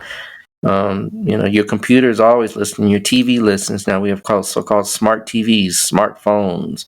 Your car, people driving their cars, and all these things. These devices are tuned in to the government. They might be listening now. Who knows, right? Yeah. But They are. but for all intents and purposes, revolts are controlled, and in fact, they're even created to create control, right? There was a few years back, a big movement. What's the name of that movement? They were sitting in on different stuff. I can't remember the name of it. It fizzled out. It disappeared, right? Occupy Wall Street. Yeah, that disappeared. What happened to that? Right, but they do have revolts around the world you never hear about. The yellow coats in France. Mm-hmm. You don't hear about that. That's not major news here. It's major news on the internet if you listen and watch. But yeah, these things are controlled, right? So, at that time, impeachment, you couldn't control the powers. The powers that be couldn't control people like they do now. So when we see an impeachment now, it's not going to be, if it is, it would be very surprising, but it won't be an impeachment where I would predict the person or Donald Trump will be removed from power. He just would get a bad mark on his record and wouldn't be allowed back to play. Yeah. Right.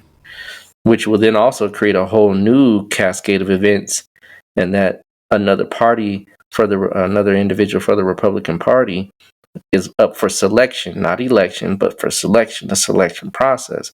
Then these things are orchestrated. They've been knowing what Trump has been doing. They've been knowing. The powers that be, they're not stupid. Right? They have money upon money to watch these things and push buttons and pull strings. People say, oh, well, Trump's got money, so he wasn't. No, this stuff has all been orchestrated. All this stuff has been pre-planned, preordained, pre-chosen. That's why politics is politricks, right? Yeah. It's not real, right? It's a illusion. It's a what do you call it? A reality TV show, right? Yeah. At best. So, but we can talk about the reality TV show because guess what? Even the reality TV show has to answer to a higher power. And so, good old Trump is in his Jupiter Dasha period, right? He's in a Jupiter-Saturn Dasha period, ironically, right?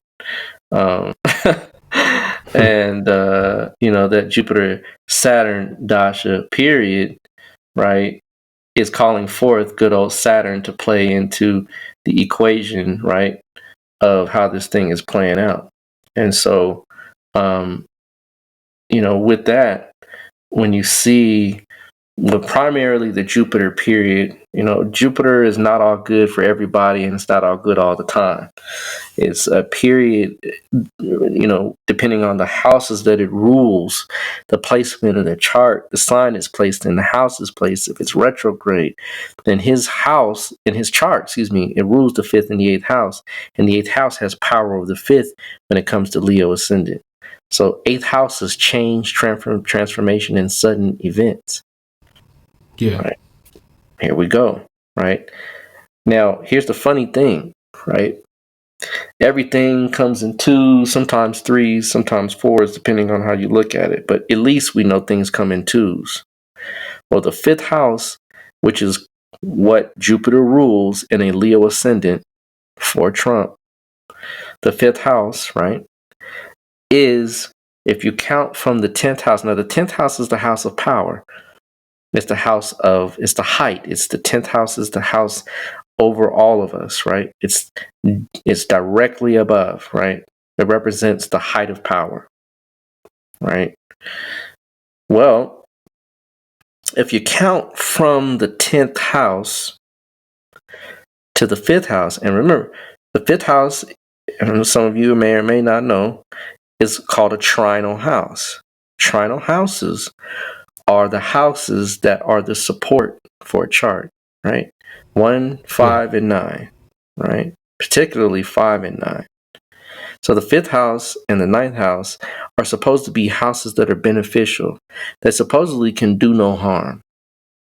right? But as I said, things come in twos.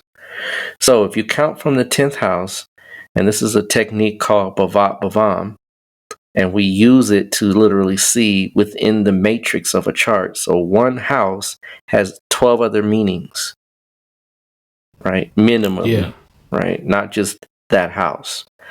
So the 5th house, counting from the 10th house, is the 8th house away from the 10th. So the 8th house is a house that deals with transformation, sudden events, falls, if you will. So not only is Jupiter ruling the 8th house, the actual 8th house of his chart, it's also ruling the 5th house, which literally means fall from power. Literally.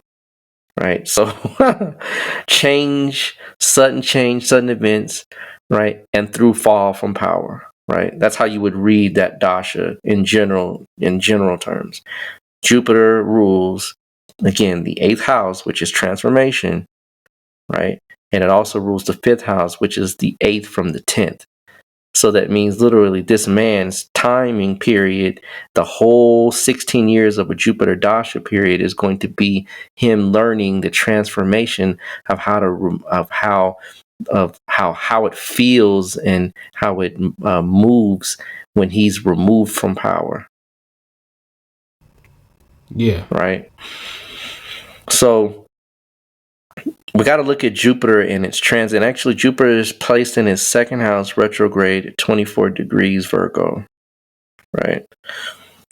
Virgo is not a great sign for Jupiter. It's the actual opposite sign that it rules. Well, it's in the opposite sign from where it rules, right? Pisces is the opposite sign from Virgo. So it's already at a loss of power in Virgo, right? So again, showing that this particular period of time is going to be one that is not going to be so palatable and height oriented, right? Because Jupiter is in a position that is compromised in his chart. Yeah. Right. So that's point one. We can see Jupiter Dasha, right? And now we add into the equation Saturn, right? Saturn is in good old Trump's 12th house, right on the cusp at 0 degrees, almost in the 11th. So you could almost say it's almost 4 houses away, but it's technically 3 houses away. So it creates what's called a square or a sextile in astrological terms. Sextile is not so bad, but squares are not so good. So it's almost like damned if you do, damned if you don't kind of process. It's kind of half and half with that Jupiter, Saturn. And Saturn is what's called the Bhukti or the Subdasha, the second. It's what modifies the major dasha, period. Yeah. So Saturn, right? Jupiter, Saturn, and Saturn is in Cancer. Again, not placed so well. Right? And guess what? The 12th house, where Saturn is actually at 0 degrees, is a house of loss. Yeah. It's the house of loss. So we can show transformation through a fall from power, right? Right? And at the same time, Saturn showing, right, that this period is going to teach him the lessons of letting go. Right? The 12th house is the house of foreign powers as well. Foreign power. This is where he's getting caught up, y'all.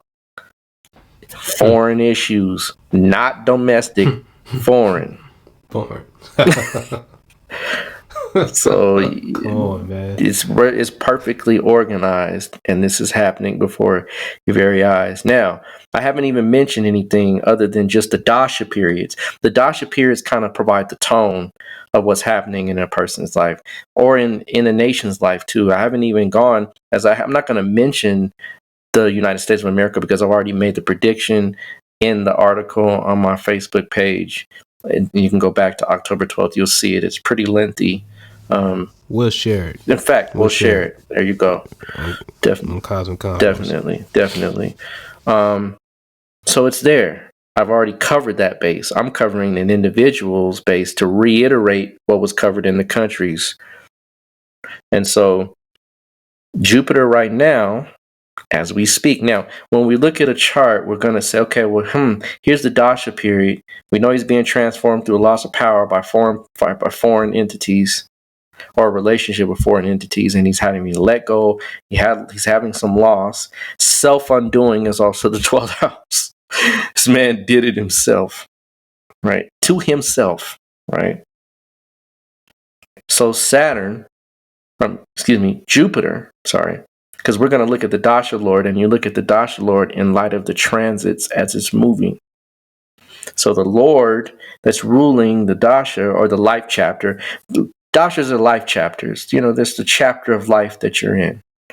Everybody has a different chapter in each, your whole chart is your book of life, right? Where your book of life has different chapters. This chapter is the fall from power, amongst other things, right? But nonetheless, right? It's Jupiter is in Sagittarius. Jupiter is in Scorpio right now, right? And so Jupiter, in relation to the natal chart, right? It's in a sextile position, but very soon, by the end of the year, right? It's going to move out of Scorpio, right, into Sagittarius. Now, here's the thing: natal, his transiting Jupiter is conjunct K2, which is the planet of sudden, unexpected events. I mean, it literally is the planet of losing your head, things that are going haywire, right? So Jupiter, which rules the Dasha, is going to line up in a square position, and at the same time, it's at the point at which it's transiting or conjuncting K2 in his fourth house. So literally things are going haywire in this Jupiter Dasha period. This is how you begin to kind of merge all of it together to get a consensus of what's going on. We call it confluence in a chart. And you can only read something to manifest if you have at least 3 factors to manifest it. Because a shape only takes place when there's 3 points, which is called a triangle, right? Yeah. That's what confluence means. 3 or more points where something begins to take shape.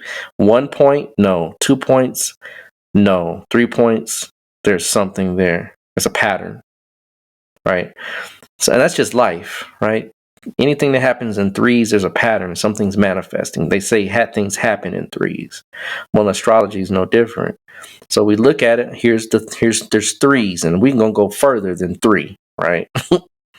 Right, but there's something happening. So Jupiter is literally right in Scorpio, right, transiting his fourth house, conjunct his natal K2. His natal southern node. Things are going haywire in his heart, in his peace of mind. That it's no longer, it's not there. He's making a front of this, but trust me, that man is like, man, I've got issues. He's not sleeping well at night. Trust me, right? So this is another point, right? So now we've got all these things leading up to a Jupiter, which is the Dasha Lord, conjunct his natal K2. And it's also conjunct a debilitated moon, right? Things are going haywire in his life. And the moon rules the 12th house, which is loss. Right? So here's, again, more themes, more add-ins, more layers to this manifestation of an impeachment, moving deeper into that, right? Now we're going to talk about Saturn, which is the sublord or the Bukti, right? So where's Saturn? It's in Sagittarius. Sidereally, all of this is sidereally speaking, right? It's in Sagittarius. Well, guess what? It's in the 5th house. It's in the 5th house. So again, 8 from the 10th is the 5th. So Saturn is calling for the fall from power right before your eyes. And Saturn is squared his natal Jupiter. Squared means, you know what squared means? Squared means you're cornered in. You know, a square is a corner. Yeah. Right? Opposition and squared are the two challenging, along with what's called a quincunx. That's a whole nother topic, right? A 6-8 position, 150 to 210 degrees square, 210 degrees positioning, right? But because this stuff is geometry too. But I'm sorry, not 150 degrees. I apologize, folks. I'll come back with the right numbers on that. But a 6-8 position where the planet is in 6 houses or 8 houses away, which is called a quincunx. However, in light of what's going on, Saturn is literally at 19 degrees Sagittarius. His Jupiter is natally at 24 degrees. So within 5 degrees, it's going to have an exact square. In fact, it's squaring it right now. We consider it a square within, I would say 5 degrees. Some people say 3. I say 5.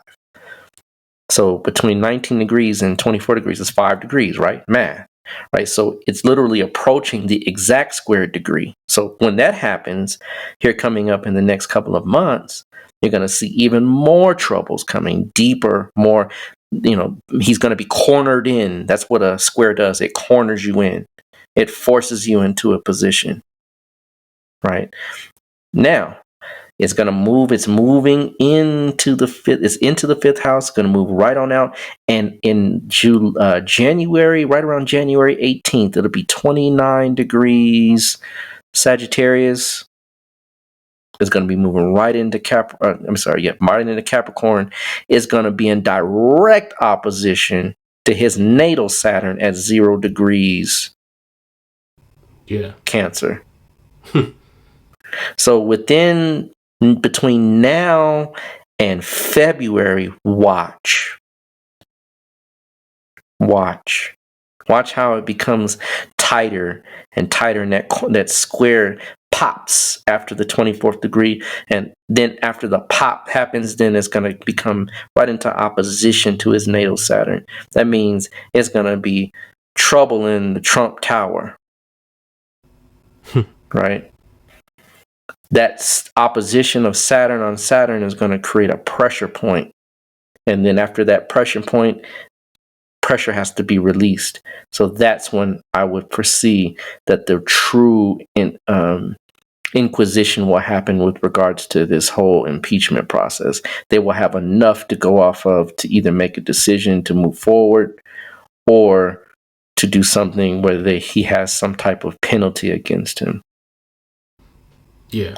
Now, adding in further, now we just touched on the Jupiter, Saturn, the planets that are actually the dasha and the Lord of the dasha, the Lord of the life chapter, and then the other sub chapter that's within that chapter. So we've got that covered. I haven't even thrown other things in, which is going to even add in further. So Rahu is conjuncting Mercury in his natal chart. His Mercury's at 15 degrees. Rahu's at 19 degrees. Rahu moves backwards into a chart, so it's going to also approach the 11th house. And Ketu is simultaneously in the 5th house of the house of fall. And it's going to move backward into his 4th house at some point within the next year, and then begin to conjunct his moon and natal Ketu. So it's going to have a nodal return, is what they call it, right? And nodal returns are shifts in consciousness. They're portals. They're windows to new realities in a person's life, good or bad. So, and I would say on the negative side, because he's already got a debilitated moon, right, sitting right with that K2 of that southern node in his 4th house. So as this begins to approach those particular points in time, you're going to begin to see this thing get tighter and tighter and tighter and tighter. And you'll see Trump move right on out the way. Even if he finishes his term, Trump will be a thing of the past. His power will have completely been vanquished. Right? That's what you're seeing in essence. And so I add into that this man has what's called a Kalsarpa yoga. Now, it is technically, and you know what Kalsarpa yogas do, right? They raise you to heights and they drop you to the ground from a skyscraper. And he's in Trump, he owns Trump Tower, right? Skyscraper. So, I mean, like, literally, I mean, figuratively speaking, really, you know, this man has been raised to a height no one thought he could get to become president, and he did. Right? He did. I even doubt. I'm like, really? You know what I mean? But remember, these people are. Go ahead, brother. Let me cut you off. Go ahead. Finish that. These people are selected. I mean, you can clearly see this is a selection process for Donald Trump, to be in office. You got to wonder sometimes and question the system that you're living in, as if it's like people really believe in politics. And I'm like, you're wasting your time. You're wasting your time. This is not something you are going to be able to influence. And people say local elections might be a little different, but the major power horses in this country, they're selected, not elected. You know, what I was gonna say, that imagery, it's like, you know, that's what like a hawk and eagles do, right? They like pick up their prey, fly them up real high in the air, and then drop them, and then go eat them. Wow. Yeah, that's killer right there. And the thing is, you know, Saturn, you know, it waits, man. It waits, and it waits, and it waits, and it waits. And it's like, you know what? You think the Grim Reaper ain't coming for you. You know, none of us believe we're going to die. We truly don't. Those of us that are living, you know, to have the ability to foresee your death is a very stark reality. Most people don't see it. We believe we do.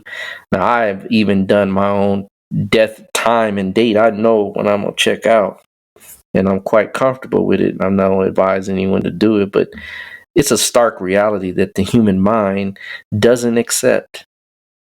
The other thing that we don't accept is our usually our fall from a very high position of authority. We don't want to see it, especially for individuals that are more like Trump, Leo ascendant, boisterous, doesn't want to listen to anybody, stubborn to a fault.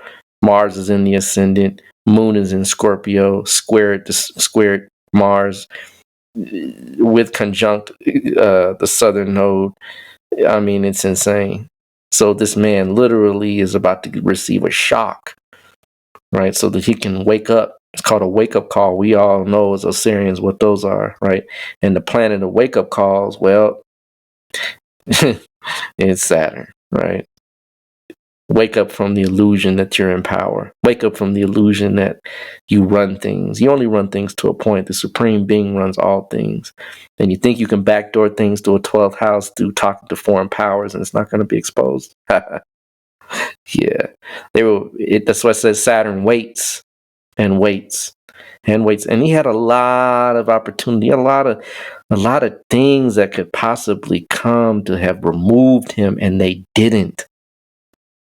But now the gig is up, and you can see Saturn, you can see K2, you can see them moving into position to create the pop. And when that pop comes, you'll see next year the results of this Saturn completing the process during his opposition in the 6th house, in his 6th house in Capricorn. So, you know, this is how you begin to see a fall from power. This is how you begin to truly see, you know, because a Kalsarpa yoga is when all the planets are considered in the dragon's belly, in the mouth of the dragon. And so he has that in his chart, and it creates, I mean, this man has been in debt, got out of debt, and the rich's debt is completely different from our debt. Their debt is never truly debt, but he's just ruined companies. I mean, it's amazing. that this Kalsarpa yoga is really producing this in his life. But this is a time when the world will be able to see the true power of what these yogas and these ancient sciences were, the power that they have, to really to forecast and to see, things that happen in the world at large. So that's those factors on my hand. There's more, right? We won't be here forever to get into all of the nuances of each one of these particular placements. But for the most part, this is why you're seeing this particular event happen. Indeed. And I just wanted to add, for the listeners, just to put in context, another interesting character that has that same, Kalsarpa yoga is Aleister Crowley. And the beast. Yeah. Yeah. Very, very interesting. People have that, to say They do. the least. They're very interesting, to say the least. They are very interesting.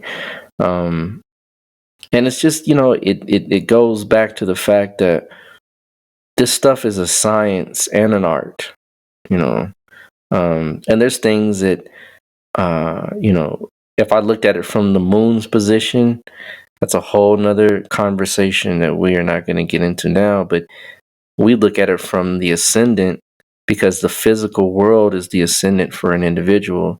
Things that are tangible, touchable, tasteable, smellable, realizable. But the moon is also another ascendant, and I can guarantee you, if we looked at it from that, we would also see it in a deeper, more emotional, and more heartfelt way of how he's interpreting this reality, right? Because the Leo ascendant is able to put on a facade so that we can only see, but to know how he feels about it, it's a whole nother level. And trust me, it's there as well, because Saturn is really putting the pressure on, and that moon being in Scorpio, right? Well, in Scorpio, the ninth house is the house of the supreme being. Well, in Scorpio, Cancer is the ninth house from the supreme. So Saturn is there. So trust me, you think this man does not have some type of relationship with a higher power or forces that be? He's asking himself some very prudent questions on why me? Why now? Why do I got to go through this? Right? Yeah. So, that's a whole nother level, a whole nother show at some point we may be able to do is, reading things from the moon, not just from the ascendant, because the moon itself is how we feel, how we filter reality, how we interpret something that might be going on around us, even though the ascendant is also a level of interpretation as well. Indeed, man. Yeah. Yes. It's heavy duty right there. Heavy duty. So, what I wanted to ask, so just, off of your perspective, how do you think that's going to impact the country, or even, the world at large, that whole, downfall for that Trump is on schedule to experience? Good question. Different strokes for different folks. What's always good for the goose ain't always good for the gander. And some folks will be, you'll have your Trump supporters. They'll always have individuals that will, rally up and try to say, for all intents and purposes, for whatever reason, oh, it's not true, or, this is the powers are trying to, snuff out, truth and justice, and you're gonna have people that are gonna rally and be rejoiceful and thankful, that this is going to shift. But remember we talked about what happens when the recession comes and the vacuum that might be created in this next election. It's good to have an opponent that you're used to, because then you know how to fight. Yeah. But when you don't have an opponent that you're used to, or you don't even know who the opponent is, that creates a vacuum. And nature abhors a vacuum. Nature abhors empty. There's no such thing as empty space, right? Everything has something in it. Every space has something, even though you can't perceive it. So, it's like, seriously, it's going to change the tone of the election. It's going to change the tone of the finance world. It's going to change the tone of a lot of different things with regards to the pulse of the nation. And that's that Saturn K2 in the ascendant. So you're going to see, and like I said, I predict when 2021 comes around, because remember, this thing still has to fizzle out. It has to pan out. They have to decide on what the whole process of this. It's not going to be overnight. Even when it pops, Saturn still moves slow, right? So it's still going to take time to manifest and wind up. But when it's done, when the elections come, he won't even be a potential anything in part of the conversation as a candidate, let alone be president if they decide to allow him to continue in office, which they may, which will allow the financial market and things to kind of stay stable and quote, because once you have a shift of powers like that, Mike Pence coming in office, I mean, if he did get in office, it would be for a blip. But what you'll find is that Mike Pence might be the next individual on the Republican card, so that now he has a leg in and he can play chess, not checkers. So it's gonna be it's a lot of moving pieces, a lot of moving parts, but for the most part, when the process is ensued and it's been done, you're gonna have another split in the nation. But you'll be surprised. It may be more people that are thankful than not that this whole thing is kind of over with and that we're moving on to another page, because Saturn will be in Capricorn, right? And Jupiter will have moved into Sagittarius. And that Jupiter in the Sagittarius, it will be a natal opposition in Jupiter's, in America's chart. But Saturn in Sagittarius also is like a renewal because it's in its own sign. So the nation will have a whole new approach.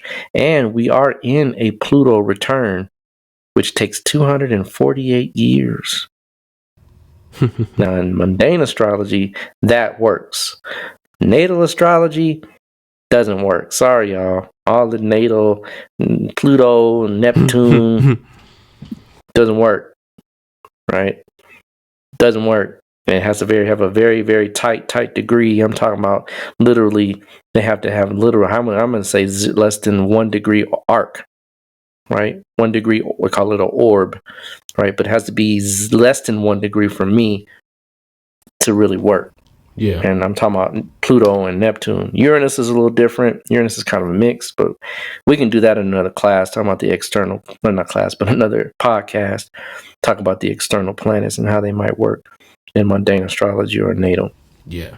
So, but, there's definitely change at hand. And Pluto takes 21 years to shift a sign, right? So, give or take, it's a slow moving. It's so slow. It's way slower than Saturn.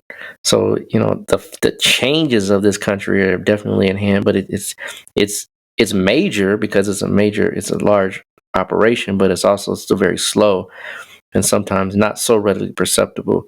But there is change coming, and Jupiter in the ascendant, Saturn in the second, definitely is going to be a new hand, to be played in America. So that's what I really see as the major impacts of this. Is one, if he stays in office, it'll stabilize the financial market somewhat. But then, when the new president elect has been selected, then you're going to have a whole different purview on the financial market as well.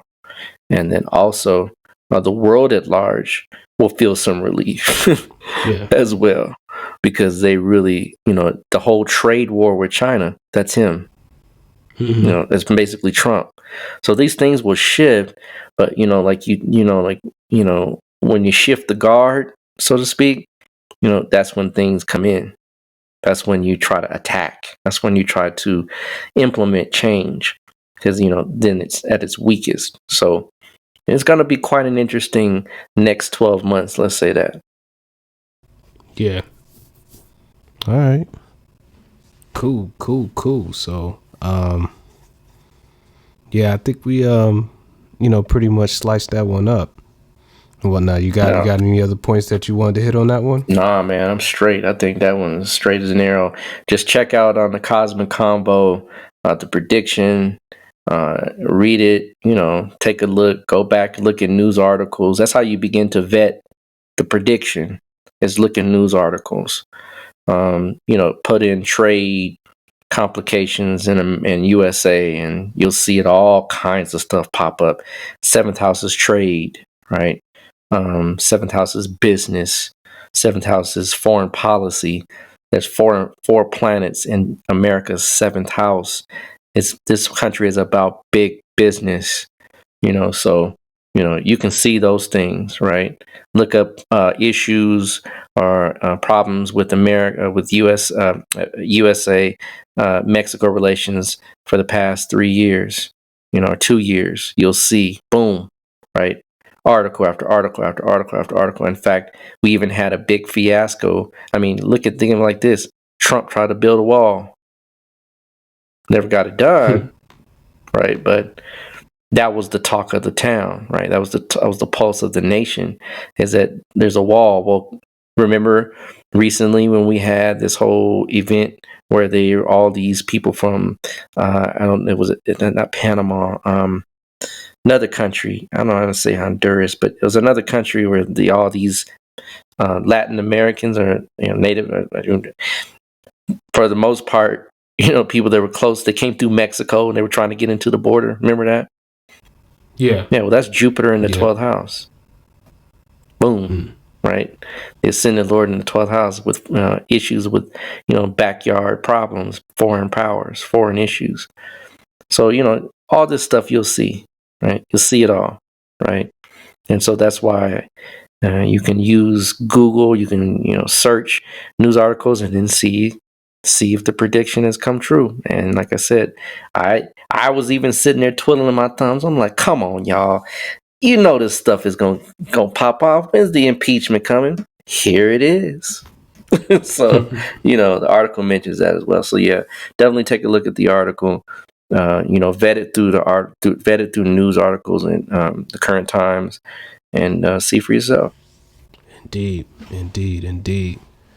So yeah, man. I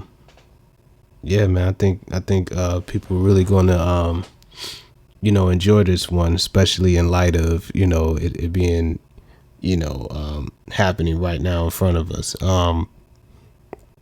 One thing again, I want to remind everybody that this episode was brought to you by Push It Forward Media Group and Orishas Astrology.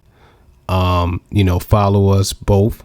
At Shechem for Orishas with Brother Ra, and at Push It Forward on Instagram. And, check the podcast out on YouTube and all the major platforms. And, send us your suggestions. You got, a particular topic or something in mind that you want to hear something about, let us know, and we'll definitely, consider it, indeed. Brother Wild, you got anything that you want to talk about or plug before we wrap it up? No, if you have any requests or anything like that, you can definitely hit me up on Shechem Ra at IG or Shechem Ra on Facebook.